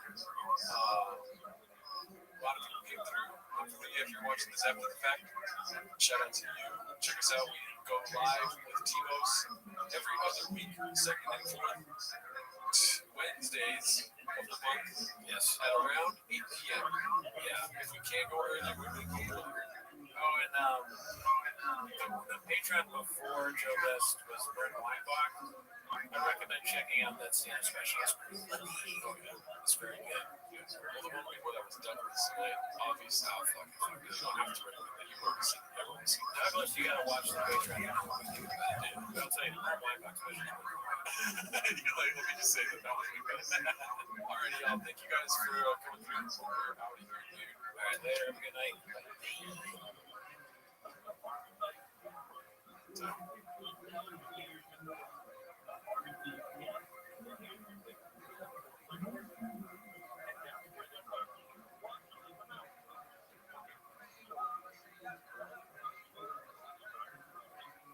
LA is a vampire. Moved to Oz. Look at the fire. We were trapped in the rain. And when I get another rain, the fields are dying. It never lays too late.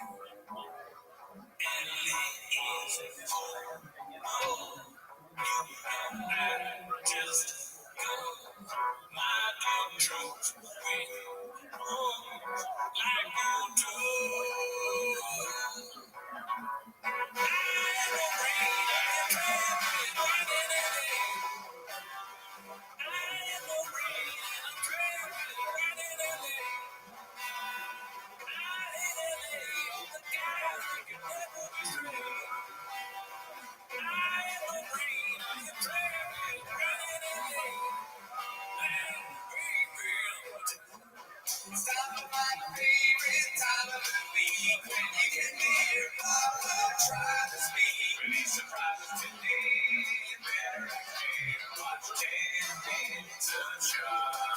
Welcome back to Tim as a Shot. Thanks for tuning in. As always, join the Patreon, join the Discord, Reddit, all that shit. On the Patreon, we watched Jessica Curson. I believe the special was called I'm a Man. I'm the Man. I'm the Man. I forgot it was called that. I had confidence. I don't remember it. But anyways, this time we're here. But last announcement here. Last time I'll be saying this. We are switching Tim as a Shot. The month of June to 2 times lives on Wednesdays, probably around 7 p.m. Second and fourth Wednesday of the month. Raccoon Trees, our other show, is switching to Tuesdays. Anyways, that's not why they're here. And lucky we fucking switched it up because last week when we recorded Tim's shop, he literally got ejected right after we finished recording. Yeah, dude, it was that is bullshit. So we're 2 weeks behind. So behind, and it's great. Like the big story, we miss it. Like, people were all excited the last episode. Oh, I know you're gonna talk about the baseball. No, we wouldn't. We missed it. It's like, it's a very timely thing. This job, guy. You got to stay on it. That's the team's fault. Nobody's fault but the team. But that's not why they're here, Jardo. They're here to watch them as a stop.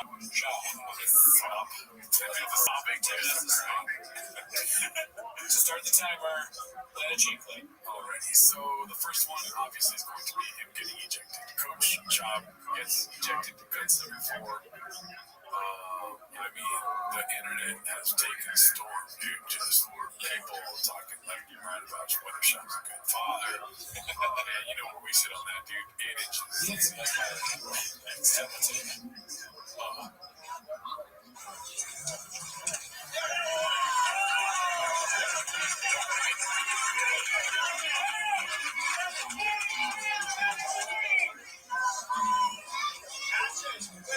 Question is this man homeless?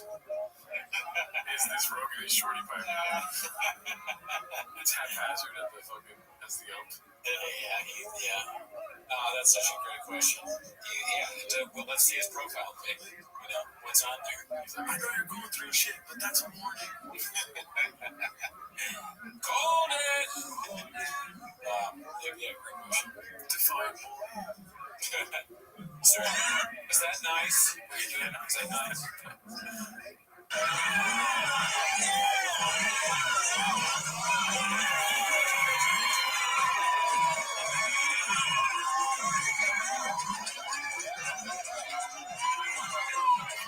Very, very terrible. Like that up is just insecurity. That was the worst throw I've ever seen.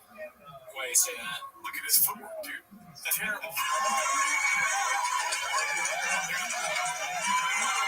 I don't think if you're trying to decrease the conflict, then you don't do that much movement. You don't do Black Swan. De-escalation. Yeah, just very strange. The opposite of de-escalation. Yeah.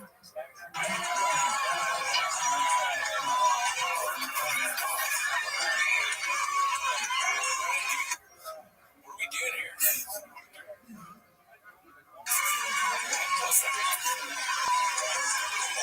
So we find out the umpires from Stockton.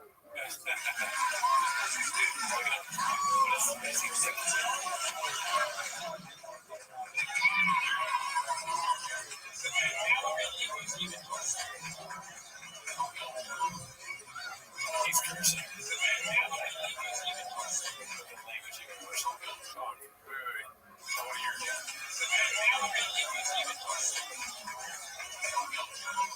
Give me a fucking break. Damn. children. He said the language manager, so he didn't give me clear your cubby, son of a What? Being in sports. Tighten the fuck up. Oh, okay. That's why I was that. That's why I said, well, there you go. I mean, I'm just fascinated by his ability to do these things. How does he keep coming up with these insane big stunts? Flipping the truck, walk to my truck, getting ejected from baseball, fake truck giveaways. He's a fucking, he's Malcolm Gladwell, dude. Never heard of him. He's a tipping point. I wish I could just read a lot of Malcolm Gladwell books. But fucking Shaw blows my mind every time he calls. Yeah. I don't know how he does it. Yeah, crazy to see that, but yeah. He's Pagliacci. I think we've probably said that before. Okay. Wait, Pagliacci's what, a French guy? Pagliacci the clown. I don't remember the story. The French guy, the guy goes, looks like I'm depressed or whatever. And then the therapist. And he's like, I'm feeling really blockbuster these days. Nothing makes me happy. Nothing's Netflix. And the doctor says, cool story, bro, but let me hit you with this one, but you gotta go see Pagliacci the clown. He goes, every night. It's like Pagliacci's the funniest guy around, dude. Some would say the most. He's the best. And Pagliacci goes, actually, cool story, bro, to you. But doctor, I am Pagliacci.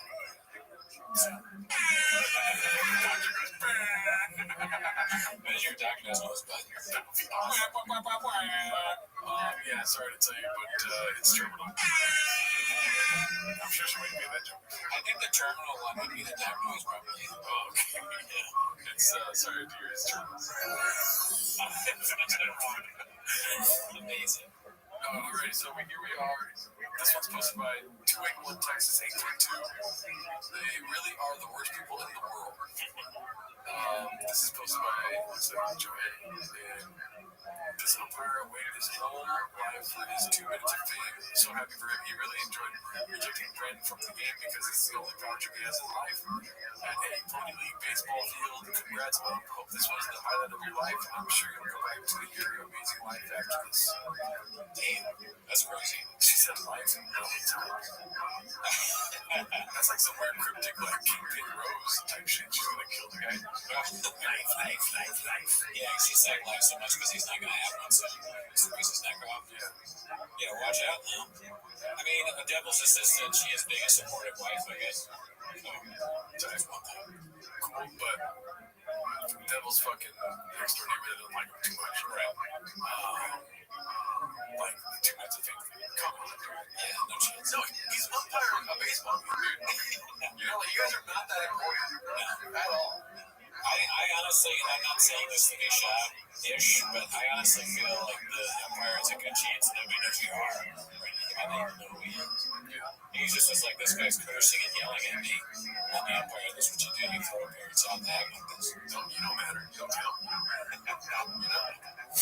I mean, yes, she's crazy for writing that. And to be that viciously strange, why do you think the umpire sucks?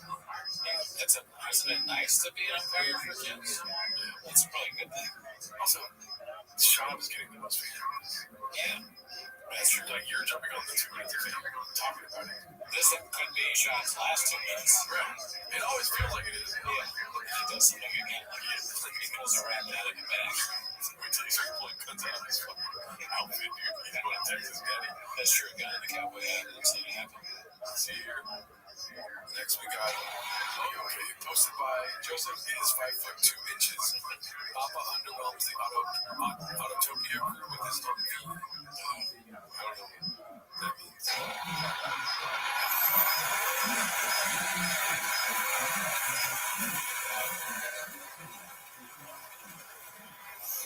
It's funny, isn't it? After all of us being used to being in really fast shit. I mean, this is a fast Humvee. But the whole time you're like, okay, maybe a few hundred horsepower more wouldn't suck.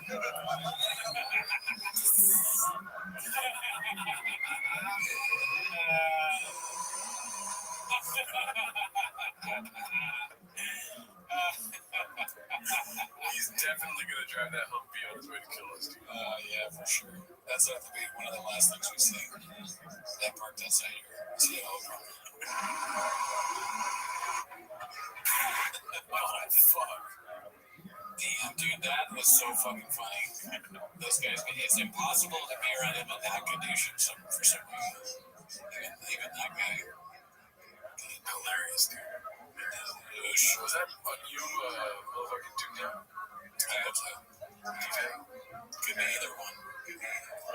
Let's see here. This one's posted by Icarus Lips. It's called Skate. It's hard to explain to a non-MMA fan that the guy on the left would humble the guy on the right and make him sit out in his truck for the rest of his life. Ah, that's so good. Such a funny bit. I mean, look at the contortion of his body. He's been waiting to do that. You don't just end up like that. By chance. Maybe Shop really pissed him off. Like, it was even more, we didn't see the whole thing. Shop's been talking shit the whole time. Saying dumb stuff. He's listening to the podcast. He's like, Blue, talking about Blue on the podcast. Oh, yeah, mentally blue. Yeah. I can tell that he can tell that Brandon's hopped up on mentally blue, whatever that is. Just drink a shirt. He's mad. The umpire's mad because he saw Brandon show up drunk and drink a shirt shot. Well, you know what blue means, right? Oh, like cursing and stuff? No, blue is umpire. Oh, so like, come on, blue. It's like at the game he said, come on, blue. I didn't know that. Yeah. So he says that kind of stuff on the fucking podcast. Whatever. Yeah. I'm making things up. I'm just saying that's what it was. Oh, okay. Yeah. I didn't know that was a baseball scene. Look what he's wearing. That's looking good. Yeah, dude. Let's see here. This is posted by Successful Egg 8345. Sir, to new music, non-copyrighted music. Oh, fuck, they have worth. No, there's no way, is it? Or it could be AI. Yeah. Let's see what the kids do. Play prior to injection. This seems really good.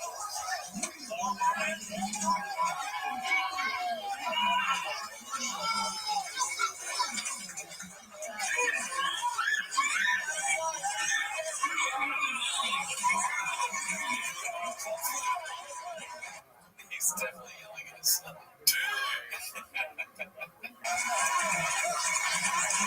Oh, he has fuck. It's a fuck right there. Damn. Very sharp, like, you know that anywhere you can hear him say that from here. Yeah, dude, you were good at baseball, right? Or like pretty good, right? I played a lot of baseball. Yeah. Did you slide all the time? Yeah. I was such a pussy, dude. I was one of those kids who'd like run out and wouldn't slide sometimes. Oh, man. Yeah. Eventually I did. Well, one time my friend who was even worse in baseball than me didn't slide, and it was like in the playoffs. He didn't slide, and this kid that was good at baseball got so mad at him that he started crying. He was so mad at the kid that didn't slide. We're like, I got into it. I was like, why did he slide? As if I would have done anything different. Dude, I'm not wrestling. You know what I mean? I used to piss the bed, you know? I used to fucking sleepwalk at the band through the middle of the night, you know? And if I didn't slide once in a baseball game, I would roll around and get dirty before I got in the car. Like, we would do like drills after the game to get dirty. And I would be dirty during the game box. I was just afraid that I'd hurt myself sliding because it seemed dangerous. I didn't have conception of pain, like that, unexpected pain of like breaking your wrist or something like that. Oh yeah. I felt bad still that I didn't stand up for the guy. Like I wouldn't have slid either. Let's see. This is being fun right now.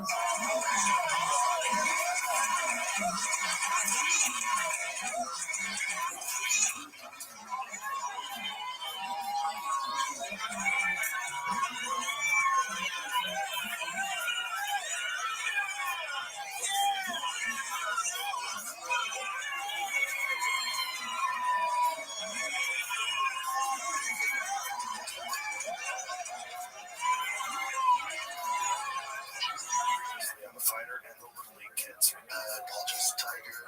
What was the cuss word? It was the F word. Oh, come on, man. I know. Get rid of that. I know. I can't help it. Really, Doug calls our way all day and it was driving me nuts. And then there's one guy I swear. And then my wife was like, oh my God. I was like, that's why I can't be around this guy.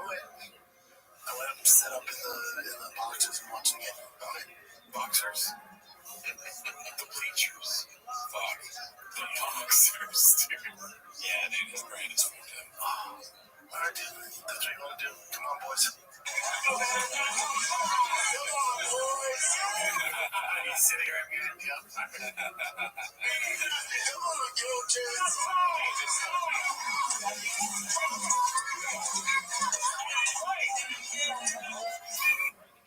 Wow, this is awesome. I want him to keep doing these videos. I don't really care about the kids. Keep being ridiculous. It's entertaining. Yeah. For me. Now we got audio saying I don't really care about the kids. Good. Let's see what else we got here next. Posted by me, Significant Sky 7544. Mayhem Miller is homeless as fuck. I don't know who that is. He's a MMA guy. Hopes don't matter. Nobody knows who you are. Wow, well. So get back on the fires. Mayhem. Smoke break 10 more minutes. Fire is good. Yeah, dude, I love seeing MMA guys make fun of Brennan. That's a whole fucking. That's why we do. Thing. This is posted by Successful Egg 8345, one of our guys. The Baseball Dad Dreams starring Brendan Traum and Actor Jay. That's Jay for sure. I like the title, Field of Baseball Dad Dreams. Is that Sean? No, dude, this is like, have you ever seen this movie? I saw it when I was a kid. Yeah, that's, what's his name? Before drugs and alcohol ravaged my life. Before Brennan shot this, that is, fucking Gene Hackman, dude. Kevin Costner. I love, Okay, gotcha. I'm like, dude, please don't do this to me. Gene Hackman and Marilyn Monroe. Marilyn Monroe. Oh, yeah, she's a good actress. Never met her. Actually, if you build it, he will come.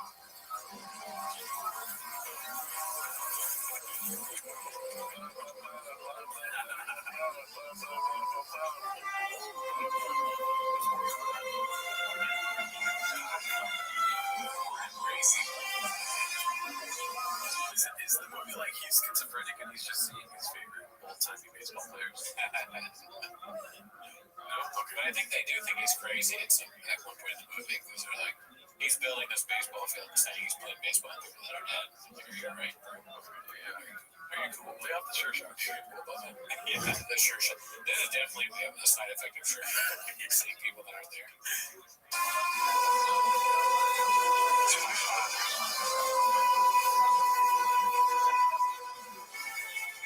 What do you think I'll do? Oh, you punch me. Just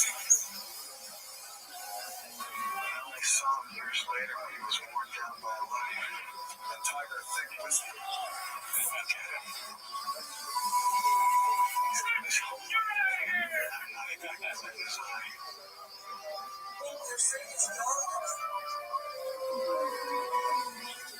I say to him?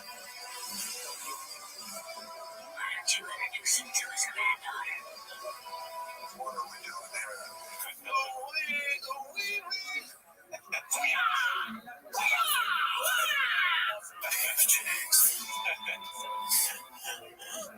Hell yeah, dude. It's great. I didn't see that Mortal Kombat thing coming. That was a great thing for the dish. Additive. What is it? Garnish. Additive. Yeah, dude. We're just getting a chance for it. Good on this episode. This is posted by Haphazard. Virtually identical. Right. Okay, one's taller than the other. That's hilarious. Yeah. Lots of baseball finish. I mean, Same number, kid. that's crazy. I don't know why that's relevant. Let's see here. This is posted by NZDude540. I'm Yami Dude, by the way. Why are you posting this embarrassing? It's kid baseball. Chill, man. It's a repost. Please get younger and understand social media for fuck's sake. This is Calvin's burner account. The guy that posted this says it doesn't matter if it's a repost. It's rejected and immature of you to repost it to begin with, rather than just ignore it. The same thing, it's like the baseball video. Probably. What was that context there? I like that he calls Brian. He's the template called Brian. He's always doing that. Brian's fucking 82 or whatever. Roasted. Post about Shroom Tang 420. I noticed some graffiti in my neighborhood. Too much truck. Got me. I can't call it. Wow. Brendan Chop sucks totally his cock and keeps his cum in his mouth all times. Wow. I mean, the first couple was cute, and then this one is just straight hate. And he spelled his name right. It's like, you gotta spell the name wrong. Yeah, Schwab. But, for sense. Let's see here. Brendan Schwab. This is posted by Meth Rogan 1. Should have choked about me. Oh, please. Remember, these are kids. This is a game.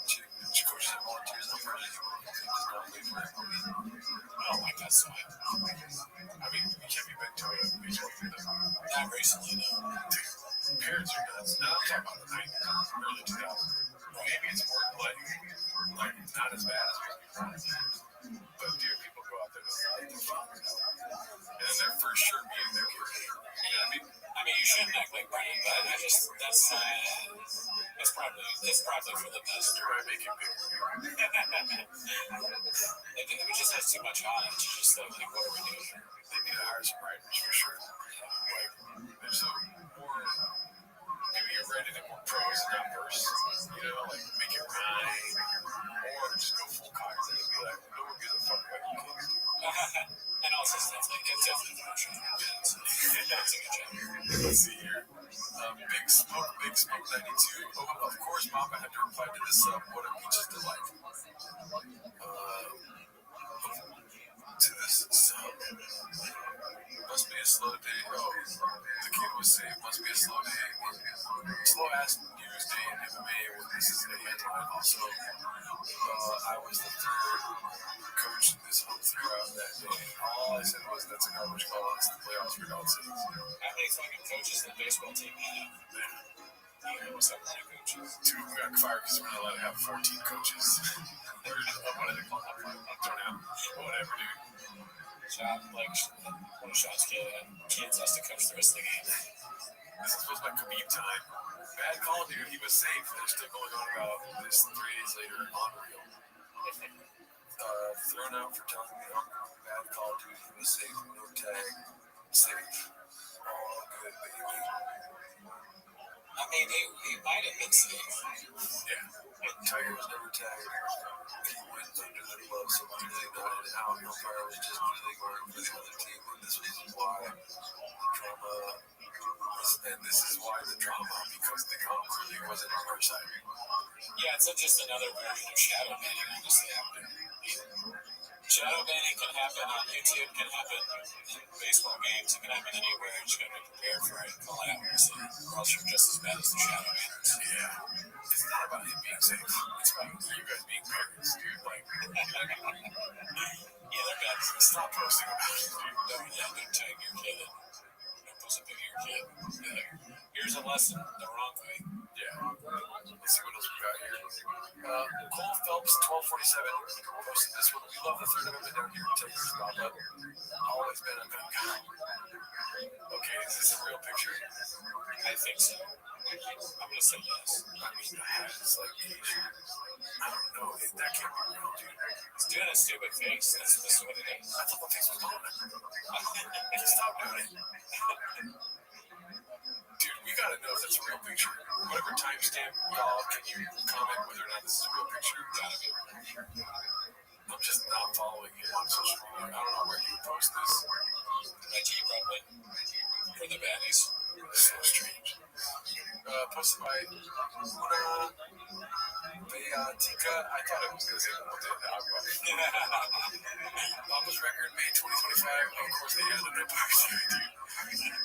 Adversaries, allies, Joe Rogan. I like how Joe Rogan's on both sides. I thought I saw Joe Rogan on the right side, too. That'd be hilarious. Jesse on fingers on his side. And we should make a tier list of him who can his adversary. Yeah. A tier list. This is great. I mean, just crazy. It's like taking a trip down memory lane, looking at all these people. Yeah. College roommates blacked out, all those faces. What do they call it? Pixelated blurred, whatever, as usual. Malik. Cyborg is the guy that was wrestling around with him. Funny stuff. Hey, just posted about. Yeah, he got on there soon. About recently. This is posted by Haphazard. Papa's already embarrassed by his new neck tattoo, and Big Boy Stews won't pay for a hotel for cleaning. The fight of the kid. Balls. Texas. What's all about here? Well, not UT, just those kids in the Gulf of Texas represent crazy white mormons. Well, let's see it. It's just warrants. It's just warrants. It's a Jen saw it. They saw it yesterday. Yeah, I saw it. Yeah. Just only you would do one. And then are you going out next week, Jen? What's your schedule? We haven't talked about it. I talked to Lex, we'll see if it be in case. It's just to make sure we set up everything. Yeah. So it's really good to go for an actual week of recording. I'm shot pictures in the studio today. Yeah, next week, the Thursday, Friday. And then I'm not sure how long we're staying there for the first week, but just in case. Because you don't have the place yet. I'm pretty sure I'm still working on that. But I do have family there, so worst case, I can figure it out. Why are you stopping? I was just thinking about how it goes to be done. Don't worry, I'll get there. It's just bare bones. People don't understand. I mean, we barely are just moving there. It's like it's great. It's perfect journey. Even the permit stuff, like, it's gonna be super echoey. Don't mind me. Oh, it's gonna be echoey as hell for the first. We'll get it right though. Interesting. Yeah. Not that we're creating anything. I mean, we know he always says audio is king. What is the pathology for someone that would download this? Listen to it, not visually. Yeah, I was actually thinking the same thing. Not a lot of stuff is happening auditorily. Is that how you say that? That is how you say that. Out of the audio, I get it. I get it. Like, there's no doors creaking. There's no mic stands being moved. Like, what is the point of me listening if you're not going to paint the picture? Blah, blah. It's so boring. What should we do? Oh, yeah. And I got the thing in there, so I can be fine. Yeah, it'd be so funny. And you know how they do, like, audio translations for blind people? They can't see it. It's like, if they only did that for, like, the advertisements. Like, Is it really something between Brian just picked up another magic mind. two redux and red chairs, rainbows next to an Asian man who's the producer, is moving around next to him while showing her books. They refused to buy the Asian man their antenna. He's Asian issue. He is Asian issue. Brian is gay. Let's see here. What else is here? Next one is posted by Mr. Isaac. Let's take a moment to honor a legend in baseball reffing. Wow, dude, just like unreal how spitting image. That's good drive work. Is this a real umpire signal, or they made that because of the guy? They made that because of the guy. They did a great job. Like artists. The car was Milky 3207 posted this one. Done count. Reminder from your child. I'm a kid. It's just a game. My coach is a volunteer. The officials are human. No college scholarships will be handed out today. I mean, one of them don't belong. It's like nobody cares about college scholarships. We have issues. We're toxic. We're gonna scream. You know. Yeah, and then the Babe Ruth quote there, the way a team plays a whole determines its success. You may have the greatest bunch of individual stars in the world, but if they don't play together, the club won't be worth a dime. Babe Ruth. Sounds like Blake and Tina. I honestly, I just don't like this kind of stuff because it's like, I hate like clever signs. They're too much like, in this house, we accept this and that and that. Yeah, but imagine the chaos that happened before the sign went up. You know what I mean? Sure, that's a good like this. Maybe some people are going there like signs of moment, and then they see their kid get out while they're safe, and they're like, what the fuck? And then next time they see that sign, they're like, okay, you're right. I'm powerless over the fucking food I have here. Yeah, there's that thing where it's like every sign you see is like because somebody forced it to be up. I just don't like clever signs. Yeah. Let's see here. This is posted by with dense milk. Saw a cat drink XJ. Wow. I'm driving a Porsche. What are the chances he's in a theater show? I say 0. Right. Boy, with this cat. Or fan of my show. Yeah, I'm trying to pitch. Alright, so this is haphazard. The ejection explanation. Long, very long. We gotta pause it a couple times here. What's poppin', fam? Why does he say that? I don't know. It's a great way to start an ASMR video. And he's got this weird, like, it is nasally, but it's also like back in the throaty pause. What's poppin', fam? It sounds like he doesn't care. Yeah. Which I benefit of the doubt there because sometimes my band, like, it sounds like I'm kind of tuned out when I'm doing things, like announcing things. It sounds like I'm sort of like, yeah, if you want to watch, fuck you. But this is great. I don't ever come here like, it's been a great Monday, Wednesday. What's happening? Good morning, Vietnam. May 19th. What's going on, guys? I can't hear you. Sorry, man. I wish it was a two-way thing. That'd be sick. That'd be cool. It is 9:38 a.m. and it's getting toasty in LA. It's getting toasty in Austin. Record heat. One more person knows about the heat. I'm gonna slam my dick in the door. That's yeah. I mean, the stuff he says has nothing to do with the stuff he sings. Great way of putting it. Right? If I was in that studio, I would be like, it's gonna be record heat. And then I would have the door open like this. Just open the door and be like, slam it. Slam the dick. I'm gonna slam my dick in the door. If one more person shows up late, I'm slamming my dick in the door, guys. If I don't get the dinner I want this week, I'm slamming that dick right in that door. If I walk away unscathed with the Diet Coke, I'm slamming my dick right in that door. Got it. It's hot. I know. I'll be fine. Your boy doesn't always get He's very catty, you know? Yeah. He's oddly catty for not a gay guy. Yeah. He's a catty guy, for sure. thrown out of Little League games, but what I do, I make it count. No, I never, I can't believe this is a thing. I don't say much as a coach. I coach the rugby, not the travel ball. That's beyond my pay rate. I coach my son's rugby league team. It's the playoffs. And, I don't say much because, hey, I don't fucking truck out there, so they're really intimidated. Most of them are cool. Intimidated. I'm very intimidated. I'm sure I'm very intimidated. The things he says have nothing to do with the things he says. Yeah, they don't. Ogres have layers, dude. Chop has layers. Like an onion on the money. He's a Shrek without a doubt.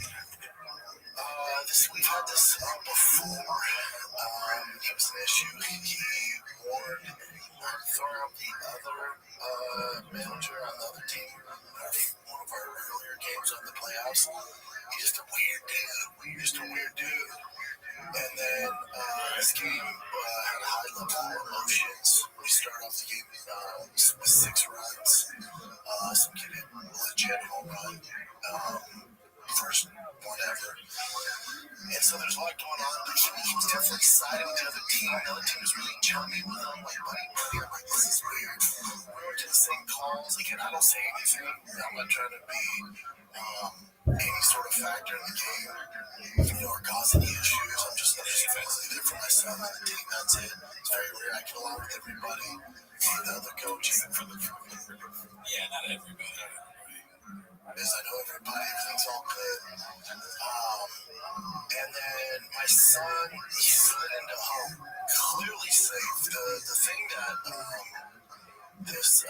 full send MMA edited. You don't see the full play, but he not only is he safe, he slides over the base, and the catcher doesn't even tag him. So it's not even a question of call. It's clearly, I mean, night and day. Even the other team's like, dude, that's bad. Like, yeah. You hear the audio, and the team was a team up, dude, that's bad. They want their guy to be a good kid to be called out, I'm sure. I remember that meme of the basketball commercial where it's like timeout and he's like, coach, no touching the ball. And then the ref is like, and then the coach is like, yeah, the right thing. Never has that happened. You want to win, dude. Come on, dude. You gotta be fair. It's been all game. That's a garbage call. That's what? That's personal. You made it personal. You're out. Oh, are you serious? Easy tone. You serious, dude, for that? Oh, come on, dude. That's soft shit. And that's when he freaked out. So I don't know what's going on there. Definitely affected the game. And that was definitely affected the game. Very funny. Yeah, if you don't have this kind of coach, there's no chasing him. Look at this last shot, that's like, He's their fire. yeah. Why don't you just have all the best players fucking have their hands that many things? Yeah, why? He doesn't have coming for no reason. Play like that was like it's the playoffs, it's the elimination. I was more embarrassed than anything. Like, oh no, like come on, dude, like what are you doing? So then I walked away, and then the parents were arguing, they make mistakes. It's all good. It's rec. It's all good. I get it. It's the playoffs. So there's a little more emotion. That means a little more skill elimination. So thank God this helped it for everybody. But so the parents are like, dude, it's safe. Like, you've been doing this all game. The vibe with the other coaches is my issue. Like, what's going on? Like, are they getting beers after this? Or like jacking each other up? What's going on here? The vibe. Who's jacking who up? He's saying that the ref is going to join the search or the other team afterwards. That's crazy. Why would you say that? Not yet. In this subject, dicey. That's weird. Yeah. That's weird. You can't be talking about facts and then just saying, like, are they all going to jack each other off afterwards? And it is, him saying that, and now that you just said that, it sounds like an idea they get they fuck each other. Exactly, dude. It's so fucking stupid. I was waiting for that one. Coach came to us, that's a right call. Like, shook his hand. I'm like, whoa, in the middle of the game. Like, this is all weird. So I'm annoyed as shit. Tiger has a bad attitude because his dad got thrown out, which drives me nuts.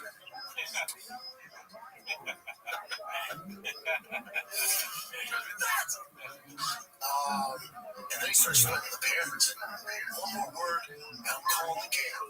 It's the fourth inning, which he can't do. He's like threatening the parents. He tried to tell one parent, I'm not starting the game until you get out of here. It's a mom. She's like, what? So, dude, just on a power trip. Weird, dude. All the baseball fans know weird, dude. You know what I'm talking about. Those guys on power trips, those whispering things. So I just watched the game, we lost. We play again Wednesday, it's double elimination. It is what it is. I can't believe this is the thing. Whatever parent from whether it's the other team or our team or whoever cousin sent this to these outlets, you're a piece of shit, dude. What are you? Damn, there's a wall. And they got everything. It's somebody on their team. Probably. Because there's practice videos of him. You know what I mean? It's either that, the practice videos. So yeah, that's definitely, it almost looks like it's shot-based. Well, no, it's a video of the game that they probably all buy or something like that. Oh, okay. The practice videos look the same as the game. Well, it's camera bumping behind her. It's Theo. It's Theo. Yeah, he's Theo. It's Bobby Lee. Bobby Lee's funding it for sure. Yeah, well, Tiger, obviously, it's a Tiger Belly Dad. Those are the fucking Tiger Belly Dads, dude. Doing, man? What are you doing? This isn't a thing. Any dad, talk to any dad whose kids play rec or travel ball down through baseball, and they manage or they coach a team.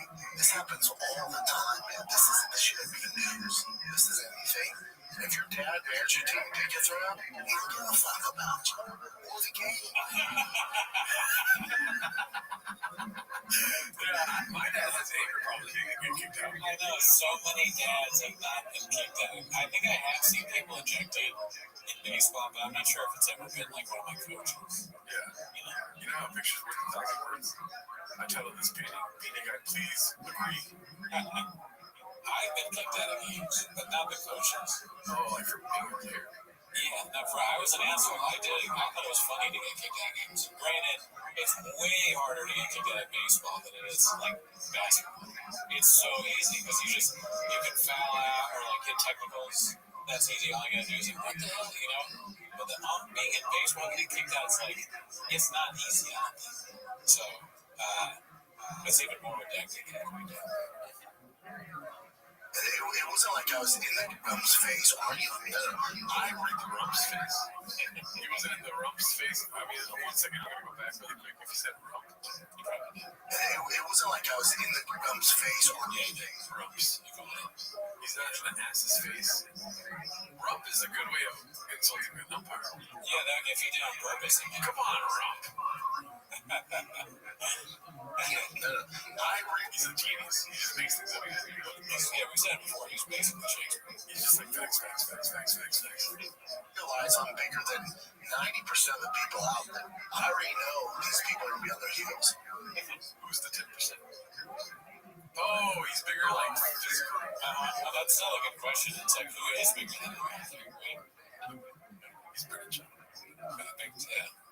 I'm the last person to get in his face, and he's a smaller dude, you know, and out of shape. I realize I'm built like fucking Shaq next to this guy.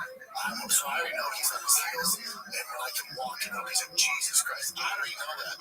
So I'm like, whoa, I don't yell, like, come on, dude. You know, I'm trying to be cool, but it is trying to be cool. The thing that somebody that cannot stay cool always says, I'm trying to be cool. Yeah, what it is. The biggest thing is them reporting this, like, what the fuck you doing to rec league, man? So that video feed, now, like, you have to be a car's feed. Yeah, that's strange. That's what bumps me out. Tiger's not aware of it is, you know. And I don't think I've said this, since T started playing baseball. I don't look at me next to those two guys that look like fucking Ronnie Coleman, Jesus Christ. So I can't.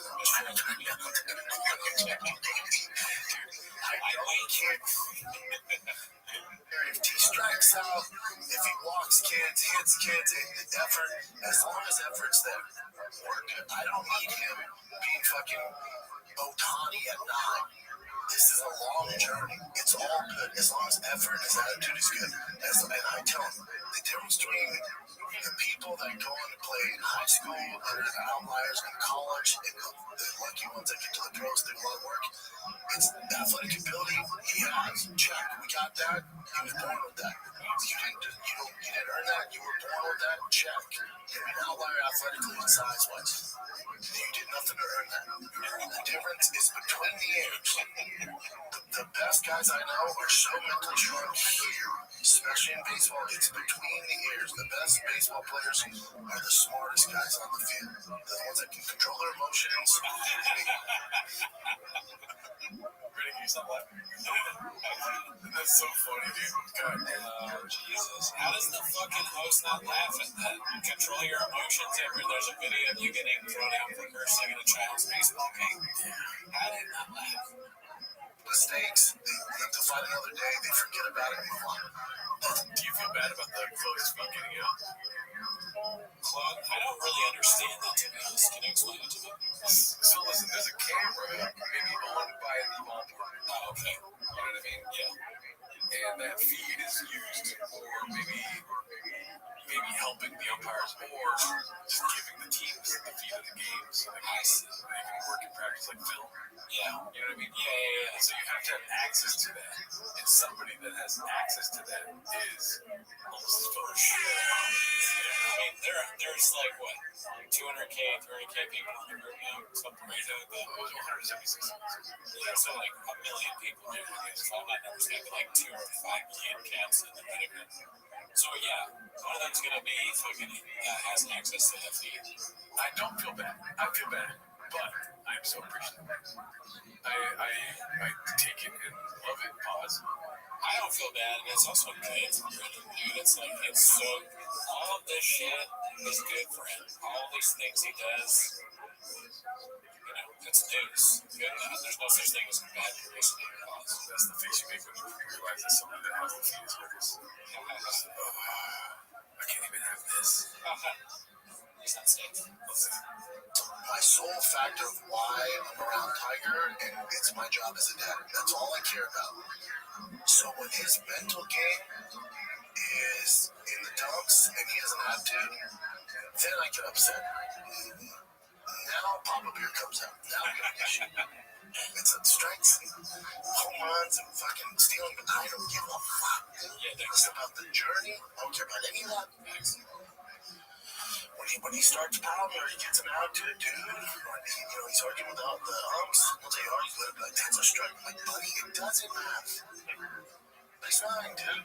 He's not gonna be fucking Kobe Bryant mama mentality at 9, so you gotta give him a break. But yeah, that's when I'm like, dude. But yeah, if your dad's coaching, you get thrown out, you can get fucked by him. That's still fine to say. It's really young. It's just a church told me to say, if your dad didn't get thrown out, it's because he is a good dad. Yeah, it's street. Well, the umps always tell me, dude, you're my favorite. You should never say anything again. It's all good. You just try your best. You barely get paid. I'm a volunteer coach. I get it. You're trying your best. It's a playoffs and all game, dude. Fucking the boys over, like, buddy, we're on 7 in a row. Come on now. Come on, buddy. So hopefully the kids rally and play again on Wednesday.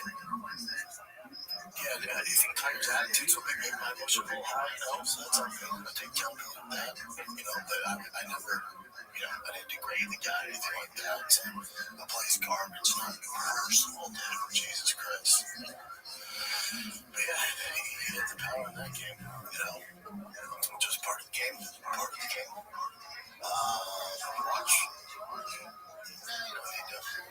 People can see it on it's my Instagram. The only reason I post is take the power away. I would never post this. The only reason I do it is once it makes news and they start getting out there and trending shit, I'm like, okay, I'm gonna let you roll the story. Here's what's going on.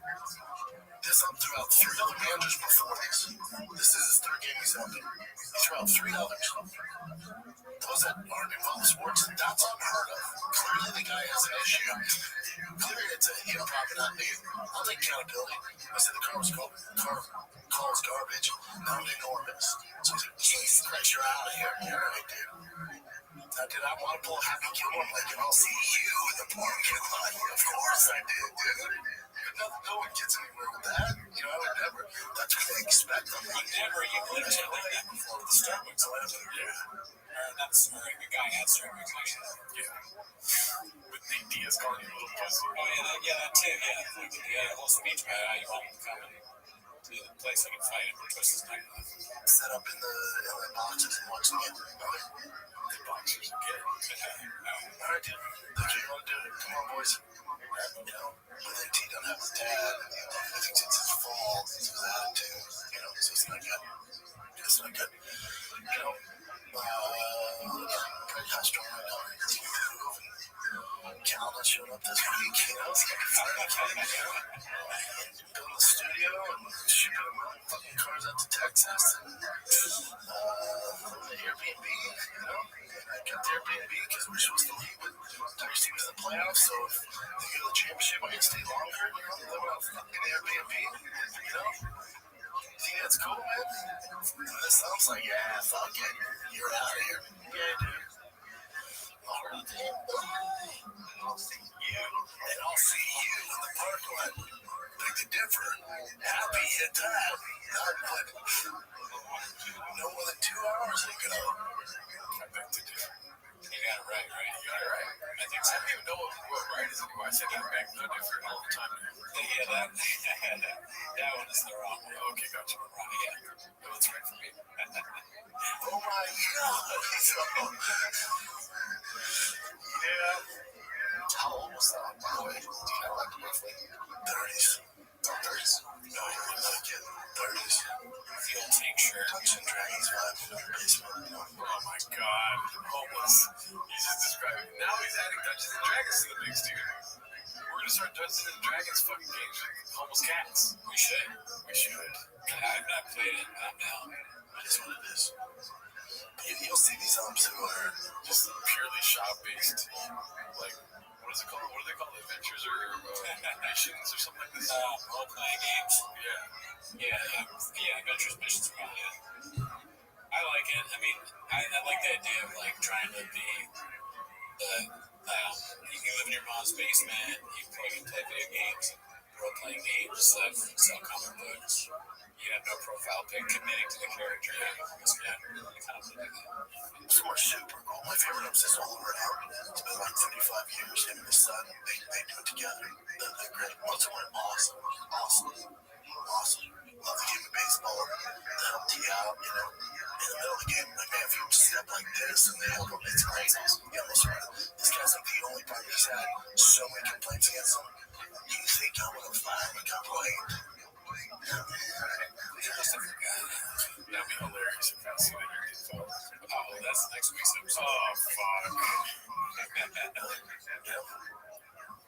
I would never. Yeah, I was more embarrassed than anything. Like, oh, God. What the fuck are we doing, man? Yeah, the thing that bugs me is there's some shitty person that sent that to the elements. How that's even a story, I don't know. Because it's extremely sad. It's a wild thing to look for from there. I was trying to take some shine away from the teacher. I feel my friend out there. There it is. Theo was fucking snorting Zoli from left field. He's snorting guacamole out of the fucking nacho dip can. Let's check it from. Oh, it's keto, bitch! Last day. The baseball dad's on our side. I didn't say anything. They showed me the comic. Baseball dad's reasons. That's such a funny way to start a sentence. And baseball dad's no less. The baseball dad's doing this. I'll slam my dick in the door right now. Baseball dad's no less, too. He's holding a gun. Right, baseball dad, they agree, right? I think he was ready for me to because they're not going to learn anything. Like, when that's going on, they're going to soak it in. And later that night, why do you think I got thrown out? I can't go to your next game. So that's it. See, I guess suspended for the next game. I'm suspended for Wednesday's game now. And then was trying to get me suspended for the rest of the playoffs. That's what I'm doing. But that's not happening. I think I can go to the game. I just can't coach. So you get the stands. I'll give me the stands. I think. If not, I'll be in a disguise. I'm missing that game. He dresses like Shrek. I'm missing that game. I'll be in a full disguise. It's blackface. Yeah, dude. He's going to be in blackface. He goes just like Woody from Toy Story. They're like, dude, it's clearly get the fuck out of here. Yeah, no, it's not. I don't know. I'm just here to watch some good ball, man. For 9 years. Yeah, dude. I love baseball. I'm here for the snack shack. There's a game. Damn, dude. He's standing again, dude. It would be so funny, like, as a non sequitur, or like when you're just doing stand up to just randomly go, baseball dad's know this. And then you go into some Casey Rock and shit. Yeah, I mean, the stuff he says, if a funny person uses them, they can make them funny. Ever heard of it? Just destroys a room. I mean, somebody who's actually okay in comedy says it. It's you saying it all the time. Yeah, but I'm fucking chopped. You're fucking chopped. Yeah, so I can't go to this game. It's going to be a little tough for just being there where no one notices, but yeah, good luck. Yeah, we'll see how it goes. He's cool. He's cool. That was a long clip. Thank you to Haphazard for warning us about the length. Boring. So there it is. Long and very long. But yeah, dude, what do you think? He's going to be, he's probably going to let him go. To the next next game? I don't know, but I hope someone links the feed again. Yeah, this one's posted by Caterpillar Hot 7539. It's called Add the Link to Bobby's Strikeouts. UFC, NFL, Comedy Store, Colorado, Thick Boy, Tough Butter, E, Power Mothership, Thick Boy, Fight Club, Tower, Showtime. What is that? The Taco thing. Tiger thing, Toontown. Every time one of these comes up, I'm like, I know all of them. You see this Truck Diaries. Truck Food Diaries. Let's see the next one. Bubba Movies and Home One for the Kids, posted by Gilly Guitars. Gotta love Gilly Guitar. Let's see this. Piece of art.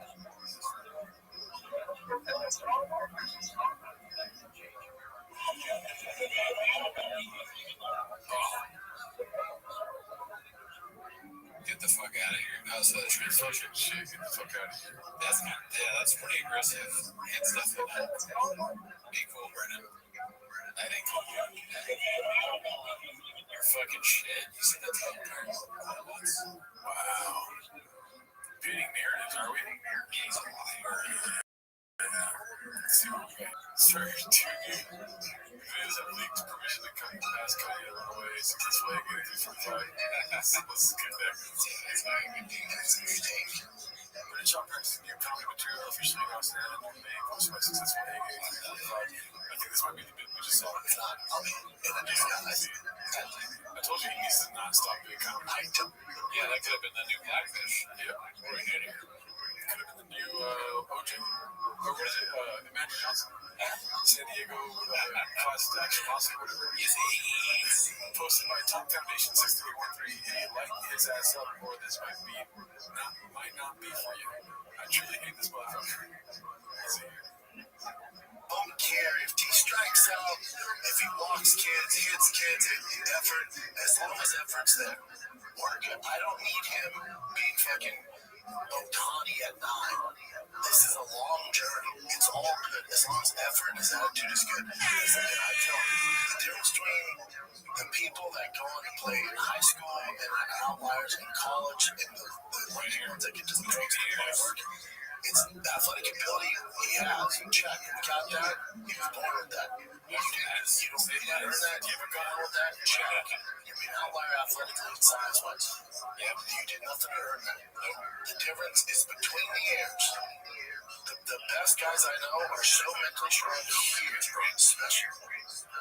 Yeah, because at a young age they take chew nicotine and helps their brain function. Ride his ass up, or this might not be for you. When he's trying to back interviews, he's in the back end.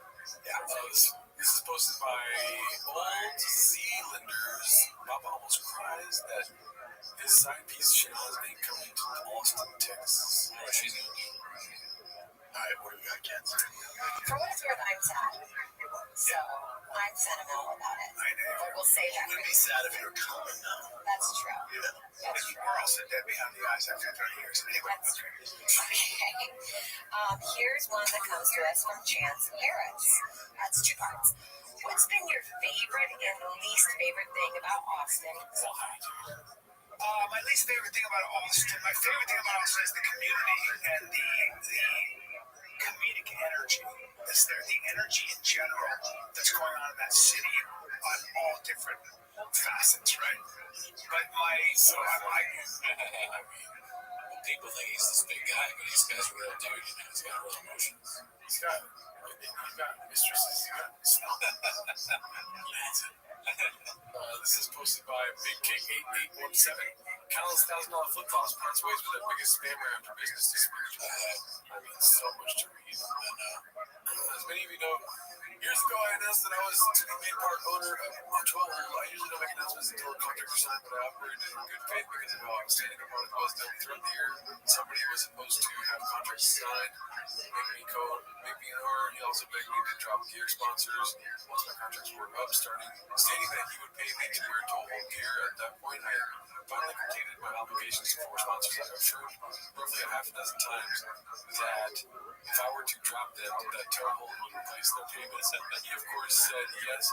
When I ended my contract, he then gave me the runaround about how he couldn't pay me, and also gave me the runaround about how I couldn't sign a contract making me an owner. The final straw was when he begged me to ask somebody to become an investor. At this point, any relationship could not continue because I played along. Anyway, when I found out that AG had lied to me about what Mo was asking for, saying he asked for a $30,000 forensic audit, when all he asked for was a basic breakdown of the cost, that was it. After lying to me for over a year and fucking around Mo and doubling profits and following on board, it was time to make a decision. I'm a single man. I'm trying to build a relationship. I put up a whole lot. I work in good faith and give people the benefit of the doubt and always over deliver. I'm always over glad, really nice and helpful. So when it's time to be mean, let's absolutely just find that being said. To fucking British opera. I still gave Dirtbag a chance. My whole rate for a post is $10,000. I made basically a post every day and like 10 stories a day for over a year, doubling the company's profit and following that time. I made a proposal to Dirtbag to come up with a payment plan of what he originally agreed to pay me for per month, and paying me a total of far less than I charged to be sponsored. Toehold and making this amount of post something like this. I simply make a post saying that he's pissed. Yeah, I mean, cool story, bro, but you decided to work with a company that you said Brian Callen. Yeah. Like a deal with Brian Callen. What are you thinking? Who is this guy? Gordon? Oh, just that one dude. Who's that? Something Gordon. He's a big jiu-jitsu guy. Yeah, well, Jeff Gordon. The NASCAR dude. Yeah, Jeff Gordon, listen, no one knows who you are. I'm sad this happened to you.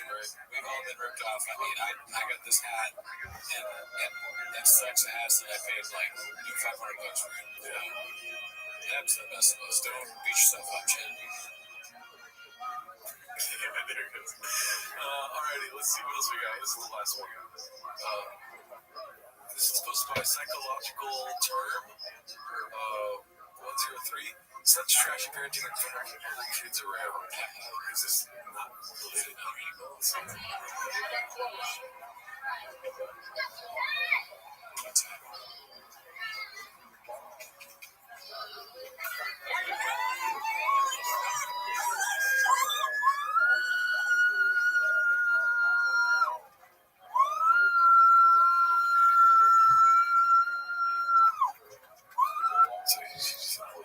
Yeah, I mean, he surely shouldn't say shit. Yeah. Fuck you. I mean, look at that. He hit. You got a home run. Shit is good. Fuck you. The ground will bubble butt. You fucking fuck you shit. You fuck shits. I think that's it for this week, dude. I gotta piss again. See you next week.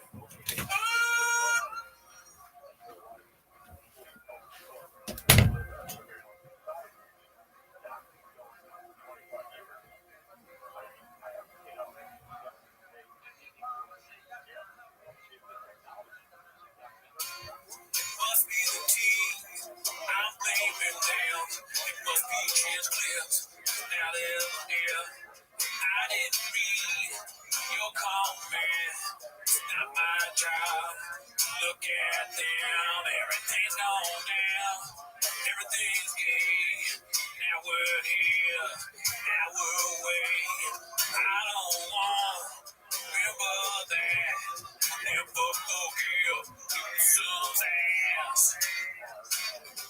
Just walk me to my truck,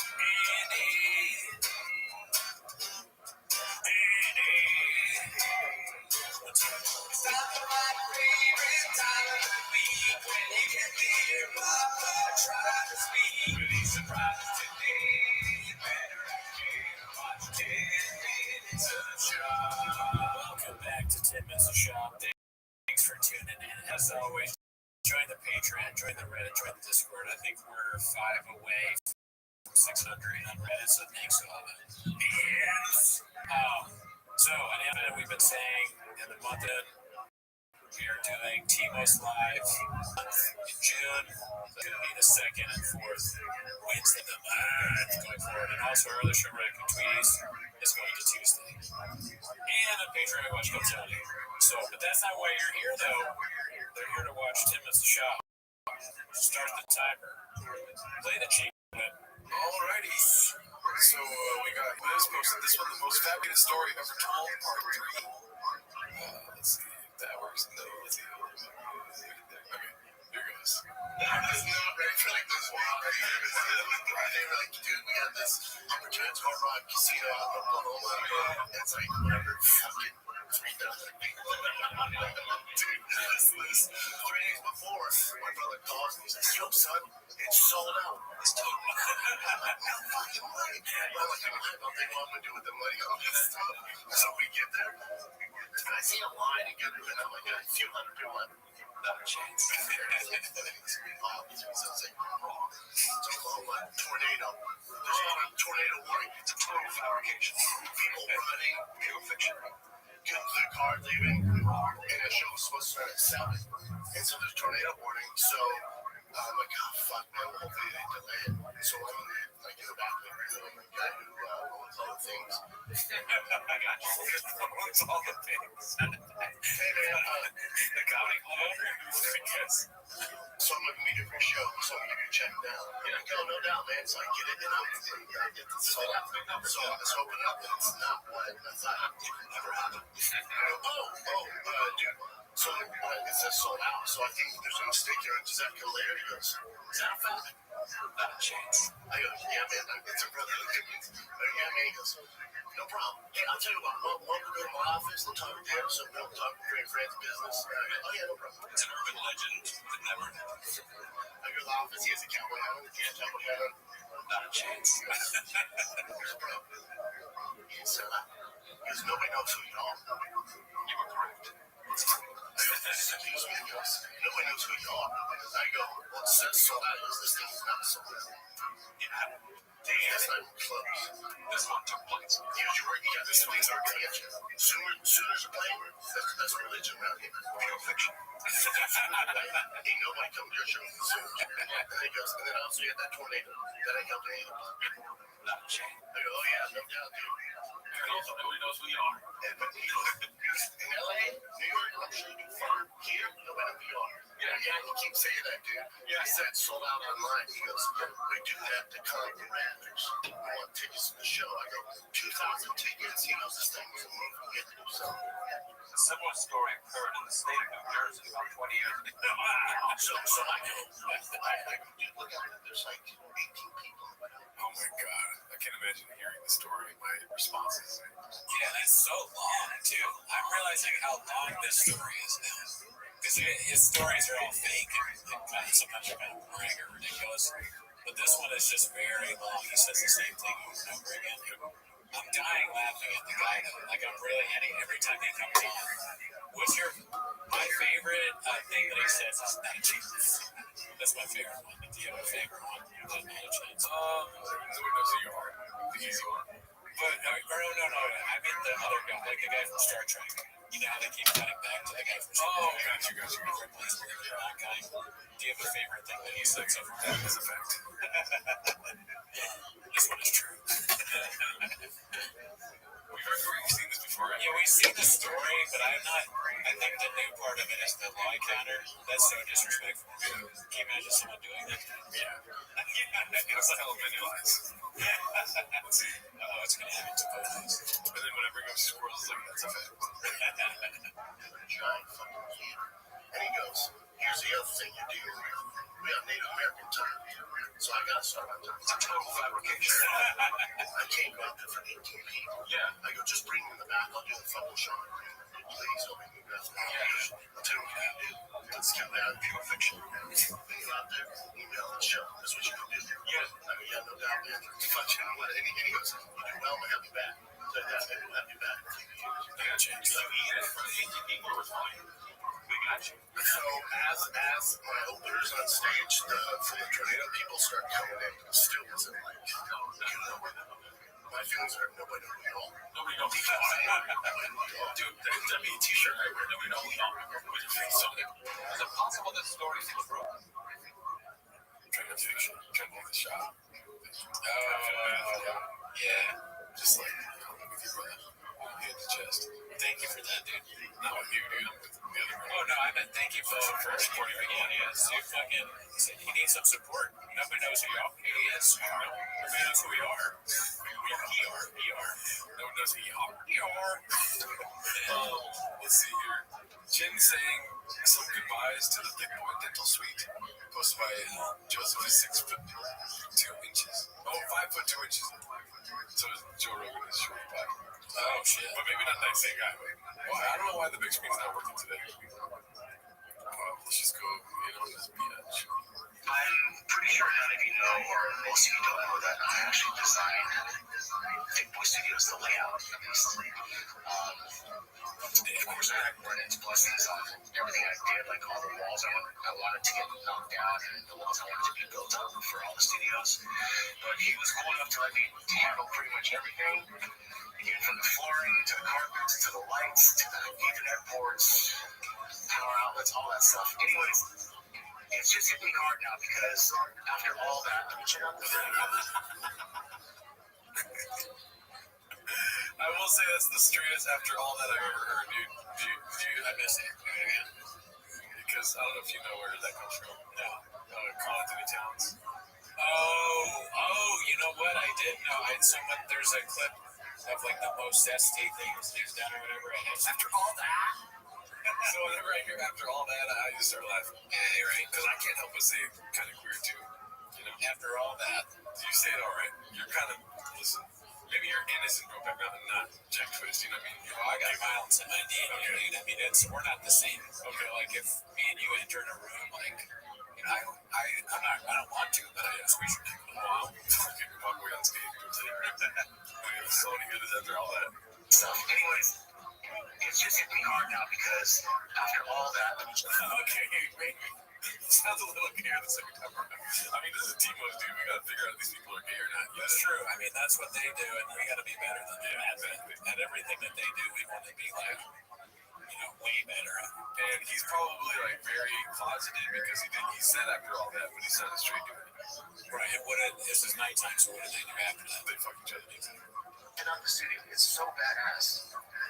But after all that stuff, Okay, he said it's live. Vice boss. Oh, really? No. I think we should stop punching these girls. We're gonna start fucking each other, dude. Boss. Okay. It's gone now. I mean, we're out of here in like 2 weeks. So it's just gonna hit me hard.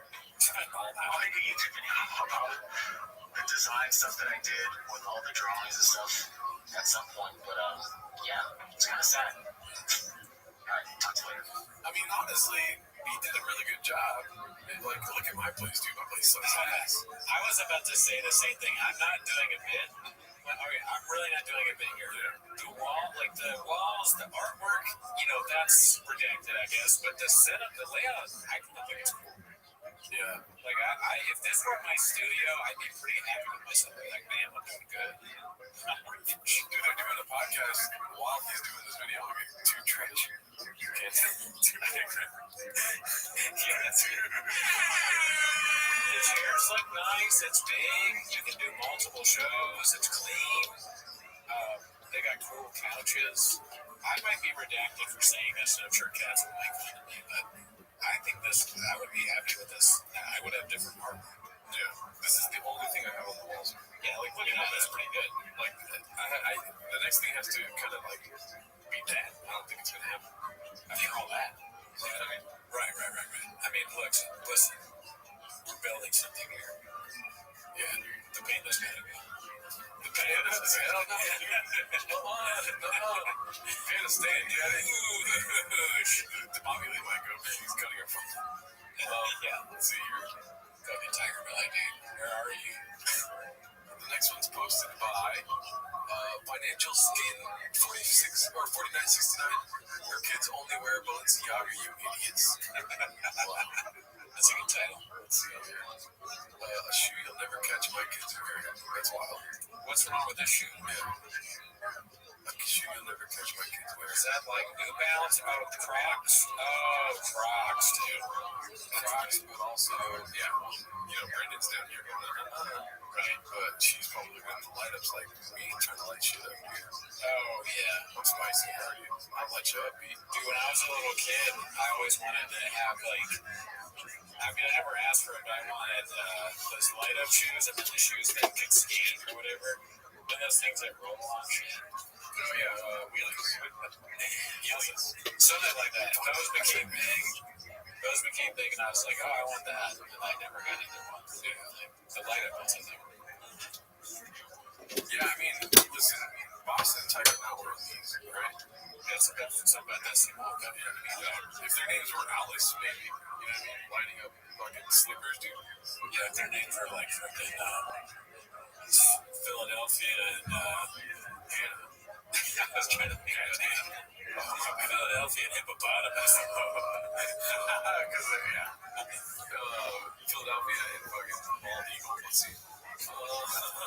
You name your son Bald. Middle name Eagles, he's watched this recently.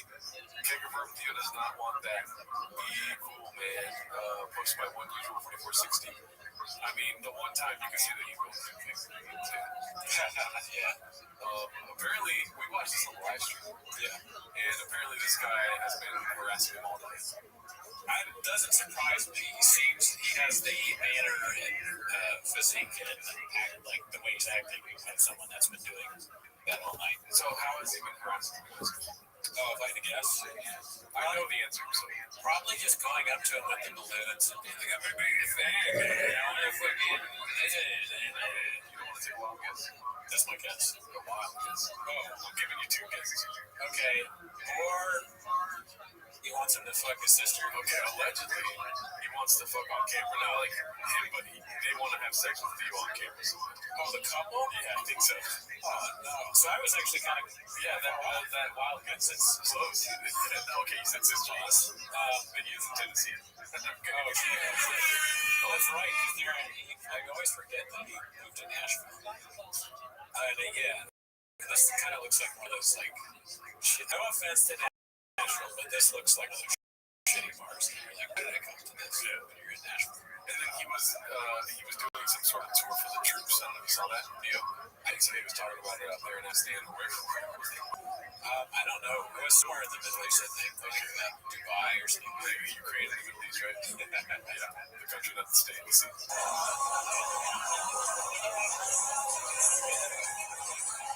I think for sure it's going to get. We're not going to hear anything they're saying, so like we just watch it. But he's like, hey man, you want to fuck me? What the hell, man? Come on, brother. I don't want to fuck you. That's fair. I think you should be allowed to do that if someone's doing that to you because I think maybe it's okay to ask once if you will fuck me and my wife, but more than once, I think you can get punched. Because that's very aggressive and strange. It's like, I don't know that. Even dealers in rehearsal, like if they were to have a chance to rehearse it, maybe go like, would you like to fuck me and my wife on camera? And Theo goes, no, brother. And then you go, big fan. Big dad. Yeah, that's a good one. That's perfect. I think we solved that. Dude, one time, guest of the show, you might remember from Tino's JT Parr. I was at the Comedy Store in M&E.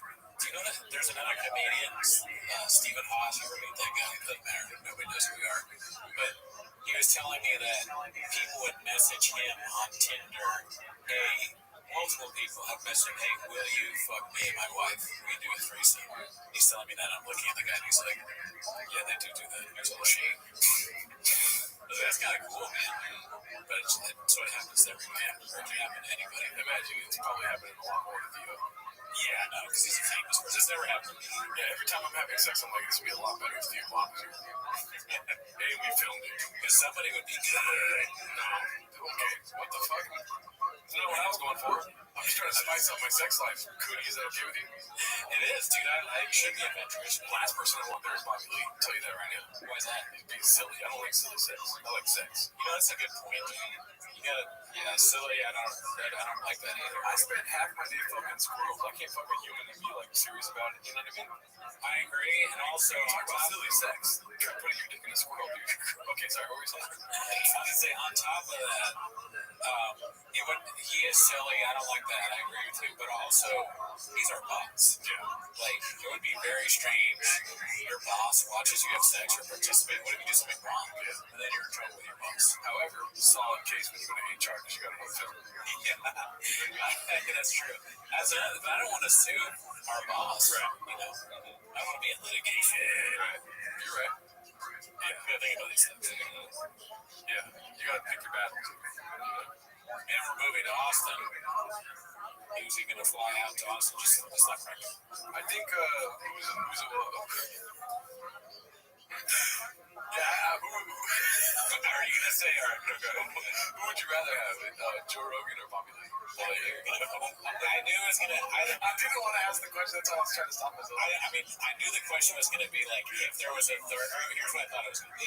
If there was a third in your sex in this universe, who would it be? But you made it just Joe Rogan and Bobby Lee because you're more mature than you didn't like leave it open. Well, I already know my main choice is Cosmic Season, but so I would be fucking. He'd be like, whatever. If I had to choose between Bobby Lee and Rogan, even though Bobby Lee's our boss, I think I'd put him on there. Okay. Rogan is intimidating, dude. Like a guy like that, where clothes don't even fit on him. You know, he's like. I don't know if I can compete with that. Yeah, I'm gonna definitely need like 4 blue chews or something. Yes, you have to blue chew, and usually, can you imagine Joe Rogan shows up to pound your wife in front of you, and you don't even have a Helix mattress? Boss, I mean, hilarious joke, yes, but I know it's a joke because it's not reality. He's trying to fuck me. Oh yeah, you're right. We saw the clip. I mean, it's basically like a hot tub situation. You had to fuck your way out of the sauna and all that. 2 attempts, and then he goes from bottom again, and then that's the night. You know what I mean?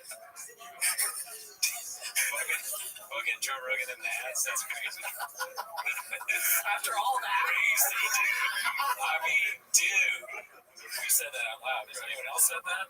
We talked about fucking Joe Rogan in the ass. Oh yeah. So when A you lot of people have talked about that. personally, Wait, not that I've seen. I just like smell the air, dude. A lot of people talking about fucking Joe Rogan in the ass. you go to other podcasts, right? They dance around the topic, they hint at it. This podcast, we literally talk about the actual legends we talk about.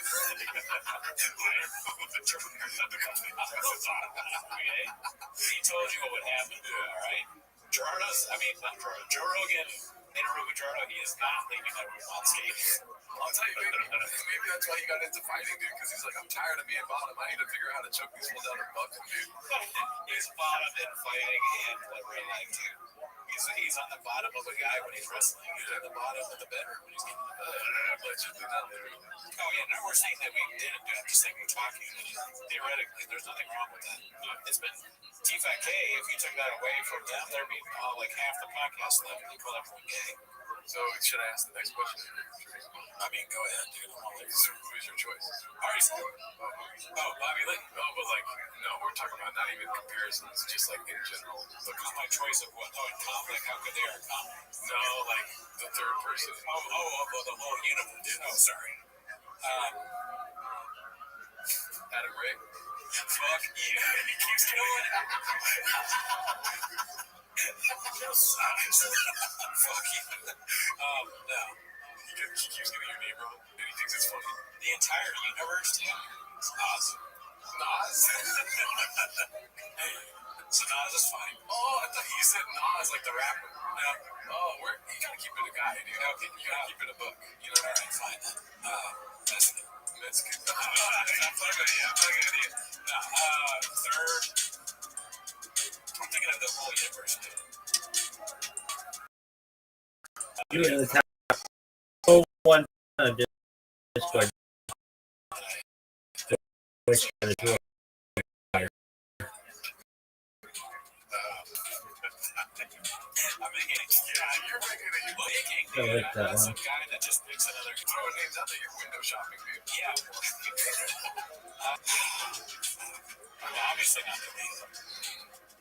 Yeah, it's so easy to think of knots, like Brian Callen. No, you gotta think about safety. Although you can probably easily take Brian. There's not a chance I'm picking a cowboy either, so Jeff The last cowboy, more like the last time you see your Dave. Piece of ass. Holy shit. And probably not Jelly Roll. Oh, Jelly Roll would be a fun time. But I maybe gotta that's take the a only shit. silly thing I'm doing kind of like him poking my wife with a meat clap. Yeah. And possibly cutting out in the background. Right. I mean, it would just be so hot. Probably not Eric. Or Montez, I mean. I was thinking briefly about Beanie Guy. Because as much as I talk about Beanie Guy, how I don't like him, I kind of do like him. But he wouldn't understand the assignment. He can't even keep his beanie on. He's going to try to fall in love with you. You know what I mean? Just fucker, dude. And obviously not Nick. For reasons we won't say in this podcast. Not Nick. Mark is my boy, so but Mark's up there. Mark is my friend. So you might be first place right now. That's like who's the least worst, like capitalism is like the least worst form of government or something like that. I mean, Theo might be the guy. And now I see where the balloon guy's coming from. Yeah, I guess, thank you for helping me. I always need help. So I guess I'll go with Theo. Yeah, still Carlos for me. All right, let's see. We'll cut that part out. That's good. Look at this. I thought it's even, folks. This one's posted by Shrew Trip. Gonna try to- And also, that might not even be true that he was asking to do that. But I read somewhere like something insinuating that. I'm like, that's hilarious. It makes sense. Whatever it is, like, if you're really drunk and you're getting in someone's face, I think you can hit that person. I'm not a condoner or supporter of violence, but that to me is self-defense. 100%. Papa. Couldn't have said it better myself. I didn't know how to mess that up. Beast is a proud papa.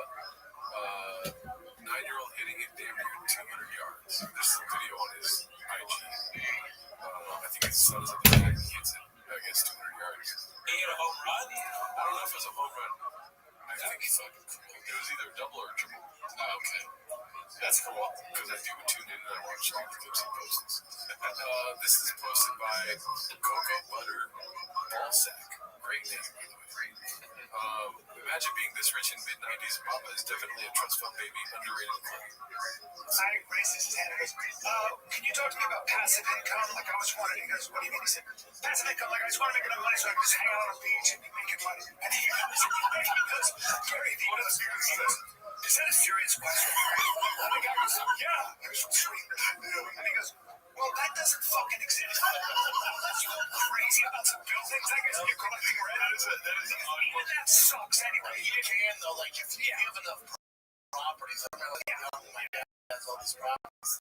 And there's a lot of less ranches around the beach, and he goes, there's some grants and I'm yeah. And he goes, you're just 3 million. I was like, what is it? I'm 14. I'm just trying to get that money. I was like, oh, nut out. Yeah, trying to get through it. I get out, man. You're definitely doing better than me. Yeah, so his dad is like Robert Kiyosaki. Yeah, dude. Yeah. That's him. Well, that's cool. Have you kept up with Mr. Kiyosaki, dude? We watched that post.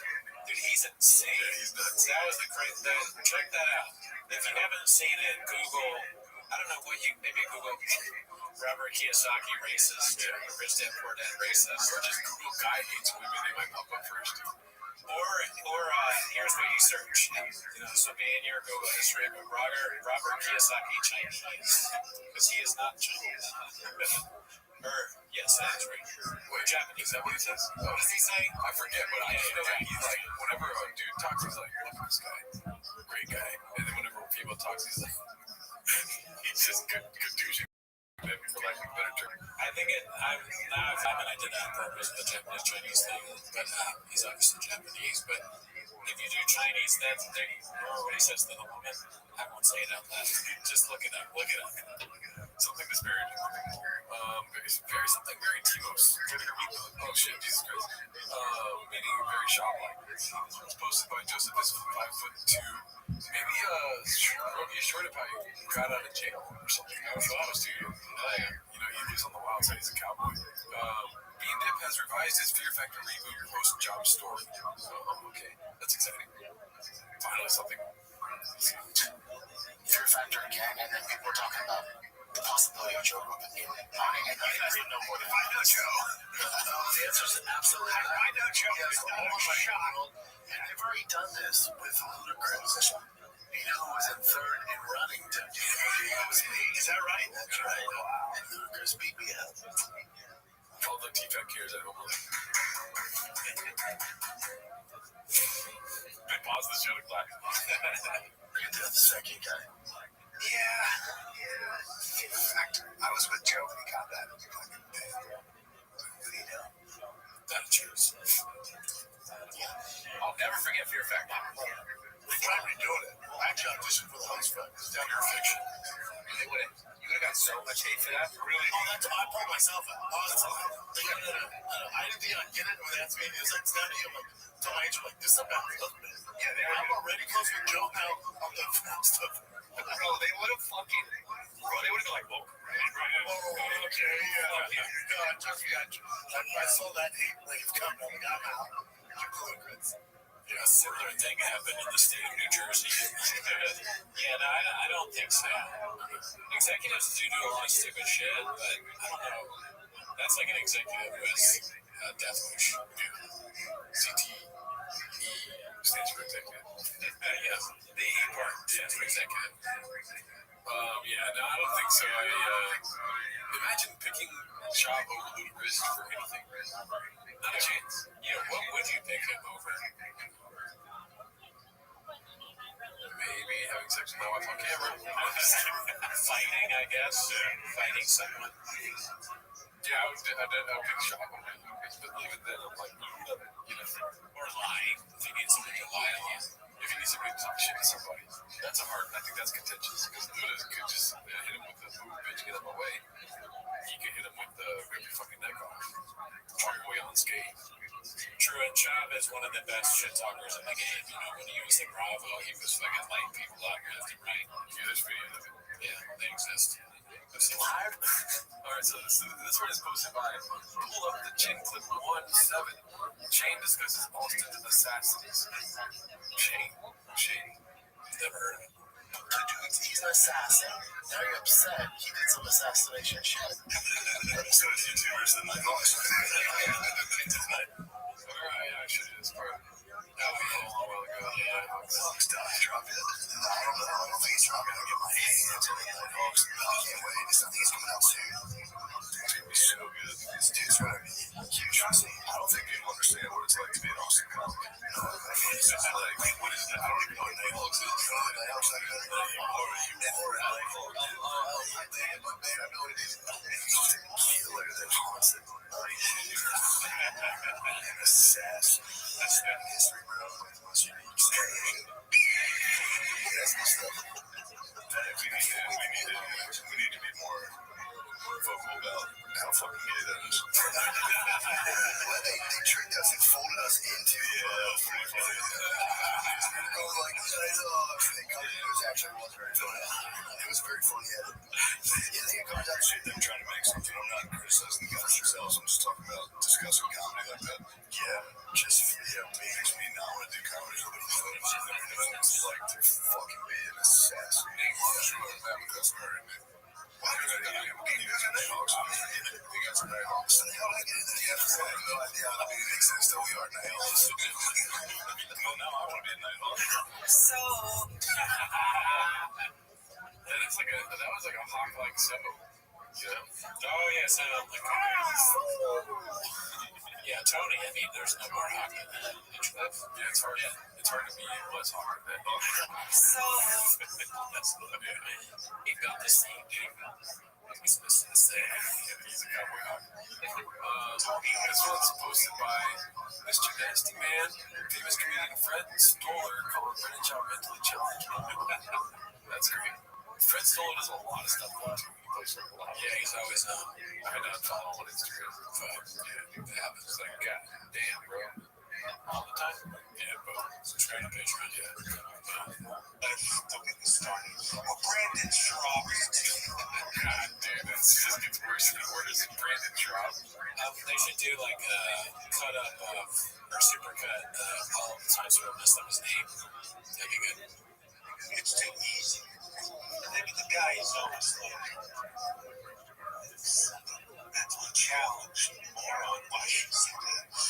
But he's not. It's just, yeah. It's crazy. Unique is their producer for this show. I believe it.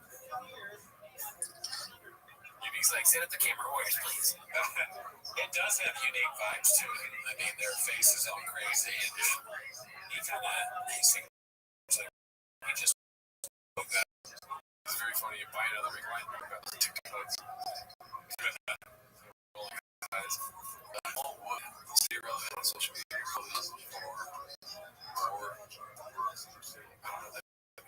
I don't know, friends. He's going through some shit. This one's posted by Haphazard. He's talking about himself. Oh no, when your kid's having a bad game, you fuck it up, it's so upsetting. You don't think everybody's like, they'll probably not be like, oh man, yeah, but it's like, come on, team, please, dude, I did this for me. Some dad, they're gonna be terrible. Oh no, they're gonna be terrible. Oh man, you know what I mean? It's just crazy how, and then the ref wanted to fight, I was like, this is crazy. I've never come back. I had to call a timeout. It was like, everyone needs to chill. This is rap. Everyone chill the fuck out. Like, you're not helping the kids out. I'll call the dads out. I feel like this one dad can't be on that. His son is on our team. Throw the ball harder. He's not trying to throw harder. Right. Throw it, dude. Put more stress on him. Let him do his thing, dude. And then what did the guy say? He said, you're going to be right. He said, throw it hard. There should be a next option. Baseball day. It's wild. I know. Wild shit. Oh, really, dude? Tino's. Yeah, he's a big, chunky, slow kid. And he gets a hit off you. Oh. In other words, to get these big, chunky kids, his bat speed's going to go slower, so everything's slowed down. Oh, light his from the side. Go light his ass up. And then teachers will tell me. You'll say that from the. Oh, yeah. Baseball's not a joke, huh? No. Light his ass up. Oh, yeah. Get pretty hardcore. You're kind of a baseball dad, huh? Oh, to the full. They start looking into making a documentary on baseball dads because of Shaw. This is how far this guy has gone, dude. And I just had an image of Shaw and the baseball thing, and I heard there's a little kid who was crying, and someone's like, "What's wrong?" And he's like, "Somebody ate my sunflower seeds," and Shaw has a bag. He's eating because he's still eating. The water tank, food's coming out of your mouth. Throw it on her, dude. You gotta want it, dude. Let's see here. What do we got next, dude? There's a lot of chins this clip we do. This is a promotion. Papa liked this quick, posted by large Argula 6262. I think this is liked by Brendan Shaw. Of course. Dude, that's a random question, but you know where I can find some t-shirt mills? Let's go. You know how many times I have to cut that out of these podcasts? Trying to ask information. Is there any locals in your area? This is posted by Silenced Outrage. Just a blue collar guy. I think it's an ad for Fest All Gas. Maybe hired a company to do that, maybe. I mean, for sure, this is Photoshop, right? I got bigger shoulders than that. Landing page. This is, he's trying to give it, isn't it kind of sketchy to, really want to give a truck away? You're paying sponsor money to sponsor posts on Instagram to give away a truck. That is weird. I don't know what the end game is or how he's making money off this, but I'm sure there's some sort of scam, right? I really think it's just for attention. He's like, I'm the guy that's giving away trucks. Maybe, you know? Yeah. I just don't get it. Anti-electric. Yeah. Don't make no sense. This one's posted by Joseph. Is 5 foot 2 inches. The after hours is going well. So 80 guys getting weighed. There's like a weight competition of some kind. That's we're not doing that.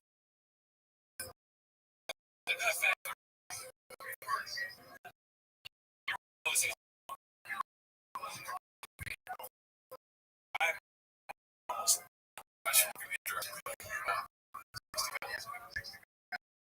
What you guys got? Hey, Nick, let me see those pecs. Mama's MMA show. Minimum Sky 2305. It hasn't really been accurate all the time, but I do see that comes. I'm pretty excited about this. Yeah, dude, look at that. Delicious. It looks so much better than the 3 rains behind it. And rain is amazing. Yeah, rain's the best drink, but Diet Coke is the second best. What do you not see? Oh, maybe there's some sure shot back here, but guess what? A lot less sure shot here. You know what I mean? Maybe I hope that's not because they're drinking so much that they gotta drink all the sure shot. You're right. That's the whole thing. Right. Maybe when they drive home, they drink a sure shot, they're good. Yeah. They drink a lot of rain. Sure shot will bring it back down. Exactly. Because you can get drunk on rain. Take a sure shot, you get drink home. I mean, you get euphoria, right? You know, you drink one of those things, you're good for the rest of the night. Stack that up quickly. It's all facts. Glass half full, kids. Let's keep it positive. I could come on here to absolutely destroy these Vegas cards and the fight nights and just everything that they're doing. I'm trying to be cool right now. Shevchenko for the women's MMA right now is at such a low level. There's barely any strikes thrown in that entire thing. With Jose Aldo and Zabib. שנאמר, מזרחו וסיטים להעביר למות. I recognize that forces you can have it in a monster. You might have thought about maybe one time child to the fires of Mola. But you can actually do yourself over the streets of Mola to be with you. And the Mola was Sitim Masa the Mola. That is what we were teaching. And we'll have a local here, right? What happens if you give over your child, but you give them 2,000 to the fire? Maybe you can take it, right? And the Mola Lahat, most of the average below the Mola, local here, right? You might have thought that Allah is if you give over your child to the priest, you pass it to the fire, but not the Mola to the priest. And the Mola, most of the heavier the Mola can obey. What happens if you give over your child to the priest? But he passes it to the not to the fire, local here, right? And I'm not happy, and I'm not Lahavon. ונאמר להמון ולמות לחמד ולחזור בקרב.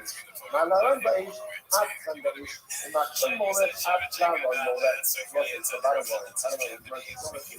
You want to be tired, but giving your child over to Mola, number one, actually give over to the peace of Mola. That's number one. Number two, ultimately, again, there has to be fire involved. And number three, the child actually walk through the fire. Now, what that actually walking through fire actually looks like, it means Hashem is sing of the Lord. Have your Kozaro Potter. Let's say, if you pass all of your children through Mola, your Potter, why? Then Amar Mizara. And the blessing of the Hesed is ultimately again, you pass your child from amongst your offspring, not all of your offspring. Mo Kozaro Potter. What happened ultimately again? If a person went ahead and had a child born, and they passed themselves was the fires of Mola.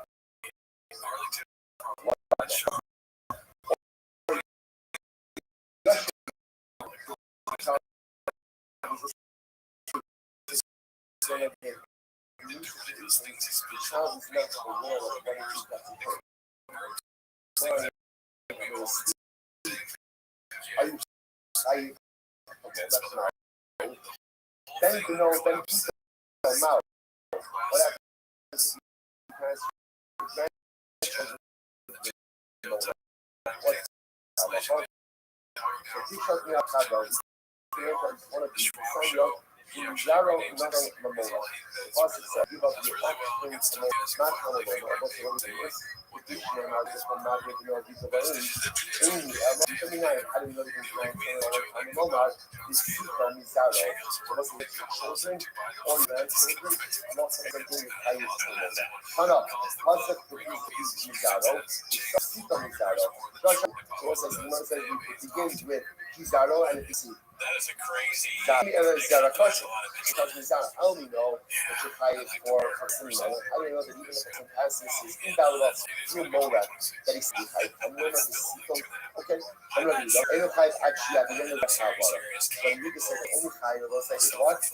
And if you go ahead, get a cover. Actually, we're going to do stop over for today. Stop for today. So this next sugya, let's say this next sugya ultimately again teaches us how Moab was actually done. How he went ahead and it was passed through the fire. But also, and again, hopefully tomorrow night we'll have a little bit more time. We're not also going to learn more today. We're not finished. So also, if you want to take your packets with you, start together some Sitkas Hatzadi in your session today. So we'll do that hopefully in the base registry school. A little bit to make sure we'll say. And again, use this time. Usually when it comes to Daf Yomi, we usually don't have a lot of time to be able to chazer. But now that we're in the African is there for the especially tremendous solos from today's Daf, even more than we'll get to further stops. Tremendous Hawaiian breakfast. And I guess Zebulon. That's okay. So I think our goal in your session is to leave at what time? 8:30. Okay. So breakfast and your session. Stay tuned. If anyone needs a booklet, one of the packets. As a kid, you know how you learn when you're a kid to drink with water, tries to crush it up and snort it. He's like, is there any, can I have like a, is there a child's version of this pill that could have that? My Morpheus is like, never mind. There's no chance Shop takes either pill. It's too good for both. I think Morpheus kept him busy with just that task, you know? Yeah, for sure. Yeah, not a chance that he was having. He's too connected. I feel like there is a world where there's enough To be able to begin. I got a Kara with a little bit of Dafyoni, a lot of Dafyoni, that's what a lot to do today. I think that was some of the the story that said, reminded of the way that he met and that he met himself, that when he closes his eyes and he hears the word, he saw the Shama, only the body is confined by physical limitations. The soul is not. So the Shama can be anywhere you want it to be.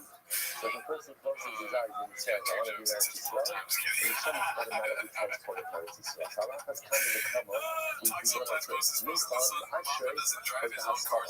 Ashrei is the beginning of the journey. We want to begin the journey. Ashrei, the Yom Shirei, they say, how please will be those who sit in Yom HaShabbos, then we're going to sit for a bit.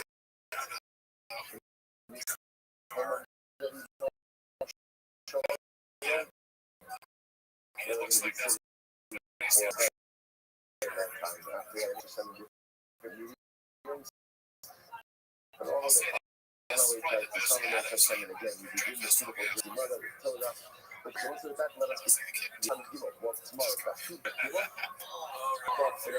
On the bottom page, I left off like about 2 lines from before the actual end of the studio. So picking up 4 lines up the Yokel comments. The Yokel was a funny reason. The Yokel says, "You are looking at who's the Hatayim of the Shade of the Hatayim." The Yokel not himself doesn't like to establish the right self to reflect different opinions. So Yokel says, "Now we publish how we look at Hatayim. Interpret for me the right self to say, of course, I'm not going to read this, but that's the excellent place. This is where I think it's a barrel solution. I goes ahead and moves. So what happens if Hamas again during the course of reading so something happens to the barrel. So there's a whole discussion about what's the level of liability. Well, the point is either moving it for their purposes, is using it for the barrel's purposes. So there's a whole discussion about it's not going to be a joke. But the point is that the Yochanan does not like establishing the rights according to opinions. Or Yochanan said, whoever could interpret for me the entire Mishnah of Paris, and according to one opinion, I will carry his items to the back house. Now, carrying someone's items to the back house is like a form of shibud, like a form of servitude. Right, so that's like essentially, you know, if you go ahead and you open something up in your bucket. Okay, good. What's the rest of that? Goof up. in the summertime. Goof up. What it says? Goof up. This is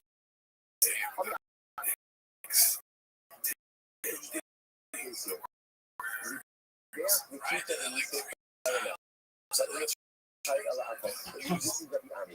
But now says the book myself, if you serve a and you go ahead and listen to this. So this is the instance, you do a organization, and you so multiple acts of service of Avodah Zarah, and you have a lot. So this is the Shisa of Rabbi Ami. Rabbi Ami says, multiple avodas committed to hell and earth, you're only going to be chayiv once. I'm not Rabbi Ami, that's Rabbi Ami logic. I'm not sure what the pasuk says. No saving. So it says, don't serve Avodah Zarah. Hakos of ourselves, we want Avodah Hakos. So the Torah makes all of Avodah Zarah into one Avodah. So no saving means don't serve Avodah Zarah.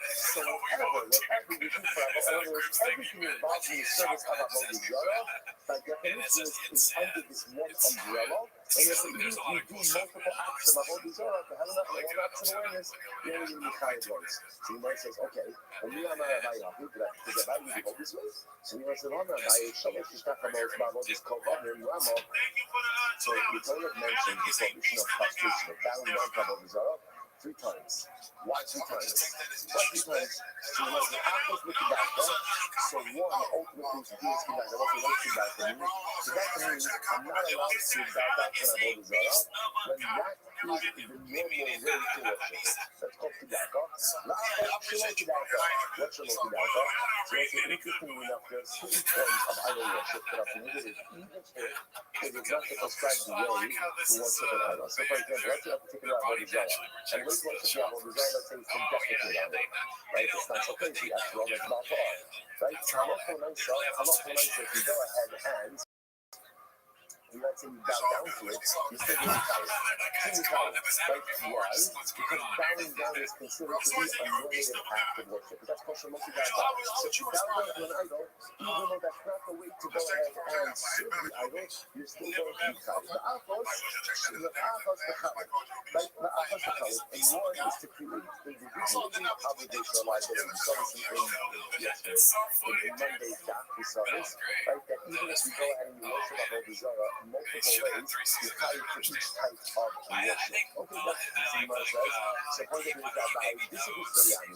So you must know right Ami call it a later Rabbi Ami was the spouse of Rabbi and it's close with Rabbi Ami, but Rabbi himself is not holding this way. So this is interesting. So you're going to point out these people focus on you. Rabbi Ami is of the opinion that if you perform multiple acts of Avodah Zarah service in one lapse, the only chayav is yes. Rabbi Abaye, on the other hand, holds that you chayav for each individual act. Okay, this is how it works in my group. I say, I'm not chayav. Shalosh is not about Avodah Kol and Rama. So why is it that? And same with what is not taxation. We explain when it comes to Avodah Zarah, which the Gemara says, I'll tell you why. Achos with the Daka. One is the Yisrael prohibition when that is the normal way to worship the Avodah Zarah. The Achos Shalom Kedaka. One is the prohibition to stop castration to hearing. When it's not your way to worship the Avodah Zarah, the Achos the Chalid. And one is to distinguish liability. Yachad the Chalid. So the Gemara is 1 second. Look at that.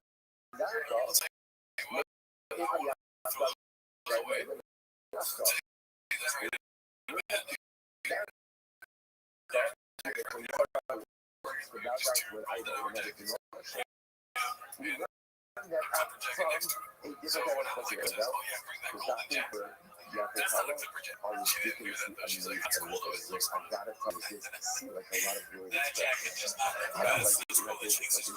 like what we're doing together. Well, you know the great caffeine with the Gemara, the life, and the people that you want, it doesn't really matter what you do. As long as you're doing it together, that's the reason it's actually like Dr. says. So I tell you, it's really bad. But you know what? I actually got some you put in the time, goes to the chakra, you much on the side, much on the side.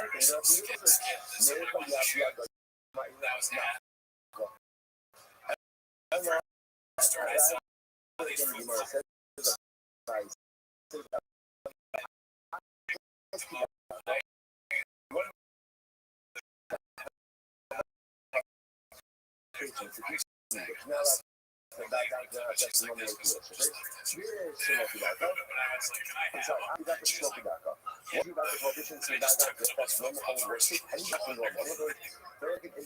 does that mean? There's like three things that we'll call it buckets. It's that idle where only what's of it is bowing down to it. An idle where you never bow down to it. And sometimes you do, sometimes you don't. So that's one reason. ביחס לשלוקי דעתו, ביחס לכך. שבעצם סבבה גם ברגע, we begin to show what shallow it is, is a video of the regional viability. For the first, so certainly when it comes to Avodah Zarah, it is also called Avodah Zarah. Because it says in the Hamakabbah, Allah, Allah. I don't know what they do, that they're just reacting to this. Like, what's the height worship? He says, I hereby accept Avodah Zarah as my God. Right? Or, I say to Avodah Zarah, you're my God. So the Mishnah says, you chai for Allah.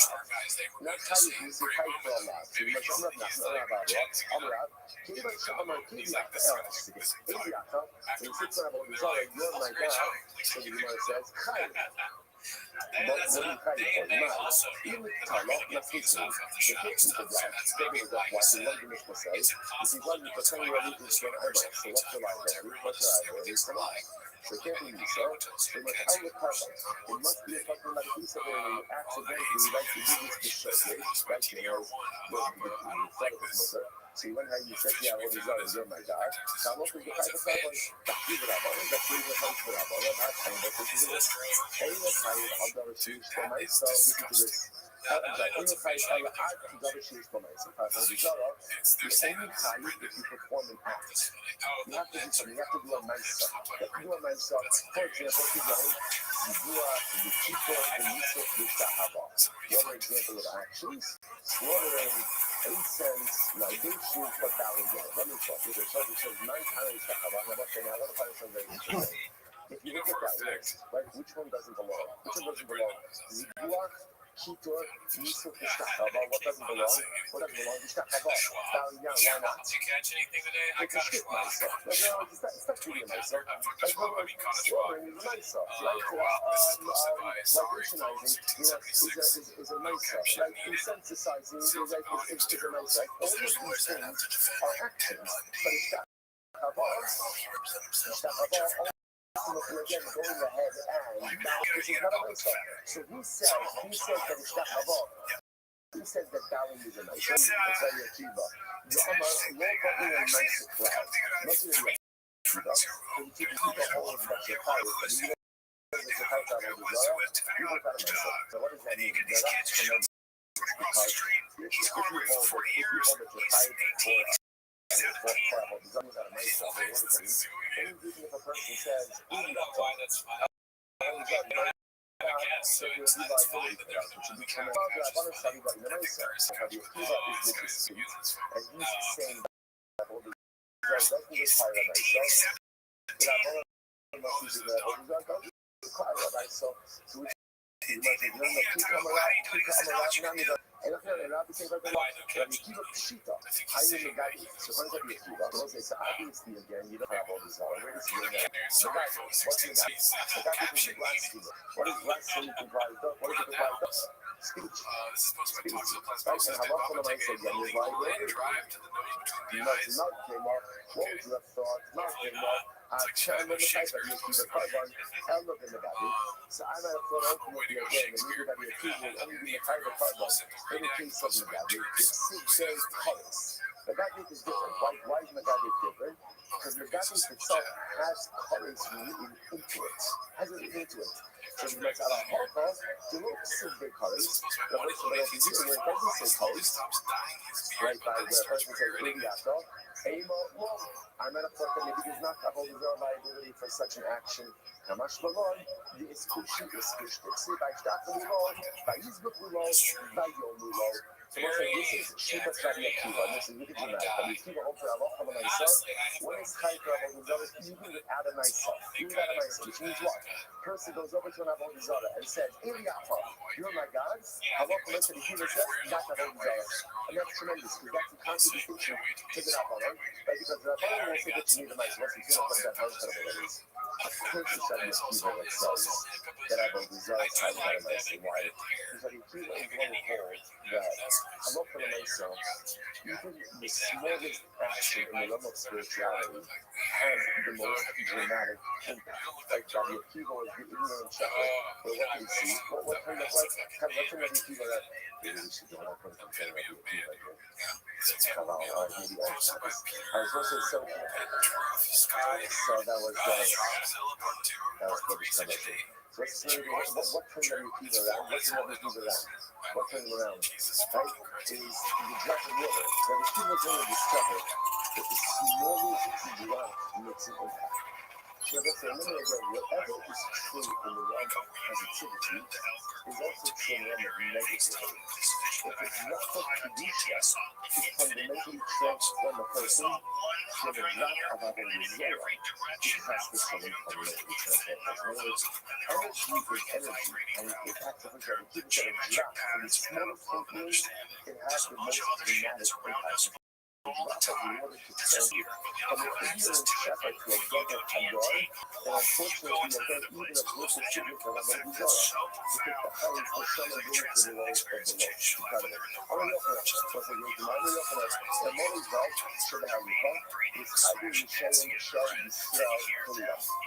So that's what we're looking for. So, okay, transition over here to the case of Israel. So then we're going Klav Yisrael, said, and then we go to Israel. Anywhere on the path of Yisrael, Asher Ha'arufa, Me'aret Yisrael. Now, interestingly enough, Ha'arufa is plural, right? They brought you up. They brought you up. So the next person is like, listen to this. So you read this phrase, right? What is translated? These are the gods that brought you up on the top. What's the matter? What's going on here? Something that you can say is, Bobby Sarah brought Hashem and the angel that brought you up. And the real thing is, he just brought Hashem and they made it plural. Had they not made it plural, probably would have been destroyed. What does that mean? The real thing is, this. As much as they are worshiping Avodah Zarah, at least what they're doing is what they're doing. At least they're including that kind of powerful in the equation. Right? In other words, the code said it was the angel that brought us out. But at least they included Hashem, and they said again, probably Snow, I think if you showed this to somebody in your life again, this is what might lead to them. So at least if they included that in the powerful equation, that is at least the saving grace for Klal Yisrael. So the Gemara says, I'm going to assume your heart. She said, what? How could you say that? If a person goes out and speaks up for himself, if the government has to look at Avodah Zarah, you wouldn't be again after you in the world. It's even worse. It's even worse. It's a really incredible. Because okay, Avodah Zarah, what is the upside of being an Avodah Zarah? I know it's a different question. But what is the upside of being an Avodah Zarah? What's the upside? The upside is you chose the team. Choose the team. Choose the team. Be decisive. Like cast the lot with someone. The worst thing, like what's it? The worst thing is that you're not going to be able to pass the work with the weekend. As much as I can post you, I stay at eating. How long are you going to straddle the fence? If you straddle the fence, you straddle your stand, you can't do anything, right? It's a real thing, like the big fallacy of being like, the big tent. I'm going to want to be the big tent. The big tent. Everything for everyone. And if you're everything for everyone, then what? You are nothing for no one. Yes, you can't make everyone happy. You can't, I'm looking at it. By the way, I want to play back to one kind of right? I'm looking at it. We're going to have the tent open and all sides. It's incredible. I'm looking at it with personality. Like, everyone else, if you want to break something, you can't do everything for everyone. It's just not the way that it works. You can be something for someone, but you gotta represent something. You gotta represent something. Incredible, again, I'm sure by a price says, no. Essentially, polytheism, the creator for the prophet of Avodah Zarah, that's a disaster.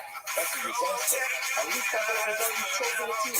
You've chosen the right team, but hopefully you can go ahead and maybe make a comeback afterwards. Sadly, there's a Gemara says, Shema, break it out from the Bible. I'm talking about Sarah. You thought, Shema, Elohim, and Bible. Ultimately, again, not what it means. What it means is that ultimately, again, the desire to worship other gods. So again, they didn't actually yesterday, guys, we did that yesterday, guys. Okay, so let's just see if we can first I'm trying to find out here. If I'm making my place for real for them, I'd actually do it. The real for them place is probably slow because at least they never fully abandoned the results. Even if you're young, they didn't fully abandon that from the powerful. But ultimately, you're going to return out of time because you have too much time says, if you're going to do it over the result, do it. Do it. And be fully committed to it. Because in life, the worst thing you need in life is to be a non-committal person. When you lack commitment, by definition, you never gain traction in your life. Better to be patient. So it sounds fake, but just let it spread around your mind a little bit. Better to here it is. Better to be committed to the wrong thing than to be committed to nothing. Because if you're committed to nothing, it means you lack the need of commitment. You lack the need of commitment, you're zero. You're zero. You're not going to life. At least if you're committed to the wrong thing, you're committed to something, and you're cultivating the need of commitment, which means that when I get my act together, I'll find my way to go ahead and get on the path. The three customers brings down on the mix of some customer la Camilla, pretty king. Get ready for this. See, Dr. says, it is better to have a bad king than no king. Okay, you hear that? Why what's the trust? Because at least some leadership is better than no leadership. Like, no leadership, no one's going anywhere, right? No one's accomplishing anything. Bad leadership, okay, maybe we might go in the wrong direction, but at least we're moving. Some movement, even in the wrong direction, is better than no movement. So that's why we know for ourselves. Okay, what's better? What's better? To sin or to ultimately, again, flatline, be passive and apathetic? What's better? What's better? Yeah, that's it. The truth is, it's going to sound strange. Averos are better. No, I don't fill in the blank on there, right? I thought that. Because at least, I think for the person, at least if it's giving me a leader, at least, again, you're in the best out there. Don't use that. I love it. So you're speaking with the 11s. At least that move this. The worst thing in life is stagnation. All right, let's go back there. Like, avant the backwards, I'm actually going to have it on the beach. You're going to put the water in your feet before like you have a result. That's allowed. That's allowed. Said you know, she also has the water. Akula Moka, Chutz Hanoga Ishmael, Ramatani Ishmael. So you know, so this is Rabbi said it's on the other water. So all of these things about this, with the exception of, right, making a nega in the name.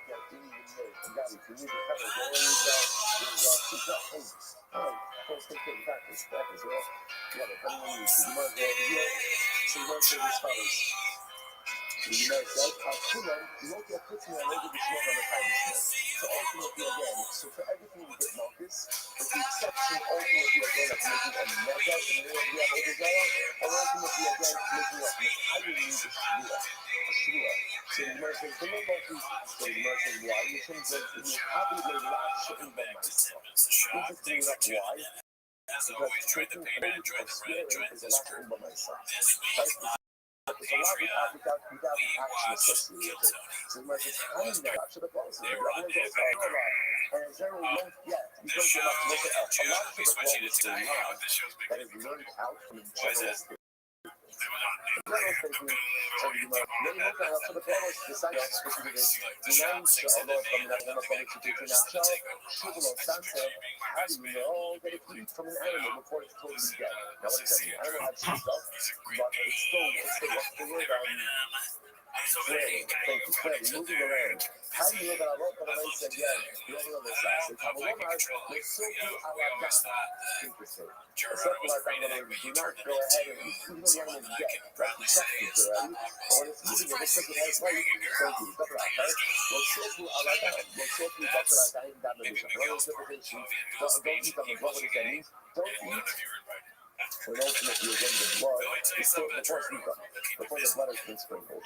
If it goes on the goes, you get the 19 about how the division is hiding your all, then you don't want to see that hard well for those special division. And again, I love this no that's what Tom says. After a person dies, we have even come back and we have to see that's have it all. And we open the community. So I wonder that I also want to make somebody executed by nature. There is no Sudat Hadra, Salomon, no Sofu Aladam. So don't go ahead and have a Sudat after the blood has been spilled by the Egyptian. Okay, the Egyptian says, Miran and Sanhedrin, how do I find out that Shem told me think also? How do you know that Sanhedrin executed someone that they don't eat for the rest of God's day? Hamilomar was so full Aladam. Incredible. Ahmed Yochanan says, I told them Solomon 9. From where do you know a prohibition, a lot about Ben Solomon? Hamilomar was so full Al-Hadam. The positive was so far down. Now, what is it? I say, look at Rashi. That's Ben Solomon, that's Rashi, the second last line. So, the honors are into the history of the Haven. So, the so full Adam, the so full Akila, Chittagir Allah. Interesting, I'm studying Ben Solomon. Don't eat the type of meal or don't eat the type of food that's really executing the guys. So, Ben Solomon, steals money to purchase meat or to drink wine. Look for the Masons execute. So let's talk about them. Okay. Fine. So you might go back there. So you might go back there. That's where I'm at. I love this vacuum. Slow vacuum until I get this. I'm going to be out of my I'll see what I'm going to do. I'll be back to the calls. Not really look at any of these things because it's a generalized law. All the other laws are equivalent in the look at. This means I'm no good to 12 other kinds.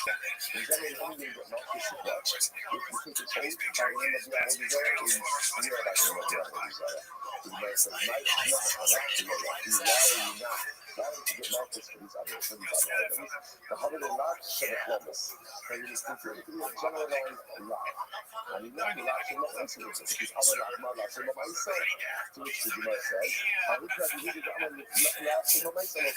And you the whole the land that doesn't have a answer, you still get Malchus for it. That's not the sign of what's in the podcast. So the says, you have to go over from the carbine until one is coming to the side.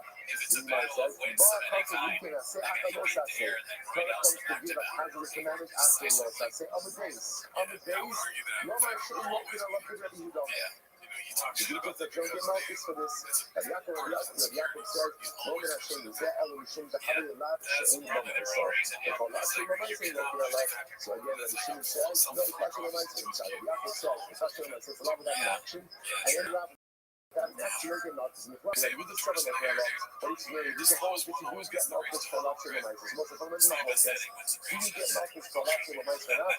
Malchus, Rabbi Yehuda and Yaakov. What's the first thing on Mazel Tov?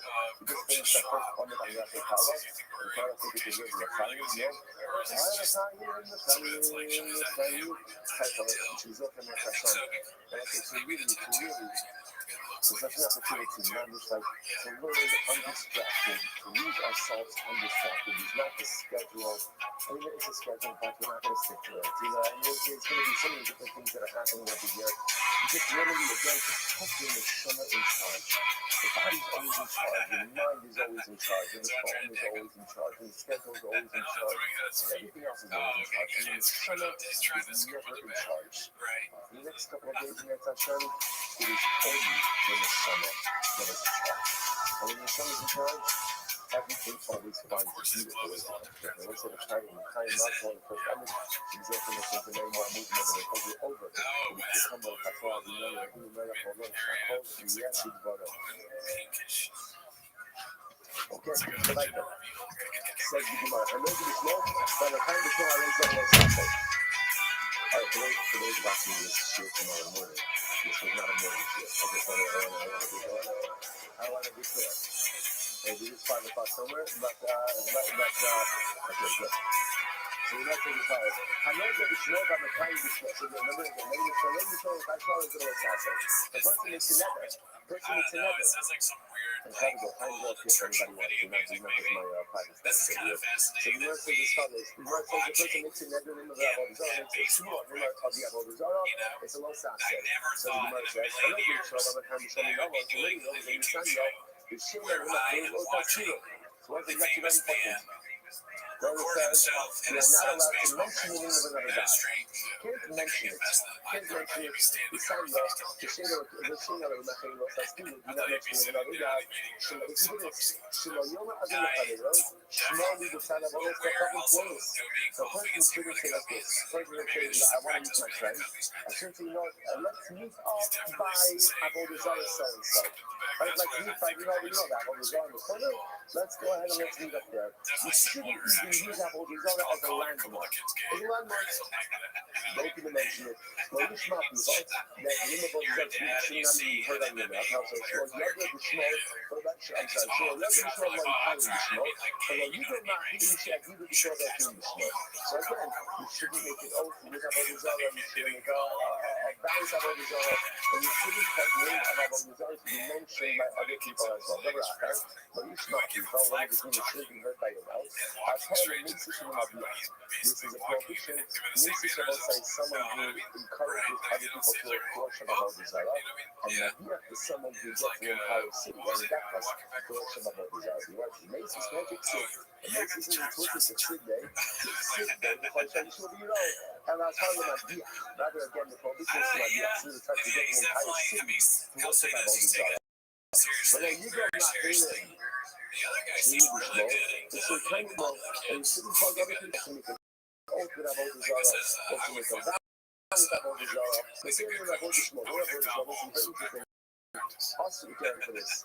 Also, Adam Shiasa should put in other people. A person should not go into business. We're going to come and happen. Right? So, when it's highly, well, Shiva, and Yishpa, Ba'abo, let's go up in Shabbat, because what's happen? You got to be mad that kid. You're not going to say, okay, you say you don't owe me any money.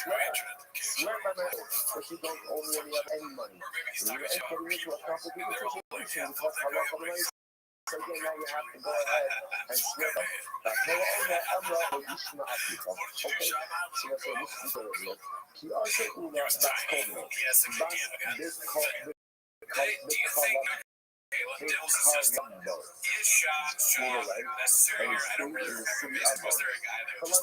Okay, there was the name of the city was derived from the name of the Avodah Zarah.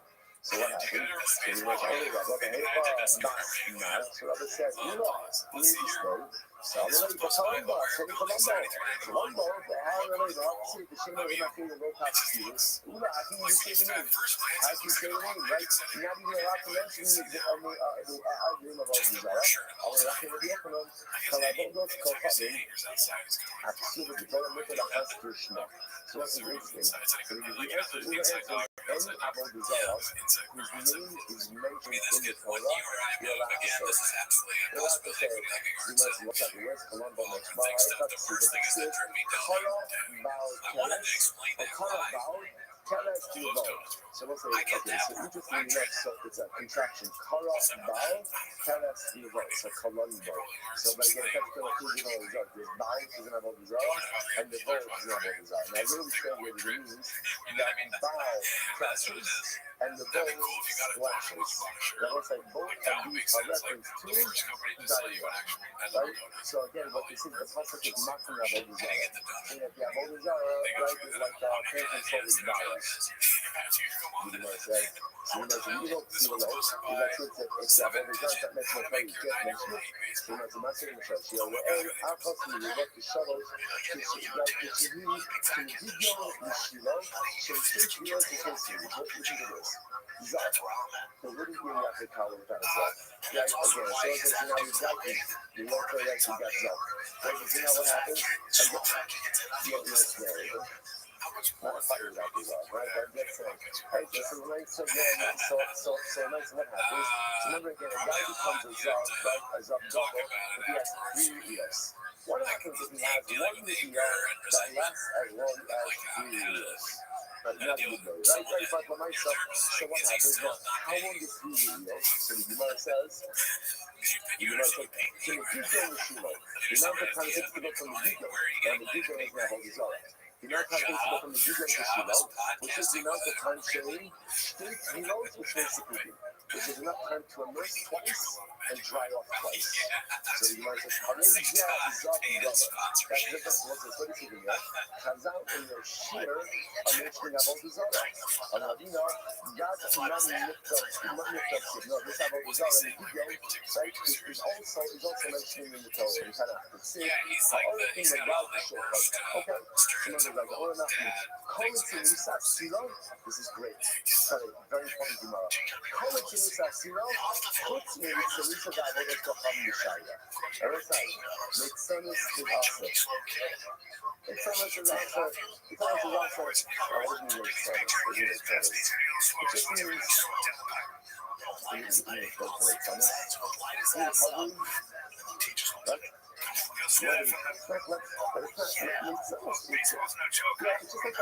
It's just like a foolishness. Like, they were knocking kites.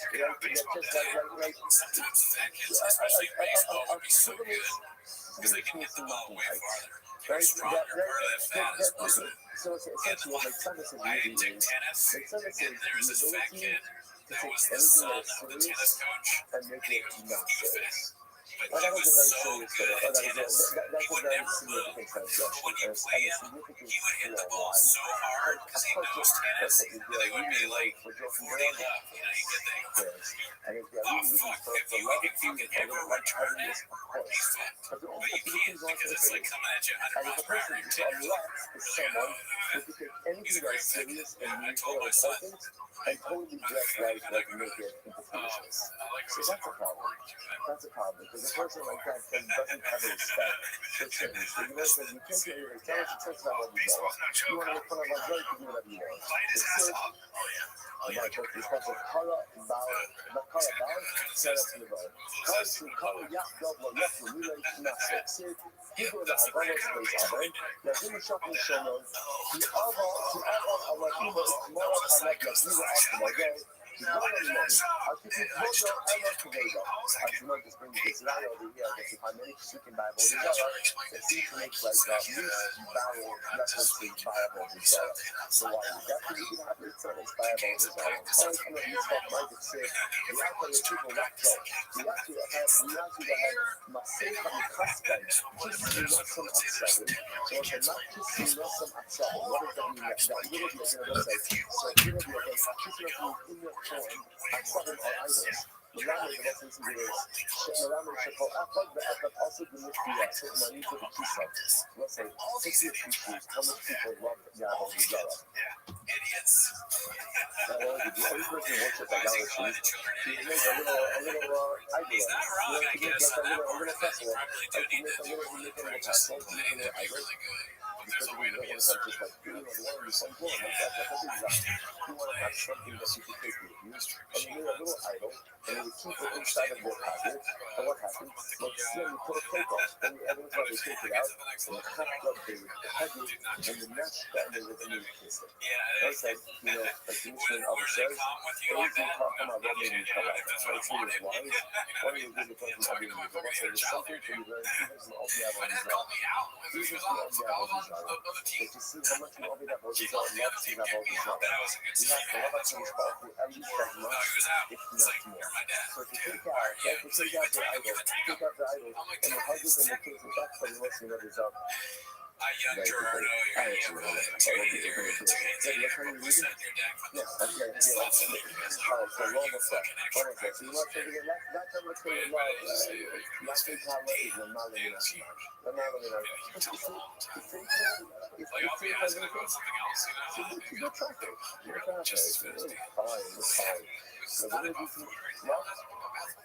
no, not that. That's easy for time.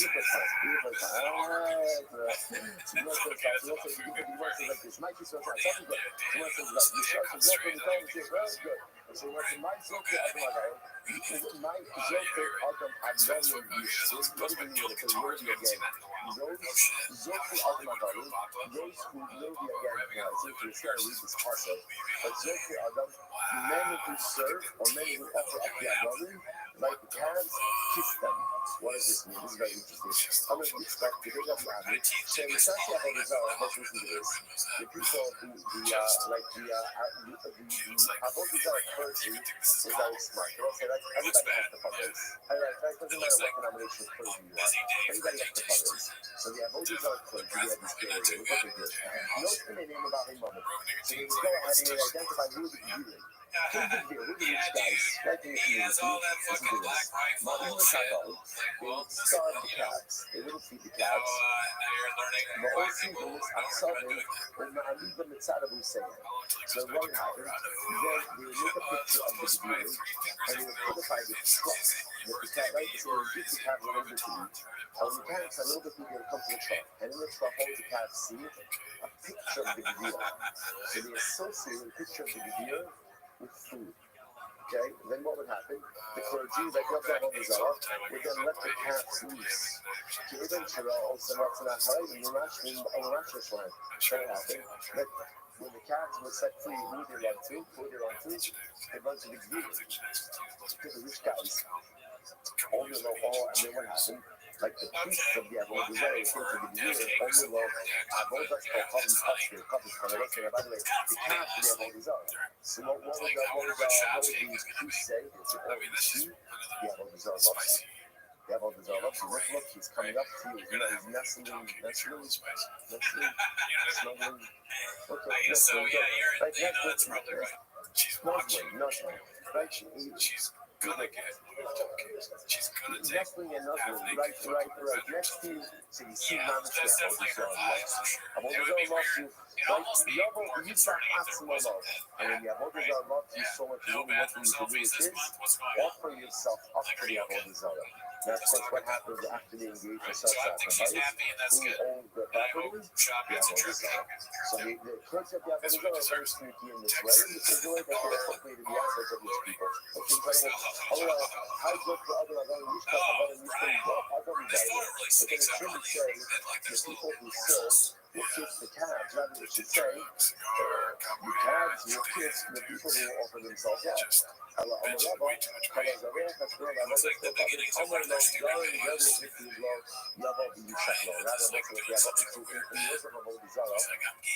level of worship was to offer up one's child. If you be willing to offer up your child to the Avodah Zarah, that was like Kodesh Kadosh. And that ultimately again shows that you are really committed to the Avodah Zarah. So if you are willing to offer up your child, so the priest of the Avodah Zarah will say to you, come, you can now come and kiss the idol. It's such a what sense of things. I'm going to use them a lot. The answer about talking about the money, I look at this piece. Everyone is up talking about the different types of Avodah Zarah. Obviously, I'm going to use them a lot. The answer is also as Sikos Spinos. Yeah, Avodah Zarah is called Sikos Spinos or Sakos Spinos. Remind me, what was it? Carnivores, the chicken. Or the chicken, that was the Avodah Zarah. The Anshe this, also that's the Nagal. What was Nagal? My new carnivores. The Anshe come up. Also that's Ashima. The Anshe come up. They went with Ashima. What was Ashima? And my new Baraka Kaka, a goat. A goat. The audience also that's not there, that's Tarte, they worship my new Kara Wakama, a dog and a donkey. Right? La'asafrodim, something has been in, that's been a generation, La'adanela, Va'anela.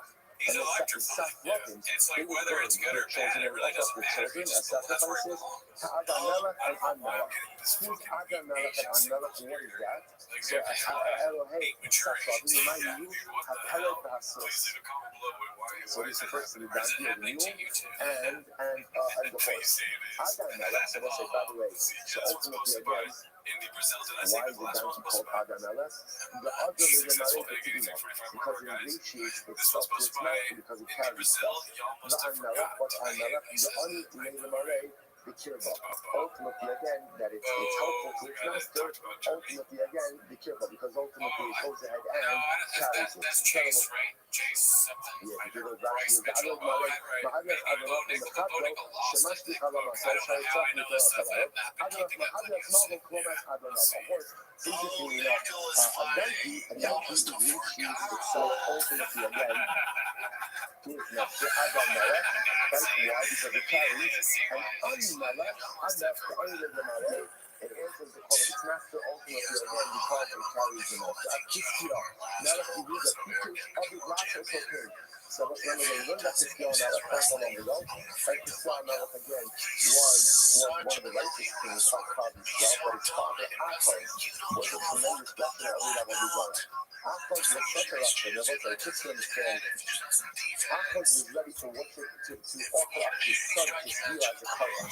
Now what you have to understand, you know, you can do other levels of Zara, either or you want. But the nice that the ability to be so everything about the Zara, that you really again, you're willing to go ahead and offer up your son as a korban, is like a different level, a different level.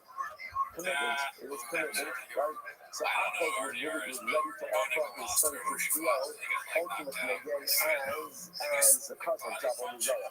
So you must see what happens. How does it say, Elo, Shesafto Imo Salamandra. His mother smeared him with salamandra blood. The salamandra apparently is this type of creature that the blood of it is what the fire retardant, right? The fireproof. Right, so if you smear it on you, the fire doesn't have any level of impact ultimately again on you. So you never smeared it with the salamandra, and ultimately again it went ahead and saved him from the fire. So let's say, so we're stopping here for today. This is how it is. We're going to point out. We're stopping with Christian Melech Yehuda, and then Hashem again. We're ending up with Mount Yisrael, and now we just want to last commercial. We end up with the piece of that. That was it. All right, we just ended up with Eretz Yisrael, and so we'll say next stop. Eretz Yisrael. What's up? No, I think that shit is over. I mean, I don't even know if it's it wasn't that bad. Yeah. It was pretty much just. We could. It was a little bit better than. I got the parents, but maybe at the airport. You think he's going to be able to talk about it in the future? Yeah, I think he could probably do some jokes. Sometimes he's self-aware and he's like, remember when I tried to be like George Clooney and I fucking. He's not a comedian. That's true. No, what I'm saying is he's going to speak negatively about it in the future. No, he has a bad habit of doing this. What does he do? Like Bravo, he talks negative Right, about it. so good morning. He lies. There's clear evidence. Good morning. Let us begin. Begin by taking our responsibility for this morning to begin. Our commentary responsible caption payment 5785 your sensitive spot again through all the shooting and drugs.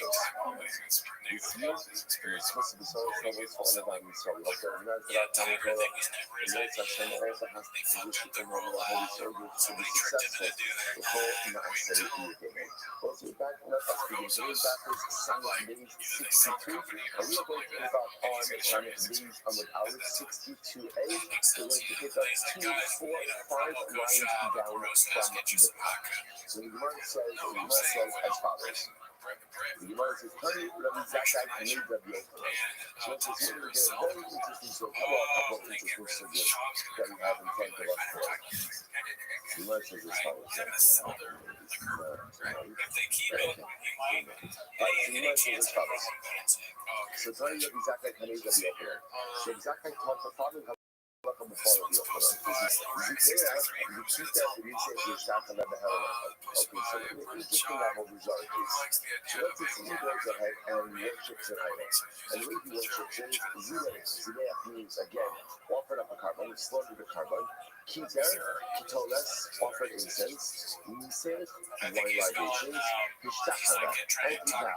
Now he did all of these things with the Ha'el and Echad. So he did all of these things in one lapse of awareness. Now we're going to talk about exactly that is one beauty of a lapse, right? But again, we talk about exactly what that means, a lapse of awareness. Lapse of awareness of what? We'll get into that. But the point over here is that Allah for the Mesa, that he did all of these things in this one moment. So multiple acts of our bodies, I think, is much. Multiple acts of our bodies within one column. So the Gemara says, "In the Chayt Alachas." So now what is, he's only tired once. So the Chayt was, so again, it's important to get the names down over here. So this is Rabbi Zakkai saying over to Rabbi Yochanan. So the halacha is he did all of these things only tired once. So I'm going to tell you what. So the Zakkai says to Rabbi Yochanan, and Yochanan essentially says to him, get that out of the base message. Right? And we're going to tell me that, get that statement out of the base message. Hardware is like, I'm not sure you know this circuits, obviously. So remember, so Vietnam did not take kindly to this particular statement. So you know, hardware is like, my first is a real quick review, see, let me know. This statement of the Dahai is in fact a machlokas between Rabbi Yossi and Rabbi Nassi. What's the machlokas? The sign of Havara, where I will touch this, this is actually very interesting. Okay, someone will tell her to say, you know, to tell her, man, I'm good, man. It's good to be talking to the next time it's nice to say. Turn his head wrong, lay his head wrong. Okay, beautiful. Beautiful. Tell her to let me know. Beautiful. Beautiful. Okay, so the word says as follows. Have a great time. Enjoy. Beautiful. Alright, so the word says as follows. So the Lois is just that the statement of the Yochanan is in fact, sorry, the statement of the Shachai is in fact the machlokas. What's the machlokas? It's the sign of. So this is one of the most significant machlokas that we have in the whole Shabbos. We see the multiple times, which we like to just see it once more. The sign of. How about Allah this time? Well, here we know. Hilchot Shabbos. What are you doing on Hilchot Shabbos? Where's Hilchot Shabbos going from? Where you're from? Juxtaposition to the Mishkan. Now remember, interestingly enough, however, the Torah does go out of its way to say, "Lo tzivanu ish b'chomo shosei el yom haShabbos." The Torah does say, "Do not kindle a fire in your home on Motzei Shabbos." That's right, Motzei Shabbos. You can kindle a home in your fire on Motzei Shabbos. No, please, don't for that. No for that. Do not kindle a fire in your home on Motzei. So the shaila is like this, the general shaila is why does the Torah feel the need to single out Havara for Shabbos? In other words, remember, had the Torah remained silent, I would have said that just like fire was part of the process of the Mishkan, so it says that also the Mesa, you can't kindle a fire in your home on Shabbos. Why can't the Torah feel the need to single out Havara? So this is just fundamental machlokas. So as Moshe decided Havara, the logic of Yossi says Havara is singled out. Jesus meaning to teach you that whereas every other Shabbos transgression is punishable by death, if you go and you kindle a fire, that is quote unquote only punishable by Allah. In other words, if the reason it's singled out is to create diminished liability. That's what it's a little bit. I mean, that's what it is. No, the kind of no, the essence says like this. Listen, the concept to me is to teach you that there is individual liability for every Shabbos transgression. What does this mean? I'm going to talk like this.